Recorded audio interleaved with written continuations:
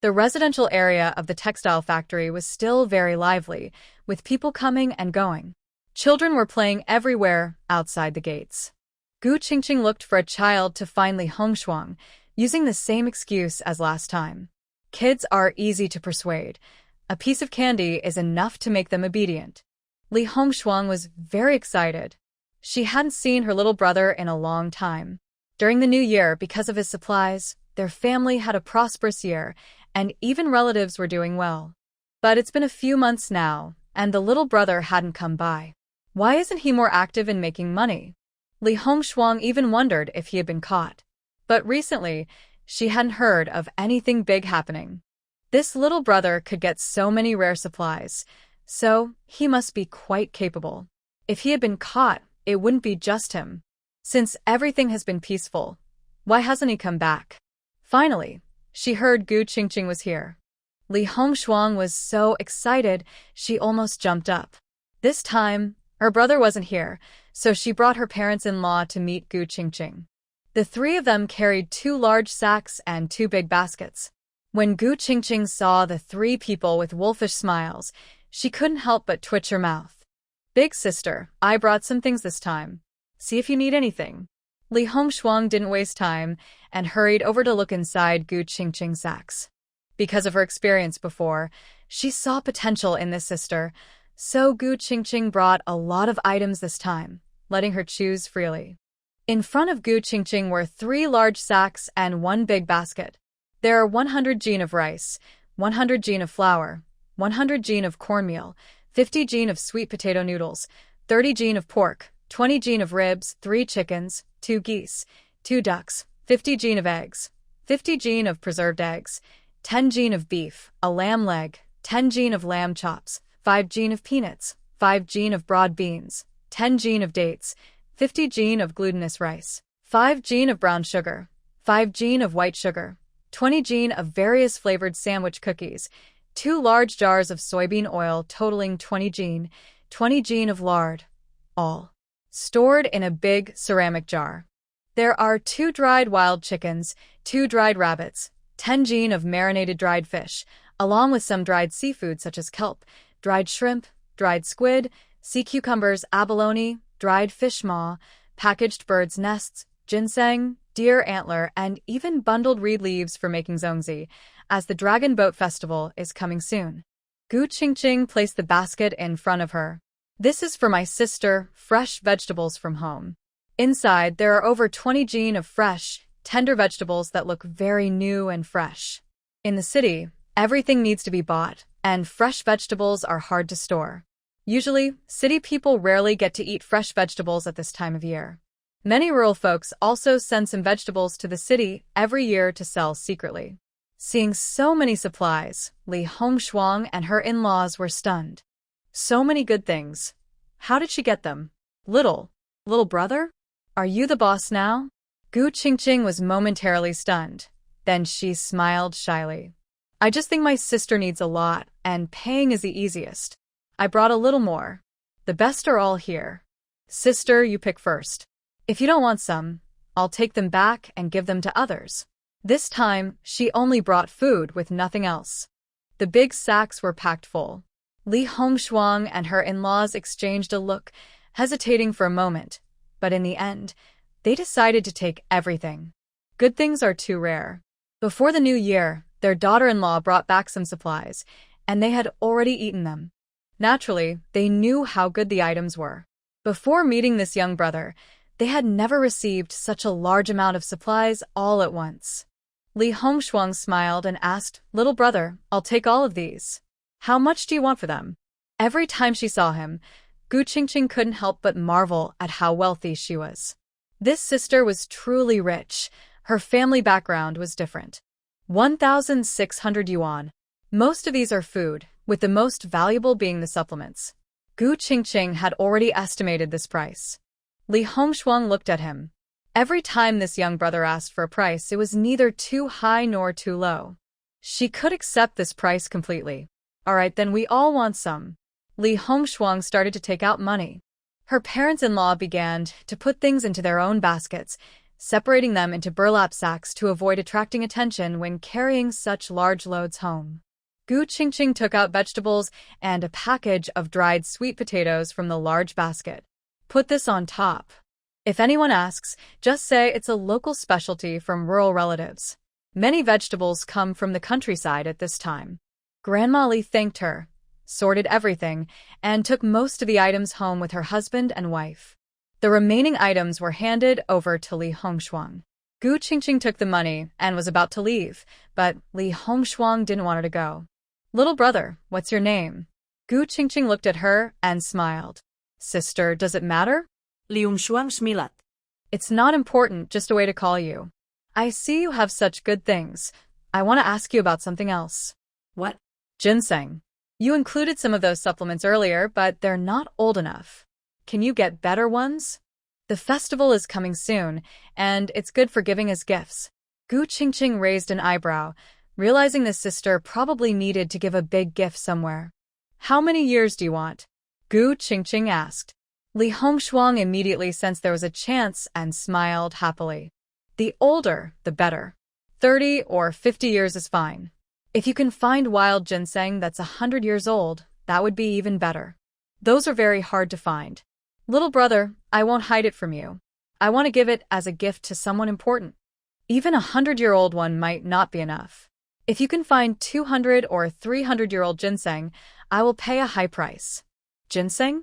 She had plenty of that in her space, but 200 or 300 years old. The first batch of ginseng she planted should be at that level. How many do you want? Gu Qingqing asked. Li Hongshuang was stunned. How many? How many could she want? Little brother, how many do you have?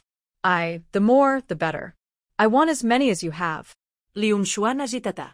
How much would one ginseng cost? Her husband's promotion opportunity was coming, and Li Hongshuang was calculating her family's savings. She thought if she succeeded this time, even spending all her small family savings would be worth it. Her in-laws had money, her family had money, her siblings had money. As long as her husband got promoted, she wasn't worried about people not paying her. Gu Qingqing knew Li Hongshuang was generous because she probably didn't rely solely on her salary. She must have some items that could circulate on the black market. Gu Qingqing smiled. She liked antiques. Sister, you have some old items, right? Li Hongshuang nudda. What do you want? Gu Qingqing nodded. I want jewelry, especially valuable antiques, and I also want a batch of gold. I can get you at least 2 pieces that are over 200 years old, with slightly different years. It depends on the quality of what you provide to decide how much I will give you. Li Hongshuang was very happy. All right, I won't cheat you. Little brother, we've worked together a few times, so we know each other's style. Don't worry, if there really are such good ginsengs, I will make sure you don't lose out. Gu Qingqing nodded. Are we still trading here? Do you still need food and supplies? Li Hongshuang thought for a moment. Yes, I need supplies, but you can't send them here anymore. Send them to my mother's house. She has a place in the suburbs. I'll give you the address. She took out a small notebook from her pocket, grabbed a pen, and started writing the address. Carrying a pen everywhere is considered very respectable these days. So many working people always have one. Li Hongshuang wrote while saying, "Feel free to bring more food and supplies. My siblings and I have plenty of family. Everyone's well off. During festivals, we need to give gifts. Even if you bring me thousands of pounds of grain and hundreds of pounds of pork, splitting among so many families isn't a big deal." After finishing, she tore off that page and handed it to Gu Qingqing. Little brother, when can you come over? Gu Qingqing thought for a moment. Lu Xiangyang still has work to do these days, so she should have time to come. As for a few days later, she will go to the northeast. Just in these days. Once I get the supplies, I'll come find you. Li Hongshuang nudda vigorously. Good, I'll tell my parents to stay at home. They won't go anywhere these days. Gu Qingqing took the address and said, I will bring more rare supplies. You don't need to give too much cash. It's better to exchange old items. Li Hongshuang understood. She saw this person as someone with foresight, gold in troubled times, antiques in peaceful times. As long as life gets better each day and the situation improves, those antiques will be valuable in the future. But she also thought, how could someone who can gather large amounts of supplies in this era be an ordinary person? Li Hongshuang nodded and agreed clearly. All right, I will prepare the items in advance. I'll wait for you to come.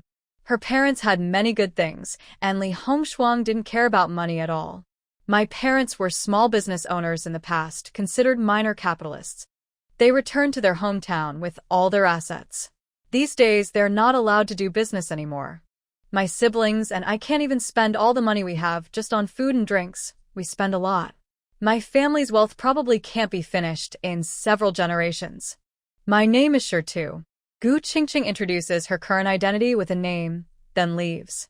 After exchanging a large amount of supplies, Gu Qingqing worries about being watched, so she plans to walk around the area a bit more before leaving. But after turning 2 corners, she notices someone following her. Thinking about shaking off the follower, the person behind suddenly speaks. Big brother. Wait for me. Gu Qingqing is annoyed. Big brother? Where does she have a younger brother? She looks back and sees a thin, dark-skinned young boy, about 16 or 17 years old. The boy runs up to her, smiling in a friendly way. Brother, do you have a lot of supplies? Gu Qingqing immediately becomes cautious. The boy notices her reaction and quickly explains, don't worry, brother. I'm not a bad person. I work in this line of work too. Gu Qingqing stays silent. The boy then states his purpose directly. I saw that sister from the Li family earlier. She's quite rich, right? Did you give her a lot of supplies? I want to work with you. Do you have supplies for me? I might offer a better price, and I'll buy more than ordinary people. Rich people like the Li sister are rare. What do you think? Gu Qingqing realizes he's an intermediary. How much can you get? The boy looks a bit embarrassed. He knows the person in front of him is probably a big shot. If he offers too little, the other might refuse. He considers his resources and grits his teeth, saying, 200. No, 300. I mainly want to buy grain and meat this time. Is $300 worth of goods okay? Gu Qingqing studies him. He's young, with sharp eyes, but not the kind of calculating person who's disliked. He can afford to buy supplies with $300, so he probably isn't short of money. But his clothes are old and patched, and he looks undernourished rather than well-fed. His hands are rough and have some cuts and cracks. He looks like a poor person. Seeing how nervously he looks at her, Gu Qingqing nods. All right, what price can you offer? The young boy was very happy. I'll give you 9 mao for fine grains, 4 mao for coarse grains, and 1 yuan 80 for meat. I'll earn some delivery fees. How does that sound? Gu Qingqing nodded. She could accept this small difference in price. For her, a little extra money wasn't a big deal. Having another person sell her goods was also good. She didn't have much time to sell little by little herself, so it was fine if a few middlemen came by. Okay, go wait in that alley over there. I'll bring the goods to you in half an hour. Gu Qingqing pointed in that direction, which was a bit deserted and had few people around. The boy was very familiar with this area. He nodded and said, all right, brother, I understand. See you in half an hour. He needed to hurry back to get the money because he didn't have enough cash now. Gu Qingqing also left, heading to a quiet place to prepare the supplies. The goods cost 300 yuan, which wasn't much, especially since the other person only needed grains and meat, making it easier to prepare. When the time was almost right, Gu Qingqing carried a basket and dragged a sack over. Actually, the basket was empty. She planned to put the goods in once she arrived. No one would look inside her basket anyway. At the spot, the boy was indeed waiting, along with a skinny young boy who looked a bit like him. Gu Qingqing appeared with her goods, and the boy immediately came over. Brother. Gu Qingqing nodded without saying much. She put down the basket, which had already been filled with the goods. She opened it for the boy to see. Inside the sack and basket, there was 100 jin of flour, 50 jin of rice, 50 jin of cornmeal, 50 jin of pork, and 20 jin of cured meat. Gu Qingqing asked, do you want the cured meat too? If not, I can take it away. No, we want it. It's good stuff. Thanks, brother. The cured meat is 2.5 yuan per jin. How about that? Cured meat keeps better than fresh pork, so it's more expensive. Gu Qingqing nodded. Okay. The total was 295 yuan, and both sides were happy with the deal. The dark, skinny boy looked at the high-quality rice and flour, and since the brother could bring so much in half an hour, it showed he had plenty of stock. He smiled happily. "Brother, you're really impressive. The quality of this stuff is great. I'm Luigi. I often hang around here. How about you? How can I find you later? My schedule isn't fixed. It's not convenient for you to find me. Should I find you instead? How can I contact you?" The young boy took out paper and a pen to write the address. "You go to this place to find me. I might not always be there, but I go every day. If I'm not there, just leave a note." Gu Qingqing understood, took the note, looked at the person in front of her, and smiled as she patted his shoulder. "My brother has plenty of stock. You sell well, and if you can bring more people like you to get supplies, I can give you a lower price so you can make some profit. We offer bulk discounts." Liuzi was surprised at first, then his eyes widened with excitement. "Don't worry, brother. I'll find more people, as many as I can. It's an honor if you're willing to take me along. I'll do anything, even risk my life." "Thank you, brother." He slapped the young boy next to him on the head. "Hurry up and thank him." The young boy immediately bowed 90 degrees. "Thank you, brother." Gu Qingqing was speechless. She had recruited a small partner, and she planned to train him, hoping to make him a regional agent in the future. That way, she could save herself a lot of trouble. Doing everything herself was too exhausting. Plus, she was about to marry Lu Xiangyang. After she got pregnant and had children, her time would be even less. She needed to train more little helpers. As for the profit margin, Gu Qingqing didn't care at all. Retailing was profitable, but wholesale wasn't bad either. She had so much grain and materials worth billions in her space, food that she couldn't finish eating. It needed to be converted into cash to be valuable. This was the batch she stored in her previous life, plus the crops she planted later, which weren't counted yet. Although those items weren't worth much in modern times, if they weren't sold, they were worth nothing. She planned to cash out some of her assets in the next few years. Once the economy opened up, she could buy a courtyard house. When she had enough money, she'd stockpile entire sets of courtyard houses, buy buildings one after another, and fill streets with shops. Yes, that's the plan. Time was almost right. Gu Qingqing quickly found an opportunity to go into her space, change her outfit back, and wait outside the department store. Lu Xiangyang returned not long after. Seeing Gu Qingqing empty-handed, he smiled and asked, "What happened? Didn't find what you wanted?" Gu Qingqing smiled brightly. "Yeah. Nothing special. We'll go to the city first. If we don't find anything good there, we'll buy it on the way back. If we buy now, we'll just have to carry it around." Lu Xiangyang rubbed her head, clearly in a good mood, probably because they made a lot of money. "Let's go to the city." Gu Qingqing took a bus with him to the city. When they arrived, it was almost noon. Lu Xiangyang was not in a hurry to leave. Instead, he took her to a state-run restaurant for lunch before dropping her off in front of the department store. "Since I'm not with you, don't wander around. Take your time shopping inside. Buy whatever you like. I'll definitely be back within 3 hours." Gu Qingqing smiled and nodded. "Okay, I'll be good and wait for you. Be careful and stay safe." Seeing her bright smile, Lu Xiangyang gently pinched her little face before leaving. Once he was gone, Gu Qingqing raised an eyebrow. Lu was out earning money, and she also wanted to earn some.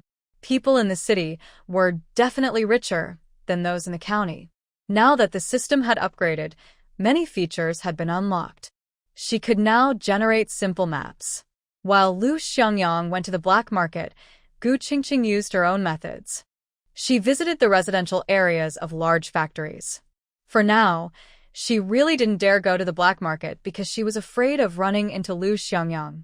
His sharp eyes made her nervous. No matter how well she disguised herself, she was afraid he would recognize her. Gu Qingqing wandered around a large residential area for a while. The items she sold made her smile widely.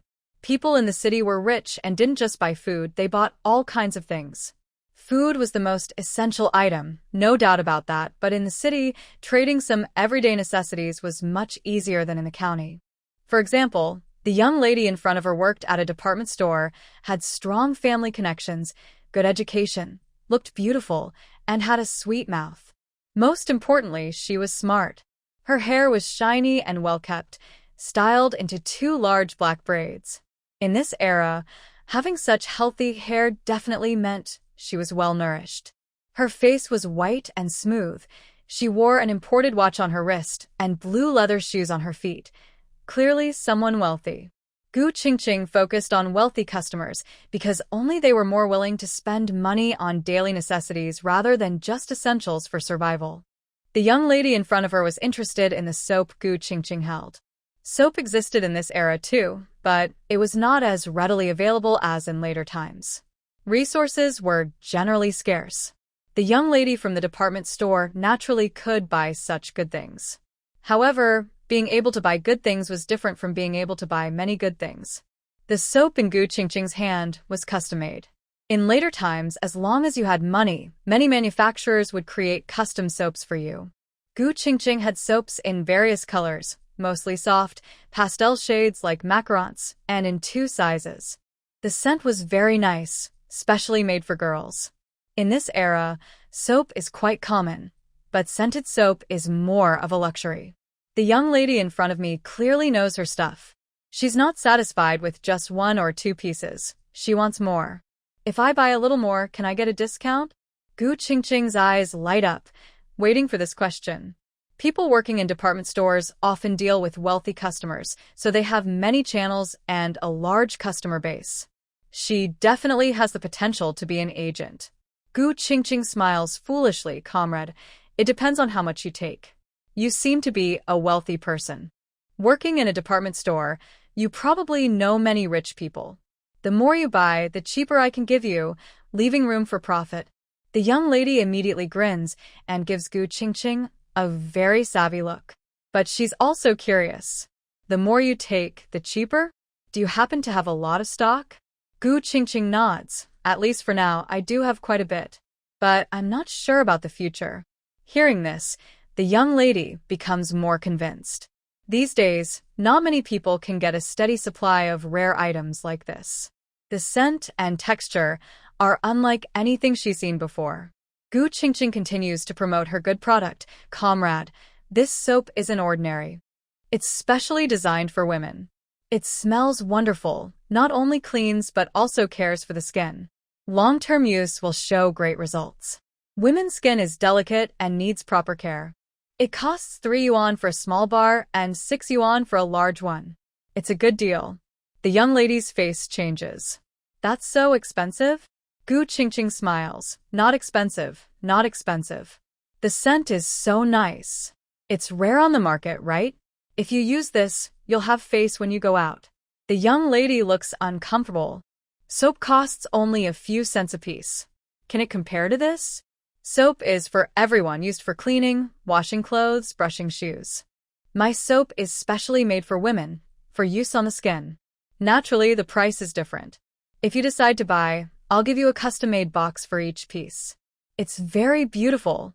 Gu Qingqing shows her the soap box. In her previous life, she could buy thousands of these wholesale in Yiwu.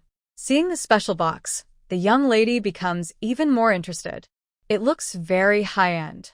Gu Qingqing saw her heart race and smiled, saying, within 100 yuan, the price is this. Between 100 and 500 yuan, small ones cost 2.5 yuan, large ones 5.2 yuan. Between 500 and 1,000 yuan, small ones are 1.8 yuan, large ones 3.5 yuan. If you can handle over 1,000 yuan, small ones are 1 yuan each, large ones 2 yuan. But you must agree that each quantity limit is separate. You can't mix 2 types to get 500 or 1,000 yuan. The young lady looked clearly frightened. 500 yuan? 1,000 yuan? Do you have that much stock? Gu Qingqing nodded. Yes, I do now. But I mean 500 soap bars, 1,000 soap bars, not 500 or 1,000 yuan money. The young lady was confused and hesitant. Spending 1,000 yuan on stock, the prices are so low. If she bought that much and sold everything, she could make a huge profit. But 1,000 soap bars? Selling them all wouldn't be easy. Gu Qingqing waited for her to decide. If she didn't have the strength, she would find another agent. The price didn't matter much to her. Although buying over 1,000 soap bars lowered the cost, it would save her a lot of trouble. She wanted to sell quickly.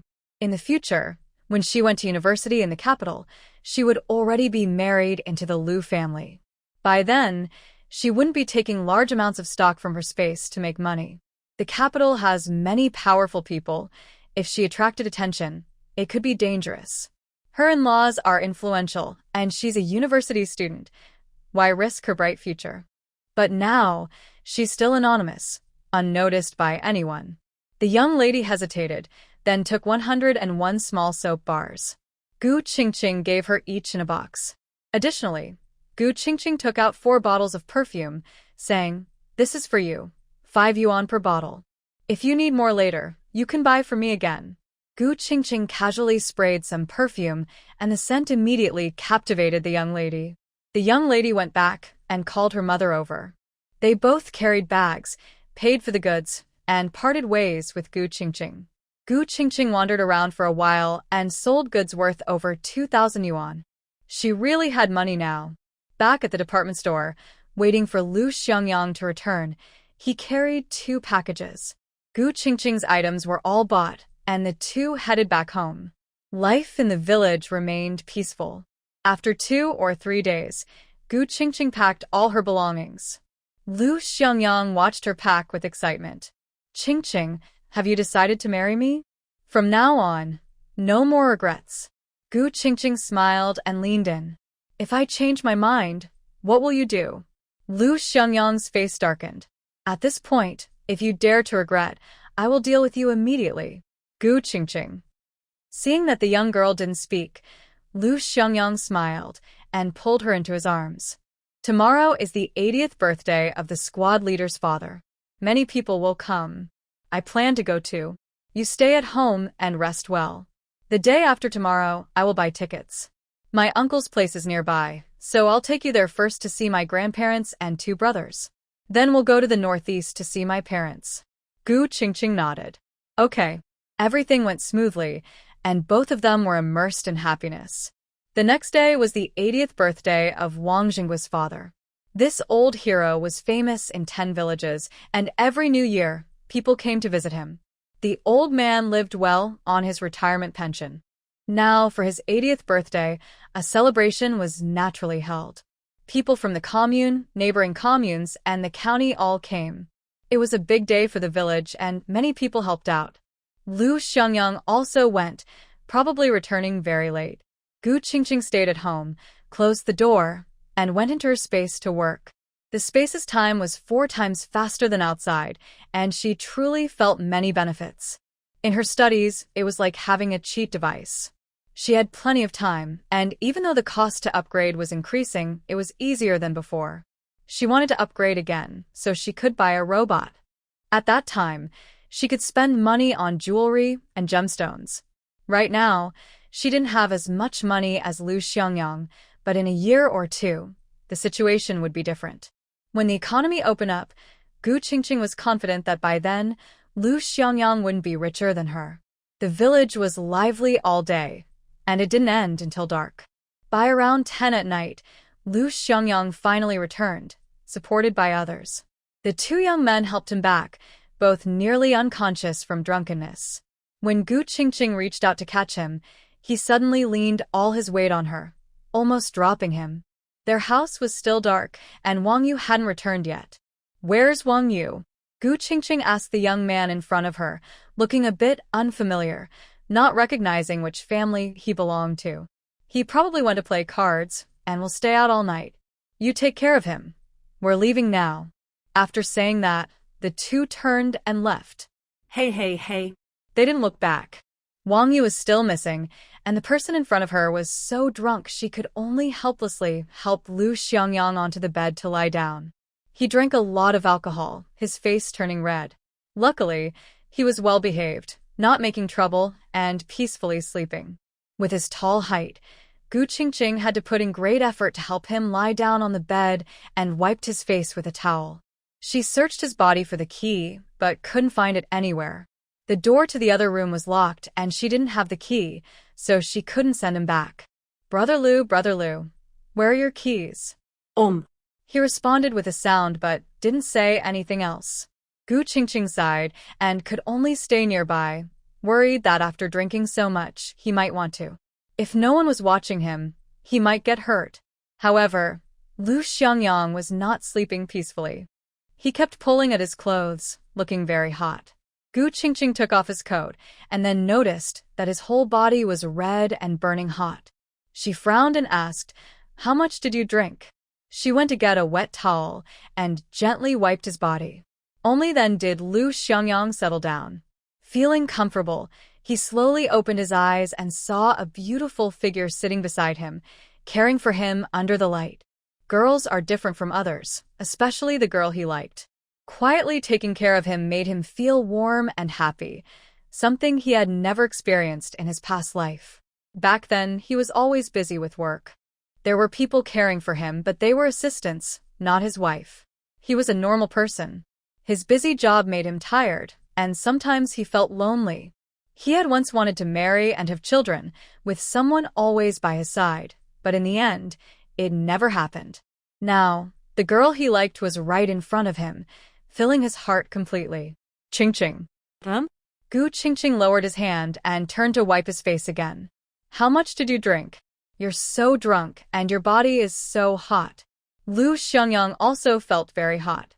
When her towel touched him, it felt cool, but soon the heat inside him would flare up again. The scent of the girl kept entering his nose. Influenced by alcohol, he was feeling dizzy and couldn't stay clear-headed. Qingqing. Lu Xiangyang reached out and pulled her into his arms, holding her tightly. "You smell so good." Ah. Gu Qingqing was unprepared. With his strength, she was pulled into his embrace and fell onto him. Her nose bumped against his hard chin, causing her immediate pain and tears to well up. Ugh. Lu Xiangyang. Gu Qingqing shouted at him angrily, but before she could say anything else, he turned her over and pressed his body down on her. With such a tall figure, Gu Qingqing immediately felt like a mountain was pressing down on her, and she couldn't speak. "So heavy." Lu Xiangyang happily kissed her a few times. "Wife, I'm getting married." After saying that, he buried his face in her neck and laughed foolishly. Gu Qingqing.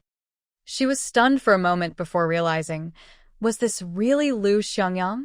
Listening to his silly laugh, the contrast was too strong. Gu Qingqing felt a little like laughing. "Brother Lu? Lu Xiangyang?" Lu Xiangyang looked up. "Call me husband." Gu Qingqing. "Wife, do you love me?"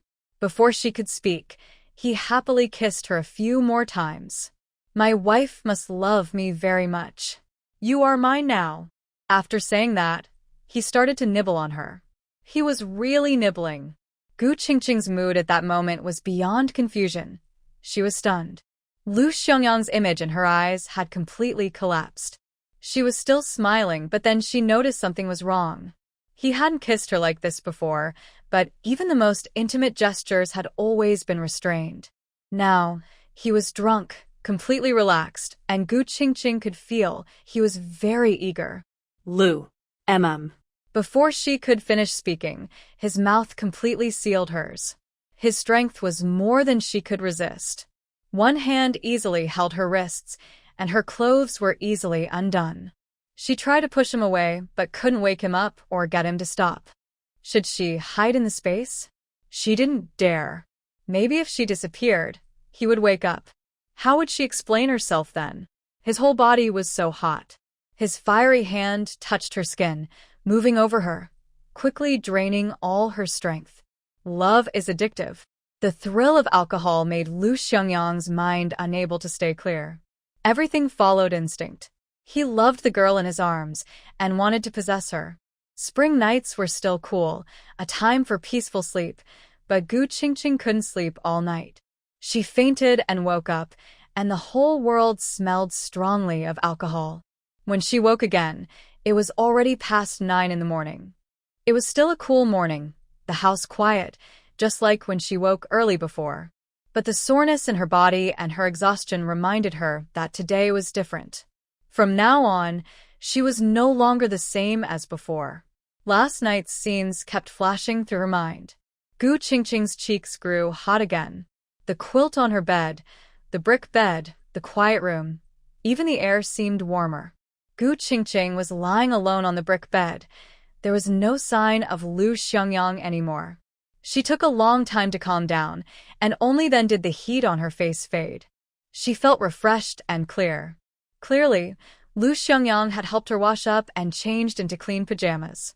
If it weren't for the marks on her body and the tired feeling all over, she would think she was dreaming. Next to her pillow, there was a note from Lu Xiangyang. Qingqing, I'm sorry. Last night was my fault. I drank too much and wasn't thinking clearly. Don't be angry. I went to the city with the village's car to handle some things for the team leader. I promised to do this long ago. If I don't, he won't let us leave so soon. This morning, I saw you sleeping and didn't wake you. The breakfast is in the pot. I'm going to buy tickets in the city and we'll be back tonight. Wait for me at home and rest well. Gu Qingqing looked at the note from Lu Xiangyang, still thinking about last night's scenes. Although it was unexpected, it wasn't too hard to accept. Being with someone you love is actually a very happy thing. In her past life, she had never experienced such sweet feelings. This time, she wanted to enjoy it and cherish it. She looked at the note for a while before putting it away in her space. She was exhausted last night and didn't want to get up now. But Lu Xiangyang had gone to buy tickets, and they would probably leave tomorrow or the day after. The promise to Li Hongshuang had to be fulfilled today. Gu Qingqing got up, took a hot bath in her space, and the warm water relaxed her body. Her tiredness finally eased a lot. After breakfast and a cup of coffee, she headed to the county town. She knew where Li Hongshuang's address was. There was a small forest nearby, perfect for changing her outfit. She changed into a stone-like costume and knocked on the door of a house, an independent small yard, quite spacious, especially the front and back yards, with high walls. When she heard the knocking, Li Hongshuang hurried to open the door. Seeing Gu Qingqing, she was instantly overjoyed. Sure to, it's really you. That's great. I've been coming over whenever I had time these days. I didn't expect it to be so lucky. You're here just when I am coming quickly. Since Li Hongshuang was here, it was even easier. There was no need to confirm the other person's identity. Gu Qingqing entered the yard. The yard was indeed large, with a water well and many farm tools and firewood around. Li Hongshuang's parents, son, and daughter-in-law came out, along with another younger brother, the same brother who had gone to the county town with Li Hongshuang last time. When they saw Gu Qingqing, everyone's eyes lit up with anticipation. Gu Qingqing smiled and said, "Sister, I won't beat around the bush. I've brought what you asked for, plus quite a lot of supplies. It's daytime, and pulling a cart into your house might be a bit obvious. Do you have a hiding place here?" Li's mother immediately replied, "Yes, yes, yes. These past few days, my husband and I have been gathering wild grass and firewood outside to burn. We've stored it in the nearby woods. We'll pull the cart there, hide the supplies, and bring them back later. It's not the first time we've carried firewood back, so no one will notice."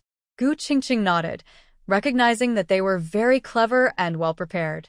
"All right, I'll go to the woods first. It's near that deep ditch. You have a cart, right? Pull it along with you." "Yes, yes, we'll go right now." Everyone knew Gu Qingqing had valuable items, so they eagerly agreed and quickly went to fetch the cart. Gu Qingqing left ahead. This area was suburban and somewhat deserted, with few people around. The woods weren't large but quite dense, and once inside, it was impossible to see outside. There was a dry water ditch covered with wild grass. The forest had no clear paths.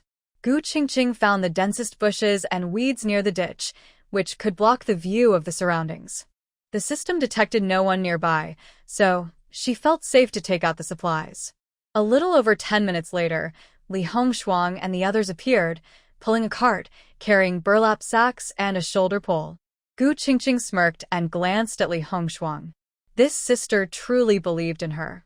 Li Hongshuang was all smiles, knowing she had to bring more supplies. Gu Qingqing had shown her how rich her resources were before, and this time she specifically asked her to bring more. The supplies must be plentiful. She needed to bring more items to match the reputation of Brother Sure. Even if Gu Qingqing hadn't brought so many supplies, the cart could hold them without affecting the covering of weeds on top. Bringing more tools also showed she could handle more food. Next time, this little brother might be even more generous with his help. Li's mother and daughter-in-law waited outside, while Li's father and two brothers carried the goods inside. Gu Qingqing lifted the grass mat on her cart and saw what was inside. Even though Li Hongshuang was mentally prepared, she was still stunned and wide-eyed. "Oh my!" exclaimed Li's youngest son, jumping in surprise. Li Hongshuang slapped her brother on the forehead. "Quiet and help carry." The father and son quickly recovered and started moving the goods. Gu Qingqing was very generous this time, bringing 1,000 jin of flour, 500 jin of rice, 500 jin of cornmeal, 200 jin of fresh pork, 100 jin of ribs, 200 jin of cured meat, 100 jin of sausage, and 2 pig heads. There was also 50 jin of beef, 50 jin of lamb, 10 prepared chickens, 5 ducks, geese, 200 jin of eggs, 100 jin of duck eggs, and a total of 50 jin of various beans, red, yellow, green, black rice, and millet. She brought 20 large soap bars, 6 sets of plain-colored 4-piece bedding, about 100 jin of different spring and summer fabrics, 50 jin of white rabbit milk candies, 50 jin of brown sugar, 50 jin of white sugar, 100 jin of dried fruits, 50 jin of dried goods like broad beans, peanuts, and melon seeds, 2 jars of lard weighing about 60 jin, and 2 buckets of peanut oil around 50 jin. There were also various fruits totaling roughly 200 jin. With so much supplies, the Li family father and son were stunned and lost in thought while moving everything.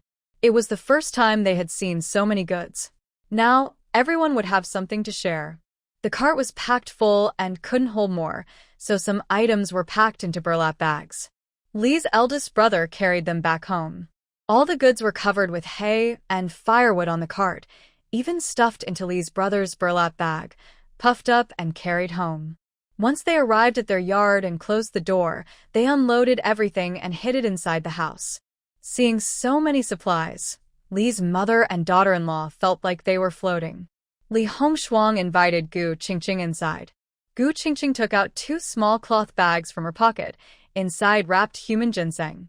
"Big sister, look at this." Li Hongshuang happily took it and opened it. She was so excited, she almost couldn't close her mouth. Gu Qingqing gave her 1 ginseng about 300 years old, another about 200 years old, and 3 around 50 years old. Fortunately, the environment in the space was good enough to grow such high-quality ginseng in a short time. Li's mother and father all gathered around, staring intently at the ginseng. "This is such a good thing. It's a treasure-grade item." Li Hongshuang trusted her parents' judgment. They had been in business before and seen many good things. Their eyes were sharper than those of their children. The younger generation hadn't seen many valuable items. With her parents' approval, Li Hongshuang finally felt at ease. She glanced at her parents and then took Gu Qingqing into the inner room with them. Inside, there were only the 4 of them. Even Li's son was kept outside. The elderly couple took out 2 boxes and opened them in front of Gu Qingqing. "Little brother, we have so many supplies. We won't treat you unfairly. These are for you. Take a look and see if they're enough. We will also give you 1,000 yuan in cash." Li's father handed the cash to Gu Qingqing. She counted it, then put it away and looked at the items inside the boxes. They had already taken out the valuable ginseng, and the gifts from the Li family were generous. 1 box contained a smaller case about the size of a laptop, open to reveal neatly arranged small yellow fish, 36 in total. There were 2 such boxes, one filled with small yellow fish, the other with large yellow fish. In addition, the various boxes contained jewelry and ornaments. The most beautiful pieces were 2 emerald rings and an emerald gemstone necklace. There were 30 pairs of jade bangles, all of high quality, almost no ordinary ones. There were 20 gemstone rings, necklaces, brooches, and bracelets, about 30 pieces in total. 6 sets of matching ruby jewelry, and the rest were diamonds, 6 complete sets, plus 12 scattered necklaces and 10 diamond rings. All these items were indeed valuable, but in this era, they weren't worth much money. Compared to the ginseng she received, they couldn't compare. So, Li Hongshuang took out another small box containing gold bars and a tiny box filled with red rubies. There were 16 uncut rubies, not yet set into jewelry. The Li family also gave paintings, porcelain, ornaments, and other items. All were good things, and the system confirmed they were genuine. Although they weren't worth much in this era, they had given plenty of gold. Gu Qingqing was satisfied. She dismantled the boxes that could be taken apart and put the rest into a basket. With everything packed, she was ready to leave. In the yard, Li Hongshuang felt very grateful. Stone, this time, Sister Ginseng really thanks you. Next time, I'll prepare better, and I won't treat you unfairly. Gu Qingqing suddenly asked, how many relatives do you have? With so many goods, can they really be used up? And what about next time? Li Hongshuang smiled. We're so close now, I'll be honest with you. My husband's family has 9 siblings and I have 6. Both families believe that unity is the key to a good life. Everyone's conditions are similar. When the younger generation gets married, whether it's a son-in-law or a daughter-in-law, they choose families with matching backgrounds. Even the worst daughter-in-law's family is made up of hardworking people. With so many relatives, if we share the resources, they'll run out quickly. Gu Qingqing. A big family. Gu Qingqing nodded to show she understood, then said nothing more. She grabbed her things and hurried home. She was very happy about the many good things she received, especially the box of gold bars Li Hongshuang later showed her, which made her very satisfied. Gu Qingqing happily went home, but Lu Xiangyang in the city was feeling far from happy. After finishing the tasks assigned by the team leader, he went to buy a train ticket. Unexpectedly, he ran into his older brother. Third brother. Today, Lu Xiangyang felt like he was floating. He was a bit distracted while working, and last night's images kept playing in his mind. He wished he could fly back immediately, back to his little girl. He hesitated about which train ticket to buy. If he took the train to his uncle's house, he wouldn't be able to see his little girl for a while. Only at home could he have a chance to experience being with her again. He was young, full of energy, and had just tasted love. The thought of being apart for so long and only seeing her but not touching her made him feel terrible. Just as he was hesitating, he heard a familiar voice. Turning around, he saw his older brother. Lu Xiangnan was a few years older than Lu Xiangyang. He was slightly shorter but more muscular. Among the crowd, he still looked tall and strong. His appearance wasn't as striking as Lu Xiangyang's, but he looked brave and upright. His sudden appearance here surprised Lu Xiangyang. Big brother? What are you doing here? Lu Xiangnan looked a bit worried. He glanced at his third brother and sighed. I came specifically to find you. Let's find a place to talk. Lu Xiangyang didn't know what his brother wanted to say, but since he came suddenly, it probably wasn't good news. Otherwise, he wouldn't appear so unexpectedly. He felt a little nervous. Big brother, wait for me. I need to buy 2 tickets. I told you I want to take Qingqing to see you. He had written letters before, mentioning that he was seeing someone. Lu Xiangnan listened to him but spoke in a serious tone. No need to buy anything. You don't have to go either. I came here for this. Let's go. They didn't go to the guest house or a private room in a restaurant. Instead, they went to a quiet small riverbank. Both are trained people, so the area was very open. There was nothing to hide in sight, and they didn't worry about being overheard. They sat on a bench by the river. Lu Xiangnan still sighed. We saw your letter. We were happy for you at first, but now something's happened at home. That young girl of yours is probably being watched. Lu Xiangyang looked serious. Who? Lu Xiangnan sneered. Who else? That strong woman, Comrade Luo. Lu Xiangyang closed his eyes, trying to control his anger. What does she want? Lu Xiangnan said, recently, she's been attacking your uncle's family. You know their situation, it's not too big, not too small. Her goal is to make things difficult for us.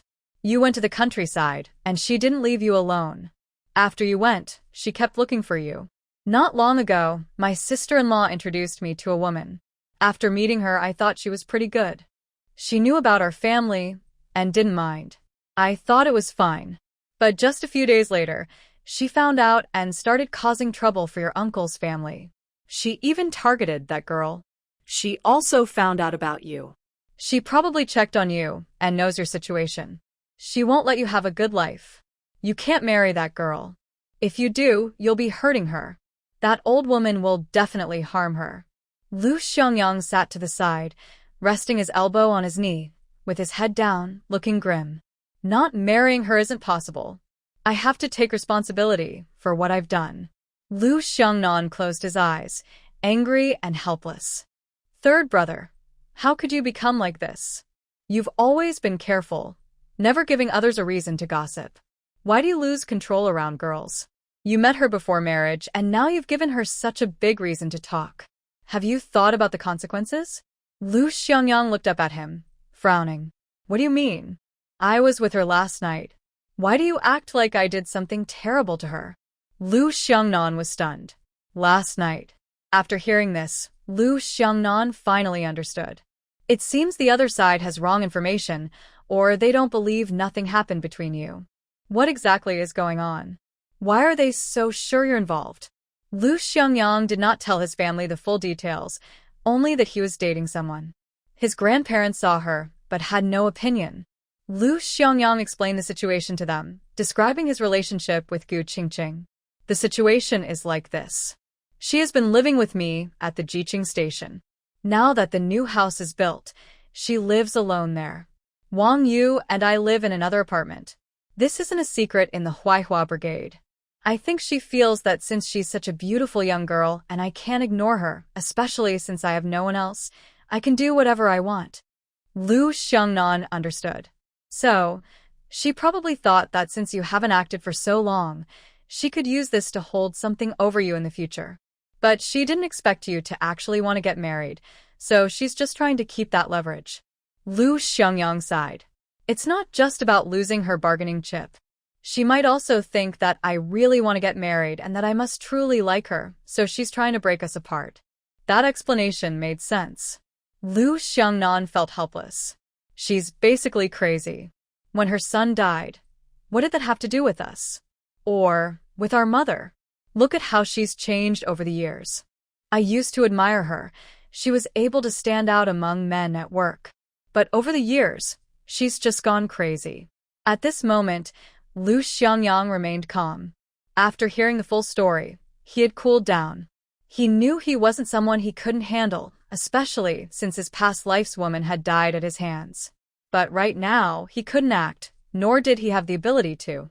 The Lu family's core power was still there, and in this current situation, whatever they did would be wrong. They could only wait for a few years to pass, and after they turned things around, they would have the strength to fight back. She's not crazy. She doesn't target her real enemies. Instead, she targets innocent people like us. It's because she can't deal with her true enemies. Even if she took down her real enemy, it wouldn't benefit her. She just takes her anger out on us. She has prejudices against people from powerful families. Over the years, she's hurt many people. But it's not just prejudice. She mainly cares about power. After her son died, she lost her backing and had no choice but to step forward herself to show her value to her husband. Lu Xiangnan frowned. Are you saying she's afraid of being replaced? Lu Xiangyang smirked slightly, with a hint of sarcasm. What else could it be? A strong woman who has survived many big hardships. Losing her son didn't make her lose all reason. She hasn't gone crazy at all. Look at the people she deals with. Aren't they all benefiting her husband? Lu Xiangnan sighed. In that case, I like her even less. No wonder my mother distanced herself from her later. Lu Xiangyang said indifferently, there's no need to judge her either way. She has ability, but her methods are too mean. Lu Xiangyang didn't expect things to come to this point. His family's most disliked younger member has ruined his own future, and yet that woman is still targeting him. Does this mean he's just too outstanding? Is that why he's so hated? Brother, I need to think carefully about some things. But I definitely want to marry that girl. Hearing his affectionate tone, Lu Xiangnan raised an eyebrow. Honestly, he didn't expect his proud younger brother to like a girl so much so quickly. This guy is still young, the youngest among the three brothers, but he's the most cunning. Would someone so mature for his age like a girl at this critical moment? Do you really like her that much? Marrying her now might not be a good idea. If you want to keep her safe, you'll have to work harder to protect her, and you might not even succeed. Lu Xiangyang also looked helpless. But I promised to marry her. I have responsibilities, and I can't just ignore them. If we don't get married now, how will she handle it? What will she think of me? Hearing this, Lu Xiangnan got angry. In the end, it's your fault. You shouldn't have done anything before marriage. Now you're in a tough spot. What will you do? Lu Xiangyang glanced at him and whispered, I drank too much last night and couldn't hold back. Her strength, to me, was like a tickle. I couldn't run away. Lu Xiangnan was shocked. What do you mean? Did you force her? Lu Xiangyang didn't answer. Lu Xiangnan was furious. He stood up suddenly and kicked his younger brother's leg. Lu the Third, have you lost your mind? How could you do something like that? Lu Xiangyang took his kick silently. Lu Xiangnan, furious, crossed his arms and spun around. Now look at this. You can't marry her, and she'll think you changed your mind. If Luo Aihua stirs trouble again, and she turns around and reports you, you're finished. You might never lift your head again in this life. Lu Xiangyang was very sure. No, Qingqing is smart. She won't be easily swayed. Lu Xiangnan didn't know what to say about him. A girl from the countryside, you do these things for her, but in the end, you don't marry her. Why do you think she won't believe you? He then became curious. But on the other hand, third brother, you've been with that girl for so long. You've spent money on her and even built her a house. Yet, she still doesn't want to be with you. That's not right. With your face, she should be interested. Her standards must be very high. As he spoke, he started laughing. You're having today. Ha ha ha. Lu Xiangyang. At this point, you still have the nerve to laugh at me? Lu Xiangnan chuckled for a while, then sank into a tired slump in his chair. Anyway, no matter what, you'd better not marry her. Otherwise, that girl will definitely be unlucky. Her family situation is so bad that Luo Aihua can easily deal with her. Just by framing the Li family, she could take the girl away. Then, you'd want to save her, but find it hard. Isn't it unfair for her to suffer like this? Lu Xiangyang understood that his brother was telling the truth. The so-called severance letter from Gu Qingqing was only meant to give her some proof when facing harassment from the Li family. It wasn't very meaningful. She grew up in the Li family, and that won't change. Luo Aihua's methods are too cruel. If she really does something to the Li family and takes everyone away for investigation, it would be too easy to also take Gu Qingqing along. Even if he managed to rescue her, the girl would still have to suffer some hardship. Lu Xiangnan suggested, why don't you go back and talk to her? Maybe wait a couple of years before marrying. These days, many people just go through the motions, marrying just to move into the husband's house. You've already built her a house, so your sincerity is clear. Talk to her properly. You're still young. Things might get better in a couple of years, and then you can marry her. Lu Xiangyang was silent for a while before asking, how will things get better? As long as Luo Aihua isn't defeated and her husband is still around, she'll keep targeting our family. Besides, are we just going to endure this forever? You won't marry her. We won't marry her? Waiting until middle age when youth is gone. Lu Xiangnan didn't reply. He felt a bit hopeless about the Lu family situation, but as long as people are still around, there's hope, isn't there? He could only hold on to that hope and keep living. Lu Xiangyang rubbed his forehead tiredly and said in a deep voice, Brother, let's put the marriage plans on hold for now. I need to think carefully about how to solve this. The root of the problem is with the Lu family. As long as the Lu family doesn't regain its status, we will continue to face pressure. That woman seems crazy on the surface, but deep down she is still very clear-minded. Once the Lu family rises again, she will face retaliation if she keeps bothering us. Her husband will be affected, and she won't dare to act recklessly. Her family won't let her threaten his position either. Lu Xiangnan was somewhat surprised and asked, with our family situation, do you have a way to fix this? Lu Xiangyang sighed, let me think about it and discuss it with Grandpa. Actually, he had some ideas earlier, but they were too risky, so he hadn't acted on them. This matter was not only about the Liu family status, but also about his safety. He couldn't act hastily. He trusted his younger brother and nodded. All right, think it over. Or share your thoughts, so we can discuss together. Don't carry everything alone. The Liu family isn't just your responsibility. Liu Xiangyang looked up at his older brother, and both brothers understood each other's gaze. Liu Xiangyang and his brother returned to the Huaihua Brigade. When they saw Gu Qingqing at the youth station, Liu Xiangnan immediately understood why his usually calm and reserved third brother couldn't hold back anymore.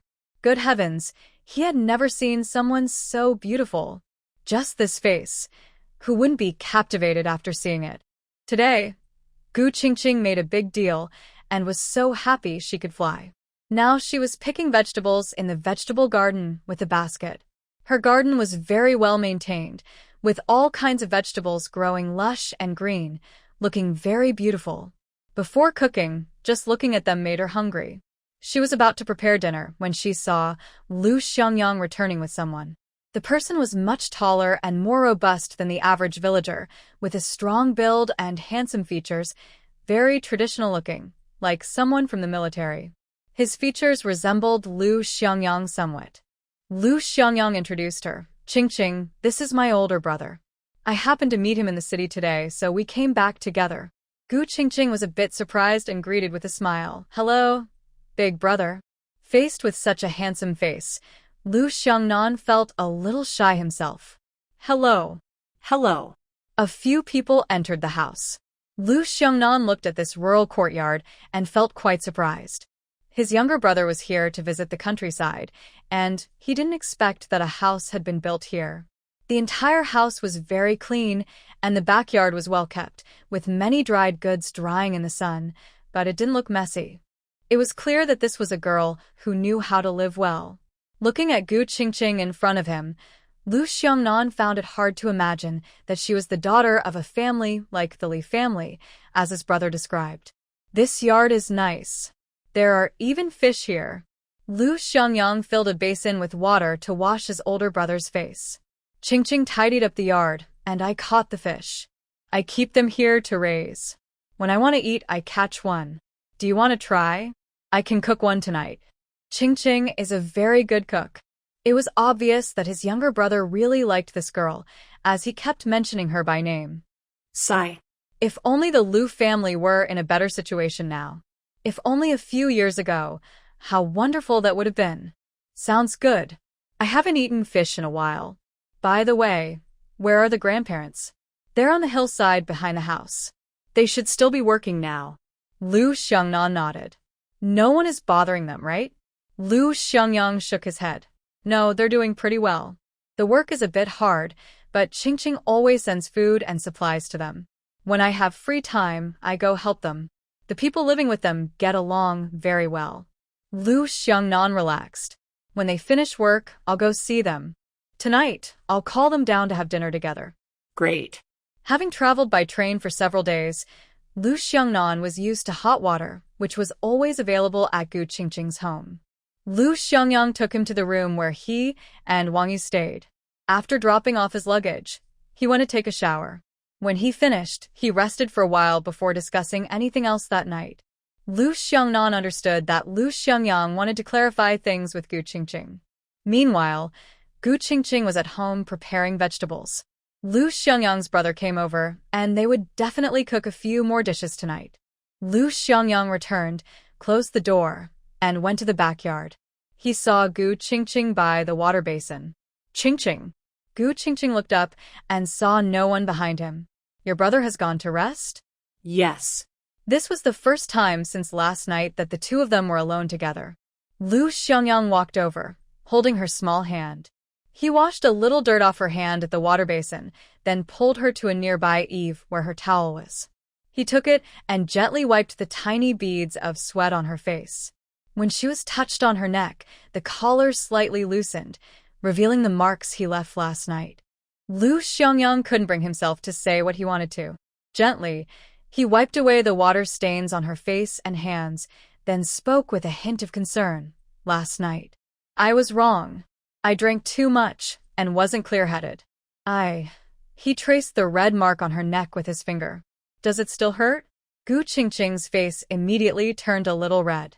She looked at him with bright eyes and wrapped her arms around his waist. You've been out all day, and now you tell me this? Lu Xiangyang took a deep breath, feeling a bit distressed for her. Why did it have to happen now? Honestly, he didn't regret everything that happened between them last night. They loved each other, and being together was fine. But once something is done, he has to take responsibility. No matter what, mutual love isn't a reason to challenge societal norms. Lu Xiangyang reached out and picked Gu Qingqing up, holding her like a child, and carried her into the room to sit on the Kong bed. He sat beside her, holding her hands with a guilty look. Qingqing, can we wait a little longer before we get married? Hearing this, the smile on Gu Qingqing's face slowly faded. What? What did you say? Looking into her eyes, Lu Xiangyang couldn't continue. At this moment, he felt not only guilty, but also strangely anxious. Just now, she looked shy, like a young girl facing someone she loved. But in an instant, her smile disappeared from her face and eyes, making Lu Xiangyang feel as if he was about to lose her. It's nothing. Just a little trouble. I can't take you to my uncle's house these days.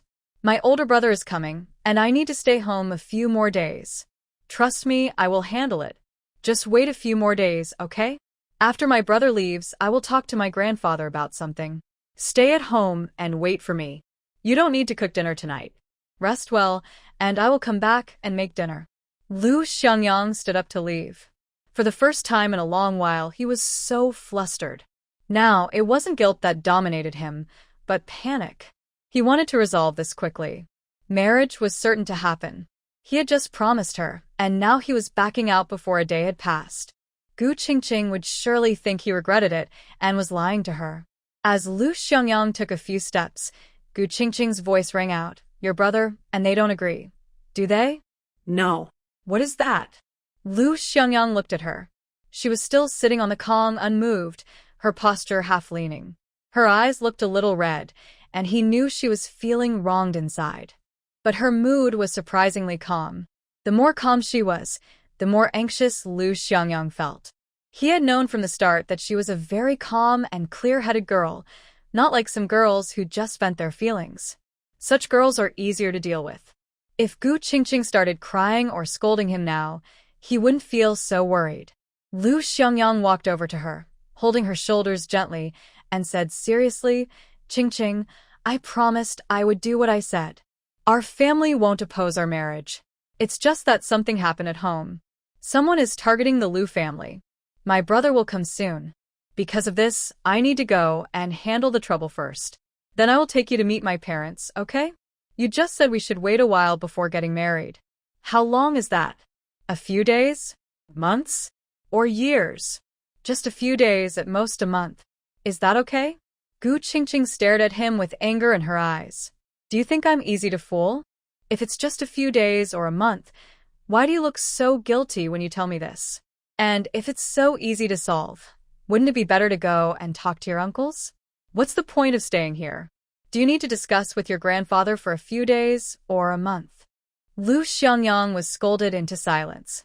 Gu Qingqing's face was cold. I'll ask you one last time. What's really going on? Why did you suddenly change your mind? Gu Qingqing was very smart. I've always liked her intelligence. Now, Lu Xiangyang didn't know if he was shooting himself in the foot. He took a deep breath, realizing he couldn't hide it anymore, so he had to tell the truth. Qingqing, the Lu family has enemies. You should have known that before. Our ancestors' background is there. We are big capitalists and landowners. My grandmother comes from a scholarly family. No matter what identity we have, we are bound to face bad luck. After all these years since the founding of the country, our family has only survived until now thanks to my great-grandfather's act of spending all his wealth.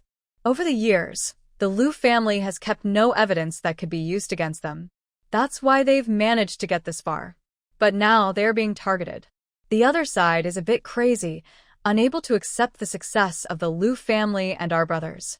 Recently, my eldest brother went on a blind date, which was going well at first, but soon he was targeted. Now, my uncle's family is in trouble, and they also know about our situation. Gu Qingqing frowned. Are you not allowed to get married? Lu Xiangyang nodded. Basically, they don't want us to be happy. They want us to fall on hard times, to be unable to get what we want, and to live in pain. Gu Qingqing guessed something. Is the other person a woman? Xiangyang was surprised. How do you know? I guessed. This kind of mindset is usually found in women. Men just want to hurt you, or don't care if you're in pain. Besides, fighting for power and control over the family is what men care about most. The people who can deal with your family are not simple. They wouldn't spend time targeting you just because you're dating someone, unless they're bored. Xiangyang was silent. Gu Qingqing suddenly asked calmly, if we get married now, what will happen? My uncle's family will continue to be targeted. They might end up in the same situation as us because my grandfather's family isn't ordinary either. My other two brothers probably won't be able to marry. Even my grandparents might face trouble. You will be in danger too. Gu Qingqing didn't speak. Xiangyang sighed, feeling a bit sad. Qingqing, I'm sorry. It's my fault for bringing you into this. After I moved to the countryside, they kept looking for me. Now they've found me and learned about us. If we weren't married, being together would be the biggest weakness. If things get out of hand, my reputation would be tarnished and my future would be ruined. But now that we're going to marry, that weakness is gone. You'll be in danger.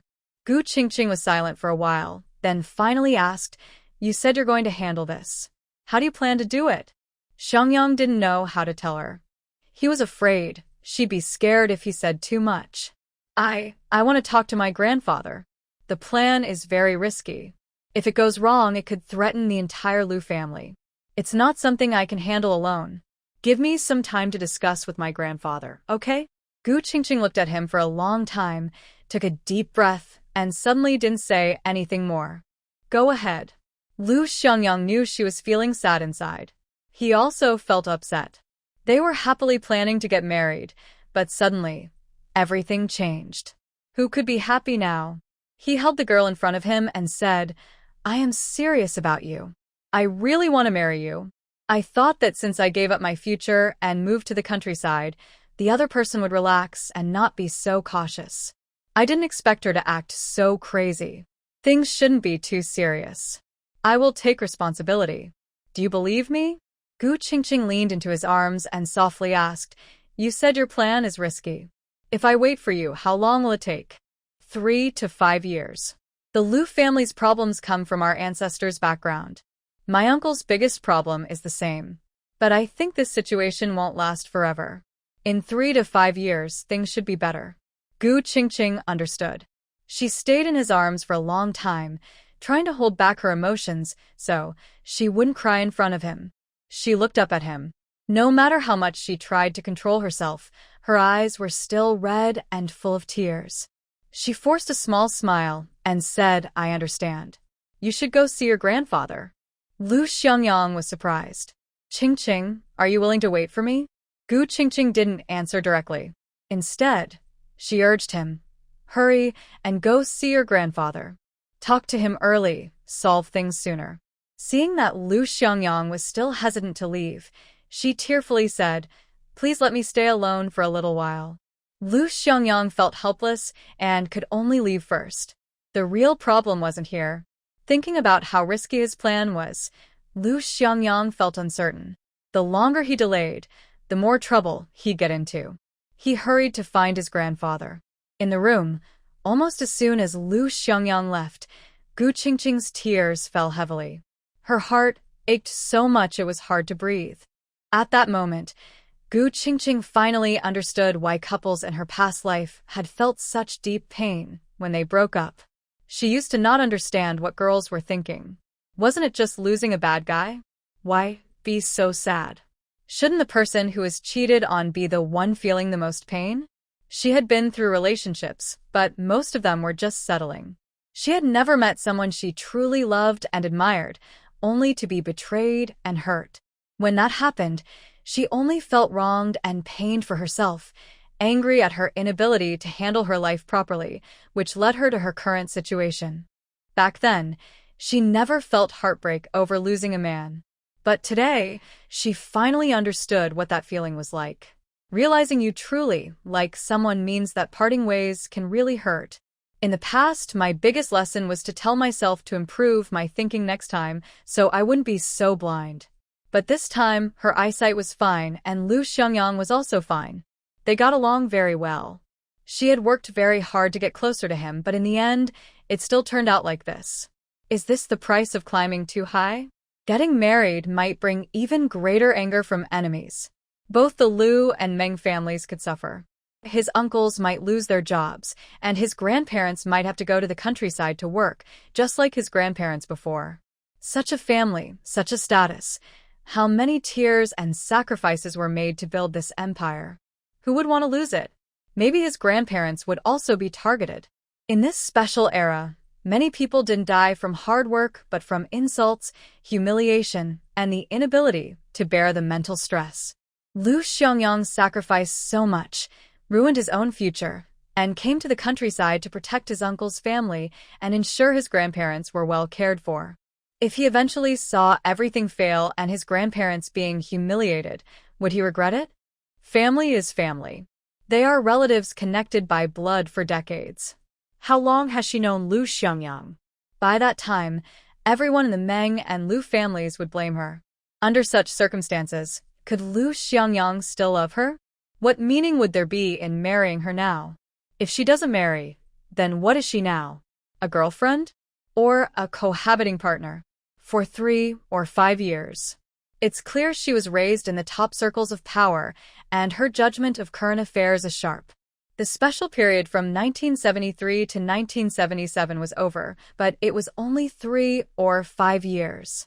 Does she want to keep this ambiguous relationship, waiting 3 or 5 years for him? They are already together. Lu Xiangyang is in his prime. Can he keep his distance from her during these 3 or 5 years? Gu Qingqing simply doesn't believe it. Once she gives him her trust, the longer they wait to marry, the lower the chance of marriage becomes. After 3 or 5 years, who can guarantee he won't get tired of her? What should she do then? Moreover, she has compromised now. Lu Xiangyang might feel guilty for a while, but how long can that guilt last? Over time, it just becomes a habit. Once her bottom line is broken, it will always be challenged. She endured her grievances this time, but countless more will wait for her in the future. Over time, sacrificing herself will become a habit for the Lu family. Enduring silently for 3 or 5 years, whether she can marry into the Lu family remains uncertain. Even if she does marry in, her suffering has become a habit for the Lu family. Because her status is low, she won't even have the right to feel wronged. Everyone will think that it is her honor to be allowed into the Lu family. Then, what should she do? Try to have a son? Endure for another 20 or 30 years, raise her son, and finally outlast her mother-in-law to become the head of the family? If that happens, then her rebirth in this life would have been pointless. She carries a huge fortune and has a system as an advantage. Knowing the future decades of history, without Lu Xiangyang, she can still live very well. Even if she isn't very wealthy, she will definitely be rich. Even without a husband, she won't lack romantic interests. She can live freely and happily for the rest of her life. Moreover, she might not stay single forever. A few years later, after the college entrance exam opens, she will only be in her early 20s, still very young. She can work hard to get into a good university. There are many excellent men in college, and maybe she can even study abroad in the future. In her previous life, she never went to university, which was her deepest regret. This life, she can make up for it. She can live just as well. With such good conditions on her, if she still depends on a man to live, then her crossing over would have been pointless. So, Gu Qingqing knows that marriage, not marriage, or letting Lu Xiangyang take risks, these 3 options, are all not suitable. Tears blurred her eyes. Gu Qingqing cried for a long time, her eyes red from crying. Such a beautiful first love. She hadn't even had a chance to enjoy it before losing it. After venting her feelings fiercely, Gu Qingqing got up, wiped away her tears, washed her face to remove the traces of crying, and went to the kitchen to cook. As someone who has been reborn, Gu Qingqing has experienced too much loss in her past life. Though her heart aches painfully now, she is not so overwhelmed that she loses her mind. She can still prepare dinner calmly, and her cooking skills are normal. When Wang Yu came home from work and saw all the dishes Gu Qingqing had made, he was instantly overjoyed. Wow. What a good day today. You've made so many dishes? Gu Qingqing's voice was very steady. She replied, Lu Xiangyang's older brother just arrived this afternoon. We'll have dinner together tonight, so I need to prepare a few more dishes. Wang Yu was surprised and asked, Xiangnanga came? Did he come alone? Yes, Gu Qingqing nodded. He just arrived not long ago. You should check if anyone is in your room. If not, they probably went to the back mountain to see Grandpa Lu and Grandma Lu. Lu Xiangyang is there too.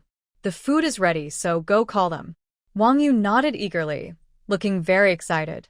His straightforward personality didn't notice anything unusual about Gu Qingqing. Okay, I'll go call them now. Wang Yu ran off happily. Gu Qingqing waited at home. After a while, it was dark outside, and a group of people returned. Lu Xiangyang and Grandpa Lu looked unhappy. Gu Qingqing guessed that their discussion had failed. People who reach Grandpa Lu's position are very clear-minded and patient. Since they can analyze that the current situation will only last 3 to 5 more years, Grandpa Lu probably doesn't want to take risks. How much did the Lu family sacrifice to reach their current status? If they can wait 3 to 5 years to return to the top, why risk everything? Among them, only Grandma Lu and Wang Yu looked the best, especially Wang Yu, who was smiling very brightly. Gu Qingqing also smiled and said, Grandpa Lu, Grandma Lu, dinner is ready. Let's eat. Grandma Lu didn't know anything and happily followed Gu Qingqing to the kitchen to serve the dishes. Eat, eat. Qingqing's cooking is the best. Can you two stop frowning? What did you talk about outside? Grandpa Lu and Lu Xiangyang exchanged a look. The old man's eyes were full of sadness. He didn't expect his grandson to have gone through such an experience. It was too unbelievable. The old man sighed, let's eat first. We'll talk after we finish. Xiangyang. His eyes welled with tears of concern. Let's eat first, then talk. Lu Xiangyang helped the old man sit down, keeping his gaze on Gu Qingqing. He couldn't quite understand what she was thinking right now. Why was she so calm? Despite everything, she had prepared a whole table of dishes. At this moment, Lu Xiangnan was also looking at Gu Qingqing and felt confused. The girl was too calm. It was clear she had cried, but her tears seemed normal. He wasn't surprised by that. What puzzled him was that she seemed to have no other emotions. A girl in her teens suddenly facing such a big event. Shouldn't the world feel like it's falling apart? It was their Lu family who let her down. He was prepared for her to cry, make a fuss, hit, or scold him. Or even if she compromised, she would look upset and resigned. But now, she had nothing at all.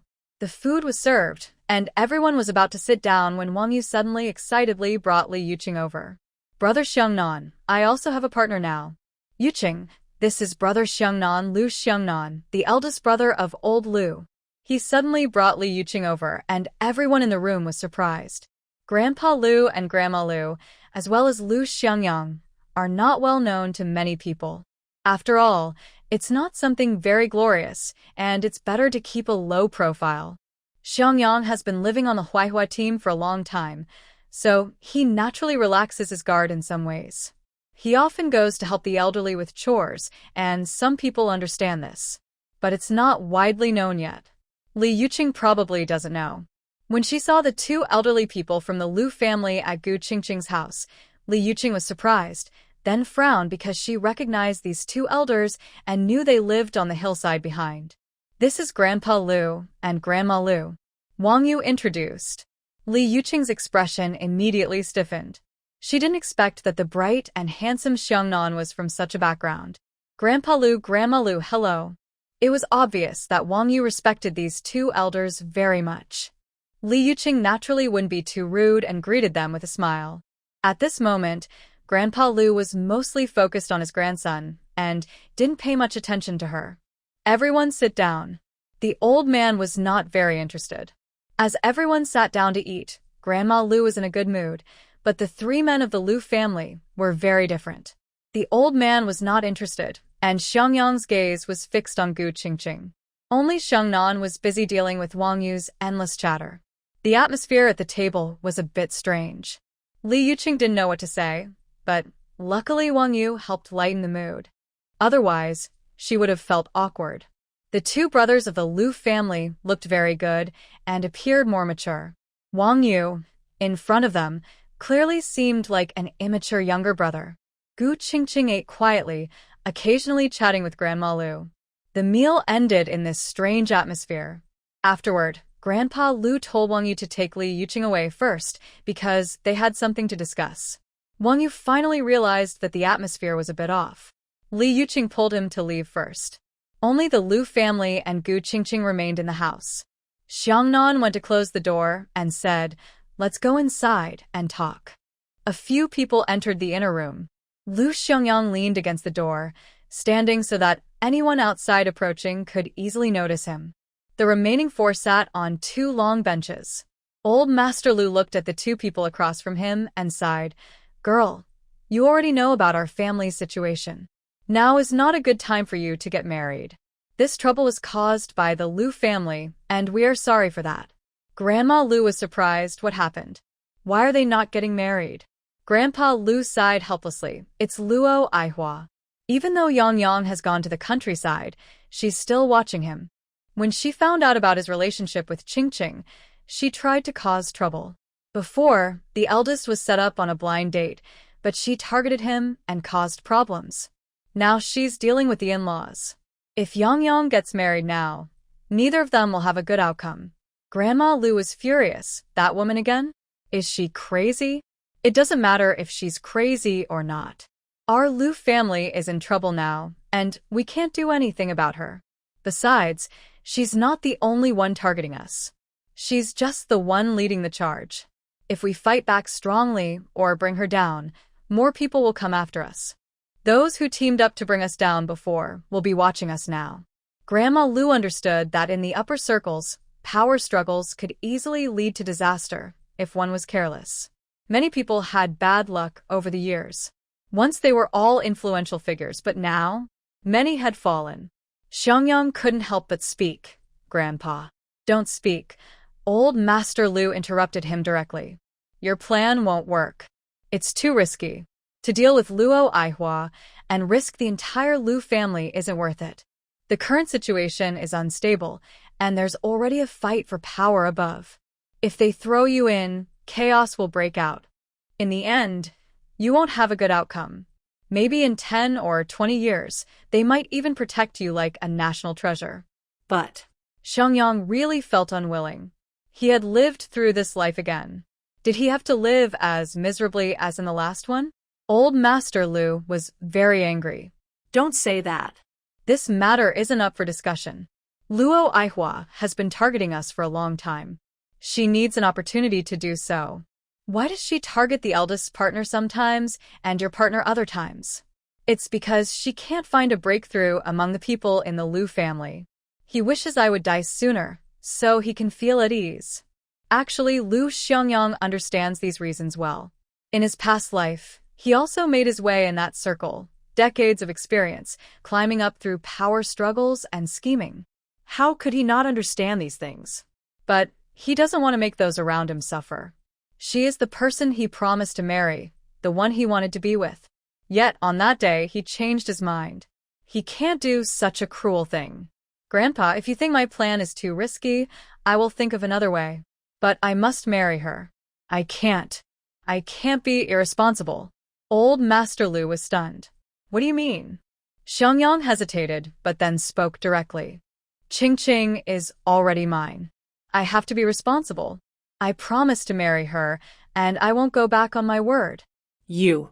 What did you say? Old Master Lu couldn't believe his ears.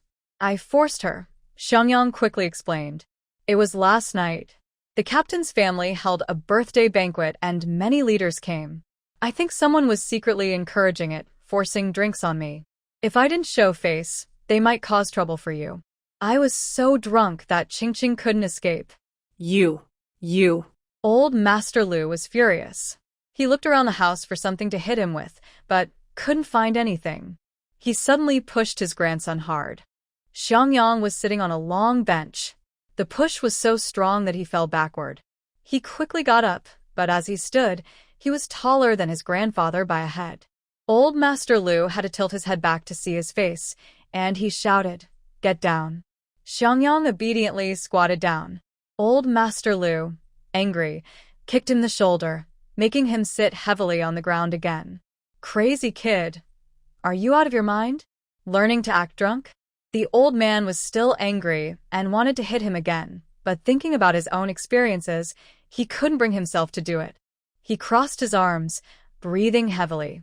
Seeing his grandson like that, he grabbed him and pulled him up. "This isn't your character. You used to be unpredictable but careful in everything. How could you do such a thing knowing about Luo Aihua's existence? Do you think you know everything and can relax now? Is that it?" Xiangyang kept his head down and said nothing. He admits he was somewhat at fault.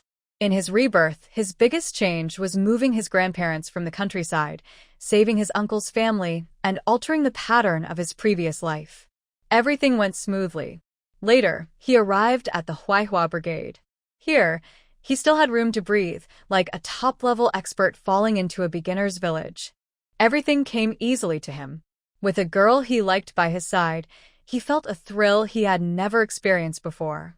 The more he felt, the more he liked her. Her appearance and personality matched his taste perfectly. He was so excited. He couldn't help but want to hug her, kiss her, and eagerly possess her.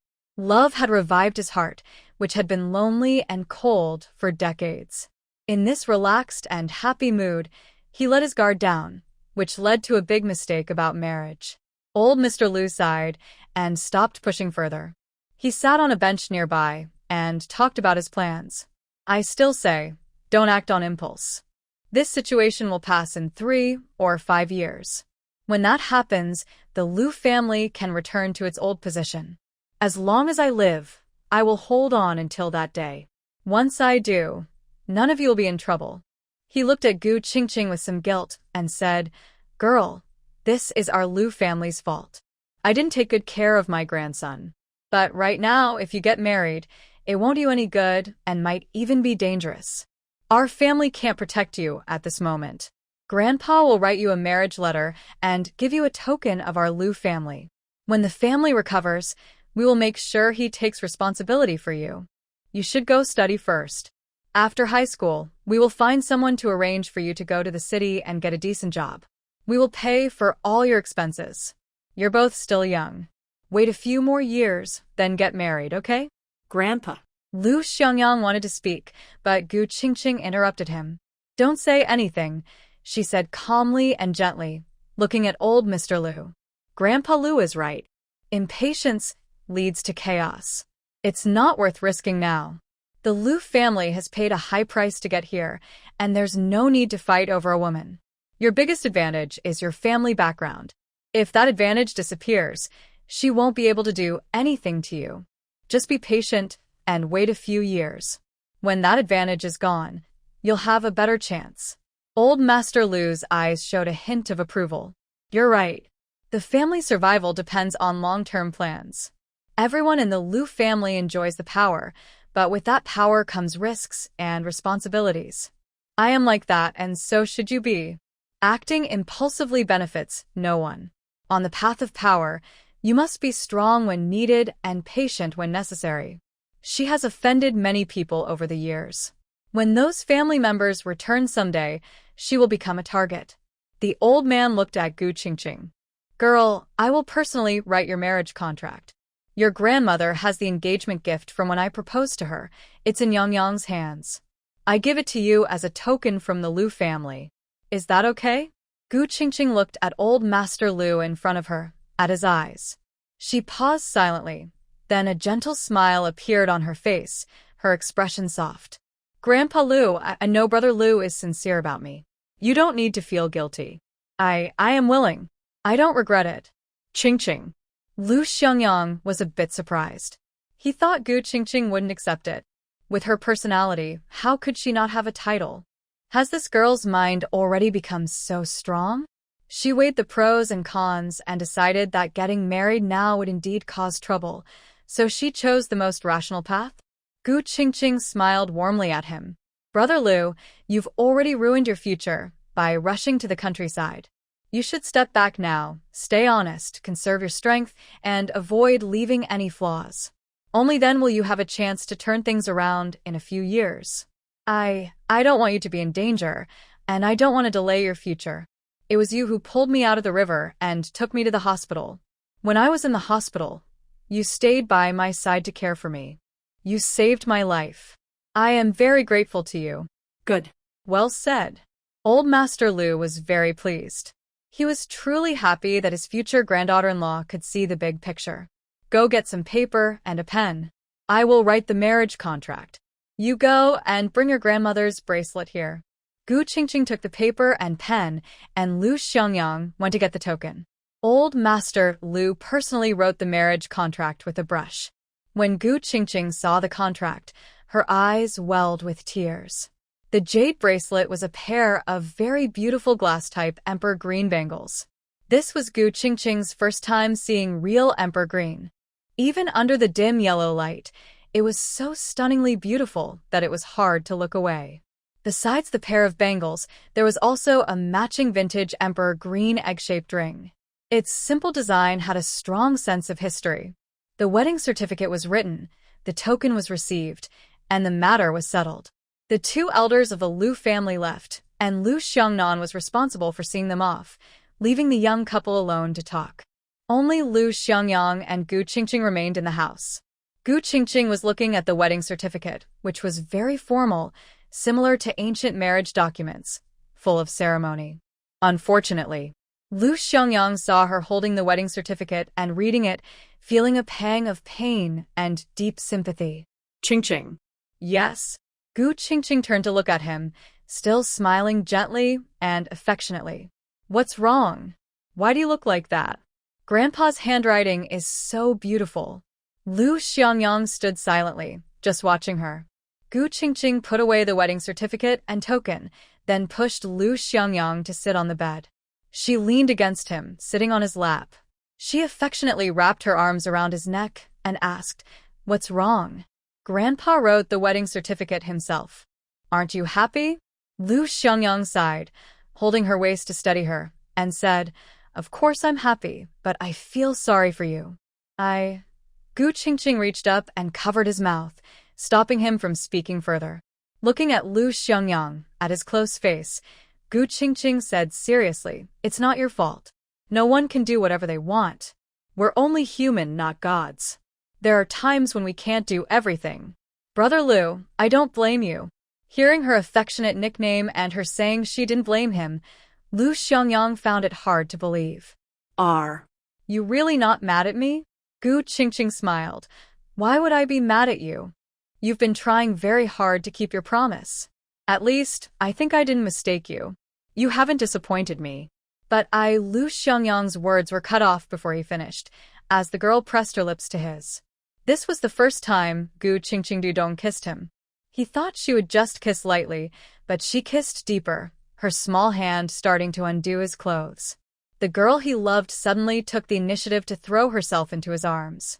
Lu Xiangyang couldn't push her away. His mind desperately tried to stay clear, but Gu Qingqing wouldn't give him the chance. Just before his last bit of clarity was lost, Lu Xiangyang grabbed her mischievous hand, forcing himself to separate his lips from hers. Qingqing. What's wrong?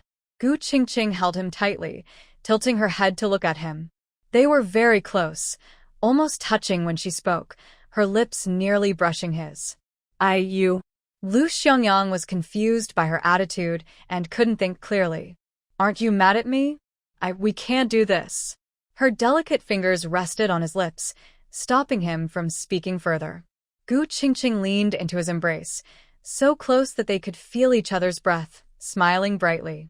It was the first time he saw such a lively smile. Her eyes, full of affection, showed her feelings clearly. Lu Xiangyang was so captivated that he felt a little dizzy. Gu Qingqing said, "We've already signed the marriage papers. Last night you also pressed me down. At this moment, aren't I yours? Lu Xiangyang's breath was warm. Yes, I am yours. Of course, I am yours. Gu Qingqing was satisfied. She pushed him onto the bed and continued to kiss him. No man could resist such a loving girl throwing herself into his arms. Lu Xiangyang couldn't either. Gu Qingqing knew he was easily affected. In the quiet room, there was a warm, intimate atmosphere. The two were tangled together, their love growing stronger. As night deepened, Lu Xiangyang lay on the bed, holding the girl in his arms. He felt sorry for making her wait so long. She was the girl he loved and cherished, and she shouldn't be treated like this. Qingqing, I still don't want you to wait so long. I'll think of another way. I can't keep thinking only about the Lu family. Maybe if I look in a different direction, there might be a breakthrough. Gu Qingqing didn't let him finish. Her soft lips pressed firmly against his, blocking his words. All right, Grandpa's plan is good enough. I don't want you to be in danger. Don't think too much tonight. You promise me you're mine. Every time he tried to think of a solution, Gu Qingqing interrupted him. Her strong affection made him feel dizzy. All night, Lu Xiangyang couldn't leave. At first, he still had some clarity, feeling guilty and caring for her, being gentle. But later, it turned into wild madness. This girl was like a tempting fairy, constantly clinging to him and taking away all his reason. Early the next morning, Gu Qingqing got up early. When Lu Xiangyang opened his eyes, she had already prepared breakfast for him. It was a very rich breakfast, including milk, fried dough sticks, scallion pancakes, a poached egg, red bean and millet porridge, century egg and lean pork congee, and some leftover noodles from last night's rib soup. There was even a fragrant serving of steamed buns. Each dish was small in portion, but filled the table. When Lu Xiangyang woke up, Gu Qingqing smiled brightly. You're awake? Hurry up and wash your face. Breakfast is ready. Last night, how did this girl manage to him? The images kept replaying in his mind, making it hard for Lu Xiangyang to look away from her. Hurry up. Gu Qingqing shot him a glare. Lu Xiangyang obediently went to wash his face and brush his teeth, then called his older brother and Wang Yu to come and eat breakfast together. Such a big spread? Wang Yu was stunned. Gu Qingqing cheerfully greeted them. Since Big Brother is here, I made a few more dishes. Come on, try them and see if you like them. The last words were directed at Lu Xiangyang. Lu Xiangyang sat beside Gu Qingqing, stealing glances at her from time to time during the meal. Lu Xiangnan watched from across the table, with some helplessness. His younger brother hadn't come back last night, and he didn't know what to say. After breakfast, they all went to work. Lu Xiangyang and Wang Yu went to do their jobs, while Lu Xiangnan went to help his grandparents. At home, only Gu Qingqing was left alone. She quietly stayed in the house, looking around at the place she had lived in for several months. Since crossing over more than half a year ago, she had no family or relatives. Initially, she stayed in the front yard house rented by Lu Xiangyang, just a temporary place until she moved into this house. Only then did she start to feel a faint sense of home. This house, this small courtyard, was decorated by her own hands. Now, after only a few months, she was about to leave. Maybe she would never have the chance to come back again. Tears welled up in Gu Qingqing's eyes. She took out her camera from her space and started taking photos inside and outside the courtyard, even recording many videos. After finishing everything, she packed up her belongings and prepared lunch. The lunch was very rich, with more than a dozen dishes laid out on the table. When Lu Xiangyang and the others returned, they were all stunned. Wow. Wang Yu jumped up excitedly. So many dishes. I'm so lucky today. Brother Xiangnan, your face is too impressive. Hurry up and serve the food. Qingqing's cooking is really good. The four of them couldn't possibly finish so much food. After the meal, Wang Yu and Lu Xiangnan felt a bit full and went back for a nap. Lu Xiangyang cleaned up the dishes, putting the leftovers in the pot. Finally, he went to the backyard. Gu Qingqing was lying on a deck chair, rocking gently. When he came over, she smiled and moved aside, patting the spot next to her. Come over.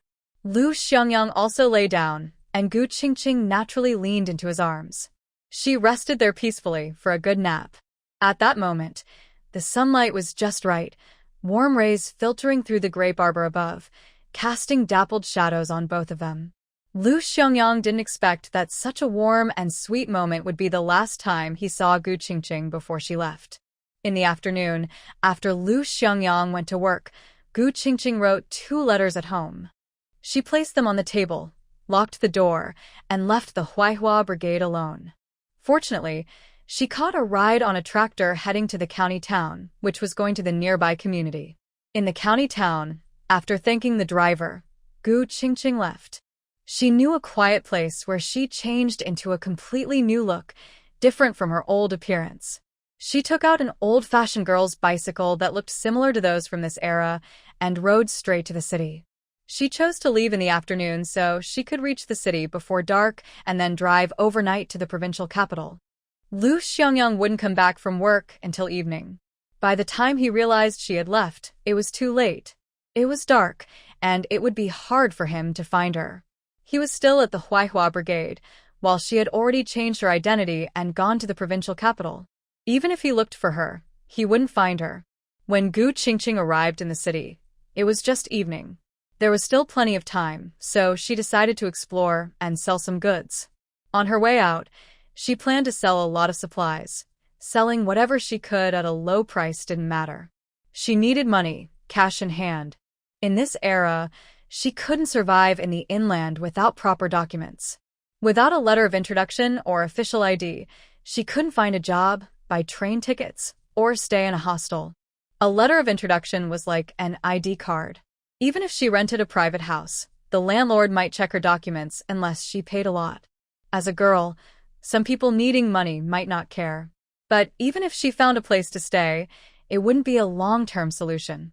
She couldn't go to school or do business here. Long-term survival was impossible.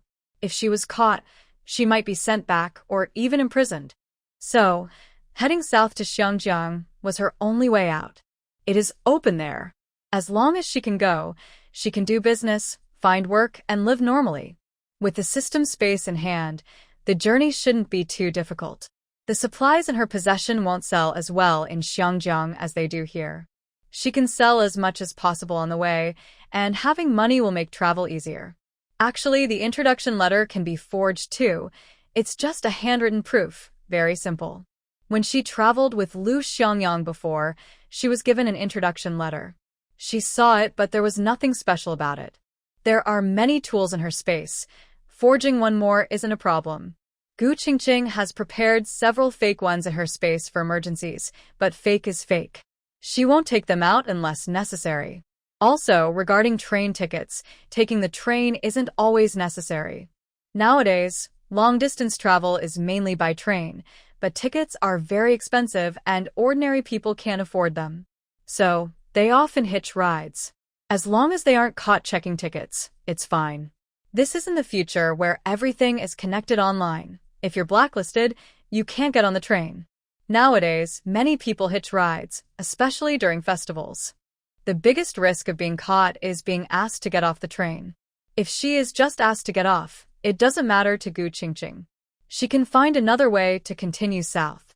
But without trains, her speed going south will definitely be slower. Gu Qingqing looked around and sold a large batch of goods. She priced them a bit lower than the black market, so they sold quickly.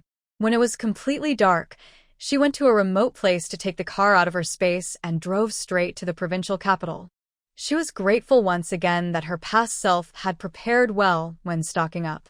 Her space stored all kinds of supplies, including various vehicles, big and small. There are several similar vehicles to this era, enough for her use. By now, Lu Xiangyang should have already seen her letter, right? What is he doing now? Is he looking for her? Thinking of this, Gu Qingqing felt very sad. The only man in her past and present who she liked so much she couldn't find any flaws in, but they couldn't be together. Just thinking about it made her heart ache intensely. Gu Qingqing tried to swallow her tears. She told herself not to regret, not to look back. No matter what, she must leave. Staying would be deadly. If she was weak and stayed now, she and Lu Xiangyang would truly have no chance. Perhaps, if she leaves now, they might still have a future. Lu Xiangyang from the Huaihua Brigade returned home after work and found the door locked.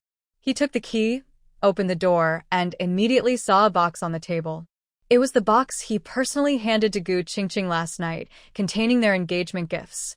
The evening light was still good, and the house was very cleanly tidied up by her. Under the old-fashioned box on the table, there were 2 letters. The light fell on the letter, and the surrounding silence was frightening.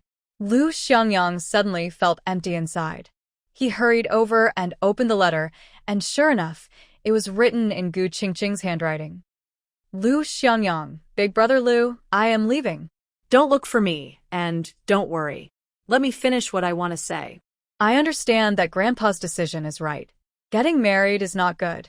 It will only put everyone in more danger. It's not just you. I am in danger too. I don't want to drag everyone into just because of love. That's not worth it. If I were in your place, I wouldn't choose to marry at this time, so I understand this decision. But I also don't want Grandpa's arrangements. Whether I go to study or work in the city, the threats against me still exist. I am still very dangerous. I need your constant protection. But what if something happens? The cost for others to target me is very low, and I am powerless to resist. Ordinary people cannot fight against those in power.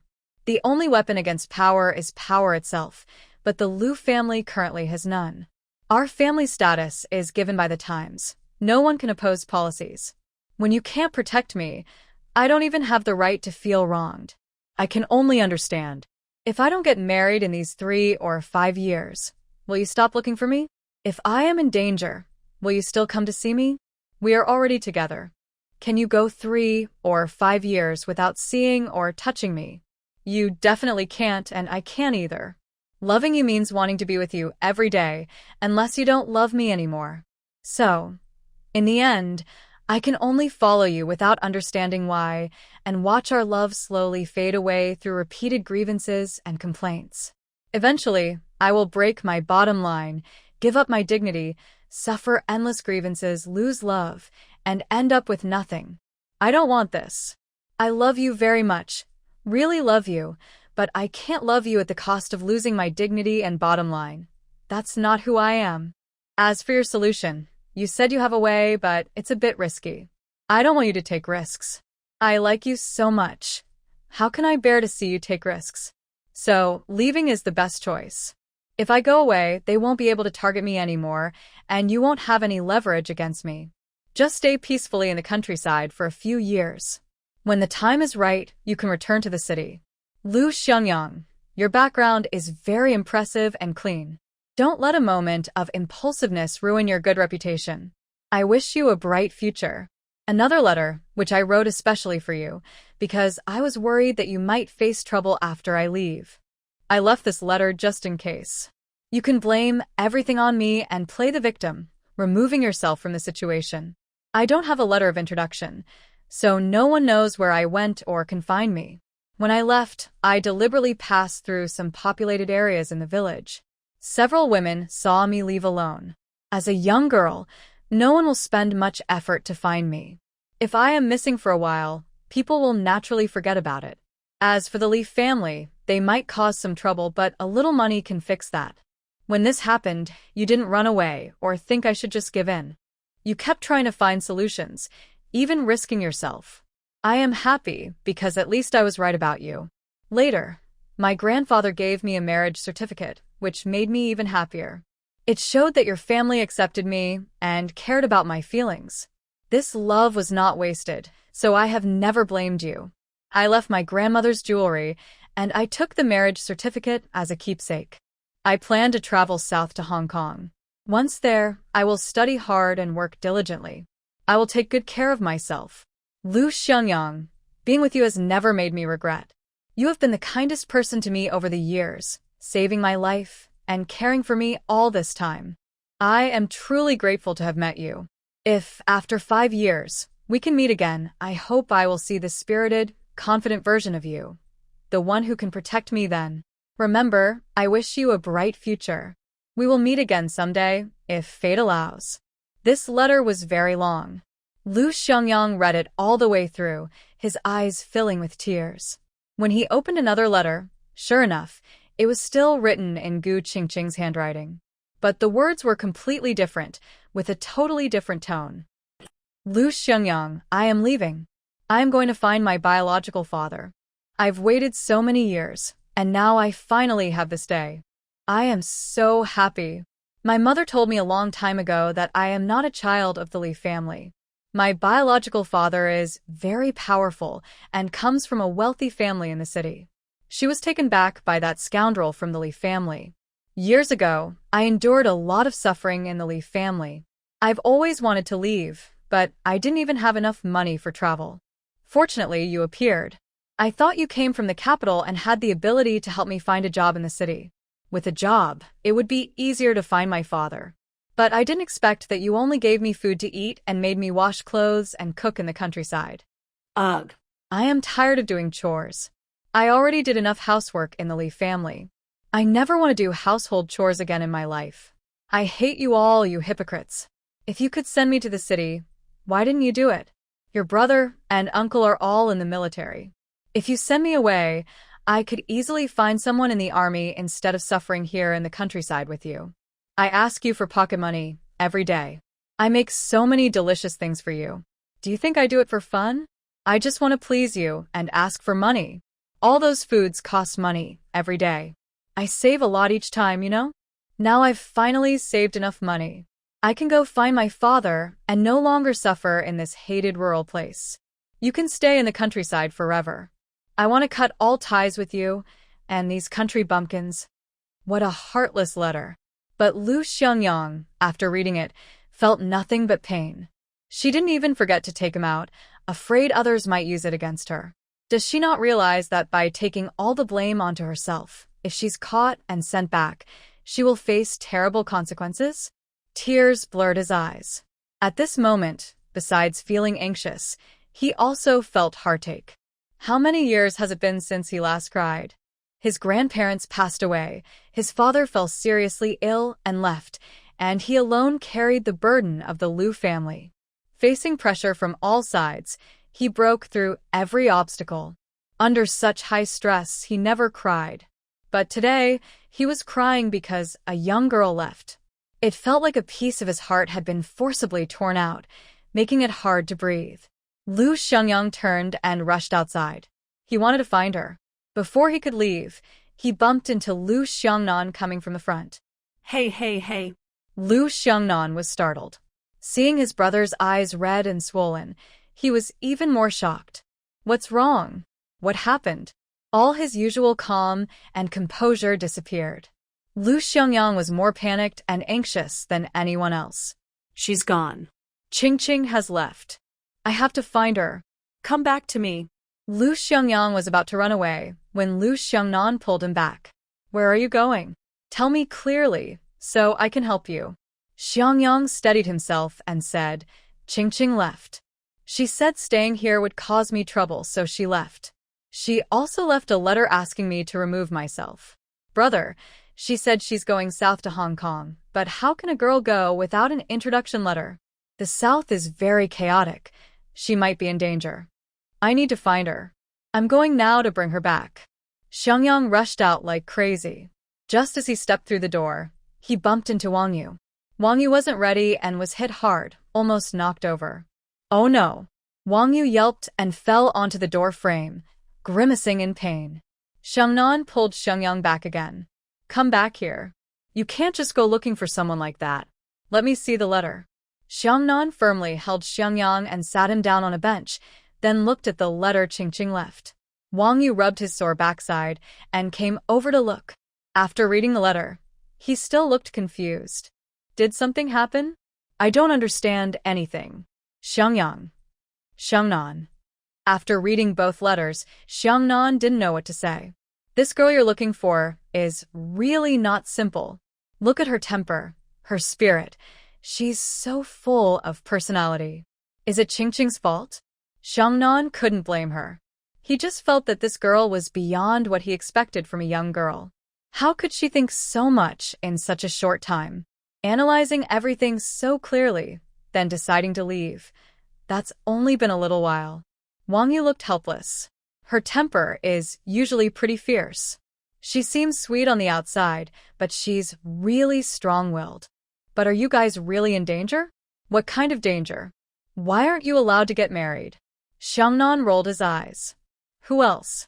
Luo Aihua. Whoa. Wang Yu jumped up. That old witch is still watching you? Xiangnan nodded. Wang Yu sighed deeply, mourning for his brother. It's really pitiful. So, what do? We need to find her quickly. She's just a girl out there, and it's too dangerous. Without an introduction letter, she can't take the train or stay at a guest house. It's almost dark now, and it's even more dangerous for her outside. Lu Xiangyang suddenly stood up and said he's right. She probably didn't go far. She only left this afternoon, so it's been just a few hours. She can't have gone far. Qingqing's face is very recognizable. Anyone who has seen her will remember her. I'm going to find her now. I can definitely bring her back. He was about to rush out again but was pulled back by Lu Xiangnan. Come back here. How can you find her like a headless fly? Lu Xiangyang got anxious and struggled hard. Brother, if I don't find her now, what if something happens to her? If I can't find her, and she gives up after a while, I might never have a chance to be with her in this life. Right now, she's just upset inside and wants to run away from home. No matter how much she says she doesn't care, she can't be completely unaffected. I need to find her, apologize properly, and figure out a way to fix everything. We can have the wedding, and nothing will be lost. But if we wait too long... Lu Xiangyang's eyes turned redder, and his gaze was full of pleading. If I lose her, I will regret it for the rest of my life. Seeing his brother so lost and hopeless, Lu Xiangnan's heart softened immediately. But he still pulled Lu Xiangyang back and told him to sit down. Come and look. See what these 2 letters she wrote say. She's not indifferent to you. She cares too much, which is why she left. The letter clearly states she wants to wait 5 years, until the Lu family recovers and you have the ability to protect her, before she comes back. This girl has a plan in her heart. If you want to find her, you need a plan. How can you find her aimlessly? She analyzed everything so clearly in such a short time. When she left, she even thought to leave a letter that shows no conscience. Is this something an ordinary girl can do? Her mind and wisdom are far beyond most people. She doesn't want you to find her and bring her back. Do you think that because she didn't have an introduction letter, she couldn't go far? After being scolded by his brother, Lu Xiangyang gradually calmed down. He recalled Qingqing's behavior that day. She didn't cause a fuss or make a scene. She stayed very calm. When he left to find their grandfather, she remained calm afterward. That means she probably made her decision not long after he left. Lu Xiangyang suddenly wanted to laugh. This is the girl he likes. Yes, wasn't it because she was smart and clear-headed that he admired her in the first place? Now, he has once again hurt himself by being too clear-minded. Lu Xiangnan asked, Do you know her well? Does she have any other relatives? Does she really have a rich father? Lu Xiangyang shook his head. He suddenly realized that he seemed to know everything about his little girl, yet also knew nothing at all. She grew up in the Huaihua Brigade and has never left. When she was young, her mother was still around, and they lived with her mother in the commune. She has been to the county town, but I don't know much else. As for her father, I don't think she is one. I've never heard her mention him in all these years. Her mother was taken in by the Li family when she was in trouble. Later, she became a teacher at the commune, earning a good income, but she never left. I guess her family probably had some background, which caused her trouble. Her mother had no choice but to stay. Lu Xiangnan frowned. That's strange. The personality shown in this letter is calm and steady. It shouldn't be the behavior of a girl who impulsively ran away out of temper. If she chose to do this, it must be because she truly believes she can go to Xiangjiang. Lu Xiangnan looked at his brother.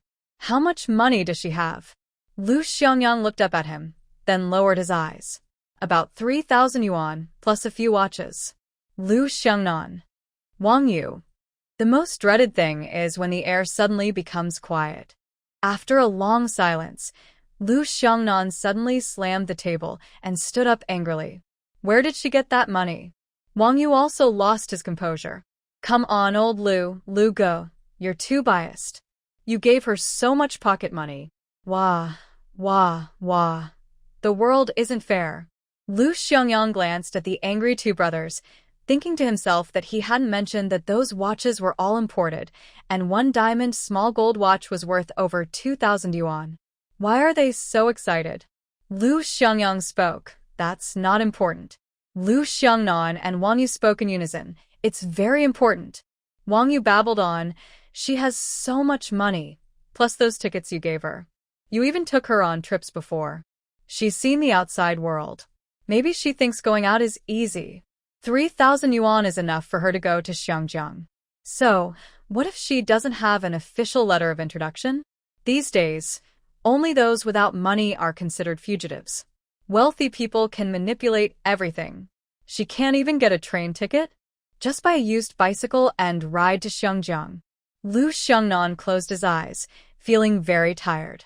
With her face and decent clothes, if she sneaks onto the train without a ticket and gets caught, she might shed a few tears and find a reason like losing her letter to explain. The other person probably wouldn't want to punish her too harshly, maybe just ask her to get off the train.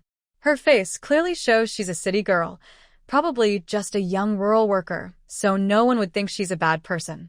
Wang Yu added, yeah. If she gets kicked off, she can just take another train heading south. Lu Xiangyang. The air fell silent again. After a while, Lu Xiangyang suddenly realized something and looked at Wang Yu. What did you just say? She went on a trip with that girl? Wang Yu replied, yes. They've been gone for more than half a month. From the city to the provincial capital, then to another province, and even to the trading city. She also brought me shirts and leather shoes. When she came back, she was carrying a lot of bags. She spent a lot of money. Lu Xiangyang looked at his brother, speechless. Is he really treating that girl like a treasure? No wonder she's so brave, going out alone. Maybe she's confident because she has money and plenty of experience. At this moment, Lu Xiangyang's mind finally calmed down. Qingqing is going far for the first time alone. She must have been nervous at first. Most likely, she would choose familiar routes. So initially, she probably took the roads I showed her. The southern route is hard. I only took her to the trading city before, and I told her many things about the outside world. She's never been south of that city. Besides heading south, she might also go to Shanghai, where many foreigners and international sailors pass through. I've told her about those places before. Qingqing understands foreign languages. If she can find a translator, she could ask about the southern route and follow those foreigners. That might be much easier. At least, when she reaches the south, she won't worry about customs stopping her from going to Hong Kong. Lu Xiangyang stood up, put away the engagement gift, and decided to leave immediately. I'm going to find her. Lu Xiangnan grabbed him. You're leaving now? Of course. You can't go now. Think about her other letter, Lu Xiangnan said. If someone disappears without reason, there must be some explanation. Otherwise, Luo Aihua might really use it as an excuse. Lu Xiangyang naturally understood what his older brother meant. Qingqing wants to take me away. With this letter, we can handle things ourselves. Even if Luo Aihua causes trouble, we can step back. But if we do that, her reputation will be ruined, and she will never come back. I can't do that. Brother, let's hold off on this for now. Go talk to Wang Jinghua. Qingqing left without needing to explain to anyone. There's no need for everyone to know. Once I find Qingqing, everything will be like it never happened. Lu Xiangnan understood. Okay, do as you say. Come here, and don't run around like a headless chicken. Let's plan and split up to look for her. Lu Xiangnan took out paper and a pen and analyzed the most likely routes Qingqing might take. She really wants to leave and not come back. At the start, she would try to go as far as possible. From the county to the city, maybe even to the provincial capital. If she's quick, she could reach there before dark. If slower, she might arrive tomorrow. She left in the afternoon, so she probably reached the city by now, assuming nothing unexpected happened. After reaching the provincial capital, her journey will get harder. She's not familiar with the area. You usually took her by train, but she doesn't have a travel permit, so train travel isn't easy. The next part of her journey won't be quick. She cares about you deeply, so she might revisit the places you went together to remember. Eventually, she will reach Xanadu, then head towards Shanghai, as you said. Another possibility is that after Xanadu, she takes a train south as fast as she can to the Hong Kong border, then finds a way across. She only has about 3,000 yuan. Smart girl that she is, she knows the longer she delays, the more money she spends. So, the most likely routes are from Xanadu to Shanghai, or directly south from Xanadu. Another option is taking a bus from the city straight to Xanadu and then heading south. This is the fastest way to Hong Kong, but if things go wrong, she might be forced off the bus. Lu Xiangyang nodded. He agreed that these two options were the most likely. Seeing his agreement, Lu Xiangnan said, "If that's the case, it's easy to handle. Third brother, you track the route she took. Look for her along the way, especially the places you visited together. If she really took that route, she'll probably go see those places. The beautiful girl, people who often hang around there will notice her. Once she reaches Xanadu, call and ask about her." "Did you take a different route back then?" Lu Xiangyang nodded. "Yes, I took a detour. I only took her to big cities for fun, not the shortest route to Xanadu." Li Xiangnan understood and said, "Okay, you find the cities yourself. I will take the train south from the city later, taking the shortest route.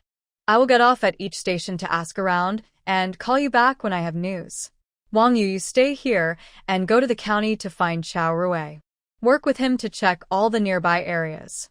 She's just a girl, so she might not have gone far. Staying nearby is also risky. The county, city, and provincial capital are all your responsibility. Let Wang Jinghua know and inform him immediately when you have news. That way, when we call back, we'll know each other's updates." Wang Yu nodded. "All right, I'll check all the surroundings carefully." Li Xiangyang looked at his older brother. "Big brother, do you have enough vacation time?" Li Xiangnan nodded. "Yes, more than half a month. That doesn't include travel time. I will tell the grandparents soon and leave tonight from the city. The vacation is enough for me to visit all the stations on this route. By the way, what about the family? Are the poultry there yours?" Li Xiangyang nodded. "Yes, they are ours. Just leave it to Su Jingchuan and the others. I will lock the bedroom door and leave the keys for the backyard and the front kitchen." Wang Yu also nodded. Yes, Su Jingchuan and the others can take care of it. I will watch over things when I return. Also, I'll talk to Yuqing and ask her to help. Qianli is close to Gu Qingqing, so she can also help watch over it." Li Xiangnan stood up and handed 2 letters to Li Xiangyang. "All right, it's settled. Go borrow a tractor from the brigade. Wang Yu, you can drive, right? Just take the tractor and go to the county. Find Chao Rui and see if you can borrow a vehicle from a brother unit. You drive to catch up. Maybe you'll catch up. If you still haven't found anyone in the provincial capital, find someone from a brother unit and pay extra to have the vehicle sent back. I'll handle the family matters. You two leave now. Wang Jinghua, you go tell him. Also, bring some blank introduction letters, including one for Gu Qingqing, so it's easier for her to take the train when she comes back." He looked at Wang Yu. "Who did you mention earlier?"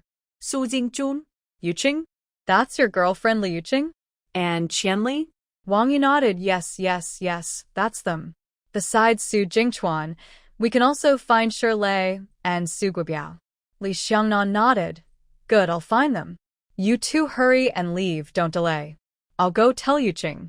You just find Qianli," Wang Yu said as he rushed out. Lu Xiangyang looked at his older brother and said, "Big brother, thank you. I just got back and didn't have time to visit Grandpa and Grandma properly. When you get to their place later, please say some kind words to Qingqing. I feel sorry for her, and I don't want Grandpa and Grandma to misunderstand her." Lu Xiangnan patted his brother's shoulder and said, "It's okay. We're brothers. No need to be so formal. That girl just has a bit of a temper, but there's nothing wrong with her. She has been very loyal to the Lu family. Besides, this whole thing was caused by the Lu family, so it has nothing to do with her. Grandpa has already written the marriage certificate by hand, so she is now part of our Lu family. It's only right to protect her safety. Hurry up and go." Lu Xiangyang nodded. "Brother, wait for me here for a moment." He ran to his own room, took out 2 pieces of clothing, then came back to Lu Xiangnan, handed him 2,000 yuan and a thick stack of tickets and certificates. "You'll need a lot of money on the way, take these."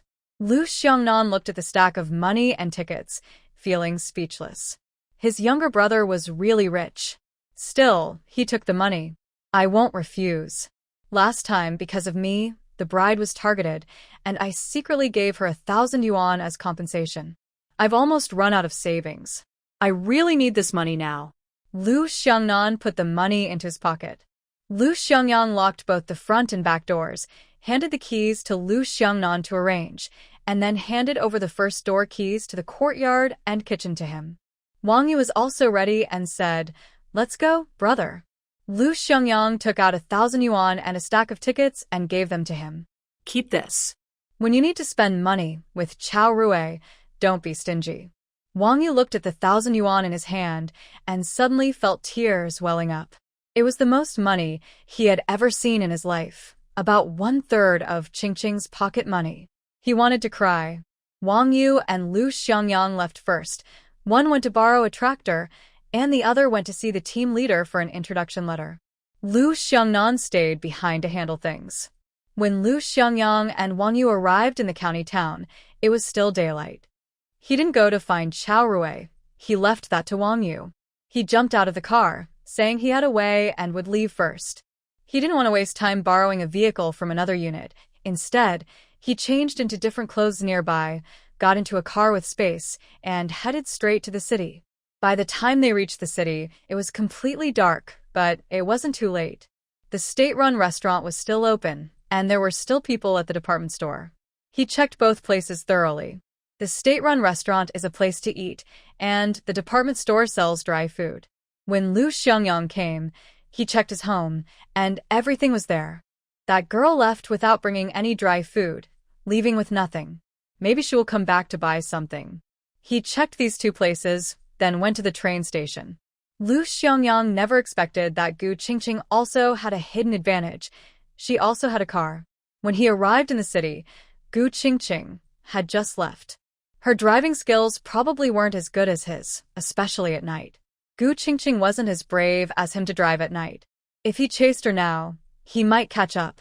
But he stopped to look for someone and missed her completely. Gu Qingqing drove straight to the provincial city. When she arrived, it wasn't even midnight yet. The roads were mostly empty now, but since it was a big city, she still saw a few people here and there. She planned to rest here for a while and leave only after dawn. As a girl driving late at night, she was a little scared. In this era, long-distance driving without phones, surveillance, or streetlights was very dangerous. It was always dark, and traveling at night wasn't as safe as during the day. But then she thought about Lu Xiangyang. He had a lot of resources, even a metal detector. If there was a car, he might find her. If he came looking for her, he would probably go to the train station. Since the city only had one, and if he was fast enough, he might really catch up. He was a powerful person with special skills, not someone to be measured by normal abilities.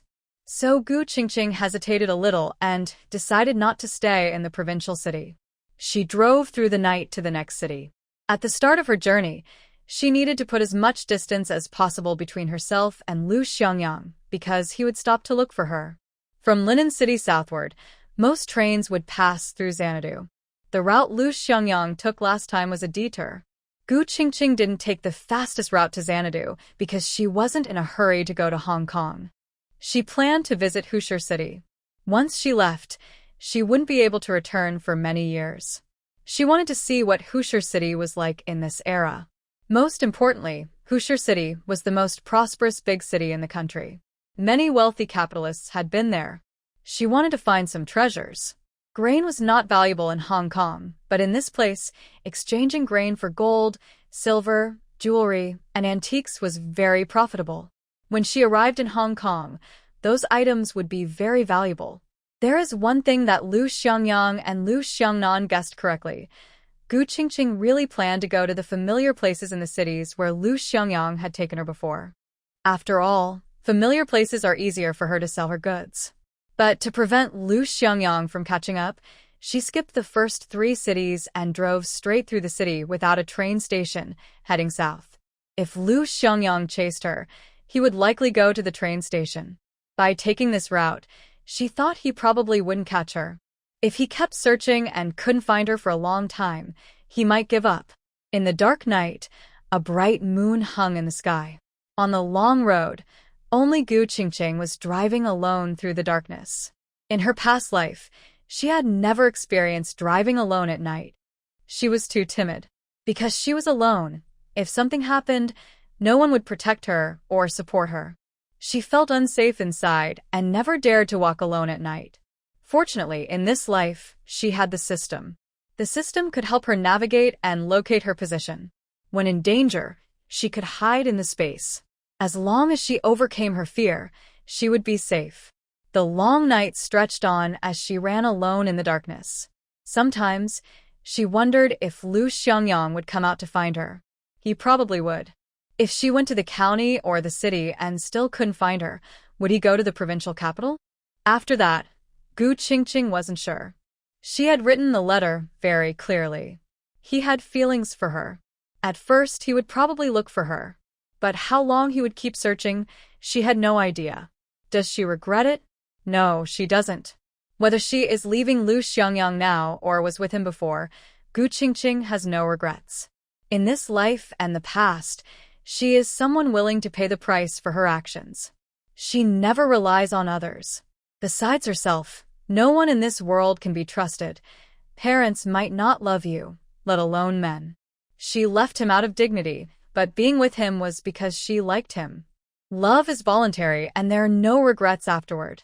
Lu Xiangyang didn't betray her, didn't deceive her, and didn't hurt her. Even during their time together, he always protected and loved her. It was good. For her first love, Gu Qingqing feels there is nothing to be sad about. The only regret is that the time was too short. She didn't even have a chance to enjoy it properly. As for whether Lu Xiangyang would be deeply in love with her and keep searching for her, even after years, and still like her when they meet again, she wasn't sure and didn't hold much hope. First love is indeed beautiful.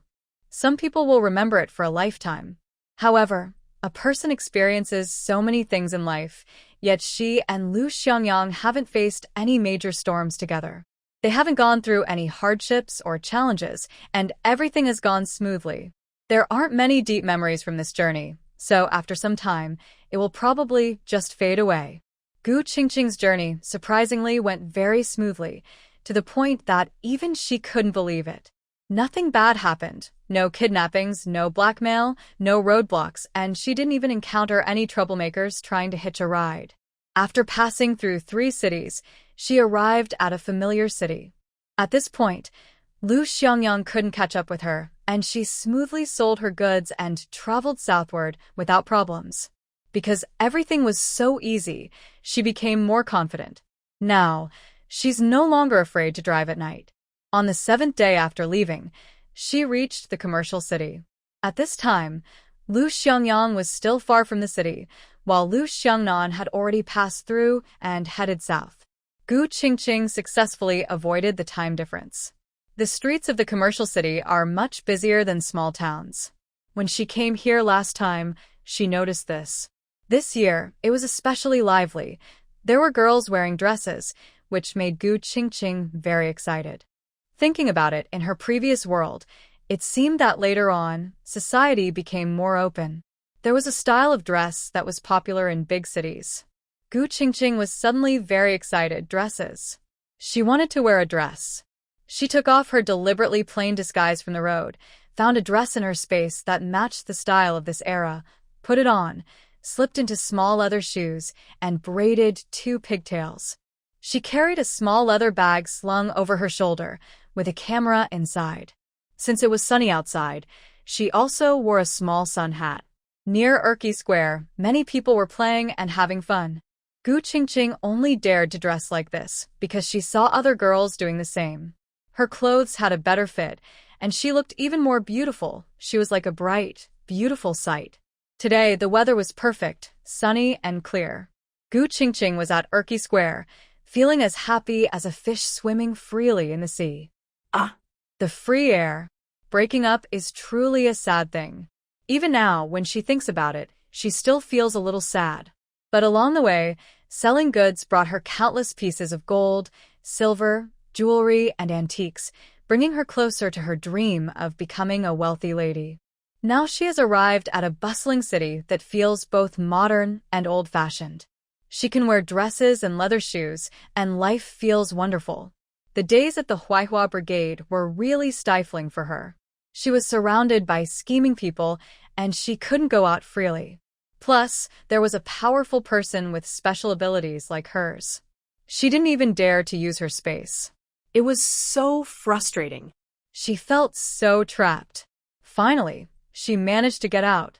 Gu Qingqing was like a wild horse running free, happily galloping in the square. Such a beautiful young girl attracted many eyes. Gu Qingqing was busy taking photos. She was in her teens, the most beautiful years, so she wanted to keep many pictures. People around were happy to help her take photos. Gu Qingqing played nearby for a while, then went shopping at a department store. After having fun, she went to a state-run restaurant for a meal. Although there was food in her space, the skills from this era were worth trying. She also took a few photos to remember later. Sigh. It's a pity there were no phones back then. She really wanted to post on social media. Haha. After eating and playing until she was tired, it was already past 3 p.m. Gu Qingqing went to rest in her space for a while. Feeling refreshed, she changed into men's clothes to sell grain. She knew this city well, especially the wealthy areas. She knew the main streets and had explored the surroundings when Lu Xiangyang took her out last time. Carrying a basket, pushing a bicycle with burlap sacks hanging on it, Gu Qingqing wandered through the streets and alleys, selling quite a few items along the way. When she passed an alley, she suddenly saw someone familiar. Was that the man in a suit on the train? Gu Qingqing didn't like this man much. She felt he was trouble without reason. This man also had the surname Gu, from Shanghai. She wondered if he was related to the original owner's mother. He was standing in front of a small door, trying to go inside, but an old lady at the door was furious with him. "Get out of here. Unforgiving beast, you're all animals. Scram. Leave now." The man in the suit was angry but tried to stay calm. "Grandma, I am your only family. Come with me. I'll take you abroad to enjoy life. I'll take care of you in old age." Uffed. The old lady was very firm. "Who are you to be my relative? Don't slander me, an old lady. I have no children or family. I am a oppressed elderly woman, now earning a living by sweeping the streets. Who are you related to? You're a big liar. Get lost." The old lady was very direct, hitting him hard with a big broom. The man in the suit still wore a fine suit, his hair neatly combed. When the broom hit him, he hurriedly dodged around. "Auntie, you're my auntie. I came to take care of you. Come with me abroad, where life is much better. You won't have to suffer anymore. Auntie, please come with me. Bring all your belongings and come." "Nonsense. I don't want any relatives from abroad. You scoundrel. You're trying to ruin me. I used to be a servant for a capitalist. I am a poor, oppressed person. How could I have rich relatives like you? Stop causing trouble and get out of here." No matter how he tried to persuade her, the old lady refused to listen. She was very fierce when hitting. The man in the suit couldn't win against her, so he had no choice but to leave, looking embarrassed. A servant of a capitalist? Gu Qingqing raised an eyebrow when she heard that. Could it be related to the Gu family from before? After the man in the suit left, Gu Qingqing pushed her bicycle over. She approached the old lady and lowered her voice. "Grandma, you used to work in a capitalist's house, right? Do you want some grain?" The old lady was stunned. She looked at Gu Qingqing with wary eyes and said, "I'm just a servant. I am oppressed." Gu Qingqing smiled. I know. You're free now. Those capitalists are bad people." The old lady wasn't pleased and looked upset. "What does that have to do with you? Go away and don't bother me." Hey. Grandma. Gu Qingqing wanted to say more, but the old lady pushed her aside, went into the yard, and slammed the door shut with a loud bang, using a lot of force. She knocked on the door for a while, but the old lady ignored her. Gu Qingqing had no choice but to leave. The purchasing power in big cities is really different. Gu Qingqing sold her goods smoothly every time, working until dark. After some exploration, she found out about a black market location. Since she knew, she naturally wanted to check it out. If she was lucky enough to meet the manager, she could make a deal. She really wanted to trade with the black market boss. That way, she could sell a large batch of goods quickly, without selling them one by one. The entrance to the black market was in an alley with many forks, making it easy to escape. There were people at each fork watching for anyone suspicious. Gu Qingqing pushed her bicycle and paid a small management fee when she entered. The gatekeeper saw her carrying so many things and looked at her several times. "You're new here, right?" Gu Qingqing smiled, though it wasn't her first time, just a different look from last time. The gatekeeper. All the goods in her basket and burlap sacks were real. The guard checked briefly and then let her in. This time, Gu Qingqing brought more goods. Her bicycle had 2 burlap sacks on the back seat, a basket and cloth bags in front, and she also carried a basket filled with items. The market match was very accurate. She sold hundreds of pounds of goods in just 40 minutes, in small batches to different people. Just as she was about to leave, the first gatekeeper approached her, smiling in a friendly way. "Brother, can we talk for a moment?" Gu Qingqing hesitated. Could it be that the big boss had really noticed her? She followed him to a corner, where the young man smiled and said, "Brother, your goods are really good. Our boss likes them very much. I want to ask if you have a regular source? Don't worry, we are honest business people, not trying to cheat you. If you do, our boss is interested. Buy a batch from us. We will pay you." The young man looked at Gu Qingqing with eager eyes. A month or 2 ago, he had discovered a big supplier who provided a large batch of goods to his boss. The boss was very happy, and he earned a big commission from that sale. Now, the goods in front of him were similar to those from that mysterious supplier. During the check at the gate, it was dark and he didn't notice much, but the more he thought about it, the more suspicious he became. He quickly sent someone to buy a sample, and sure enough, it was similar to the goods from that mysterious person last time. The boss was overjoyed. If this deal went through, he would earn another big commission. He was about to get rich. Gu Qingqing was just waiting for these people. "How much do you want?" The gatekeeper was excited when he heard there was a chance. "Brother, do you really have it?" "That's great. I'll take you to see our boss." Gu Qingqing nodded and followed him. The place was not far, just a few alleys away. "Is it just ahead?" she asked. Yes. That yard up front is it." Gu Qingqing stopped and decided not to leave. She remained cautious because the system was constantly scanning the nearby environment. Her current position was relatively safe. No one was in the alley behind her. If danger arose, she could run into her space immediately. "I won't go in. I want your boss to come out and talk to me here. I have a lot of goods, and I won't let you down," she said. The young man smiled. "Brother, I told you we are honest businessmen. We won't harm you. You don't need to be afraid." "I don't trust you," Gu Qingqing thought, but she stayed calm. "Right here. I have over 10,000 pounds of goods. If you're serious, come out and talk. I'm a bit nervous, so I won't go inside." Ahead was a large courtyard with guards at the gate. They were almost there. The young man hesitated for a moment and nodded. "All right, don't go anywhere. I'll go tell our boss." Gu Qingqing watched as the young man entered the courtyard. About 3 minutes later, a few people came out. The leader had a big beard, wore a gray jacket, and held a cigarette. Next to him was a tall young man wearing a hat, with something wrapped around his mouth, like a mask, leaving only his eyes visible. There was also a shorter, slim man dressed similarly but much smaller. Finally, it was the young man who had led her earlier. The most intimidating was the tall man. Gu Qingqing kept her guard up and watched him carefully. The bearded man approached her with a broad smile. "I hear you want to see me, little brother. Don't worry, I'm straightforward. If you have goods, I'll buy as much as you have. The price is fair, a bit lower than black market rates, but I can buy in large quantities." Gu Qingqing nodded. "Lower prices are understandable. I get that. But how much can you really take?" The bearded man looked surprised. "You have a lot of goods?" Gu Qingqing nodded. Chicken, fish, meat, eggs, grains, some supplements like ginseng and bird's nest, dried seafood, even fresh fish and shrimp. Do you want it? The bearded man and everyone else were stunned.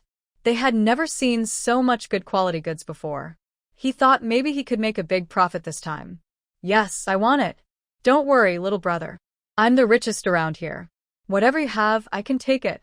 Gu Qingqing raised an eyebrow. Could her luck be this good? Did she really just meet such a powerful boss right away? Are you sure you can eat everything?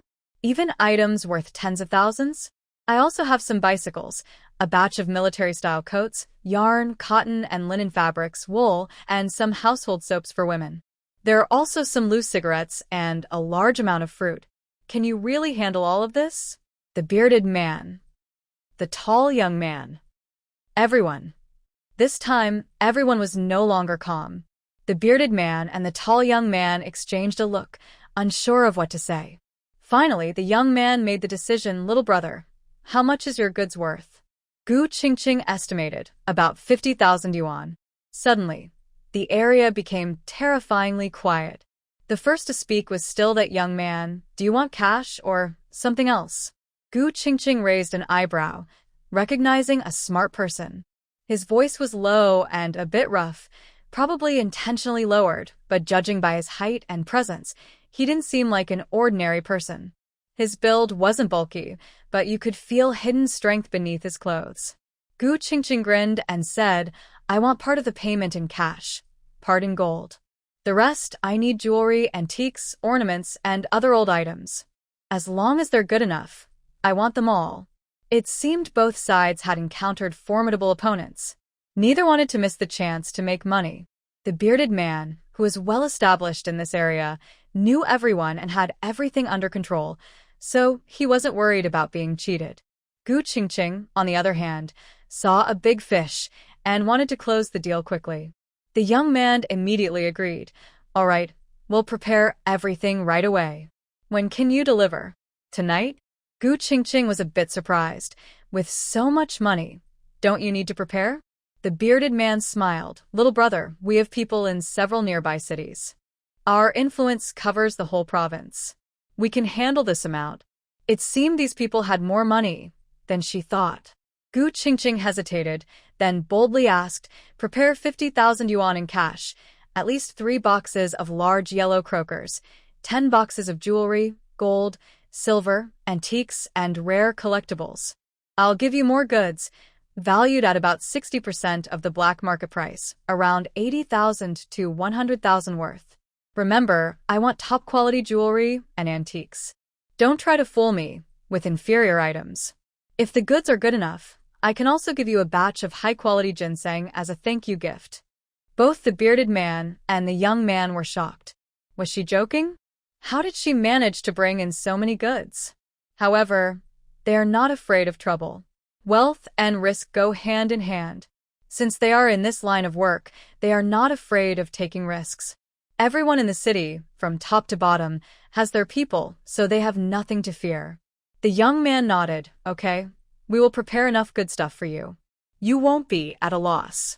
Gu Qingqing nodded. How long do you need to prepare? The young man exchanged a glance with the big man, thought for a few seconds, and replied, just one day. We can trade tomorrow night. Gu Qingqing thought, sure enough, I've encountered a big fish. After this deal, I will definitely lay low for a while. All right, there's a small forest southwest of the city. We'll trade there at midnight tomorrow. Bring your people to move the goods. The young man nodded. Okay, but you must ensure that your goods are the same quality as what you sold today. We won't pay for poor quality. No problem, Gu Qingqing agreed quickly. After finalizing the deal, Gu Qingqing prepared to leave. Before she went, she warned, I know a bit about your situation. Everyone should do honest business. Let's keep this deal smooth. Don't let me see anyone spying. Before midnight tomorrow, your people shouldn't go to that place. I have people behind me too. If things get too messy, you might not get that batch of goods. The young man smiled. Don't worry. We are businessmen, honest businessmen. As long as it's your goods, we don't need your people. Gu Qingqing. She didn't bother with him anymore, and quickly slipped away. She ran far enough to be sure no one was chasing her, then finally relaxed. A system in her mind mocked her. What are you afraid of? Isn't it because I'm here? I said I'm more reliable than your husband. Gu Qingqing twitched her lips. Husband is never reliable. Why are you comparing yourself to him? System. She was really nervous about doing such a big deal for the first time. She didn't dare go out again, staying in her space to rest and prepare the goods for tomorrow. During the day, Gu Qingqing didn't go out to sell anything. It was better not to show her goods now. She just waited quietly for tonight's trade. The day was quiet. Gu Qingqing still wandered the streets in her dress, visiting several notable places and taking lots of photos. Once again, near Urki Square, I unexpectedly saw the elderly woman from yesterday. She was cleaning at the moment and, upon seeing Gu Qingqing, her eyes almost seemed glued to her. Gu Qingqing noticed this and felt that the woman's gaze was a bit strange. Not wanting trouble, she prepared to leave, but the woman quickly followed her. She looked very cautious, even with a hint of pleading. The woman asked, "Girl, are you from around here? Or are you visiting relatives?" Gu Qingqing's eyes flickered. Does this woman think she resembles someone from the Gu family she used to know? Is she here to ask about her? Gu Qingqing smiled and said, I'm not from here. I was just passing by and came to visit. The woman eagerly asked, Where are you from? You look a lot like someone I used to know. Can you tell me your mother's name? Gu Shiyun. The woman was shocked and quickly grabbed Gu Qingqing's hand. Really? Your mother is really called Gu Shiyun? Where is she? Where is she now? She passed away a long time ago. The woman froze, and the light in her eyes immediately dimmed. Gu Qingqing kept an eye on her reaction. Her sadness seemed genuine. It looked like she was related to the original owner's mother, maybe a maid or servant of the Gu family before. Grandma, are you okay? The woman took a long time to calm down. The chaos back then, the second young lady being so delicate, survival didn't look promising.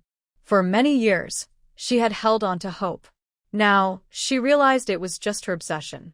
Thinking about the nephew she had found earlier, the woman hardened her heart and said to Gu Qingqing, Girl, I feel a connection with you. Come to my house tonight. I have something for you. She whispered, I knew your mother before. It's something left by your mother's family. Afterward, she quietly gave her address and picked up a broom to leave. Gu Qingqing felt a bit strange. She only knew the name and didn't ask anything else, yet she handed her something. But thinking about that man in a suit, Gu Qingqing believed there was probably a reason for her actions. She likely knew her time was running out. That night, Gu Qingqing really went. She was quite curious about the Gu family. Now was a rare chance, and the more she knew, the better, so she wouldn't be confused about who was good or bad in the future. At the door of the woman's house, Gu Qingqing hesitated outside for a moment. She listened carefully to the sounds inside, worried it might be a trap with many people inside. The system spoke, There's only one person inside. Just go in. With me here, what are you afraid of? Gu Qingqing was speechless. Yes, you're the most reliable. You're more dependable than my husband. The system was proud. Of course. Work hard, and you'll see that I'm even more reliable than your father in the future. Gu Qingqing. She knocked on the door and went inside. Sure enough, the elderly woman was alone at home. She led Gu Qingqing into her small house. Girl, how is your mother doing? Did she ever tell you about her family? Gu Qingqing knew the elderly woman wanted to confirm her identity. My mother is doing well. She married a farmer, had me, and became a teacher. She earned a good salary. When I was young, I didn't suffer much with her. Later, she passed away from illness. The grandmother's family has 3 children. My mother is the second. The oldest sister is married, and the younger brother is still at home. The sister married into another family, and her husband was chosen. The elderly woman's eyes reddened again. She sighed deeply. She opened a large box nearby, which contained several cloth bags. These are from your mother's family. You should take them quickly. Once you leave, don't come back. The Gu family must have had trouble. If someone comes looking for you in the future, be very careful.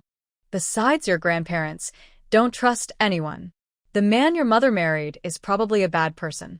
Who knows if he's still around the Gu family now? Gu Qingqing's eyes flickered slightly. She nodded. I know a little. My mother told me. The elderly woman nodded. Take these and go quickly. Don't let anyone see you. I can't carry the big things, only these small items. That's why I kept them until now. Hurry and take them. The box contained several cloth bags, still smelling of dirt, probably freshly dug up. Gu Qingqing nodded, packing the items into her small basket. Her bicycle had 2 small baskets tied to the back seat. She thought for a moment and asked, Grandma, are you alone? The elderly woman smiled. Yes, just me. I'm too old to walk far, so I stay here to retire. I have neighbors and a job. I'm used to it. Go quickly. Take good care of these things. They're all from the Gu family. Gu Qingqing took some grains and meat from another basket, then handed her 1,000 yuan and some vouchers. Finally, she gave her a few small gold bars. Keep these and hide them well. Take care of yourself in the future. The elderly woman looked at everything, knowing that the girl was doing well. Otherwise, she wouldn't have these things. She smiled happily and accepted them calmly. Let's go. So, we won't be caught. Gu Qingqing pushed her bicycle and left. In the quiet night, she walked alone through a dark alley. She looked back and saw the old lady standing at the door, watching her. The old woman looked old and slightly hunched, with a head full of white hair. Gu Qingqing knew this was probably the last time they would meet. The old lady didn't ask much about her identity. She didn't say anything, nor did she explain. She simply handed her some items. It was likely because she looked like Gu Xiyun and she couldn't keep these things anymore. It was better to give them away. Gu Qingqing turned and left, heading towards the woods in the west of the city. It was still a long time before midnight. She needed to check the place first to make sure no one was around. She was mainly worried that people from the black market might have sent someone to watch there, which would make it hard for her to enter her space later. The woods were outside the city, making it easier for her to escape if needed. When Gu Qingqing arrived, it was already late at night. She had never dared to go to such a deserted place before. Now, for money, she was willing to do it. People really do die for money. Even she was being corrupted. There was no one around. Gu Qingqing hid in her space to look at what the old lady had given her. There were a few small cloth bags, not very big. When she opened them, inside were even smaller bags, some wrapped in cloth. She opened each one and immediately felt like a wealthy businessperson. There were 3 sets of emerald jewelry, including necklaces, brooches, earrings, bracelets, rings, and even ankle chains. The emeralds were so beautiful, like the kind she had only seen on TV, worn around the neck as a set. There were 2 sets of ruby jewelry, also complete sets. Additionally, 2 pink diamond necklaces, 16 pigeon egg-shaped gems, and 8 jade rings. There were also 2 small bags filled with gemstones and diamonds. Gu Qingqing counted them all, 21 assorted-sized gemstones, 66 white diamonds, and 18 pink diamonds.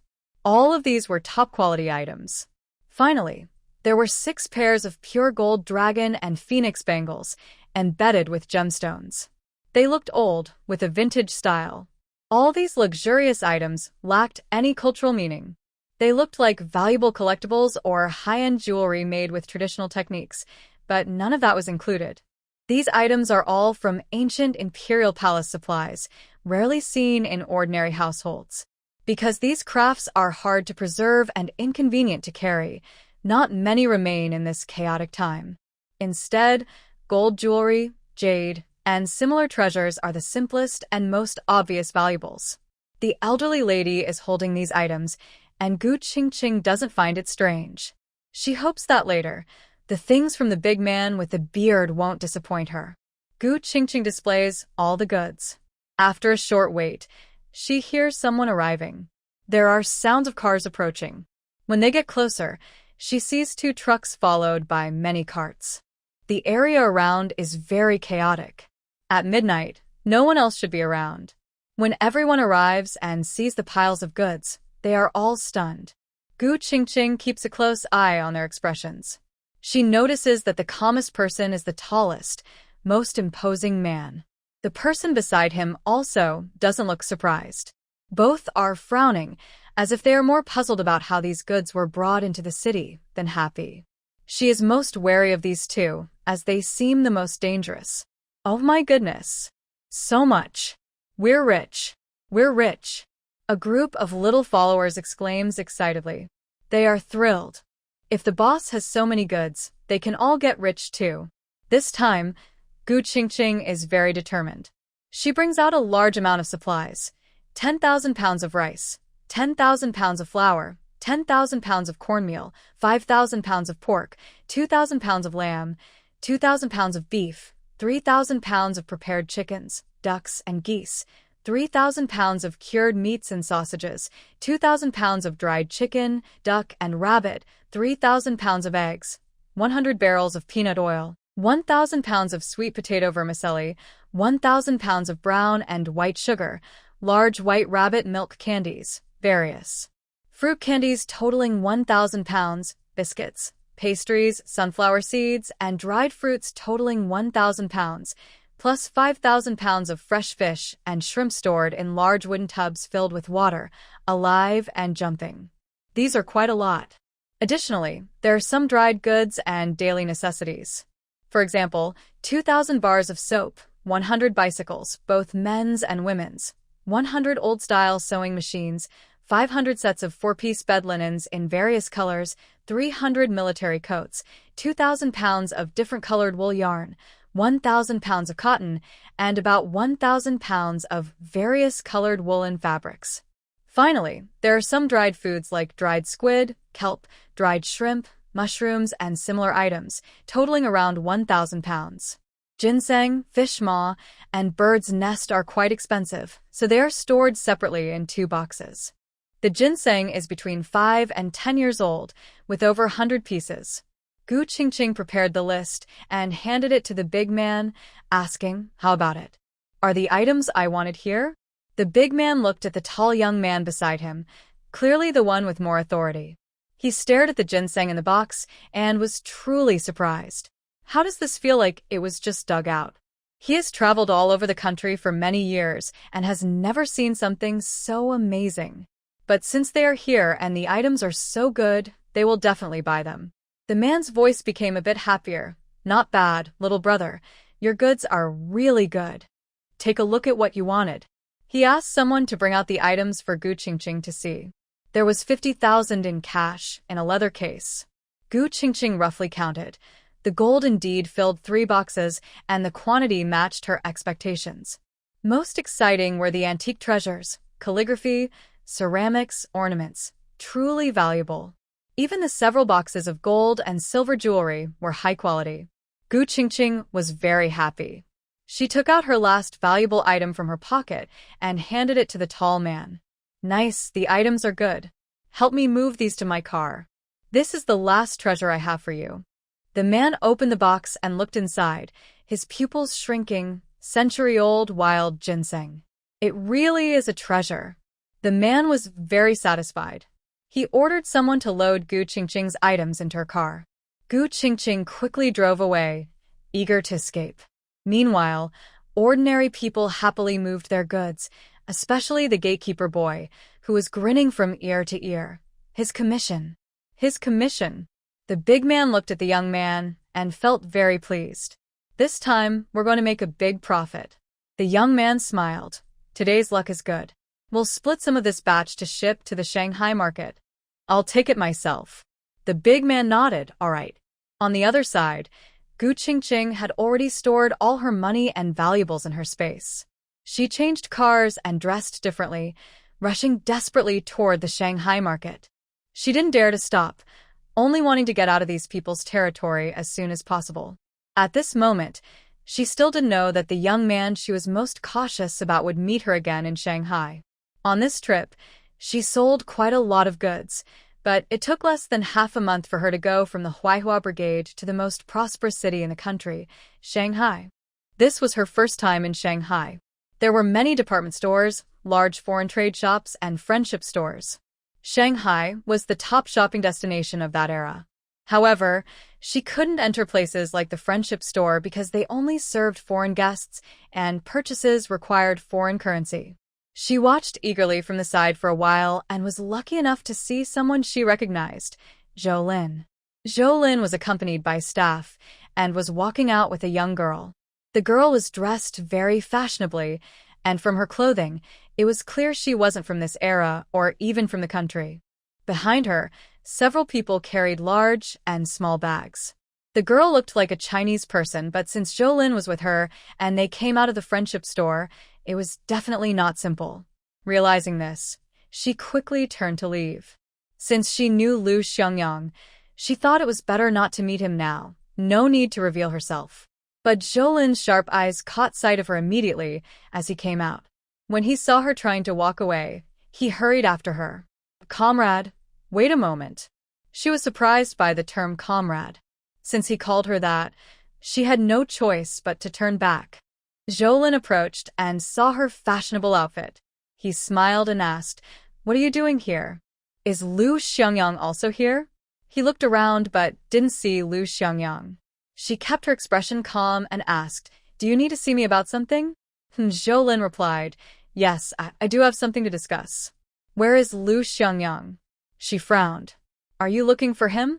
Zhou Lin found it strange. If he wasn't looking for Lu Xiangyang, was he looking for her? He didn't know her well. He said, "Yes, I am looking for him, but it also involves you. How did you come to Shanghai? Where are you staying?" "I'll come find you after I finish my work." She hesitated, unsure what to say. After a moment, she asked, "It involves me? Can you tell me what it's about?" He looked around and said, "It's not convenient to talk here. I still have work.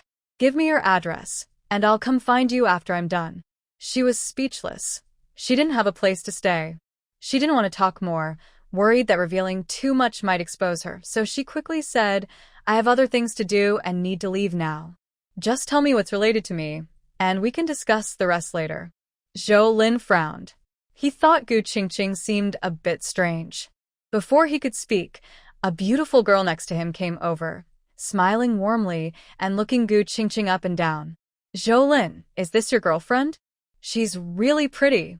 Zhou Lin quickly explained, "No, she's my friend's girlfriend. I didn't expect to see her here. I just came over to say hello." The pretty girl looked at Gu Qingqing and greeted her with a smile. "Hi, my name is Wen Qingqing. I just came back from France. You're a lovely young girl. What's your name?" Wen Qingqing's big eyes sparkled with anticipation. She liked beautiful women. Every strand of hair on this young girl matched her taste perfectly, hitting her right in her aesthetic. She felt she had to bring her home. Gu Qingqing could tell she meant no harm, so she smiled and said, "Hello, my name is Gu Qingqing." Wen Qingqing's eyes lit up immediately. Wow. "Our names are so similar. I'd like to invite you to my house as a guest. I'm all alone at home, with no one to play with. Come over, and we can chat." Gu Qingqing hesitated. Was this girl so friendly and hospitable? There was also a fox like Zhou Lin nearby. Gu Qingqing didn't dare stay with him for long, so she politely declined. "Sorry, I have something to do. If we meet again next time, I'll visit you." Wen Qingqing's expression immediately dimmed. Seeing her obvious change in mood, Gu Qingqing almost felt guilty. She seemed to have a little sympathy for her. "TSK, TSK, TSK. This young girl really has a magical charm." But she knew she couldn't appear so naive. She needed to stay calm. "Then I'll go first." Gu Qingqing just wanted to run away quickly. Wait. Zhou Lin caught up and reminded her, "Be careful recently. Someone might be after you. Tell Lu Xiangyang to come find me. He knows where to find me." Gu Qingqing nodded, thanked him, and hurried away. It wasn't until she turned a corner onto another street that her steps slowed down. Someone was after her? Could it be the enemy Lu Xiangyang mentioned? She had already separated from Lu Xiangyang, yet that person hadn't given up? If they hadn't stopped, was it aimed at Lu Xiangyang or her? Gu Qingqing felt she had a clue. She needed to find a way to sell her goods quickly, save enough money, and then go to Xiangjiang. Fortunately, she had her system and a life-saving item. Without them, she, all alone, wouldn't be able to escape from these powerful people. The situation in Hong Kong is also quite difficult. To be precise, that place is actually more chaotic than the mainland at this time. Everywhere there are fights and conflicts. She is a young, beautiful girl, and going there isn't really safe for her. She can't hide forever and turn herself into an unattractive person. What's the point of such a life? At first, she needed enough money in case she ran into trouble. With money, she might be able to solve problems. If money can't fix everything, then Gu Qingqing has no way out. Today, she unexpectedly met Zhou Lin. To be safe, Gu Qingqing plans to find a place to stay. In a big city like Shanghai, which used to be an economic center, many people think commercially. As long as she offers enough money, Gu Qingqing believes she can rent a house. While she is busy looking for a house, Lu Xiangyang also arrives in the city. It's been over 10 days. Now Lu Xiangyang looks much more tired than before. He has been searching for someone all along the way, with very little rest. He is also worried that Gu Qingqing might be in danger. He looks exhausted. His eyes are bloodshot, his beard is unkempt, and he hasn't changed his clothes for a long time. Lu Xiangyang now seems like he has lost a soul. His Qingqing feels like she has vanished into thin air, with no news at all. He still doesn't know if the path he took was right. The worst part is his brother also couldn't find any news. Is Gu Qingqing hiding on purpose because she is smart, or has something happened to her? Lu Xiangyang is anxious and hopeless. The only girl he truly liked in his past and present life, who once stayed with him for more than half a year, suddenly disappeared. Sometimes he wonders if all that happened was just a dream. At Qiqi Square, Lu Xiangyang looks at the places they once walked together. He sits alone on a bench, thinking about the past. He understands everything Gu Qingqing wrote in her letter, but she doesn't trust him or maybe doesn't understand him.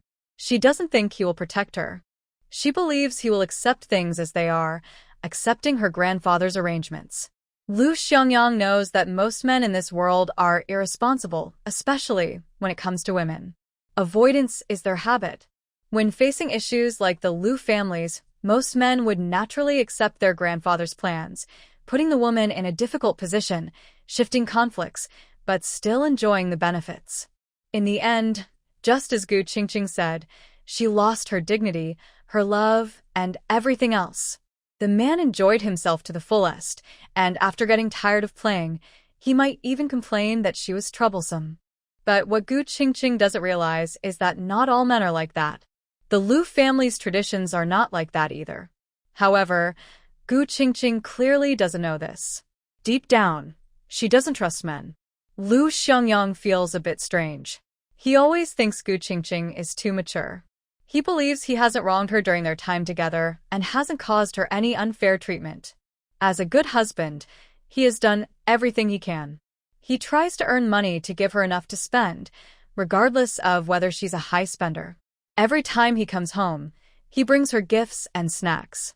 If someone bullies her outside, he will stand up for her. If her family makes things difficult, he will help her handle it. He cares about her health, takes her for checkups, and buys nutritious food and supplements to help her recover. He doesn't want her to do hard work, so she can take care of herself. He takes her to learn new things, teaches her to read and write. Most girls would find it hard to let go of such a man. Even the clearest-headed girl would hesitate and be reluctant to leave. But Gu Qingqing simply left without hesitation or second thoughts. It's not that her decision was necessarily wrong, but she was too decisive. This isn't something a girl experiencing her first love would do. She seems certain that her future will develop in the way she imagines. How could a naive girl in her teens have such thoughts? Unless she had experienced something herself. That afternoon, when Wang Yu brought Li Yuqing home for dinner, he also sensed it while chatting with her in the backyard. Gu Qingqing's thinking was overly mature. She said her mother taught her that, but can such things really be taught? Xiangyang Lu sighed deeply. This girl is not only smart but also hiding something he doesn't know. She has secrets and she's too straightforward. Doesn't know how to be subtle, overly guarded, and unable to handle men well. When problems arise, she only knows to bear them herself and never looks for a man's help. This is exactly the style of strong women from his past life, who didn't get along well with men. How could a teenage girl from a rural area in the 1970s be like this? Lu Xiangyang sighed again. He had lost count of how many times he had sighed along the way. He couldn't give up. If Qingqing was in trouble, she might still be waiting desperately for him to rescue her. He needed to find her quickly. Holding a photo, he was about to ask someone for help when an elderly woman stared at him intently. "Young man, you look so familiar to me." Lu Xiangyang was stunned, then suddenly happy. "Ma'am, have you seen me before? I was here 2 months ago with my girlfriend, a very beautiful young girl." The old woman immediately smiled. Yes, it's you. "Oh, young man, how come you look like this now? When I saw you and your girl back then, you both looked so handsome. I still remember. Just a few days ago, I saw your girlfriend playing here. What happened? Did you have a fight?" Lu Xiangyang's mind went blank, and he was stunned on the spot. When he recovered, he quickly grabbed the old woman's arm, excited. "Ma'am, what did you say? You saw my girlfriend a few days ago?" He hurriedly took out the photo and showed her. "Ma'am, is this her?" The old woman, who wasn't very old and had good eyesight, looked at the photo and smiled. "Yes, that's her. She's wearing a colorful dress, very pretty." It was really her, truly Qingqing. Lu Xiangyang couldn't describe his feelings at that moment. He had searched for so long, 13 days in total, with no news. Now he finally knew where she was. Unconsciously, his voice choked with emotion. "Ma'am, is she okay? Is she hurt?" The old woman was surprised. "Hurt? No, she's wearing a colorful dress, jumping around here happily." Lu Xiangyang. Hearing this, he felt both relieved and amused. He had been worried sick about this girl, yet she was just happily jumping around. "Playing? That's good. That's good. Ma'am, when did you see her? Do you know where she went?" The old woman looked at Lu Xiangyang with suspicion, carefully examining him, then looked at the photo again, as if trying to confirm she hadn't mistaken someone. "You really are her boyfriend? Did you get separated?" Lu Xiangyang nodded. "Yes, I am her boyfriend. We were about to get married, but I did something wrong and made her angry. She ran away. I came out to find her." The older woman glared at him. "You can scare away such a beautiful young girl? You're really something. I saw her about 5 or 6 days ago, right here in the square. That's all I know. You should go find her quickly. She's just a young girl, a little coaxing will do. Don't upset her." Lu Xiangyang nodded firmly. "I understand. I will never let her be hurt again." Lu Xiangyang took the photo and went to look for her. Many people had seen Gu Qingqing. Quite a few often came here to stroll. Gu Qingqing looked so pretty that many remembered her. Although he didn't know where Gu Qingqing had gone, finally hearing she was safe made Lu Xiangyang feel better. He felt relieved inside. He went to find a phone booth to call the Huaihua Brigade. What he didn't know was that at that moment, Wang Yu was on the phone with Zhou Lin at the Huaihua Brigade. Zhou Lin, being very clever, found Gu Qingqing's appearance a bit strange. After returning, he immediately called the brigade to ask Lu Xiangyang if he was with her. Wang Yu was stunned. Who did you say? "You really saw Gu Qingqing? Are you sure?" No mistake? Zhou Lin snapped. "Am I getting old and blind? Can't I tell people apart?" "Yes, it's her, near the Friendship Store in Shanghai." Wang Yu almost jumped in surprise. How is she? "Is she hurt?" "Not at all. She's doing very well. She looks energetic, dressed fashionably, staring longingly at the Friendship Store, probably wanting to go shopping." Wang Yu. They had been searching for her like crazy, and she was thinking about shopping? Anyway, as long as Gu Qingqing was safe, that was what mattered. Wang Yu immediately told Zhou Lin, "Go find her quickly. Keep a close watch on her to ensure her safety. I'll have Lao Lu come to find you." Zhou Lin raised an eyebrow, sensing something was off. "Lu Xiangyang isn't in Shanghai, right? Did they have a fight?" Wang Yu sighed. Zhou Lin was known as the clever fox of their circle. He could not hide anything from him. They argued. Gu Qingqing, being a little temperamental, ran off. Lao Lu is busy searching for her. They're young lovers, so fights happen often. I used to think Lao Lu was so good-looking that his girlfriend wouldn't argue with him. Turns out they're just like ordinary people, haha. Zhoulin sensed he was joking and didn't ask further. Instead, he warned, that girl is wary of me, and didn't tell me where she lives. I'll send someone to find her. You should ask Lu Xiangyang to come to Shanghai quickly. I won't stay in Shanghai for long. Wang Yu got anxious. Hey, don't go. Watch over Gu Qingqing. If something happens to her, what will we do? Wait until old Lu arrives before you leave. Zhoulin slightly grimaced. Work calls me to leave. You tell Lu Xiangyang to come quickly. Also, be careful. There are many people who might cause trouble for him.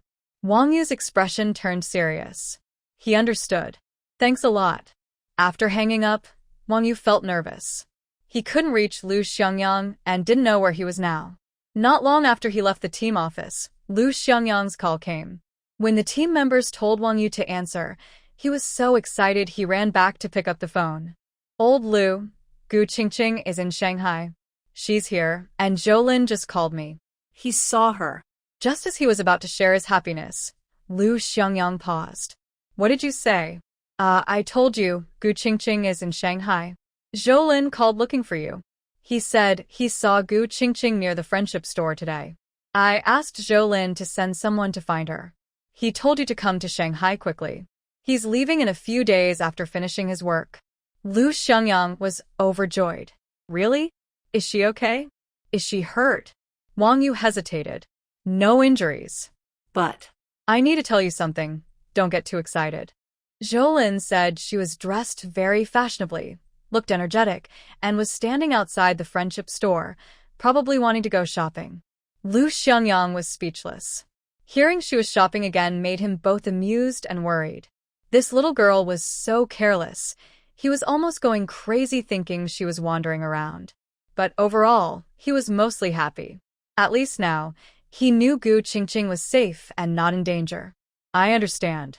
I'll go to Shanghai to find her right away. Wang Yu remembered Zhoulin's words and warned, Old Lu, Zhoulin told you to hurry. Be careful, there are many people who might cause trouble for you. Lu Xiangyang's eyes turned cold. I know. If my brother calls back, tell him to return to the unit. I'll go to Shanghai to find her. Okay, I'll tell him. Be careful. Everything at home is fine, don't worry. Yeah. After hanging up, Lu Xiangyang bought a train ticket and took the earliest train to Shanghai to find her.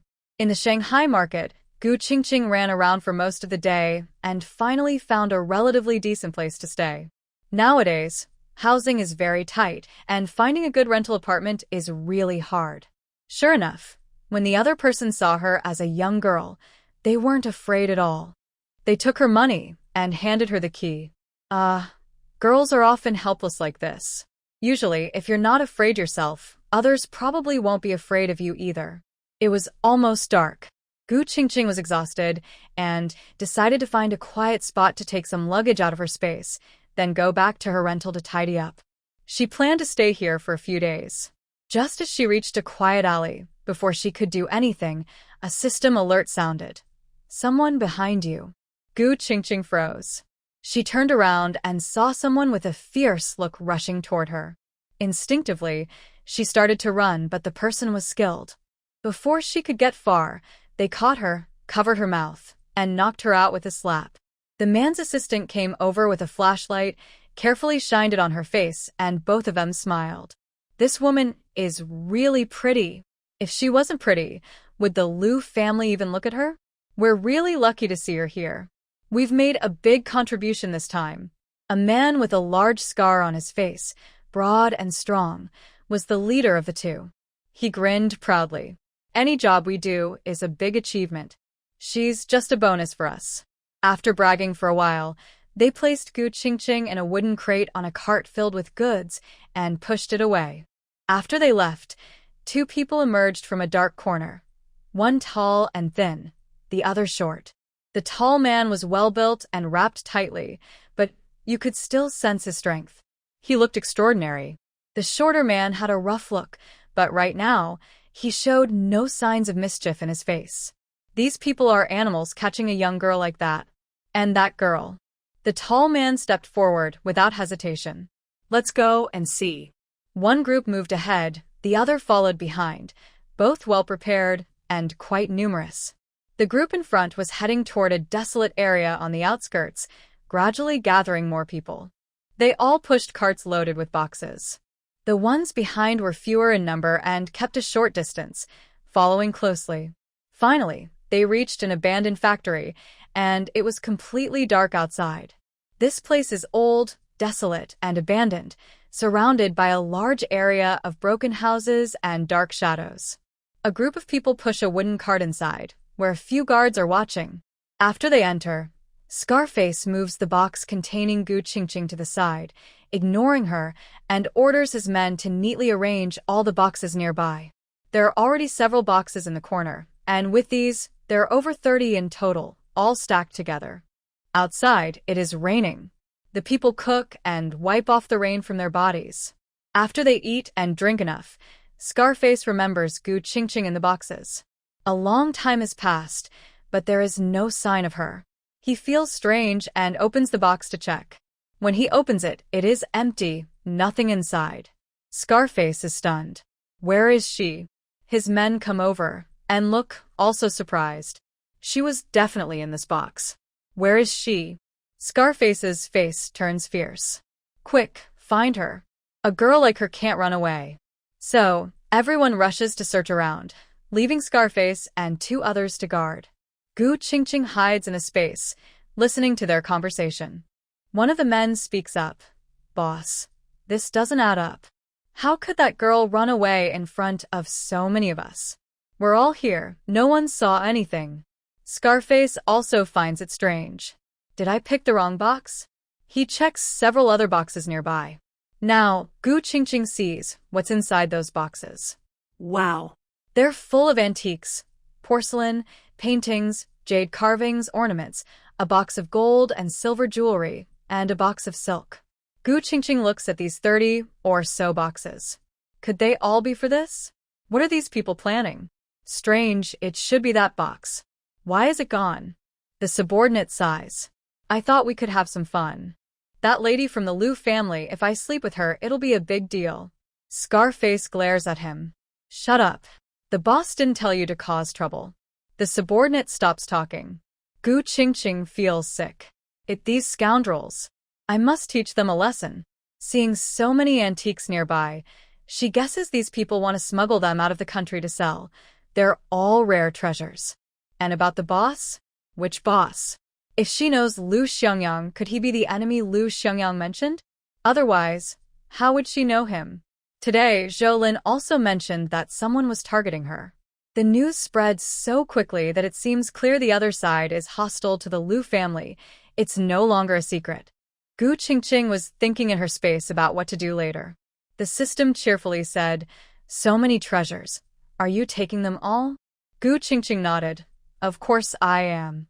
I'm thinking about whether to capture and question the other side to find out why they are after me. I want to know if it's the enemy Liu Xiangyang mentioned. The system looked confused. Why do you care so much? Anyway, you're leaving soon. Gu Qingqing sighed. I do want to leave, but I only decided to go because I have no choice. In a few years, with so many opportunities in the mainland, can I resist investing here? When investing, the biggest risk is making enemies of the powerful. If they're stubborn and dislike me, and I don't even know who they are, they might try to trap me later. If I figure out who they are, I can at least see if they were taken down by the Liu family, which would make me feel safer. The system nodded. That makes sense. Ordinary people like you can't afford to oppose the powerful. Otherwise, they could crush you with just a finger. In a few years, the mainland will have many opportunities, and Gu Qingqing will surely return. Don't forget, she's just a small businesswoman. Even top tycoons from Hong Kong investing in the mainland can't afford to offend the authorities. Otherwise, a single unapproved document could make you run around in circles without success. I've been very careful on this journey. I've been changing disguises, and I only revealed my true face briefly in Xanadu. No one in the Shanghai market recognizes me. I just started being myself half a day ago. How could they find me? Even if these people want to deal with me, they should be over at the Huaishu Brigade, right? And it looks like they have a mission, not just here to target me. Do they already hate the Liu family so much that all their subordinates know what I look like?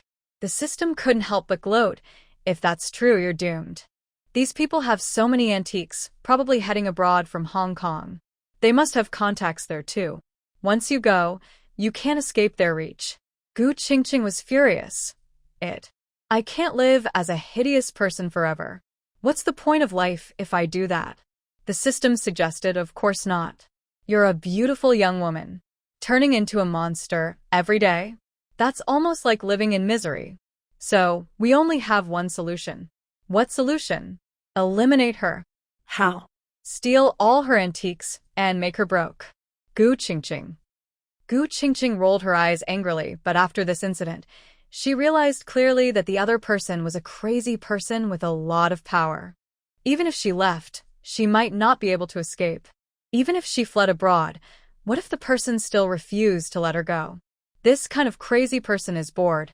Someone in that position shouldn't be thinking about power or money, yet they come after a little girl like her. It's simply madness. She needs to find a way to solve this problem. Gu Qingqing tilted her head to look at the boxes. She had to swallow her fear and make the other person bleed first. She searched her space and found a simple tranquilizer gun. This was something she prepared in her previous life. She wasn't a professional fighter, so in dangerous situations, tranquilizers were the fastest way to knock someone out. In front of her were 3 people. The Scarface leader was the most dangerous. Even if she trained for a few more years, she wouldn't be able to beat someone at that level. She could only rely on her wits. Gu Qingqing saw a blind spot in the corner and hid there. She aimed the tranquilizer gun at the Scarface man, but she underestimated how cautious top-level fighters are. Just as she was about to shoot, the man suddenly looked her way and asked, "Who?" Gu Qingqing was startled and quickly fired twice. The scar-faced man dodged the first shot and was hit by another of his subordinates. The subordinate didn't fall immediately because Gu Qingqing didn't have enough tranquilizer, and the dose was small. The scar-faced man kicked the box in front of her side. Gu Qingqing was frightened. She was about to change to another weapon. Bang! A gunshot came from outside the factory, followed by screams. The scar-faced man and his subordinate were startled and hurried to check the situation. Gu Qingqing took this chance to quickly store all those boxes into her space. Luckily, she was quick. Just as she finished, the scar-faced man hadn't even reached the door, and 2 people burst in through the window. They moved very skillfully. The shorter one threw a flying knife directly, hitting the incapacitated man with the tranquilizer dart, killing him instantly. Then the 2 sides started fighting. The flying knife pierced into the neck. It looked just like the legendary Little Li flying dagger on TV. Gu Qingqing was shocked because she had never seen such a fight scene before. The tall man fighting the Scarface leader fought with powerful punches and kicks, very different from the action movies she saw on TV. There were no fancy moves, and he wasn't particularly handsome. Every move was deadly. The punches and kicks landed on her body, and Gu Qingqing felt pain watching from the side. Soon, the scar-faced man's subordinate fell down, defeated by the shorter man who had just arrived.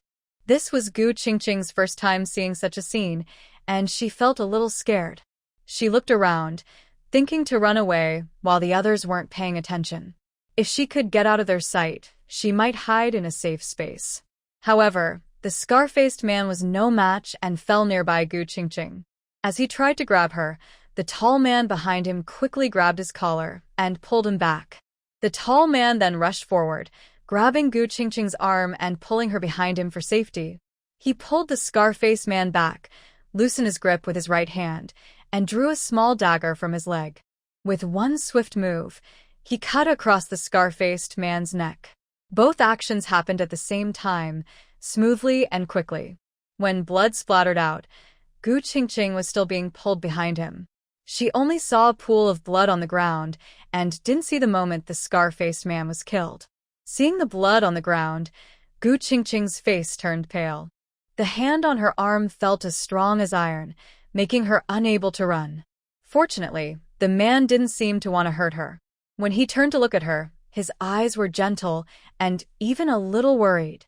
His tall body blocked the body of the scar-faced man behind him, preventing her from seeing it. Are you okay? Gu Qingqing's face was pale as she shook her head. Meng Fan knew she was very scared, so he took her outside. The bloody chaos behind him was blocked by his body, and he kept the blood-stained dagger hidden behind his back. Let's go first. I'll take you back, he said. Before leaving, he gave a quick signal to the shorter man nearby to handle the aftermath. Gu Qingqing came out, and Meng Fan led her to a car. He opened the door for her. Get in. I'll take you home. Gu Qingqing was a little scared of him. I can go back by myself. Thank you for saving me, Meng Fan. He crossed his arms and looked at the girl in front of him with interest. Her face looked so familiar, and the more he looked, the cuter she seemed. In this wild mountain area, how can a girl like you go back alone? Seeing him smile, Gu Qingqing really thought he was a good person at that moment. The scar-faced man earlier was actually a very skilled assassin, but he was no match for the man in front of her. Meng Fan's face was usually covered with a mask, but unfortunately, the scar-faced man had torn it off. She has a delicate and slightly heroic appearance, with attractive features. Unlike Lu Xiangyang's serious and strong look, this person appears more refined and gentle. However, her eyes are unusual, soft and noble at times, but when fierce, they carry a hint of wildness, blending good and evil, making her hard to read. Gu Qingqing stays silent. Meng Fan smiles and pushes her into the car. Get in, I'll take you home. Don't worry, I'm not a bad person. I happened to see you being kidnapped in the city and followed. You're so beautiful. In the future, don't go to quiet alleys without protection, or you might meet bad people. Gu Qingqing sits in the front passenger seat. Meng Fan drives toward the city. He looks at the girl beside him and tries to speak softly. Little girl, how old are you? Huh? Meng Fan smiles. I just think you look like someone I knew before. I'm curious. I'm a former soldier, used to helping others and catching criminals, so you don't need to be afraid of me. How old are you? He asks again. 19. Can you tell me your mother's name? Gu Qingqing doesn't dare to answer and keeps her head down. Fearing she might be scared, Meng Fan stops asking and continues driving to the city. When they arrive, he asks where she lives, but Gu Qingqing doesn't want to tell him. Luckily, they reach a busy street. It's still early evening, and there are many pedestrians. She says, just let me off here. Thank you. I live nearby. It's fine to get off here. Meng Fan notices her guarded attitude, but can't keep asking. He stops the car by the roadside. After she gets out, Gu Qingqing thanks him again. Meng Fan also gets out of the car. Just as he's about to say something, a child suddenly rushes over, hugging Gu Qingqing's leg. Big sister, run with me. There's a bad person trying to catch me. Gu Qingqing is stunned and hasn't reacted yet. The child opens the car door and quickly climbs in, running with short legs toward the car. Hurry up. Big sister, run with me. The bad people are coming to catch me. Gu Qingqing looks around and sees Zhou Lin and others rushing over. Gu Qingqing, catch that child. Gu Qingqing. Seeing Zhou Lin and his group approaching her quickly, she feels overwhelmed and almost tears up, feeling utterly helpless. Why? Why did her first day in Shanghai turn out to be so dangerous? Everything seemed to happen all at once. Seeing Gu Qingqing, Zhou Lin was very happy. It was effortless to get her. He promised Wang Yu to find Gu Qingqing, but before he looked much, he ran into her on the street. However, when he saw Meng Fan beside her, he was even more surprised. Meng Fan? What are you doing here? Meng Fan, with his hands in his pockets, calmly replied, just passing by. Zhou Lin looked at Gu Qingqing and then at Meng Fan. Do you two know each other? Meng Fan nodded. Yes, we just met. I was about to take her home. Zhou Lin. Oh no. Did he discover some big secret? That guy Lu Xiangyang, if he doesn't come back soon, will his wife be taken away? Zhou Lin suddenly felt a little mischievous and hopeful.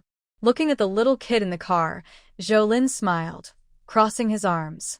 Little one, are you still running away? Come home with me. The kid in the car rolled his eyes. I'm not going back. I want to run away from home. Zhou helplessly pulled the kid out of the car. The kid used all his strength, struggling with his hands and feet. When he was out, he grabbed Gu Qingqing's leg. I won't go home. Auntie is mean. I want a new auntie. The kid looked up at Gu Qingqing with big, watery eyes. Pretty sister, come home with me. I want you to be my auntie and make her mad. Gu Qingqing. What is all this about? She was so shocked today, wasn't she? Why does everything keep happening? Her little heart needs a rest. Little kid, I don't know you, she said. Then let's get to know each other now. My name is Wen. I like pretty aunties the most. You look better than my current auntie. I want to replace her. Gu Qingqing. She was speechless. She didn't want to have much contact with Zhou. She tried to pull the kid off her leg. Go home quickly. I need to go home too. Wait. Zhou wouldn't let her leave. Don't go. Just help entertain this kid. He's the same Wen Qingqing you met this morning. His family has a partnership with us. His mom went to Xiangjiang. In a few days, we'll send him there too. Just for these days, please help out. He's fond of you, so what do you say? Gu Qingqing hesitated. Going to Xiangjiang? Does this kid and Wen Qingqing both need to go? Zhou nodded. Yes, not for long. In a few days, his little aunt will go to Xiangjiang to meet her sister. When the time comes, we'll send them both. Gu Qingqing looked down at the little kid. Going to Xiangjiang. When Yanxiao looked harmless, smiling with a very charming smile. Sister, come home with me. Being my little aunt has many benefits. My mom is very rich and generous. I'll ask her to buy you pretty clothes, which will make my little aunt jealous. Gu Qingqing. She looked at Zhou. Won't it be troublesome? You both have jobs, right? No trouble at all. This little troublemaker is very naughty. His little aunt also works. Sometimes he accidentally offends her, and he runs away from home. Since he likes you so much, please help out. It's like contributing to the country, okay? Since Zhou saw her, he wouldn't let her leave. In the end, he successfully brought Gu Qingqing back. The Wen family's house is a famous garden-style villa in Shanghai. It's very large, 5 stories tall, with a big garden around it. In the tough 1970s, when housing was scarce, seeing such a house made Gu Qingqing feel like she had traveled through time. This house was much more impressive than many million-dollar mansions in later years. As they just got out of the car, Wen Qingqing also returned from outside. Seeing Wen Yanxiao safe and sound, she finally relaxed. Wen Qingqing crossed her arms and looked angry at Wen Yanxiao. You naughty boy, are you bored? Daring to go out alone. Be careful you don't get kidnapped by human traffickers and turned into a little beggar. Wen Yanxiao stared with big eyes, very angry. If you scold me again, I'll cut ties with you. I've already found a new little aunt. You're not allowed to be my little aunt. Wen Qingqing smiled proudly. Sorry, but your mom is my sister. Nobody can change that. She saw Gu Qingqing nearby and brightened up. It's you. That's great. Now we can be friends. Zhou called everyone over. It's late, let's go inside and rest. Miss Wen Gu Qingqing is my friend, and she's also Wen Yanxiao's important person. She's a girl and not safe outside. I'll arrange for her to stay here, okay? Wen Qingqing shrugged. This is your place. You decide. Zhou and Wen Qingqing still needed to hold a meeting.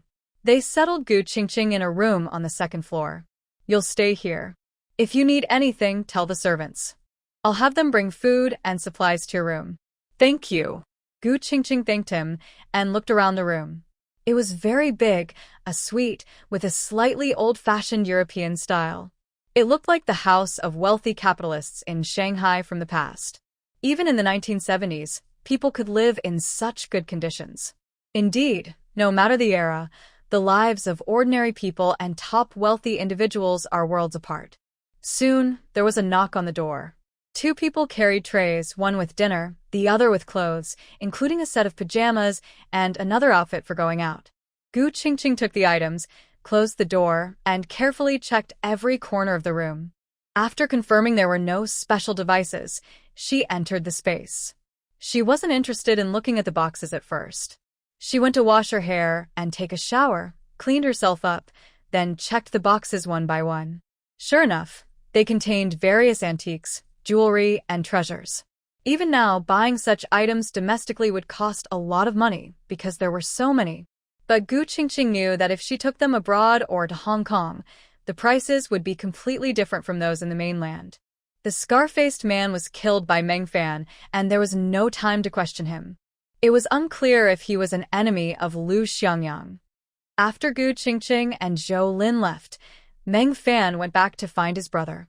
The rough and unruly Zhao Gang had already returned. Seeing Meng Fan, he reported, "Brother, not many things. We found 16 boxes in the cellar, jewels, antiques, and some silk. That doesn't seem right. It's too few." Meng Fan also thought it couldn't be so little. What did those people say? Zhao Gang looked at his boss. The people outside think it's not important. They didn't leave any witnesses. That scar-faced guy was killed by you, Meng Fan. He remembered that the scar-faced man was about to hurt Gu Qingqing, and in his anger, he cut his throat. Now, there were no witnesses left for questioning. Are you sure you checked everything? Zhao Gang nodded. Yes, we searched inside and out. Only those 16 boxes. Meng Fan nodded. If there's nothing else, let's hide these first. With the scar-faced man dead, and that old woman probably calmed down now. The next morning, Gu Qingqing woke up early. Just as she finished tidying up, there was a knock on the door. She opened it and saw Wen Yan, this little guy. The boy looked at Gu Qingqing eagerly. "Pretty sister, play with me. My aunt is still sleeping and can't be woken up." Gu Qingqing wanted to go with them to Hong Kong for safety, so she wouldn't have to sneak away. She had to coax this little guy well. So, Gu Qingqing played with him all morning. Children have very direct feelings about beauty. Usually, attractive people are easily liked by children. There is a saying that if you want to know how your looks compare to others, just see how many children around you like you in daily life. The more children who like you, the more beautiful you are generally considered. Wen Yan originally was arguing with her young aunt, but gradually grew to like the pretty older sister in front of her while playing. It's almost noon. Zhou Lin came over and smiled, saying, "Little one, would you like me to take you out for lunch? Let's go out and play. Your aunt is busy and doesn't have time to accompany you." Zhou Lin is also good-looking. Wen Yan looked at him and took Gu Qingqing's hand, saying, "I want her to come with me too." Zhou Lin's smile grew wider. "Okay, all according to you." Zhou Lin took 2 bodyguards and an assistant, bringing Gu Qingqing and Wen Yan out for lunch. After eating at a state-run restaurant and strolling around the area, they prepared to go back.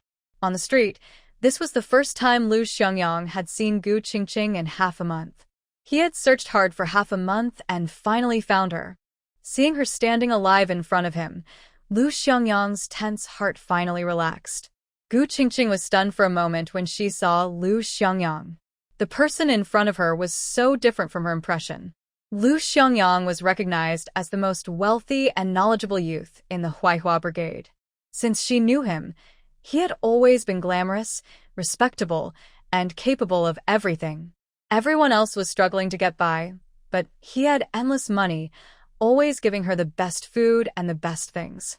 Li Jiaming was the village bully and a troublemaker, but when he was with Lu Xiangyang, he was always obedient. Li Fuguei and others who caused her trouble were also dealt with by him. Some went to jail, others were reformed. Even when facing powerful enemies at their wedding, he said he had a way to handle it, but it was too risky, and his grandfather didn't agree. Gu Qingqing had never seen Lu Xiangyang so helpless before. His hair was messy, looking like he hadn't washed in days.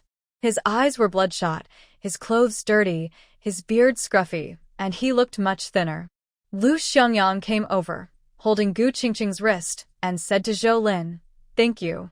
Zhou Lin hugged Wen Yan and smiled. "Take your time chatting." Lu Xiangyang pulled Gu Qingqing to the other side of Chong Street. The street just now was lively, but 100 meters away from it, the scene changed completely. The area was a bit run down, dark, narrow, and deserted. Lu Xiangyang pulled her over to stand by the wall and looked her up and down for a moment before speaking. "Are you okay?" Did you encounter any danger on the way? Were you hurt? Gu Qingqing lowered her eyes and replied, no. She was in good spirits, so she probably wasn't hurt. Lu Xiangyang finally felt relieved. But looking at the unhappy little girl in front of him, he felt a bit angry. Why aren't you talking? You look upset. Do you not want me to come find you? Hearing this, Gu Qingqing also got angry. She was already feeling wronged inside. She was the most innocent one. What does it matter what I do? Lu Xiangyang, I already made it very clear in the letter. Can't you understand? Isn't it better to end things gracefully? Do you really have to bring me back and cause a big fuss for years until I change completely just to satisfy yourself? Lu Xiangyang took a deep breath, trying to suppress his anger. Seeing Gu Qingqing like this, he was both angry and worried. What kind of hardship and betrayal had she gone through to become like this? Qingqing, did you ever trust me? Did I make you suffer? Before you were with me, I never let you suffer. Why are you so sure that after you follow me, I will let you suffer? Gu Qingqing's face was stubborn. She felt that Lu Xiangyang was just making empty promises. The arrangement by old Master Lu was indeed rational and correct, but that only solved the Lu family's problems, not hers. If she just accepted it, she would be the one suffering. What was the point of Lu Xiangyang coming here to say these things now? Do you think I'm being unreasonable? Do you think your Lu family has already arranged a safe way for me, and I just ran off without knowing better? Do you think I should obediently follow you, please you, wait carefully, and be afraid you'll be unhappy? Do you think I should be worried that you'll abandon me after 5 years? At this moment, Gu Qingqing was truly hurt and disappointed.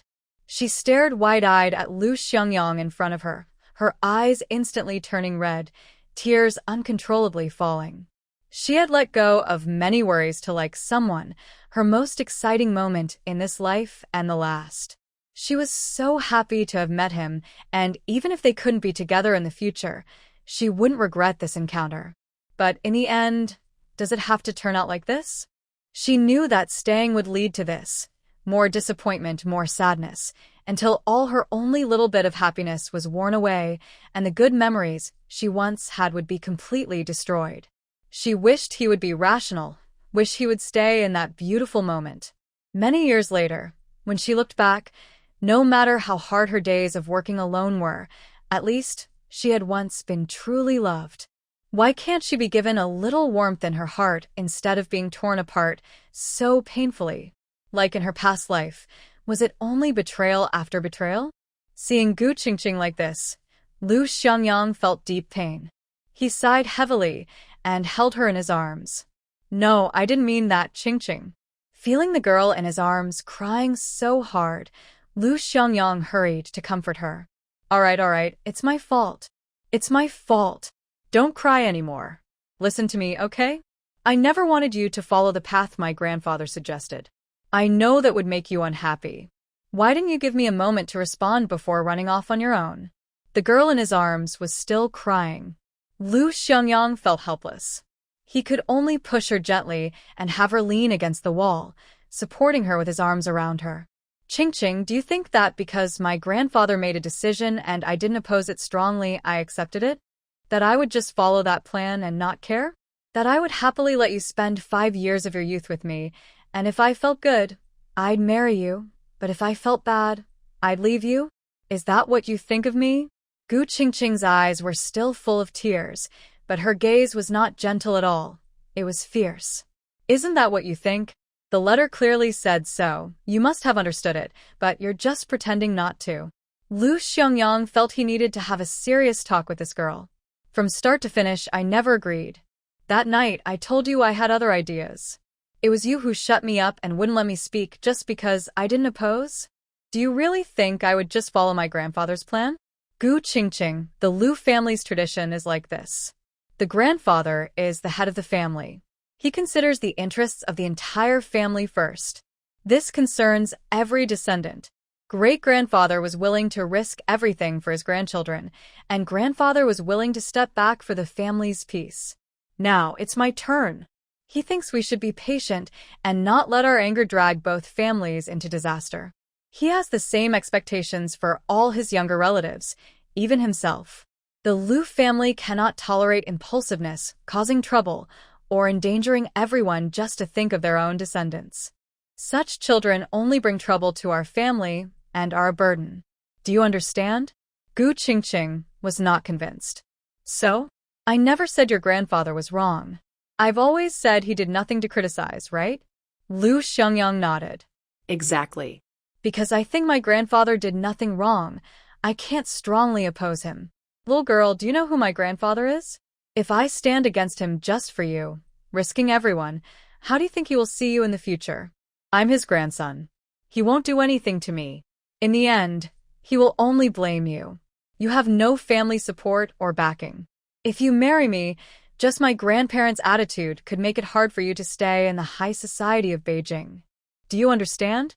Seeing her emotions calm down a bit, Lu Xiangyang continued, if a few years later the Lu family regains its status, and you appear in that circle, if my grandparents like you and your mother-in-law approves, then your path will be easier. But if they are not satisfied and show disapproval in public, people will look down on you, saying you're from the countryside and not suitable for the upper class. The old master and grandmother won't like you, and eventually, they will abandon you. Do you understand? Gu Qingqing looked at him angrily. Get to the point. Lu Xiangyang immediately replied, so I simply can't oppose him at that moment. I have to listen to him. Later, I can think of other ways to solve it. As long as I don't take risks, as long as it doesn't harm the Lu family, and I really solve the problem, my grandfather will only think I'm smart and capable. He won't blame you. Gu Qingqing. Gu Qingqing still stared at him with anger in her eyes, not comforted at all. He made a lot of sense, but the core problem was still unresolved. Are you done talking? She asked coldly. Not yet. Lu Xiangyang honestly replied. He grabbed her shoulder sincerely and said, the words I just said were to explain why I didn't oppose him at that moment. It doesn't mean I agree with my grandfather's plans. And now I know the core problem isn't solved. You probably don't believe me. So this time, I'm not here to take you back. I want to stay by your side and protect you. If you really want to go to Xiangjiang, I'll send you there. Gu Qingqing was stunned, completely speechless. She never expected such an outcome. You. What did you say? You're sending me away? Yes, Lu Xiangyang nodded. It's too dangerous on this journey. I can't rest knowing you're alone. Crossing borders is hard, and if you go alone, you'll have to sneak past. The place is chaotic, full of fights and gangs. It's unsafe for you to go alone. I'll send you. Gu Qingqing's mind couldn't keep up with his words. She never thought Lu Xiangyang would say that. Seeing the girl in front of her staring blankly, Lu Xiangyang smiled slightly. What? Don't believe me? Gu Qingqing said nothing. Lu Xiangyang earnestly said, I respect your feelings. I won't make things difficult for you. But, Gu Qingqing, I like you. I just want to give you stability and keep you in a safe place. If you really want to go to Hong Kong this time, I'll find a way to send you. But during this journey, if I can solve the problems here and remove the dangers on our side, will you marry me? His words surprised her. Suddenly saying this, she didn't know how to respond. Lu Xiangyang sighed. Gu Qingqing, deep down, you don't trust me enough. You're too independent. You always think you have to rely on yourself. When faced with such big trouble, you never thought I would take the initiative to solve it. You've never seen me as family or support. When trouble comes, your first thought is that I will sacrifice you. That's how you see me, right? Gu Qingqing lowered her head. The men she knew in her past life were all like this. Many girls were deceived, and men were unreliable. You could only rely on yourself at any time. Qingqing, I admit there are many irresponsible men in this world, but there are also responsible ones. The reason you married me should be because you trust me. When something happens, you don't discuss it with me, don't listen to my ideas, and don't give me time to solve it. You just unilaterally decided to break up? Seeing her still lowering her head and not speaking, but her expression seemed a bit defiant, Lu Xiangyang felt helpless. Gu Qingqing, who am I to you? She looked up at him, but still said nothing. Lu Xiangyang glanced around. The alley was empty, just the two of them very safe. He moved closer and lowered his voice. We. are already together. I'm your man, right? If you don't trust me when problems come up, who else do you trust? Gu Qingqing's heart.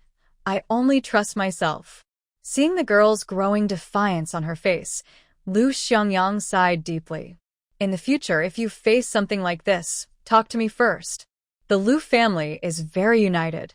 We won't really ignore you, and I definitely won't let you be wronged. You will marry me someday, so you need to trust your family and your husband more, okay? Gu Qingqing stared at him with wide, red eyes, tears falling again. Lu Xiangyang, I am different from you. You grew up in a loving family and everyone cares for you and raised you well. That's why you think family is trustworthy and dependable. But what about me? No one has ever cared about my feelings. I've never been loved properly. I've always been the one sacrificed. Even in the plans your family made, I was the only one sacrificed. How can I trust you? She felt insecure. In her past life, no one ever helped her. She could only rely on herself. Lu Xiangyang felt very sad. He reached out and hugged her. Even though he was tall, he could still wrap her completely in his arms and hold her close. So, I will love you now. I won't ignore any conflicts of my family or let others bully you. I won't let you be laughed at because you lack confidence. And I definitely won't sacrifice you for peace. You have to believe that your husband will always stand by your side. But I know, with your personality, no matter how much I say, you might not believe me. You might think I'm just making empty promises. You only notice what I do, not what I say.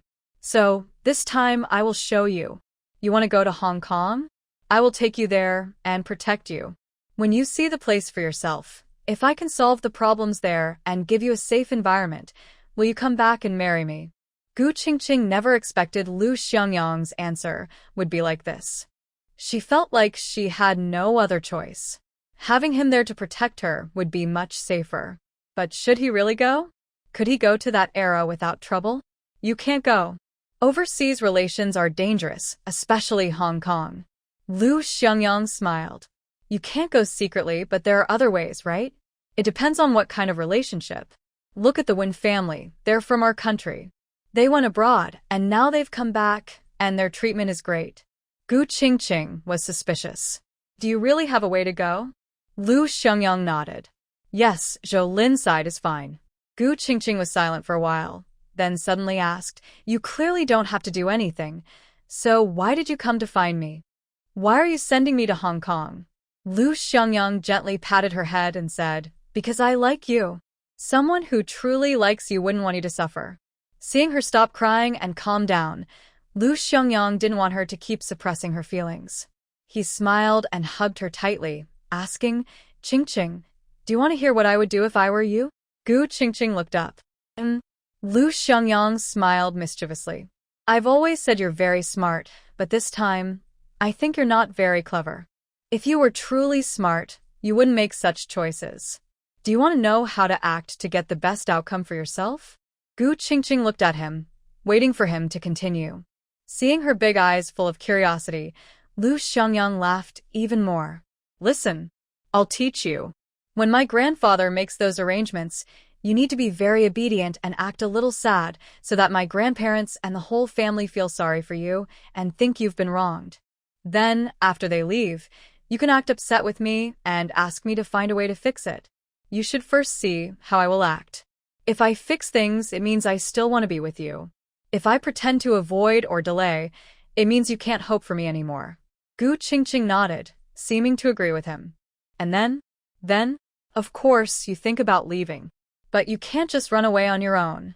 You should trick me into taking you on a trip south, saying you're upset because we can't get married and you want to go out for a walk. When I safely send you to the south, you can figure out how to cross the border yourself, or I can find someone to help you. That way, you save a lot of trouble. Gu Qingqing looked serious. And then, seeing the girl upset, Lu Xiangyang teased her more. At least, you should trick me into sending you to the border. If I can get you safely across and arrange a place for you to stay, find work, and get someone to protect you, that would be even better. Oh, and you should stay with me for a while longer and ask for some money. That way, even if you run away later, you'll have money to spend, right? Gu Qingqing's face turned cold, and she gritted her teeth. Lu Xiangyang almost laughed out loud. He rubbed her little head again and said, "Silly girl. What do you need a man for? Don't you know how to use him? Even if I can't marry you right now, I am still someone with some status. I probably know more people than you do. Don't you know how to coax me into helping you fight battles? You left a letter and ran away, then you think you can just take me out and have everything planned for me, rushing into danger yourself. What do you need a man for? It's a simple matter that could be solved just by acting cute and shedding a few tears, but you insist on risking yourself. Are you stupid?" Gu Qingqing was so angry she was about to explode. She kicked his leg. "Lu Xiangyang, you go back now. I don't care if you send me off." That previously suppressed and sad expression finally turned lively on her little face. Lu Xiangyang held her in his arms, resting his head on her neck. All right, it's my fault. I won't tease you anymore. My Qingqing is the smartest. You're not refusing to fool me because you're stupid, but because you love me, right? Shut up." Gu Qingqing shouted angrily. Okay, I won't say anything. I'll shut up." Lu Xiangyang held back his laughter, his chest shaking with giggles. After playing around with her for a while and seeing her mood fully restored, he seriously said, "You've agreed, right? I'll take you to Hong Kong. If I really solve the problem, will you come back with me? Let's get married, okay?" Gu Qingqing, still angry from being teased and scolding, asked, "How do I know if you can really fix it? Just say yes. I know you're probably reluctant to part with me." Gu Qingqing rolled her eyes. "Who's reluctant to part with you?" Lu Xiangyang raised an eyebrow and leaned close to her ear. "That night before you left, you stayed behind on purpose. Wasn't that because you liked me?" Gu Qingqing gritted her teeth in anger, looked up, and stared fiercely. Who said that? "I don't like you at all." "Then why?" Gu Qingqing's lips curled slightly, and a mischievous glint appeared in her eyes. "You're so handsome. Why can't I sleep with you? If I can sleep with you once, I will." Lu Xiangyang. He looked at the girl in front of him in shock, never expecting to hear such an answer. After a long while, Lu Xiangyang finally gave in completely. "Fine, whatever you say. I am yours, and I'll do whatever you want."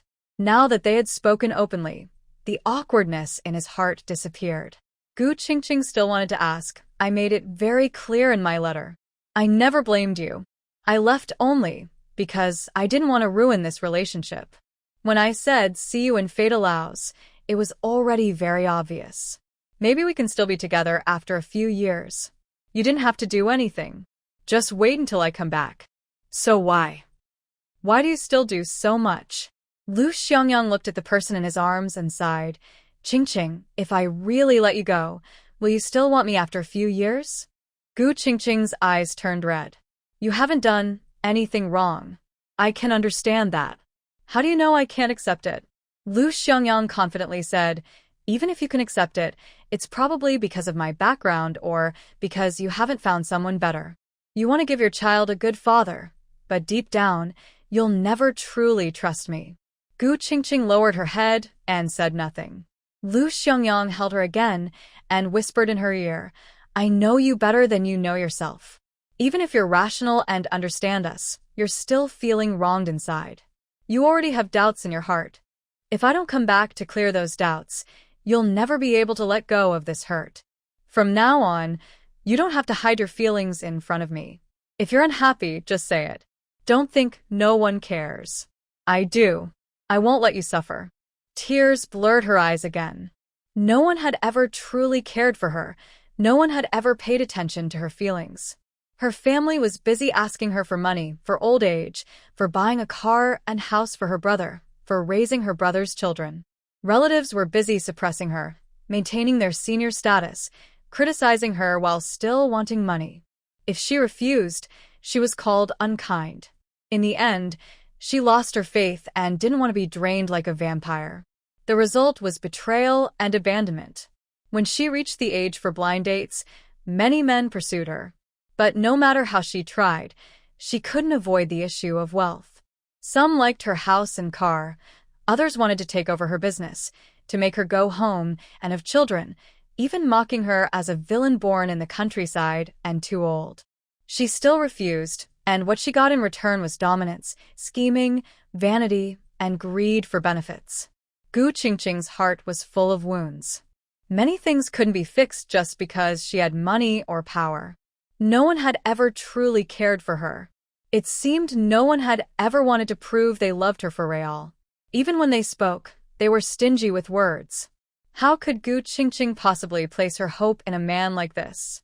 After being apart for so long, she finally reached out and hugged his waist. You said the other person is powerful and influential, right? With your current situation at home, how are you going to deal with her?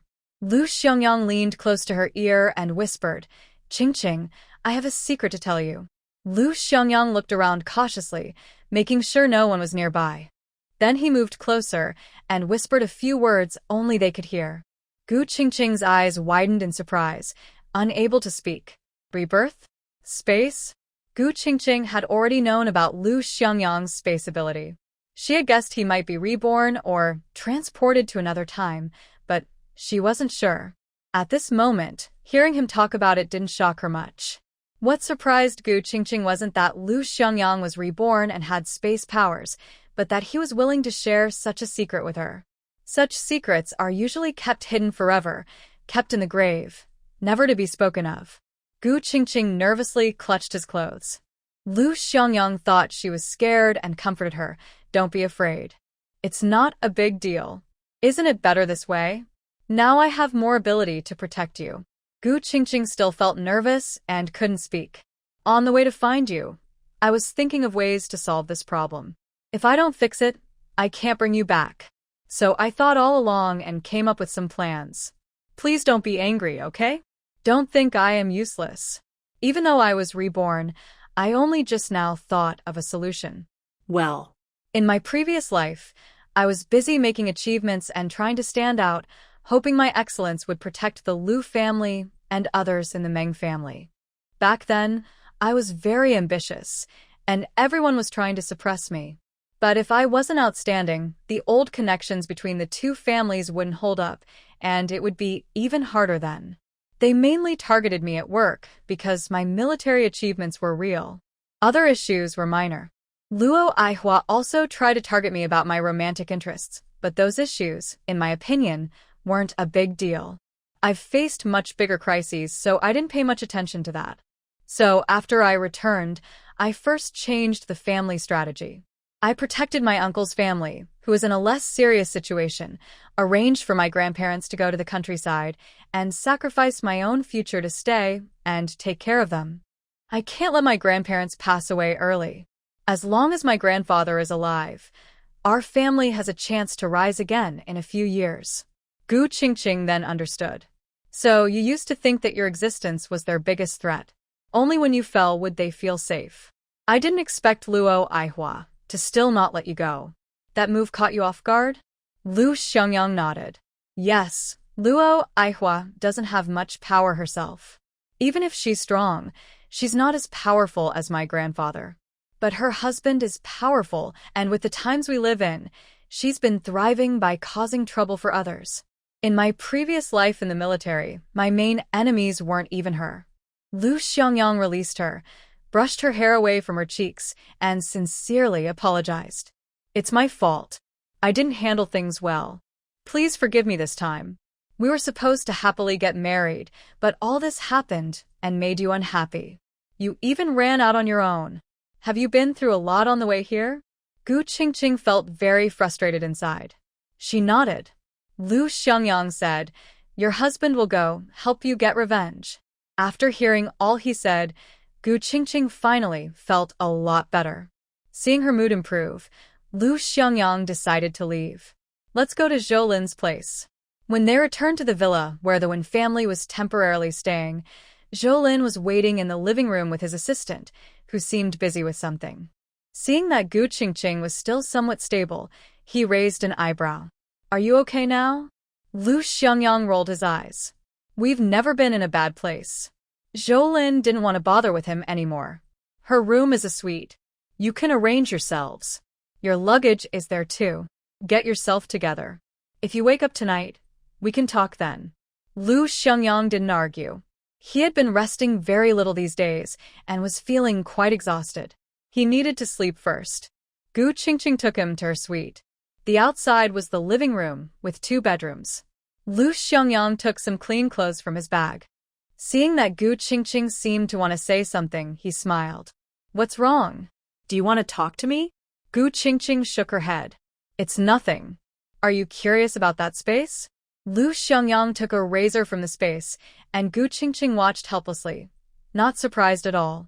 Seeing her expression, Lu Xiangyang smirked slightly, guessing some things but not saying anything.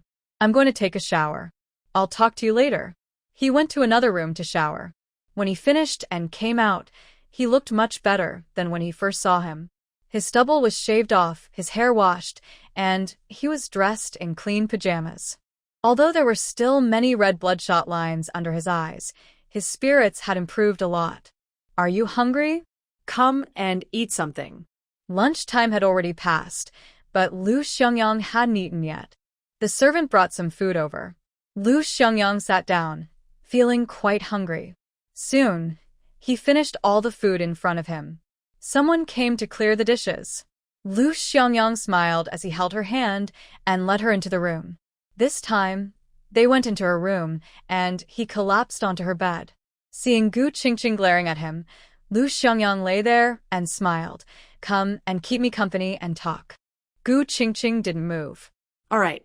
I'm so tired now, I don't have the energy to do anything else. Come over. Just talk.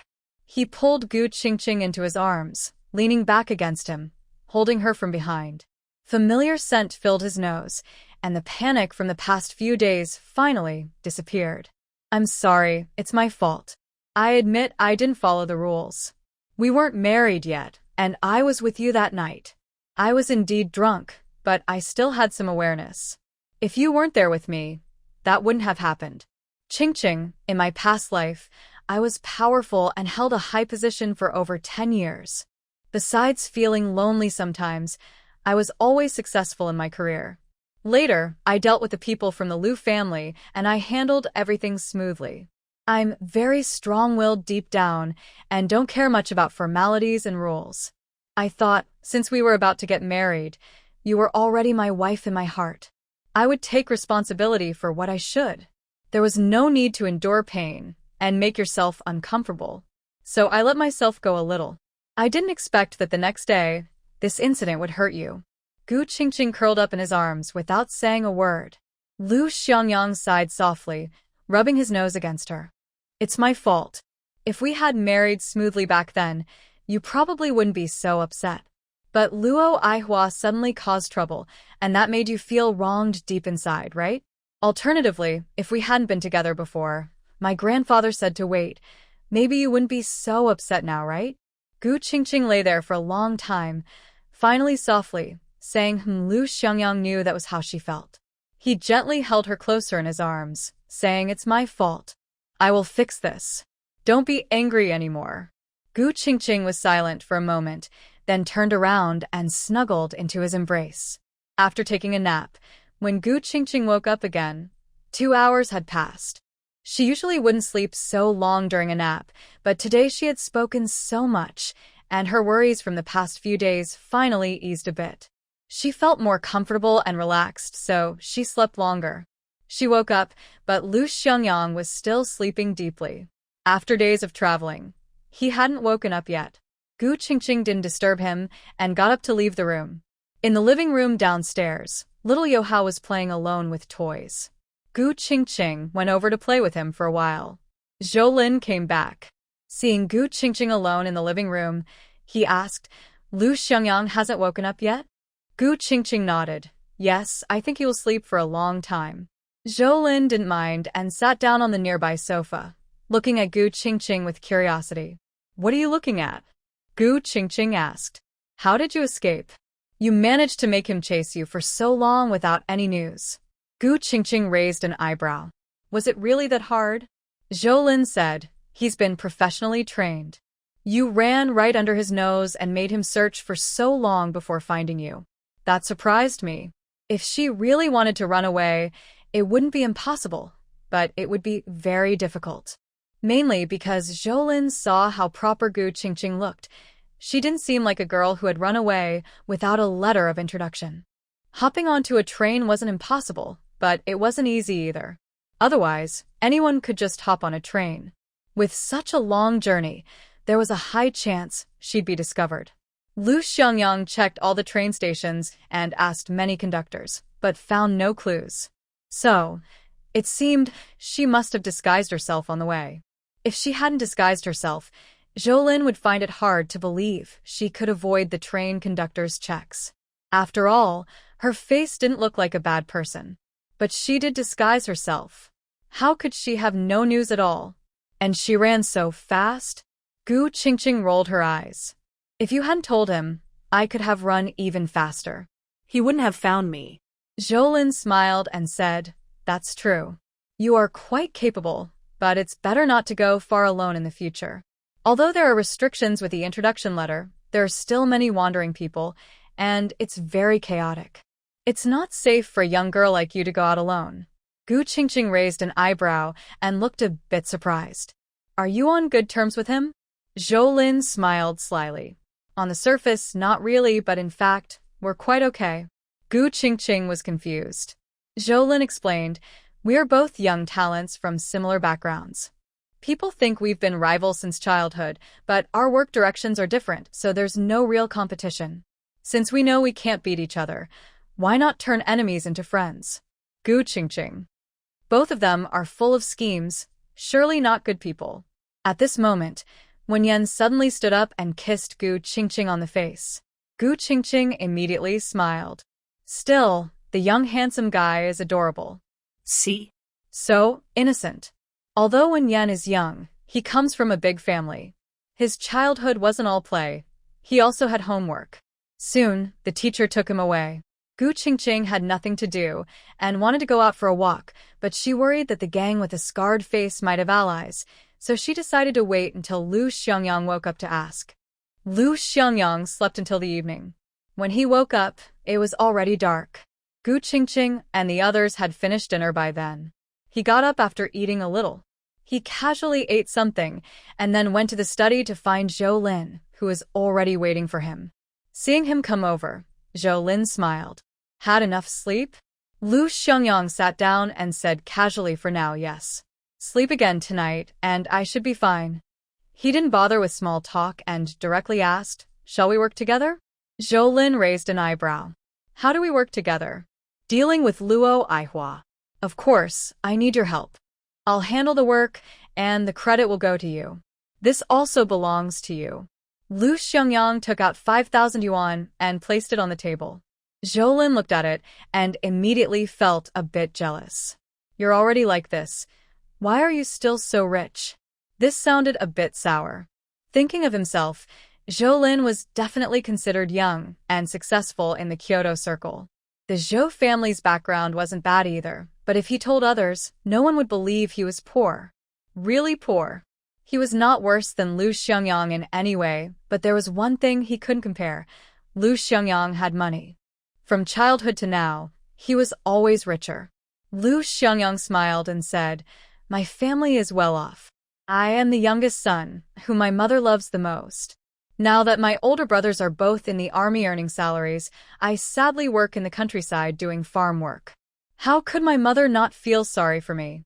When talking about Ms. Meng, Zhoulin felt even more jealous. Back then, Ms. Meng was a well-known figure in Beijing society. She came from a good family, was very beautiful, talented, and her 4 brothers all earned high salaries. She was a soldier in the arts, and a top one at that. As everyone knew, soldiers in the arts earned a lot of money.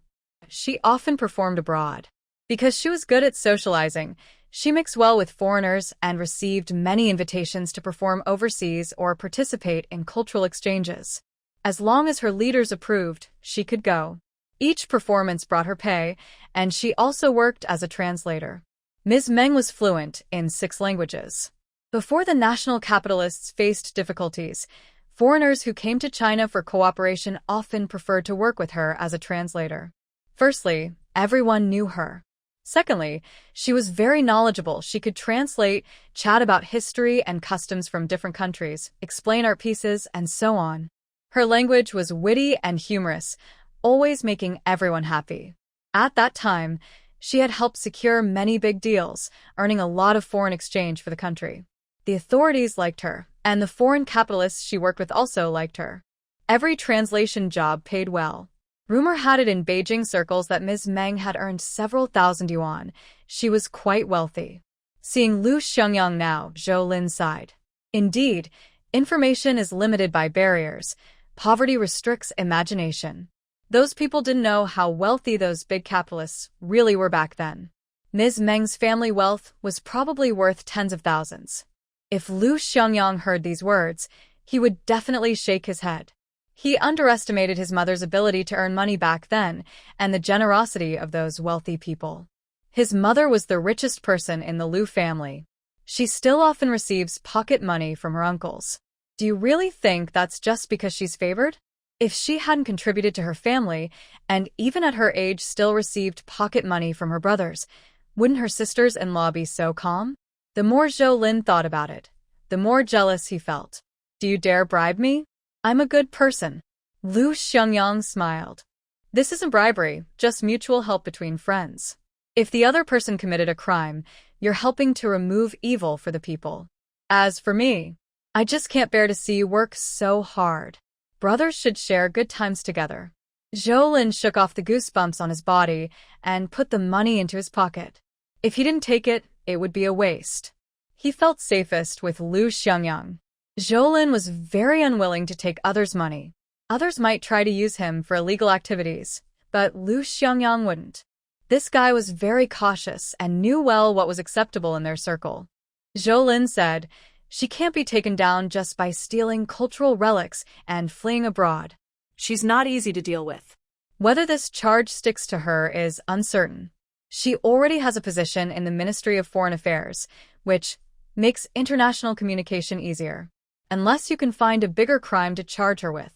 Lu Xiangyang looked serious. I'm not trying to completely take her down. The people behind her are not easy to handle. I just want her to be more cautious, stop targeting me for no reason. And this is only the first step. There are more to come. Zhou Lin raised an eyebrow. Are you afraid that those who once targeted the Lu family will find out how capable you are now and be scared enough to join forces to fight you? Lu Xiangyang sighed. It's enough that you know. Why say it out loud? Zhou Lin smiled. Good. Even though you're down on your luck, your mind is still sharp. Power is about balance. It's not good to be too obvious. Lu Xiangyang understood this very well. If he hadn't been cornered in his previous life, he wouldn't have chosen that path. Being too conspicuous would only bring trouble. How far have you thought this through? Zhou Lin asked. Lu Xiangyang had already planned it out. First, freeze her assets, make her unlucky and bleed a little. Then she will need more money to fill the gaps. After that, let others handle the rest. Many people have hated her over the years. If her husband hadn't protected her, she would have been in trouble long ago. I want to make her lose her glory, maybe even demote her a couple of ranks, so she's surrounded and isolated. Zhou Lin smiled. That's simple. The women of the Yang family are all waiting for a chance to rise. Lu Xiangyang shook his head. It's not that easy. Don't rely too much on those women. Luo Aihua has no children. No matter how much power she has now, it's the Yang family and their children who benefit. Zhou Lin was silent for a moment and nodded. I understand. I'll make arrangements. Looking at the person in front of him, Zhou Lin was curious.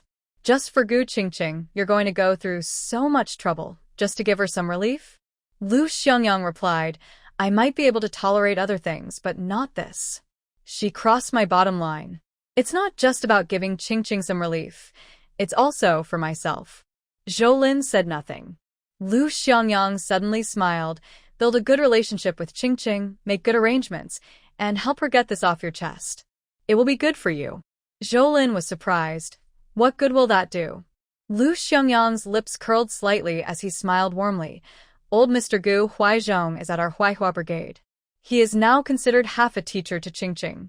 If you get along well with Qingqing and she recommends you in the future, maybe you could even become his disciple. Zhou Lin stood up suddenly, his voice trembling with excitement. Are you serious? Is the old master really at the Huaihua Brigade? Lu Xiangyang raised an eyebrow. Why would I lie to you about this?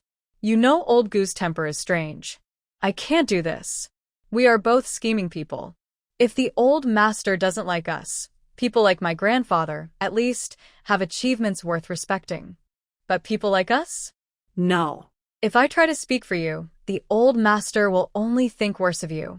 But Qingqing is different. She is obedient, sensible, clever, and clearly a simple child. Old Gu will like her.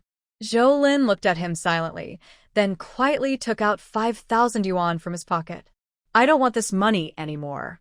I'll handle Luo Aihua. I promise she won't have time to cause trouble for you. You should let Qingqing work hard. Make sure she becomes old Gu's close disciple. When the time comes, speak well for me. Lu Xiangyang almost laughed out loud and pushed the 5,000 yuan back to him. Take the money. As for the matter, I will plan it for you. I know a lot of news and won't make things too hard for you. Of course, the credit goes to you. Also, I'll make sure the Yang family can't find any reason to target you. That way, your old man won't blame you. Zhou Lin hesitated for a moment, but finally took the money back. He had no choice. He was too poor. He just wanted his mother to live a better life. Next, he listened to Lu Xiangyang's plan. An hour later, after Lu Xiangyang came out of the study, seeing Qingqing looking a bit bored, he smiled and walked over. It's still early. Want to go out and have some fun? Qingqing paused and became interested. Where to? Lu Xiangyang smiled meaningfully. Some fun places. Let's go. Lu Xiangyang took Qingqing out. It was about 7 p.m., and the streets of Shanghai were still lively. They strolled around, and then went to a more secluded place. He took some clothes from his space to change into for himself and Qingqing. Tonight might be a bit exciting. Stay close to me. Gu Qingqing's eyes lit up. Excited? Lu Xiangyang carried a large basket on his back and took Gu Qingqing to the black market. Gu Qingqing was unfamiliar with this place, but Lu Xiangyang seemed very familiar. After arriving at the black market, he knew exactly what to do for transactions. Gu Qingqing watched from the side. People in Shanghai are definitely wealthier than those in small cities. Their spending power is much greater. Lu Xiangyang sold things quickly, and Gu Qingqing just stood by, collecting money. Gradually, Lu Xiangyang connected with a young man, who then took them to meet their boss, famous Lord Ho in Shanghai. In 20 minutes, they agreed on the amount of goods, price, time, and place. After leaving with Gu Qingqing, Lu Xiangyang went to the agreed spot to wait. This place wasn't far away, just a relatively old part of the nearby city. Gu Qingqing was curious. You seem very familiar with this place. Have you been here before? During my last life, I came here many times on missions. Looking around now, most of it looks pretty much the same as I remember. Gu Qingqing. When they arrived, Gu Qingqing stood to the side while Lu Xiangyang took out the supplies little by little. There was rice, flour, cornmeal, millet, soybeans, green beans, pork, beef, mutton, and some cooking fats like lard and peanut oil. There were also hot water bottles and thermoses, but the quantities weren't large. The rice and flour he brought out were the most. Gu Qingqing looked at these items, curious about the nature of his space. Your space? What's it like? Lu Xiangyang replied, It's simple.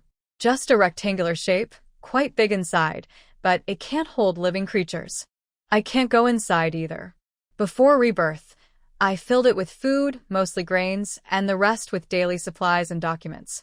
Gu Qingqing smiled, feeling a little proud inside. Compared to her system, his space was far inferior. He couldn't even go inside, while her system had everything. She could grow food and herbs herself, and even enjoy the space. But compared to others who had nothing, Lu Xiangyang's space was much more convenient. How big is your space? How much have you stored? You said you were very powerful in your last life, so the Lu family must be very rich. Did you store billions? Hundreds of billions? Lu Xiangyang took out the agreed amount and stood in the corner of the wall. He pulled Gu Qingqing over to lean on him and handed her a cup of milk tea to drink. Gu Qingqing was surprised. You still have this? Lu Xiangyang smiled. Of course. I was also thinking about whether I might have a lucky encounter like in TV shows or novels such as Time Travel or Rebirth. If that really happens, I definitely want to marry a wife. So, I need to prepare some things to make her happy in the future. The milk tea was warm. It wasn't even June yet, and the nights in Shanghai were still a bit cool. In this era, there was no global warming like in later times. Drinking warm tea now was just right. You haven't answered my question yet. Tell me, how much is inside? Not much, only about 100 million in supplies. Gu Qingqing was stunned. So little? Lu Xiangyang nodded. The space isn't big enough. Plus some other supplies, so the food can only fill this much. I do have money, but the space can't hold it all. TSK. So unfortunate. Her space was much larger. Compared to Lu Xiangyang, she was definitely a small figure in her previous life. She had collected more supplies than he did, hee. Seeing her slightly proud little expression in her eyes, Lu Xiangyang found it amusing. He knew Gu Qingqing probably had some secrets, but since she didn't tell him, he wouldn't ask. He would wait until she gradually let go of her doubts and trusted him more, then she would tell him. Besides, whether she said it or not didn't matter. She was his wife, and everything she had would belong to him in the future. Their wealth would eventually be left to their children. An orphan girl having a few secrets was perfectly fine. Gu Qingqing only drank half of her milk tea when Ho San arrived with his people. Lu Xiangyang put away Gu Qingqing's milk tea and went to meet Ho San. Ho San came with people, and seeing so many supplies, everyone was very happy. Recently, a competitor had somehow obtained a batch of high-quality supplies, and their business was booming. They had been worried about lacking good items to fill the gap. These were all rare goods. Ho San was generous, giving money and supplies, several boxes of antiques, and some jewelry. However, this time, there was no gold. Gold was a hard currency and very valuable in this era. But jewelry and antiques weren't worth much. Lu Xiangyang had plenty of money and didn't need gold, so he declined. After inspecting the jewelry and antiques, Lu Xiangyang's eye for quality was still good. The items sent over were all excellent, so he accepted everything. With 30,000 yuan, all of it was handed over to Gu Qingqing. Lu Xiangyang loaded all the antiques and jewelry into the car, then drove away with Gu Qingqing. After leaving that area, the remaining half of the milk tea was returned to Gu Qingqing. At this moment, Lu Xiangyang parked the car and took out a bicycle to continue with Gu Qingqing. Both of them changed their clothes again. Since their faces weren't visible, their disguises didn't need to be adjusted.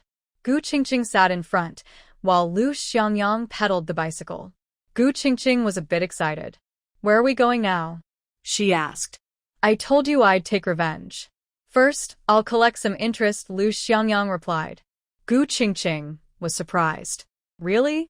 When have I ever lied to you? Let's go quickly. Gu Qingqing was so excited, she urged Lu Xiangyang to hurry.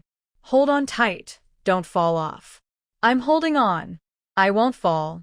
Hurry up. Lu Xiangyang sped up and soon arrived in front of a somewhat old courtyard. It wasn't very secret since there were residents nearby, but the population wasn't dense. Since they needed to transport things for their bad deeds, a crowded place wouldn't be suitable for secrets. Their bicycles had already been stored away. Gu Qingqing looked at the courtyard and asked, Is this the place? Lu Xiangyang nodded. Stay back a bit. I'll see how many people are inside. Gu Qingqing's system detected 6 people inside, and there seemed to be a large cellar. She obediently stayed farther away, hiding behind a corner of the wall. Lu Xiangyang climbed over the wall quickly. Soon, Gu Qingqing heard 2 muffled sounds, then everything went quiet. Gu Qingqing was impressed by the skill of the experts. 6 people, and not a single sound was made. Thinking about the scar-faced man who was so strong and was taken down by Mengfan, blood had splattered everywhere. Indeed, rebirth is just about getting extra lives. It doesn't change the mind. Sometimes, when facing absolute strength, Even someone like Gu Qingqing, with her cheat abilities from crossing over, couldn't handle this level of expert. Soon, Lu Xiangyang opened the courtyard door, making a slight sound. Gu Qingqing peeked out and saw it was Lu Xiangyang, so she hurried over. The courtyard gate was closed again. The people inside were all lying on the ground, all turned away from them. From Gu Qingqing's angle, she couldn't see any bloodstains. They're all knocked out. I'll take you to see the cellar, Lu Xiangyang said. Knocked out? Gu Qingqing didn't care whether it was real or fake and didn't ask further. She followed Lu Xiangyang to the cellar. There weren't many items, only 9 boxes in total, probably a small hideout. When they looked inside, they saw jewelry, antiques, and a box of silk. These are things that foreigners like. Lu Xiangyang only picked some rare items to put in the space. There weren't many good antiques, and some were even fake. Lu Xiangyang felt relieved. This should be a small hideout. Their superiors probably don't know about these things. We can take more jewelry. They didn't want the silk. They looked at the jewelry, picked some good pieces, and took about half. One small box contained a very nice ruby bracelet. Lu Xiangyang picked it up and put it on Gu Qingqing's wrist. He smiled. This looks nice. After choosing, Lu Xiangyang held Gu Qingqing's hand. Let's go to the next place. Gu Qingqing was surprised. There's a next one? Yes. People in Shanghai are rich. In the past, most of the big capitalists across the country were here. There are countless pieces of jewelry and antiques. These things are very valuable abroad. People with connections can make money. Luo Aihua also does this. Not all these small hideouts belong to Luo Aihua. In my previous life, I once targeted this. I know about these places. They've been operating for a long time. Some spots change hands now and then. We'll find them one by one. Gu Qingqing was very excited. She followed Lu Xiangyang, searching from place to place. Some spots had nothing, probably just backup locations that were temporarily swapped out. That spot wasn't used for now. They found 6 places with items inside. Lu Xiangyang took some valuables but left some good things behind, giving Zhou Lin room to work. Every time they passed a place, Lu Xiangyang would signal with a flare. Zhou Lin and his team waited nearby. When they saw the signal, they immediately went over. After clearing out one place, Lu Xiangyang was about to take Gu Qingqing somewhere else. As they passed a house, Gu Qingqing suddenly stopped. Wait, listen. Lu Xiangyang stopped and listened carefully. What? He didn't hear anything, and Gu Qingqing also didn't hear much.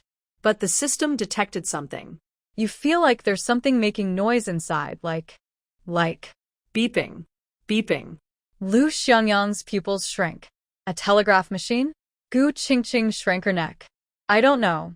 I just feel like I hear that kind of sound. Lu Xiangyang listened closely, leaning in.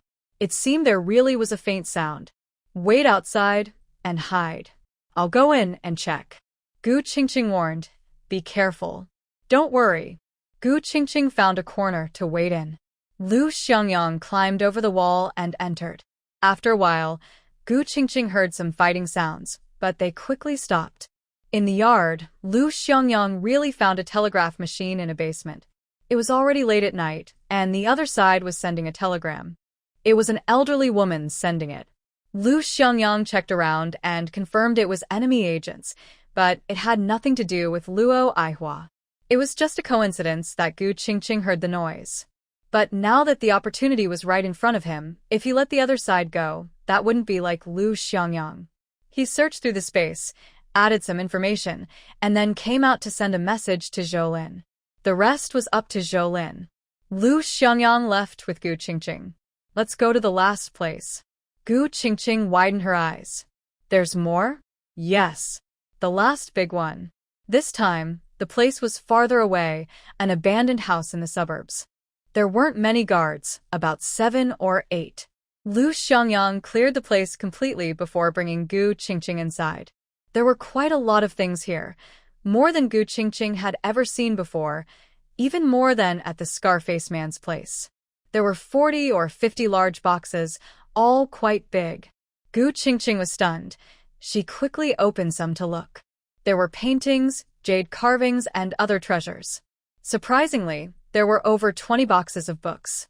They were about health preservation, various nourishing medicinal recipes, soups, as well as ancient clothing, jewelry, etiquette, pastries, embroidery, and more. Gu Qingqing was overjoyed. There are even these. Lu Xiangyang came over to look and was also surprised. Most of these things have been destroyed. It's rare to find them still here. We'll keep everything. You can take your time to look when you go back. He swept everything up. Gu Qingqing was a bit surprised. Shouldn't we leave some for Zhoulin? Lu Xiangyang smiled. Isn't it lucky that you found enemy agents? The small outposts before weren't enough, but with Zhoulin, it's easier to handle. Now that we found the telegram machine just now, we don't need anything else here. We'll keep everything. They packed everything up and Lu Xiangyang took Gu Qingqing back. When they returned to the villa, it was already past midnight. Wen Qingqing and Wen Yan, the little one, had already gone to sleep. The security personnel were still guarding the place, and Zhoulin had taken people out. Gu Qingqing was very excited tonight. Even though it was late, she wasn't sleepy. But Lu Xiangyang was starting to feel tired. After taking a shower, he went to sleep. Gu Qingqing cleared her throat and said, "Go to sleep by yourself. I'm not tired. Just bring out those books for me to see." Lu Xiangyang was unwilling and pulled Gu Qingqing into her room to sleep. "Why are you doing this?" Lu Xiangyang lay on the bed, pulling her into the blanket. "It's late now. You should sleep. You're a girl. Staying up late will make you look older. Be good." Gu Qingqing struggled. "Just sleep. You go to your room." Lu Xiangyang opened one eye to look at her, then closed it again. He pulled her close and turned off the light. "Until you let go of your worries and doubts in your heart, I won't touch you. Okay?" Gu Qingqing was suspicious and a little unsure. Had her charm already stopped working? Was this guy really so sure he wouldn't try anything? "No way, men always lie. I don't believe it," Gu Qingqing said proudly. Lu Xiangyang chuckled and held her tightly, not letting her go. "If you don't believe, then try. You need to be close to me to find out what I might do, right? How can you be sure if I leave?" Sleep now. "Tomorrow, I'll take you to the friendship store for a walk." Gu Qingqing's eyes lit up immediately. "Really? We can go inside too?" "Yes." Now Gu Qingqing obediently went to sleep. Seeing her calm down, Lu Xiangyang was satisfied. Holding the person he liked in his arms, even though they couldn't touch each other for now, he still felt very happy. The next morning, Lu Xiangyang slept until late morning. Gu Qingqing had cooked some soup for him. It was so fresh and tasty that after drinking it, he felt refreshed and all his fatigue disappeared. Zhoulin had worked all night and came back, seeing Lu Xiangyang like this. He couldn't help but smile slightly. They didn't even have time to eat before Lu Xiangyang was called to the study with Zhoulin. Lu Xiangyang raised an eyebrow, wondering if there was some unexpected discovery. The two went to the study. Wen Qingqing was free today and had nothing to do, so she chatted with Gu Qingqing. Girls usually liked talking about clothes, shoes, and makeup, which were Gu Qingqing's strong points. They naturally got along well. When Lu Xiangyang and Zhoulin came out of the study, it was 2 hours later. Lu Xiangyang had said he wanted to take Gu Qingqing to the friendship store today, and since it was still early, he planned to take her. Really going? That place uses foreign currency. Do you have any? Lu Xiangyang actually did. No problem. You don't have it, but I do. I have plenty. Wen Qingqing took the conversation and smiled at Gu Qingqing, saying, "Let's go together. You want to buy something, just buy it. I'll pay for you." "That won't do," Gu Qingqing said shyly. "I shouldn't accept someone else's money." Lu Xiangyang said, "I have some here. Miss Wen, don't take credit for it. I made her angry, and she hasn't forgiven me yet." Wen Qingqing was curious. She touched her chin and looked at the handsome man in front of her. He was really handsome, even more handsome than Zhoulin, and completely different in style. Lu Xiangyang had a noble Western gentleman look, someone who combined aristocratic grace and elegance with a strong, masculine aura. His presence was more rugged and firm. Such a man is truly exceptional. Wen Qingqing smiled happily and said, "I'm a bit curious. Weren't you a rural youth here? How do you have foreign currency? Zhou has some, so that's not surprising. But if you do, it's different. Lu Xiangyang raised an eyebrow. Zhou and I grew up together. If he can get it, I can naturally get it too. Wen Qingqing nodded, accepting his explanation. She didn't want to argue about it and directly said, let's go. Come with us. With me here, it will be easier for you to go inside. Once inside, I won't bother you. We can each look around.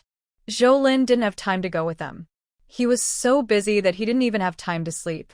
So Wen Qingqing took some bodyguards and went herself, while Lu Xiangyang and Gu Qingqing went together. The Friendship Store in Shanghai was a very mysterious place for ordinary people at this time. In this era of scarce supplies, the store had many goods. It mainly supplied national leaders, international sailors, and overseas Chinese. Ordinary people couldn't get in, and buying required foreign currency. Lu Xiangyang had originally asked Zhou to help him get an invitation letter from a high-ranking official. With such a letter, they could naturally enter. But now, with Wen Qingqing there, they didn't even need the invitation. Gu Qingqing was visiting this place for the first time. There were several floors, with many counters and thousands of products, enough for her to browse all day. Where should we look first?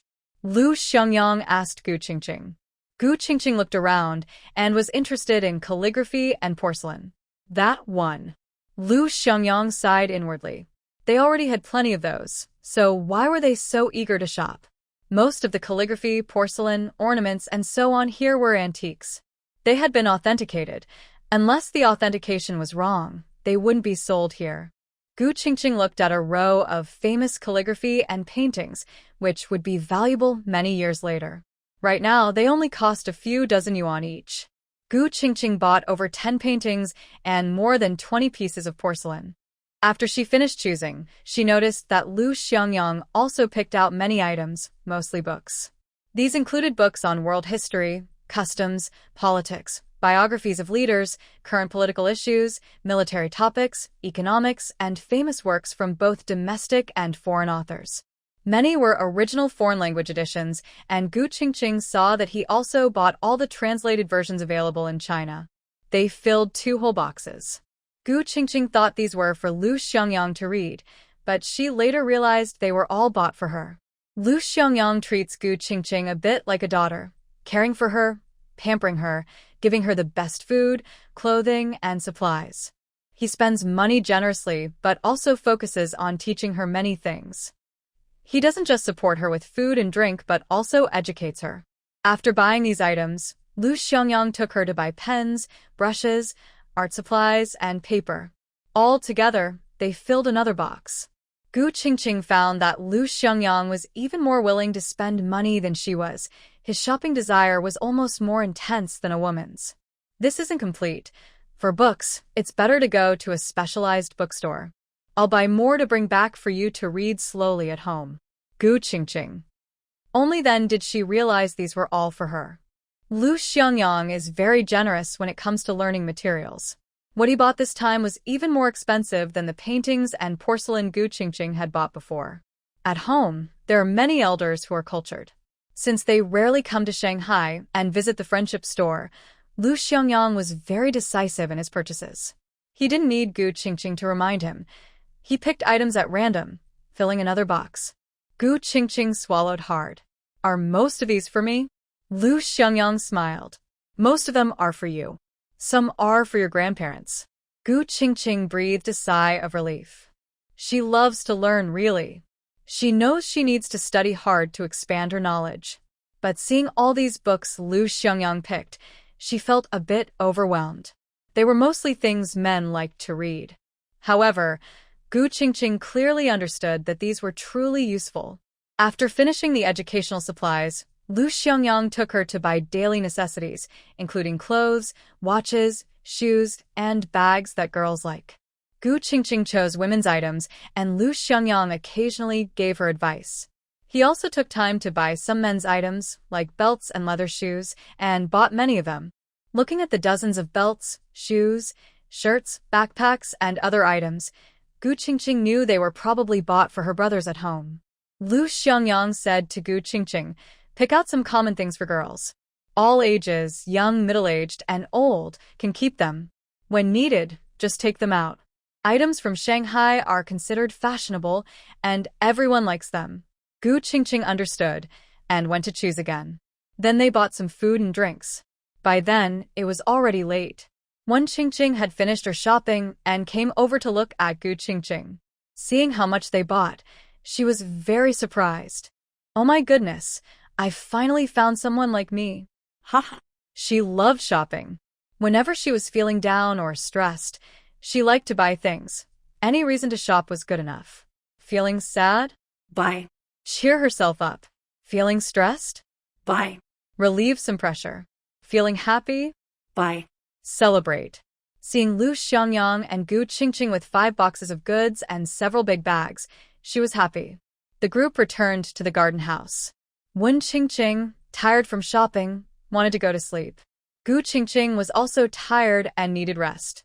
Zhou Lin, with red, tired eyes from staying up late, looked at Lu Xiangyang and said bitterly, "Don't tell me you're also tired and need rest." Lu Xiangyang. Seeing the many big and small bags being moved in, Wen Qingqing, a shopping enthusiast, Zhou Lin had known for a long time. As someone who helps the country earn foreign exchange, Zhou Lin hoped she would buy even more. Wen Qingqing's belongings were moved to a special place. The rest naturally belonged to Gu Qingqing and Lu Xiangyang. Seeing so many things, Zhou Lin was upset. "Don't tell me these are all yours?" Lu Xiangyang smiled. "I have a big family. They're all in the countryside. It's not easy to come to Shanghai, especially to the friendship store. I don't get to go there often like you do." Zhou Lin was furious and clenched his teeth. He could go there often, but he only went with others to buy things. He had no money. Men's jealousy can be very scary. Seeing Zhou Lin's expression, Lu Xiangyang quickly ran away in fear. Back in the room where he and Gu Qingqing lived, he saw that Gu Qingqing wasn't sleeping but lying on the sofa. He smiled and said, "Not going to rest for a while?" Gu Qingqing shook her head. "I'm just a little tired. Resting for a bit is fine." This girl had good stamina. Lu Xiangyang smiled but didn't say anything more. Gu Qingqing was lying nearby, and he went to tidy up the gifts. Many items are bought for personal use, but some are bought as gifts for family and friends. He sorted out things for his parents, his uncle's family, and his brothers, then sent them back to the Huaihua Brigade. There are also gifts for his grandparents, Wang Yu and Su Jingchuan, and others. He packed everything for different destinations and also placed some valuable items into the space. Zhou Lin and the others have seen these things. "We can't put everything into the space, right? We definitely need to send some back." Lu Xiangyang looked at her and smiled, saying, "Of course. But the porcelain and calligraphy you bought are not easy to send back. It's safer to keep them with us. So in the next 2 days, we still need to go out and buy more." Gu Qingqing.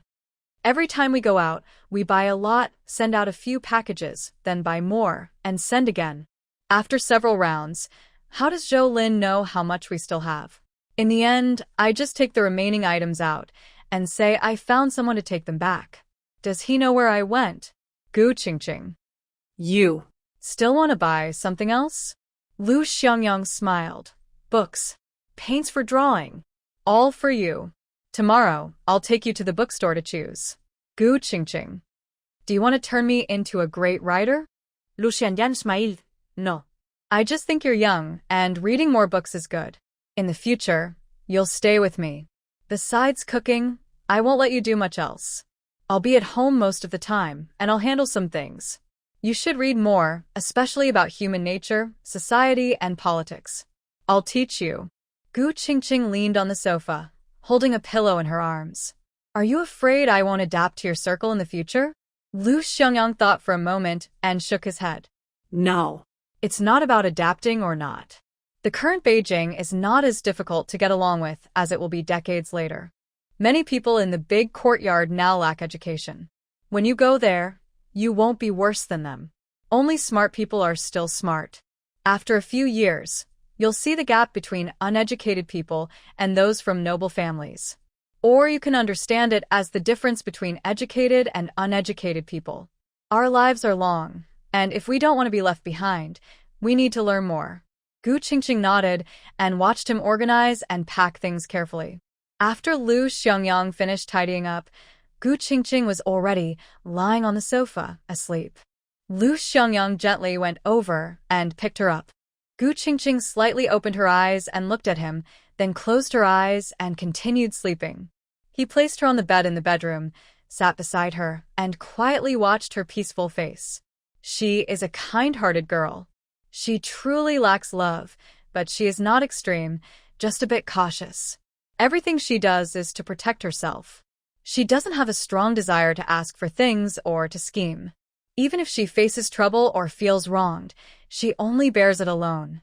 Lu Xiangyang could see that Gu Qingqing's way of thinking and her habits are very similar to women in the future, in a time when gender conflicts are serious.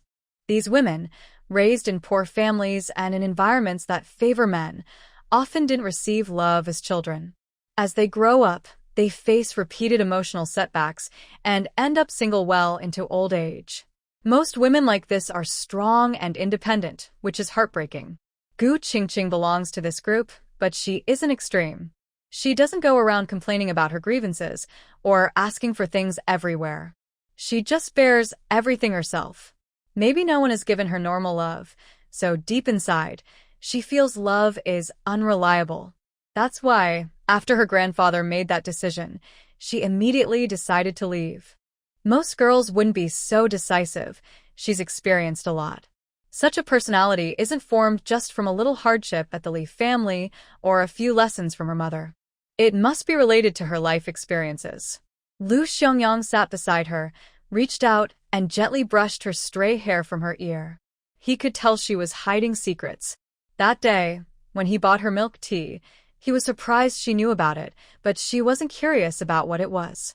That reaction wasn't typical for a rural girl who had never traveled far. Could it be something her mother taught her? Lu Xiangyang shook his head and smiled. A kind-hearted girl is a good girl. After this incident, he would only care for her more and trust her more. When they decided to get married later, Gu Qingqing thought it was impossible for her to have a future with him. But if she had even a tiny bit of scheming or dark thoughts, she wouldn't have simply left so peacefully. If she were someone extreme or with a dark heart, she might try to hurt him or cause him trouble. Girls like Gu Qingqing, as long as they are treated sincerely and feel safe, will be loyal. She will remember every kindness shown to her. Such a girl, how could Lu Xiangyang not love her? Don't say she just wanted to make a trip to Hong Kong. Even if she truly wanted to stay there, Lu Xiangyang would find a way to support her. He covered her with a blanket before leaving the door. He had already packed the packages in the living room, now ready to send them out.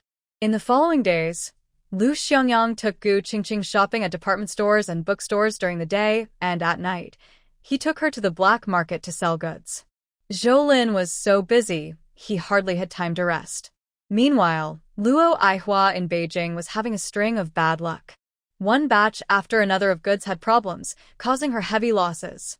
At this time, Lu Xiangyang and Zhou didn't know about the batch that Gu Qingqing and Meng Fan had taken away. This was the most valuable and largest quantity of goods. So Luo Aihua was really suffering big losses. Are they all gone again? How could they all disappear? Hearing the report from his subordinate, Luo Aihua was almost boiling with anger. The subordinate lowered his head, afraid to speak. Luo Aihua actually already knew the situation. It was uncovered when Zhou was investigating enemy agents, and surprisingly, that enemy agent was also connected to her. This made Luo Aihua even more anxious. She used to work in this line of business, using this charge to eliminate many enemies of the Yang family. Now, she was finally being punished for it. What happened? Why are you involved in this kind of thing? The door to the study was pushed open, and an imposing old man entered. He wasn't very old, around 60, with slightly white hair and a chubby build. This man was Luo Aihua's husband, Yang Jianshu.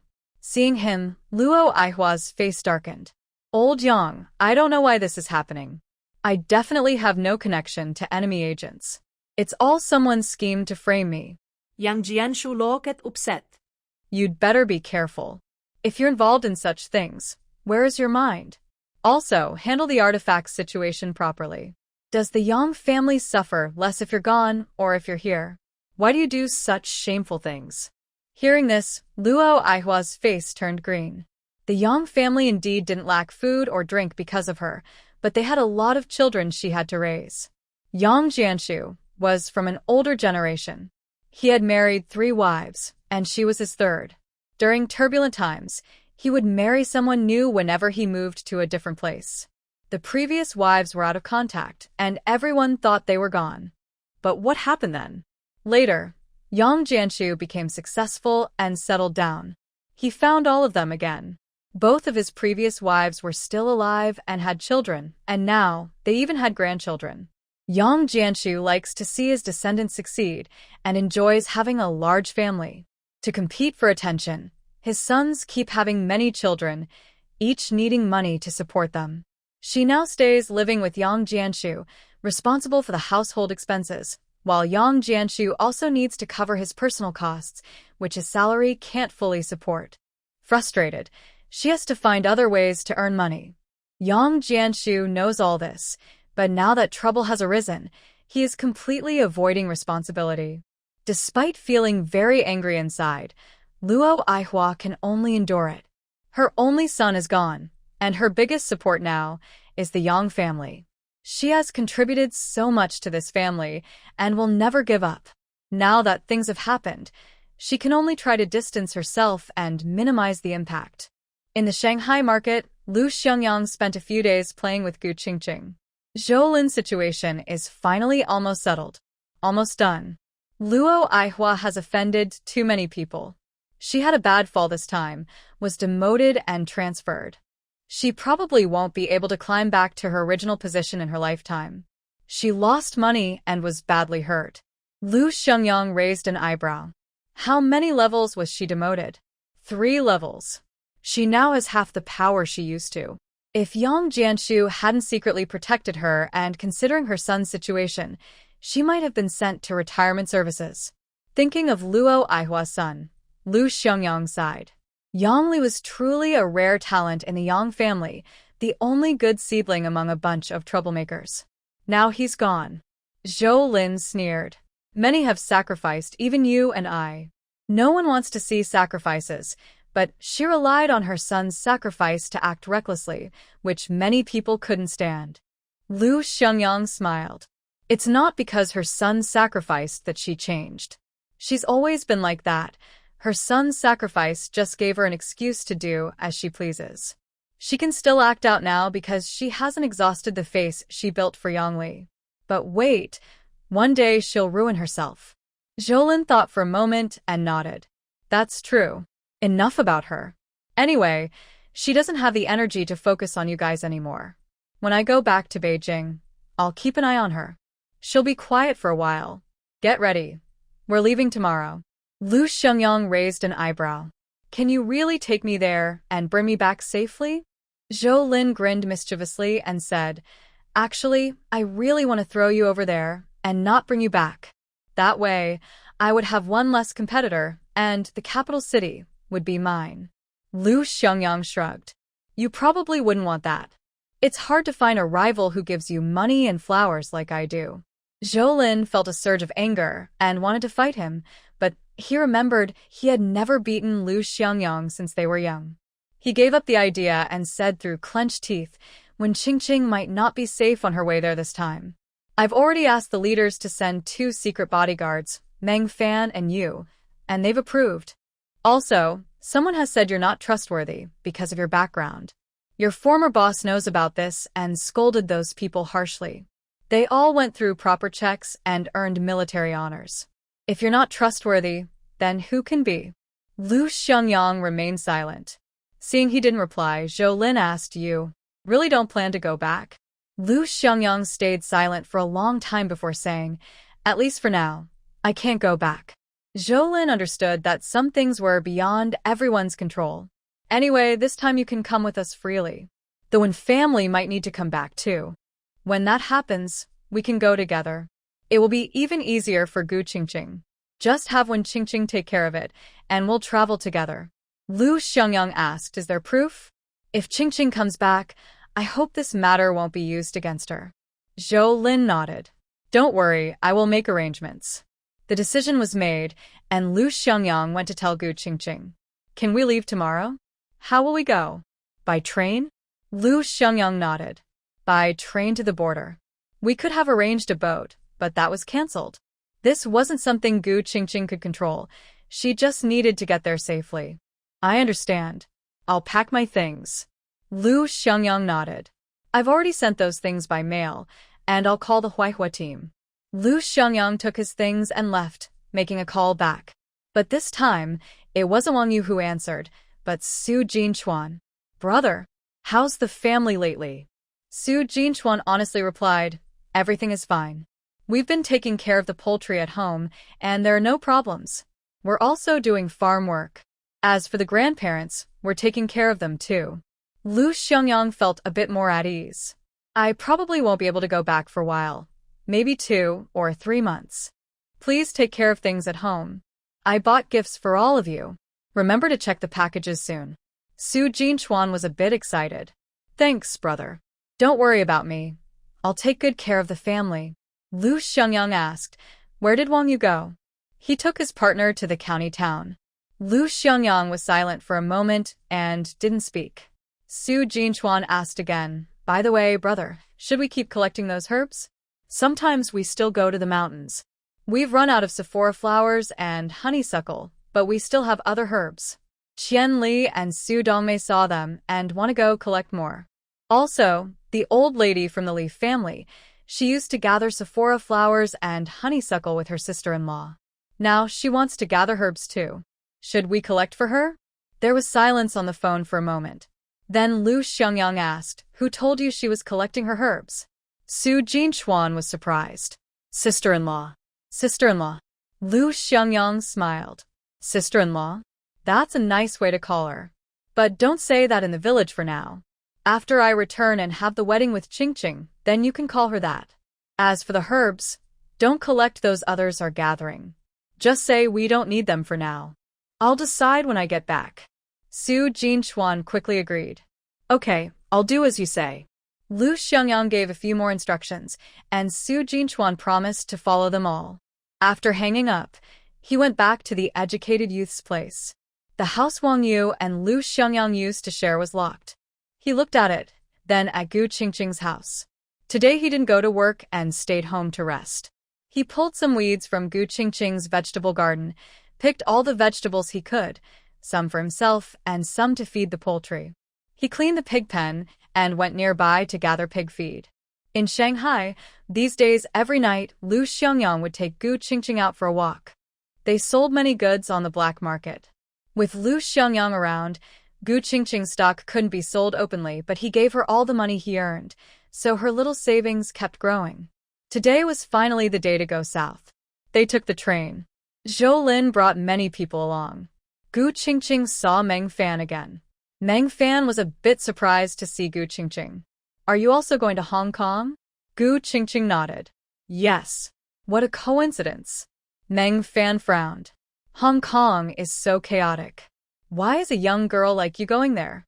It might cause trouble later. Gu Qingqing. How should she respond?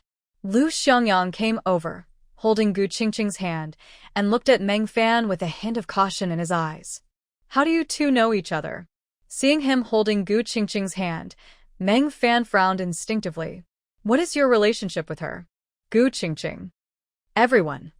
Seeing Meng Fan's obvious displeasure, Lu Xiangyang also felt unhappy. The way he looked at Gu Qingqing made him uncomfortable. She is my fiancée. Hearing that she was his fiancée, Meng Fan became even more upset. This feeling was instinctive. He couldn't explain it clearly, but he just felt uncomfortable. Fiancé? She looks only a teenager. You can't be that kind of older man chasing a much younger girl, right? He even insulted him as an older man? Lu Xiangyang looked like a cat that had been stepped on its tail, nearly jumping in anger. What older man chasing a younger girl? Gu Qingqing is about the same age as me. She is 19 now, old enough to get married. Meng Fan was stunned. You're 19? Gu Qingqing awkwardly smiled. Yes. I'm 19 this year. Meng Fan summarized, 19 isn't old. Girls can wait another 7 or 8 years to marry. At such a young age, she's still a kid. If she gets married now and gets bullied, what should she do? Gu Qingqing. Why did she suddenly feel like she was hearing a parent's tone? Meng Fan looked even younger than Lu Xiangyang. It was obvious he didn't approve of Gu Qingqing marrying Lu Xiangyang. If Lu Xiangyang heard that, he would be happy? Not likely. No need to worry. I will take care of Gu Qingqing. I won't let her suffer. Just mind your own partner. After saying that, Lu Xiangyang tried to pull Gu Qingqing away. Gu Qingqing felt a bit embarrassed. She tugged on Lu Xiangyang's sleeve. Don't do that. He helped me. Gu Qingqing had never mentioned that she was kidnapped, not even to Zhou Lin. It was unclear whether Luo Aihua's people were involved, but those people did have some antiques, and they were definitely in her possession. Also, Meng Fan's visit that time. She wasn't sure what it was about, so she couldn't say much. If Meng Fan was acting on his own, she would be exposing herself by talking about it. She actually had a pretty good impression of this person.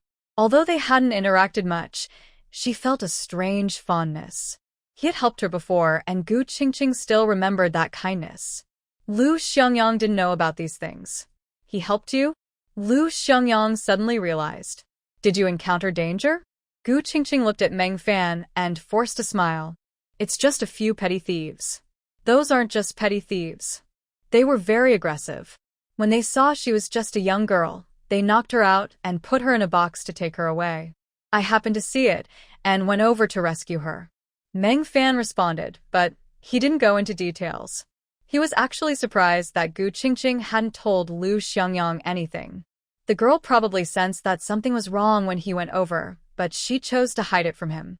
Meng Fan felt quite happy about this.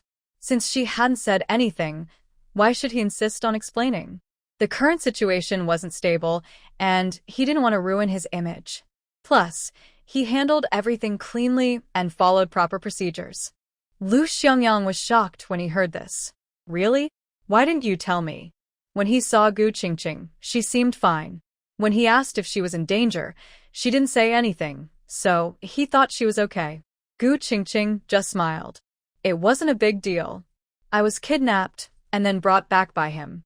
Nothing serious, really. I didn't think much of it. There were many people around, so Lu Xiangyang didn't say much. He just told Meng Fan, you saved Qingqing. I remember this favor. Thank you for rescuing her. If you ever need my help, just ask. Meng Fan raised an eyebrow. Was he trying to repay his kindness?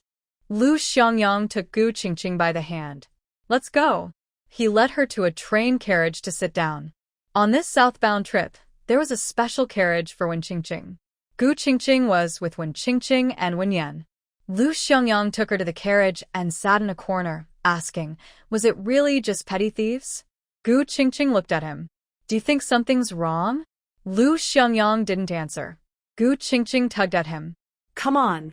It wasn't a big deal. I really was kidnapped that day. The people who took me knew me and had a big scar on their face. They kidnapped me on purpose, but it seemed like they were just passing by.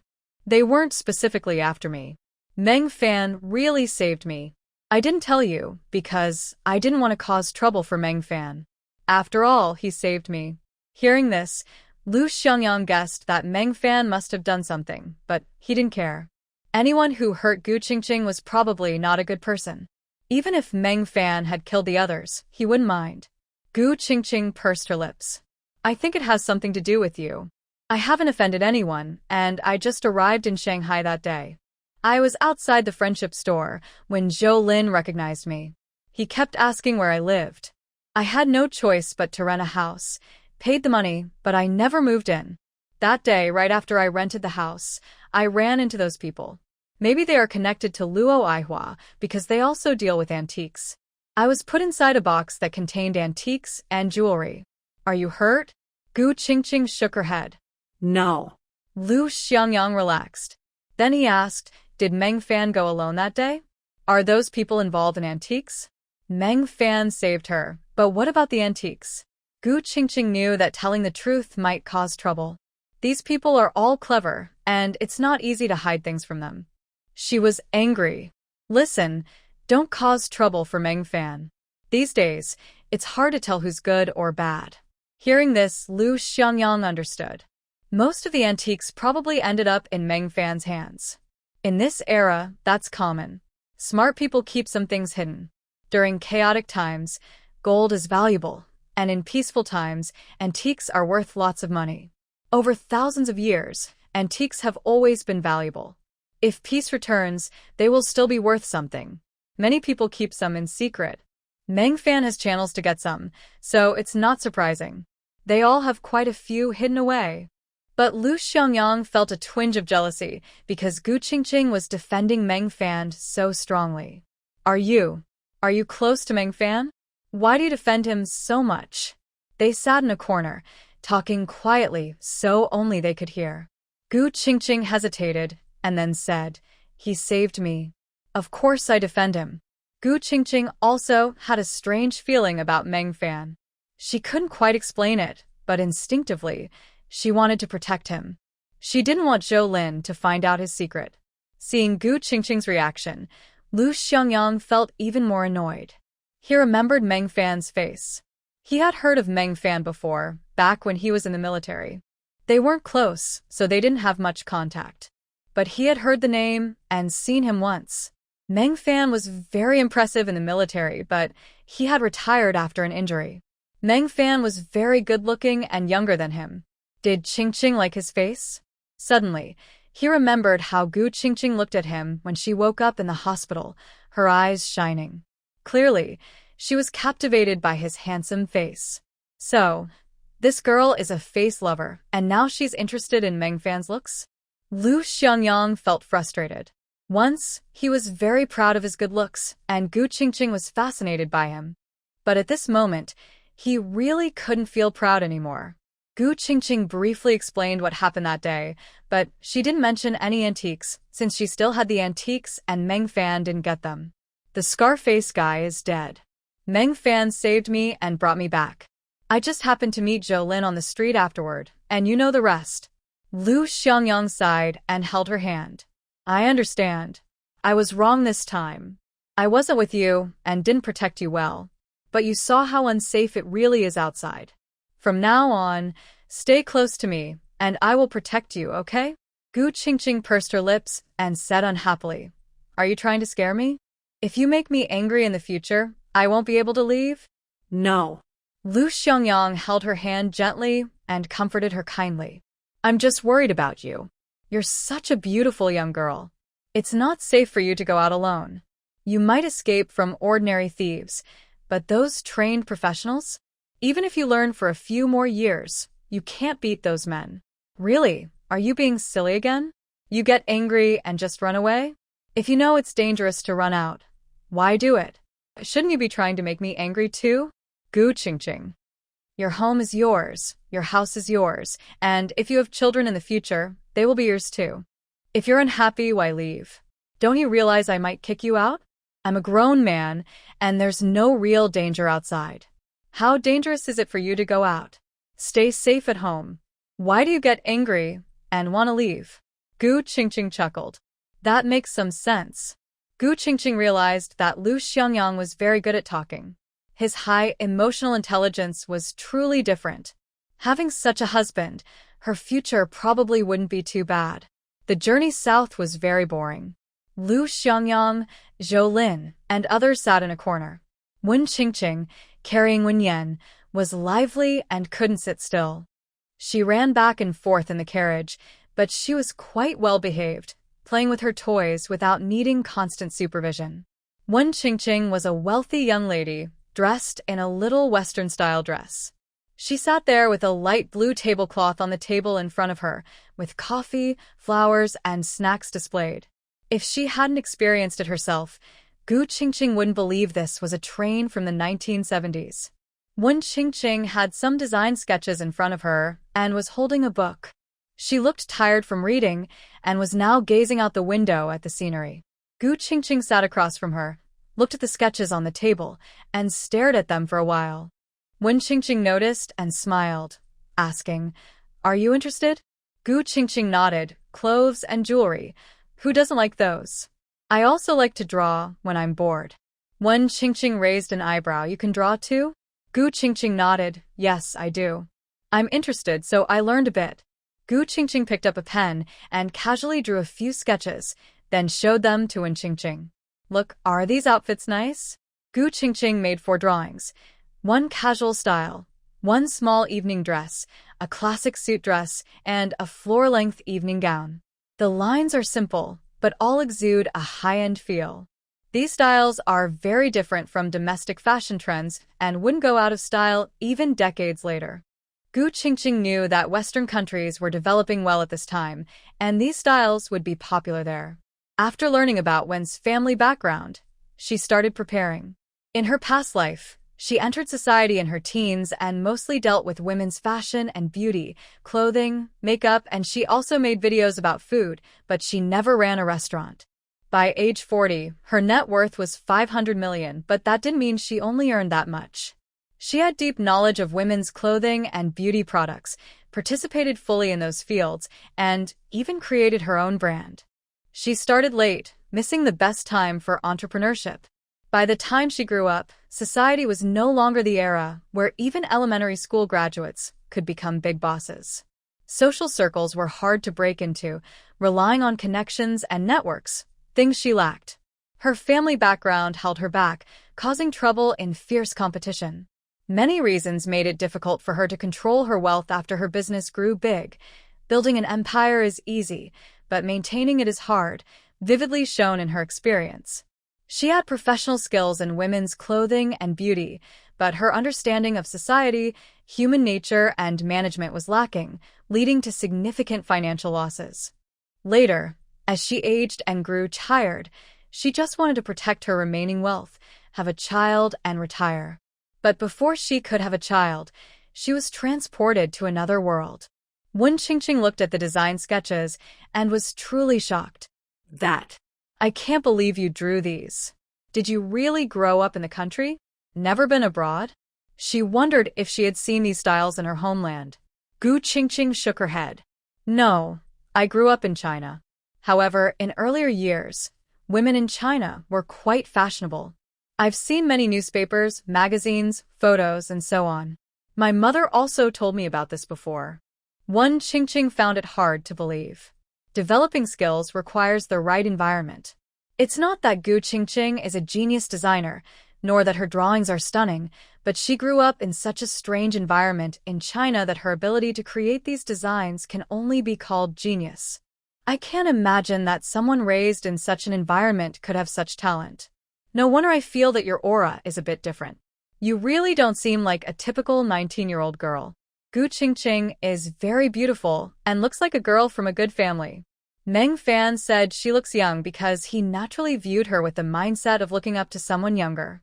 Also, life in China is tough and most people look worn out. Gu Qingqing has delicate skin. By Chinese standards, she seems young. But Wen Qingqing is different.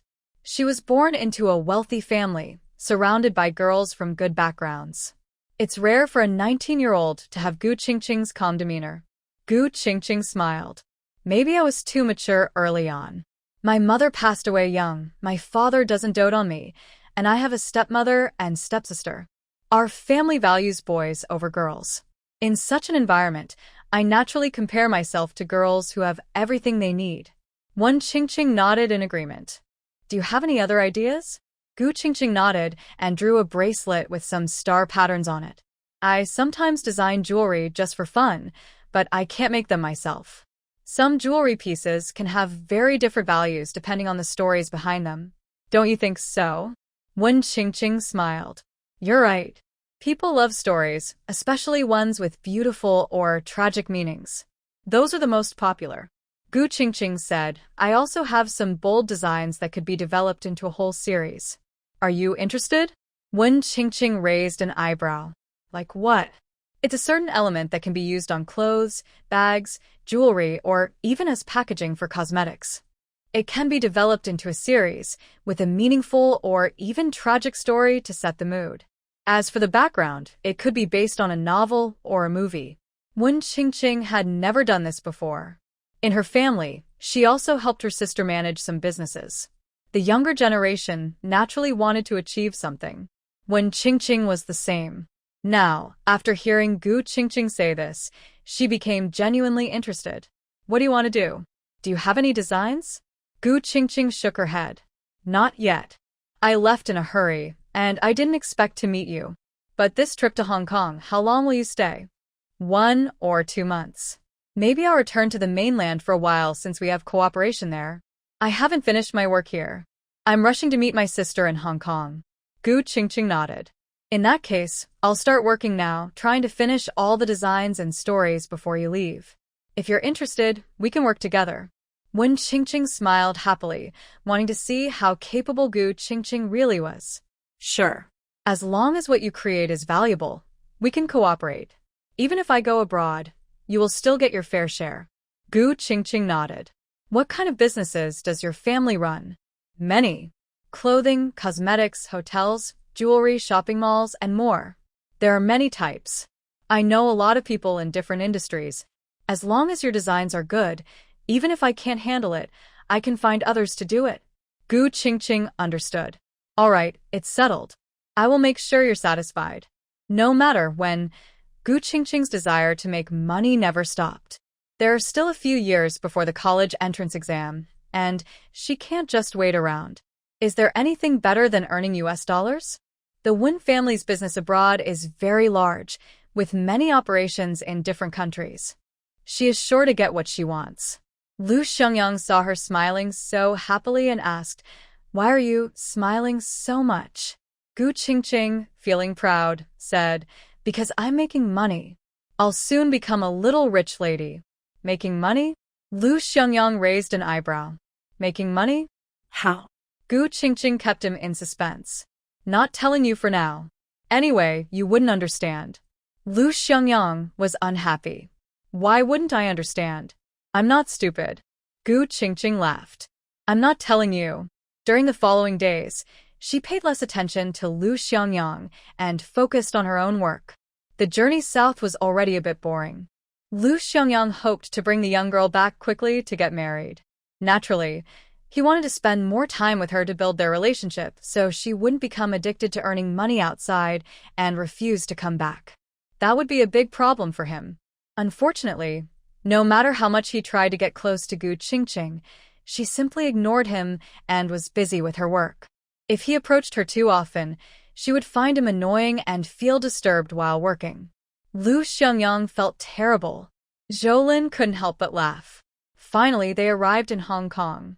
They crossed the border successfully. The Wen family sent a car to pick them up. Zhoulin had his own work and wouldn't be going with them. When Wen Qingqing arrived in Hong Kong, she naturally went to see her sister. Lu Xiangyang and Meng Fan were now free. Wen Qingqing went to stay with her sister, and the Wen family would handle her safety.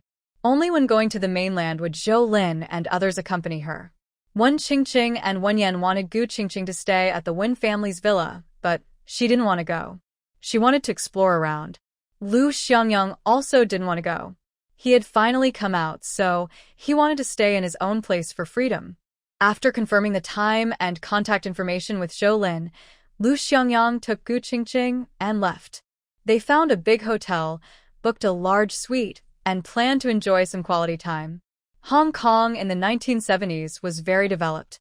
Compared to the mainland, it was much better. Gu Qingqing went into the bedroom and flopped onto the soft big bed, excited and shouting happily. This is so comfortable. I don't want to go back. Lu Xiangyang, you can go back by yourself. I'll stay here. Maybe in a few years, I'll come back to find you. Lu Xiangyang put his luggage aside and lay down next to her. Are you really willing to not see me for a few years? Gu Qingqing didn't answer. Lu Xiangyang smiled. If you really wait, it might be 6 or 7 years. By then, I'll be old. Gu Qingqing pouted. Is being in my early 30s considered old? Lu Xiangyang shook his head. Not old. Even considered middle-aged. But why miss out on a few years of youth for nothing? Seeing that Gu Qingqing didn't speak, Lu Xiangyang untied her braided hair. All right, go take a shower, get some good sleep, and tonight I'll take you out for a walk. Gu Qingqing went to shower. After sitting on the train all the way, she was already exhausted. Now, after washing her hair and body, she was ready to sleep well. When she finished her shower and changed into a bathrobe, Lu Xiangyang had already finished his shower in another room. Seeing her drying her hair, he took the towel from her hand and asked her to sit by the bed so he could help dry her hair. Gu Qingqing's hair was now very healthy. Her originally dull, yellowish hair had been cut quite a bit. After proper care and good nutrition, her hair gradually became shiny and black. The new hair growing out looked even more beautiful. In the past, when she was in the mainland, girls usually braided 2 pigtails, so Lu Xiangyang rarely saw her with her hair loose. Now, with her long black hair flowing down, she had just finished her shower, with a faint blush on her face and pinkish skin. She was full of water, looking fresh and lively. Lu Xiangyang's breathing grew heavier. He sat beside her, getting closer and closer, as if he wanted to hold her in his arms. Gu Qingqing looked at him with wide eyes. The towel in Lu Xiangyang's hand slowly stopped moving. He looked at her, breathing more heavily. Since the last time they were together, it had been a long time since he touched her. Although they had been together every day in Shanghai, she still felt upset inside. He hadn't done anything wrong to her. After so long, having just tasted the feeling again, he found it a little hard to bear. You. Gu Qingqing was about to speak, but her words were blocked by a passionate kiss. She fell onto the big bed behind her. She struggled to push him away. What are you doing? Let go. My hair isn't dry yet. Her bathrobe was loose. A gentle touch could open it easily. She was freshly bathed, smelling wonderful. He loved her very much. If he didn't want her, he'd be crazy. Do you really want to stay here? He asked, lifting his head. Huh. Gu Qingqing was a bit slow to understand his train of thought. Just as she was about to respond, he covered her mouth again. I won't let you stay here. Gu Qingqing's eyes widened, and she pushed him away angrily. What do you mean? Lu Xiangyang looked at her with dark eyes. I wouldn't feel at ease leaving you alone here. Besides, with your personality, if I'm not watching over you, you'd find ways to earn money and survive. You have everything, so why work so hard? Her scent kept drifting into his nose, making his mind foggy. Qingqing, are you really willing to leave me? The danger is gone. No one will hurt you. No one will treat you better than I do. If I have to leave you here for years, and you end up liking someone else, I'd go crazy. Gu Qingqing. How do you know I will like someone else? You. Stop talking, stay with me for a little while, just a little while. The temperature in the south is a bit high, but the air conditioning is on inside the house, making it very comfortable. There's a faint smell of seawater in the air. This is an inland. No one is watching over them here. It's free and romantic, the perfect time to enjoy love. Lu Xiangyang would never let Gu Qingqing stay here alone for many years. He never even considered it. He finally met a girl he liked and was fascinated by. How could he just watch her without feeling worried? Men's possessiveness can be scary. If they like someone, they will go to great lengths to win her over. He would give her whatever she wanted.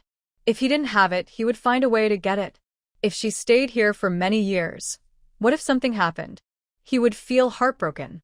After a long journey by boat and car, Gu Qingqing soon became too tired to keep her eyes open. Seeing the girl in his arms drowsing, Lu Xiangyang didn't want to bother her anymore. He kissed her forehead and said, "Sleep peacefully for a while. I'll help dry your hair." Gu Qingqing quickly fell asleep, her hair still wet. A thick towel was under her head. Lu Xiangyang gently brushed her hair, then found a dryer. To avoid waking her, he set it to the lowest setting and slowly dried her hair. Afterward, he held her and fell asleep together.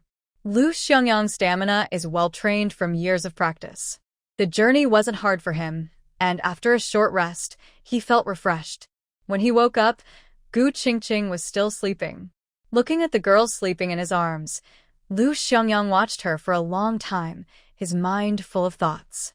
He thought about many things before getting up. The living room has large glass windows. From here, he can see the beautiful harbor in the distance. Originally, he didn't need to make this trip. Hong Kong is indeed much more prosperous than inland. If he wanted to build a career here now, he could get ahead of many others. But Lu Xiangyang didn't care much about that. His family status would determine his future height. In the future, opportunities inland would far surpass overseas. It's a time of economic growth, full of chances. With his ability, he could get whatever he wanted. He should have already taken the girl he liked to meet his grandparents, then headed north to see his parents. According to his plan, they would get their marriage license, marry, and live a warm, happy life they had never experienced before. He looked forward to a few peaceful years of rural life, with grandparents nearby, his wife by his side, and maybe a few adorable children. A few years later, Lu family returned to Beijing as the economy opened up. Qingqing wanted to go to school, and he focused on earning money. The children were older now, and with grandparents, parents, and himself at home, there was no need to worry. Life was good. But then Luo Aihua caused trouble, forcing Qingqing to leave. She even faced danger in Shanghai. Although she never said much, was a girl traveling alone in a strange place really not afraid? How could that be? He followed her to Shanghai and told her many things. Once this problem was solved, Gu Qingqing would truly trust him and open her heart to him. Without this incident, she might still have doubts, but over time, she would believe in him. They didn't need to take risks before. All of this was because of Luo Aihua. Could Lu Xiangyang be without anger? His assertiveness was not just about his desire to control Gu Qingqing. This incident made Lu Xiangyang change his plans completely. He couldn't just wait for the college entrance exam anymore. He had to do something. Let Zhoulin deal with Luo Aihua was only the first step. Next, he needed to gain some power for himself. Luo Aihua dared to act so easily against him because he lacked enough authority. When the Lu family was strong, he was the brightest star.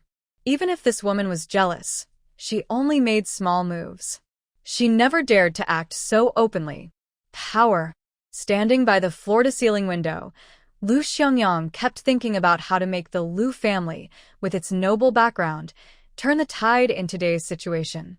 When Gu Qingqing woke up, it was several hours later. It was evening now.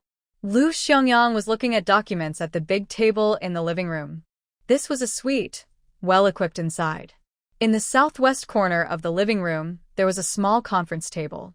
Lu Xiangyang sat there, with thick files and books spread out before him. Gu Qingqing yawned and went over to look.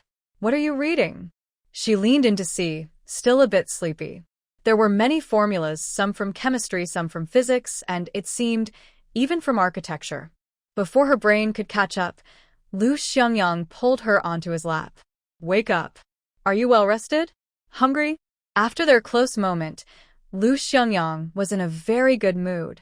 His eyes shone with pride as he looked at her. Gu Qingqing glared at him. "I'm full and hungry. You said you wanted to take me out for a walk. Where are we going?" Lu Xiangyang stroked her hair and said, "First, let's eat something. Then I'll take you to the mall to buy some clothes and jewelry. After that, we can get your hair done. How does that sound?" Gu Qingqing looked at her hair. If she went back to the mainland, she could only braid it into pigtails. It was only in Hong Kong that she could stay fashionable. She suddenly felt a bit excited. "Okay, yes. Let's go now." Seeing her happily change clothes, Lu Xiangyang watched her back. He noticed that when Gu Qingqing was with him and spoiled by him, she often showed a little girl's side. But when big things happened, she would calm down.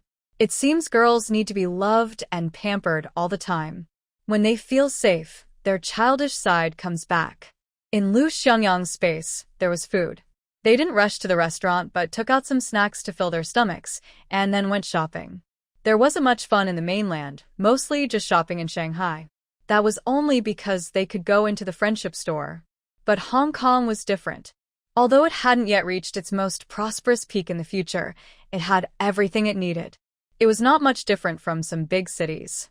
Before the sun set, Lu Xiangyang took Gu Qingqing to the mall for a walk. They bought many dresses, matching jewelry, shoes, and bags. Then they found a more upscale place to get her hair done. Gu Qingqing's hair was long. Since she had been braiding it into pigtails, It looked naturally curly now. She was young and wanted to have pretty, princess-like curls that suited her youthful look. It took a little while, so Lu Xiangyang waited nearby. He took out some documents from his bag and continued reading. After several hours, Gu Qingqing's hair was finished. She had beautiful princess curls, was dressed in a stylish dress, wearing high heels and carrying a small bag that suited a young girl. She looked more and more beautiful. "How do I look?" Gu Qingqing asked happily. Lu Xiangyang also looked pleased. She was really pretty. She hadn't even put on makeup yet, just her natural face. If she added some delicate makeup, she would look even more stunning. She had to bring her home. Leaving her outside was too dangerous. Very beautiful. "Are you hungry?" "Let's go eat," he said. Gu Qingqing carried her new small bag and happily followed behind him. At this time, it wasn't too late. Going out for a Western meal and having a candlelit dinner would be perfect. After a busy day, I was happy and romantic enough, but I also used up all my energy again. When Gu Qingqing returned to the hotel, she took a quick shower and fell asleep immediately. Lu Xiangyang looked at her and felt a bit helpless. It seems her stamina isn't enough yet. She needs more practice. Unaware of Lu Xiangyang's plans, Gu Qingqing slept peacefully. When she woke up the next morning, she saw Lu Xiangyang reading a book. He looked at her and asked, "Do you want to go out today or stay home and work?" Gu Qingqing blinked at him and asked Lu Xiangyang, "Aren't you tired?" They had been on the train for a long time. After arriving here, she only slept for a while. When she woke up, he was already awake, so he probably didn't sleep long before heading out for several hours. She had just woken up, and he was already here reading. Seeing all those materials in front of him, had he been studying for a long time? Lu Xiangyang put down the documents and smiled. "If I didn't have this much energy, how could I protect you in the future?" Gu Qingqing was silent. He was trained in the army. Recently, he was just tired from not eating well or sleeping well during the days he was looking for her. If just walking around the street made him tired, what would happen? Gu Qingqing sat across from him, called for breakfast, and ate. She rested her chin on her hands and asked, "You know, we've been here for a while. What should we do? We can't waste this opportunity." Lu Xiangyang raised an eyebrow. "Are you thinking of setting up some business here?" Gu Qingqing hesitated and said, "Maybe not. I haven't decided yet. Setting up a business here is possible, but if I go back with you, I won't be able to come here for a few years. What should I do about those businesses? If I buy things to take back, is that necessary?" Lu Xiangyang thought for a moment and said, "If you want, you can buy some property. Just rent it out and sign contracts with big partners. Don't worry about what might happen in these years. When we can come back, I promise, even if someone has taken over those properties, I can get them back for you." Gu Qingqing looked at him and blinked. "What was this place like in your past life? Were the industries here very valuable?" Lu Xiangyang suddenly smiled, with a meaningful look in his eyes. "It's really valuable. In 10 years, there will be many billionaires here. When the mainland opens up its economy, the wealthy here will invest there. By then, they will also be very rich." Gu Qingqing had carefully thought about what to do after coming to Hong Kong. Her first plan was definitely to go to school.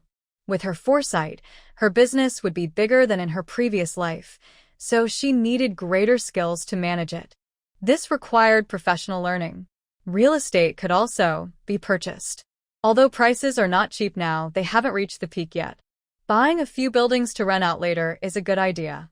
But what else? Gu Qingqing didn't think much beyond that. She knew that in a few years, there would be many opportunities on the mainland, which required strong connections and funds. The first few years were the best time for her to build her foundation, especially to learn. She never thought about spending a lot of time just making money.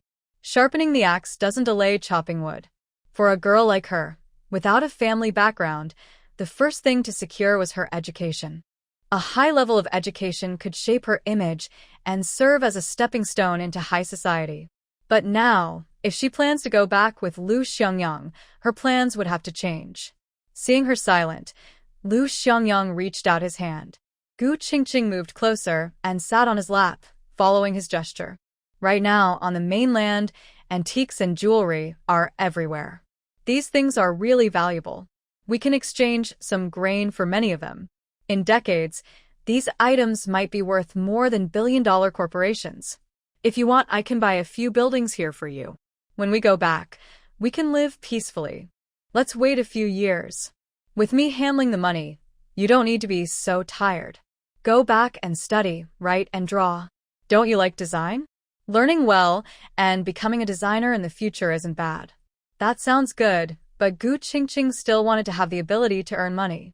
She knew Lu Xiangyang was carefully cultivated by a noble family with experience from his previous life. Growing up in the top circles, no matter how hard she tried, she might not surpass him. Most importantly, she wanted children and would need to spend a lot of time with them in the future. Comparing herself to Lu Xiangyang in height was difficult. But people need their own field. Whether Lu Xiangyang goes into politics or business in the future, it wouldn't affect her doing her own thing. She didn't expect to defeat everyone and become number one. She just wanted to have her own place in her field. Rebirth is just having an extra life, not a change of mind. This time, her intelligence is probably much higher than before, but Gu Qingqing knows there are still many talented people in this world. No matter how much money Lu Xiangyang has, that's his business. She still needs to do what she should. What's yours is yours. I still need to do what I should. I can't just rely on you to support me. If I do, I might become useless over time. Xiangyang frowned. Who said that? I won't let you become useless. Maybe I should fatten you up instead. Gu Qingqing. She looked at the man in front of her, smiled, and wrapped her arms around his neck. Are you sure? If I buy a few buildings now and someone else takes them over, will you still be able to get them back in a few years? Xiangyang nodded. Definitely. The other side will definitely hand them over willingly. Gu Qingqing happily said, then let's go see. Buy a few buildings, preferably big shopping malls. Those are assets. Even if our future children aren't outstanding, they can still live comfortably with these. Xiangyang raised an eyebrow. You want to buy big shopping malls? Do you have enough money? Gu Qingqing. She was a bit stunned. How should she say this? She couldn't help but check her small savings in her mind. She had quite a bit of money, but it was all from the mainland, about 20-something thousand yuan in total. This money is really valuable in the mainland now, but when converted to the local currency here for buying property, it's not enough and not cost-effective. The rest are jewelry and antiques. Antiques here aren't particularly valuable because many antiques from the mainland keep flowing in, making prices low. Unless they go to auctions or have channels, then they can be worth something. The most valuable is probably jewelry. She has quite a few top-quality jewelry pieces. Selling them? Gu Qingqing looked up with wide eyes, sincere. I have a few very beautiful jewelry sets, bought on the way to Shanghai from others. Maybe I should sell them? Right now, they're spending money by exchanging jewelry for Hong Kong currency from Qingqing. Selling a few more sets wouldn't be a problem. Xiangyang didn't ask further. He just didn't let her sell the jewelry. Just keep your things. I have so much, I'll handle the selling. When I find a good house, I'll take you to see it. I'll buy it for you. Gu Qingqing didn't say anything, spending his money. Xiangyang raised an eyebrow. What's wrong? Is the old habit coming back? Someone gives you something, and you're unhappy? You insist on buying it yourself? Are you stupid? Gu Qingqing. Do you have that much money? At this moment, Gu Qingqing became curious again about Xiangyang's savings. Levexingyang smiled and said, actually, it's not a lot. I know collecting too much money isn't very meaningful. Most of it is jewelry and antiques. He explained that he only needs some startup funds for his future plans. With his connections and status, making money is really easy and raising funds is also simple. Gu Qingqing thought for a moment and nodded. Just buy whatever you want. But I have two things for you that you'll definitely need. She jumped down from his lap and ran into the room where her luggage was. Levexingyang was quite curious about what she might bring out. After a while, the girl came out holding a box, placing it in front of him and opening it for him to see. When Levexingyang saw what was inside the box, his pupils shrank involuntarily, and he was also surprised. Where did you get this? The box was lined with red velvet, and inside were 2 wild ginseng roots. They were already processed wild ginseng, fixed with a red ribbon at the base. The roots were even long and looked healthy. Their color, texture, and shape were all very good. Pure wild ginseng, one looked about 200 years old, and the other, the more precious one, probably around 500 years old. Such items are priceless in any era. They are rare and valuable. Changbai Mountain wild ginseng is famous across the country. In earlier years, there was more, but after decades of extensive digging, wild ones became fewer. The medicinal herbs from decades later are no longer comparable to the wild ones today. In future generations, these 2 roots would definitely fetch sky-high prices. They are the kind that even the wealthy find hard to buy, depending on luck. Even now, these 2 are still rare treasures. How did this young girl come to have such precious items? Gu Qingqing smiled. I got them by chance. The jewelry you mentioned, most are sold to wealthy people. Unless sold to jewelers, which might be easier, but selling to rich individuals isn't so simple, they probably won't buy so much at once. This can be a good lead for you. Wealthy people would definitely like it. Levexingyang looked at the box silently. Gu Qingqing explained, it's true. This ginseng's medicinal effect is definitely better than ordinary wild ginseng. You can have it appraised by professionals. It's definitely a treasure and can be kept for a long time. Levexingyang nodded. I understand. I'll take care of this. I'll see if I can send it to an auction house. If it gets auctioned, its price will far exceed the market value, possibly several times or even dozens of times higher. Gu Qingqing nodded. The wealth of a big boss is beyond what ordinary people can imagine. In special situations, items can sell for tens of millions or even billions, and Gu Qingqing wouldn't find that strange. But if the opportunity isn't there, then it's not worth that much. You can sell the 2 pieces together to raise the price. Lu Xiangyang pinched her little nose. All right, I understand. I will definitely handle this for you. Is there anything else? Go do your own thing. I need to go out for a while. Gu Qingqing nodded, put away the ginseng, and looked at the documents in front of him again. She was curious. What are you doing with these? You've been looking at them these past few days. Lu Xiangyang didn't hide anything from her. He replied, trying to see if I can earn some credit. Luo Aihua was taken down by me. She just doesn't have the time to cause trouble now, but her husband isn't affected. Who can guarantee she won't come back in a few years? Working with Zhou Lin isn't just about 5,000 yuan. Even if Zhou Lin is very poor, 5,000 can't buy him. Ultimately, he cares about my value. If I stay in the countryside all the time, my connections in Beijing will gradually lose their effect. Gu Qingqing pursed her lips. Are these documents related to some national development projects? Do you want to organize and submit them? Lu Xiangyang nodded. Yes, I do have that plan. The Lu family is currently in a tough environment. It's hard to return to the peak, but it doesn't mean we have to stay at the bottom. As long as we can keep some dignity, others will think twice before acting. Gu Qingqing was silent for a moment before asking, back when Luo Aihua's situation first broke out in the Huaihua Brigade, you said you would handle it and talk to Grandpa. Was that the risky plan you mentioned? Sending documents, it shouldn't be too dangerous, right?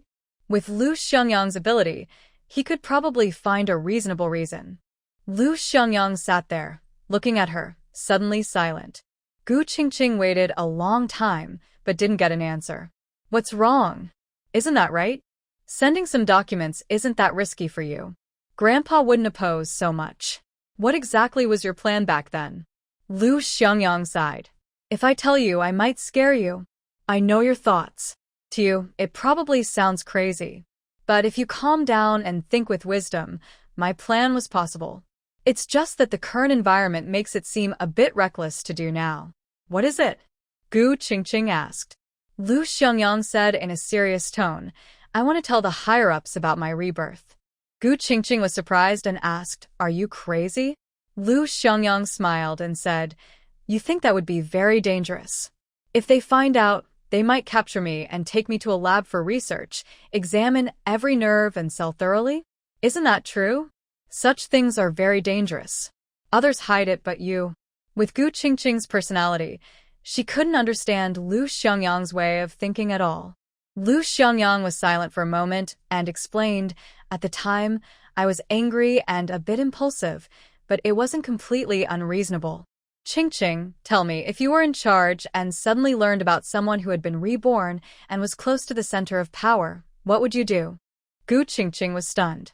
She thought carefully, and after a long while, she felt that her previous ideas might not be very likely. She finally understood that if she knew someone who knew the future, she wouldn't just send him to an experiment. How could she? Knowing the future would be so good. It could help predict many things, guide the country's development to avoid dangers, so why send him to a lab? Can science currently explain such miraculous things? Maybe it's a space miracle or just a coincidence. Gu Qingqing looked at Lu Xiangyang and, for the first time, felt that this man's courage was beyond her imagination. Do you think they might protect you from now on? Lu Xiangyang smiled and said, "At least if it were me, I definitely would. Based on what I knew about those people in my past life, they probably would too. That way, many disasters could be avoided, many mistakes prevented. Many big plans could be predicted in advance. The value of that is simply immeasurable." Although it sounded reasonable, Gu Qingqing still couldn't accept it. Life only happens once, and she must protect it well, avoiding any danger. That's not possible either. Human nature is the hardest to predict, and the current situation is unstable. No matter what, you can't risk yourself. It's crazy to entrust your fate to others at any time. If you want to make some changes, work hard to climb up and use your own strength to avoid disasters or mistakes. I can agree to that. But this secret, no one else can know. Lu Xiangyang smiled, pulled her over, sat her on his lap, and hugged her. All right. I didn't say anything in the end, did I? At that time, I was just upset for a moment. I was about to marry you, just starting our relationship, and I was so happy. Then suddenly, this person appeared, someone I didn't pay much attention to in my past life. Of course, I was angry. Grandpa knows about this? Gu Qingqing asked. Lu Xiangyang nodded. Yes, he found out. That day, I went to talk to him about it. We could handle it carefully. If we succeed, the Lu family will rise quickly. But if we fail, it could be dangerous for the family. Grandpa doesn't want me to take risks. He knows this storm will pass in a few years. He'd rather work on the farm in the countryside than let me get into trouble. Grandpa is right, Gu Qingqing said, eyes wide. You can think of such a scary plan? I almost doubt your intelligence. If I were Grandpa, I'd probably give you a good beating right now. Suddenly, Gu Qingqing stopped. Knowing Grandpa Lu's personality, he might really hit him. But, did you have a hard time in your past life? Grandpa was worried, so he didn't hit you? Lu Xiangyang was silent for a moment. He looked at her and smiled faintly. I've had power and status my whole life. Later, my position was similar to Grandpa's. How could I say I had a hard life? Gu Qingqing pursed her lips. Have you really never married? Lu Xiangyang had told her this before when they were in Shanghai, but she didn't quite believe it. With such high status, how many children could he want? Could he really have never married or had children? Are men that disciplined? In his past life, in that materialistic world, Gu Qingqing never met anyone like that. But deep down, she was a little afraid to ask. She liked Lu Xiangyang. If he had been married in his past life and loved his wife very much, what was she now? Although it's two lives, it's not always the same. Maybe he hasn't met that person yet. Maybe he met her first, but she still felt a little strange inside. Lu Xiangyang answered seriously. What I told you is true. I really haven't married or had children. But I'll tell you something, I've been engaged twice. Both times were when I was still quite young. The first time was because I reached the right age and it was arranged by the family. The second time was because my father was unwell and might not live much longer. My mother was upset, and both of them wanted to see me married and have children. The matches were arranged by my parents. I didn't see any problem, so I agreed. But those were just engagements, not actual marriages. I am very busy with work, constantly completing tasks, earning military merits, and working hard for my family. There are still many enemies. Both times I faced difficulties because of my work and was seriously injured, which ended those encounters. Of course, Luo Aihua also played a part, but it's not obvious. Gu Qingqing feels a bit sad for him. It seems he truly had a hard life in his past. What happened afterward? Did you not look for someone else? Life is so long. Why waste your youth on people who don't matter? Lu Xiangyang smiled. I didn't waste it. I've been working hard. I led the Lu family to the top and I've reached all the heights I wanted. But in love, I was indeed delayed. Society keeps developing, and people become greedier. Later, I met people with too much self-interest. I didn't find anyone I liked, so I gradually lost interest. It's about waiting for the right person rather than settling. That faint feeling of sadness in Gu Qingqing's heart disappeared, and she couldn't help but smile. Xiangyang raised an eyebrow. I thought you'd be very upset when you hear that. Why do you look so happy? Gu Qingqing paused. Really? No. You must be mistaken. Xiangyang pulled her into his arms and looked into her eyes. Really? I don't think I am. You're definitely happy. Gu Qingqing quickly tried to hide, laughing uncontrollably. What's wrong with being happy? Of course I'm happy, without anyone else. I'll be lonely forever. Don't you feel sorry for me? Gu Qingqing smiled and hugged his neck. Be good. With me by your side this lifetime, I'll definitely not let you be lonely. Xiangyang was excited. You promised to come back with me? Gu Qingqing. She made a mistake. Hurry up and speak. You promised you'd stay with me for a lifetime. No backing out. I didn't promise. She said stubbornly. You just said it, Gu Qingqing. If you try to break your promise, I'll... What will you do? Xiangyang. What can I do? I can't bear to hit or scold her, so I have to spoil her. After a while of joking around, Gu Qingqing seriously said to him, You promise me that no one can tell about this from now on. Xiangyang nodded. Got it. I won't be so impulsive next time. I was really angry last time. Also, Qingqing, I spent my whole life in the army. I understand strategy and scheming, but that place is full of passion. Deep down, I believe in this country, carrying a bit of passion and dedication. With this ability, I naturally want to contribute. Don't be mad at me. Gu Qingqing understood that many important people carry a spirit of sincerity and dedication. She could appreciate their greatness.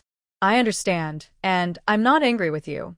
I admire that spirit, but I want you to stay safe. I don't want you to take risks. People are hard to read. If you want to do something, then work hard for it.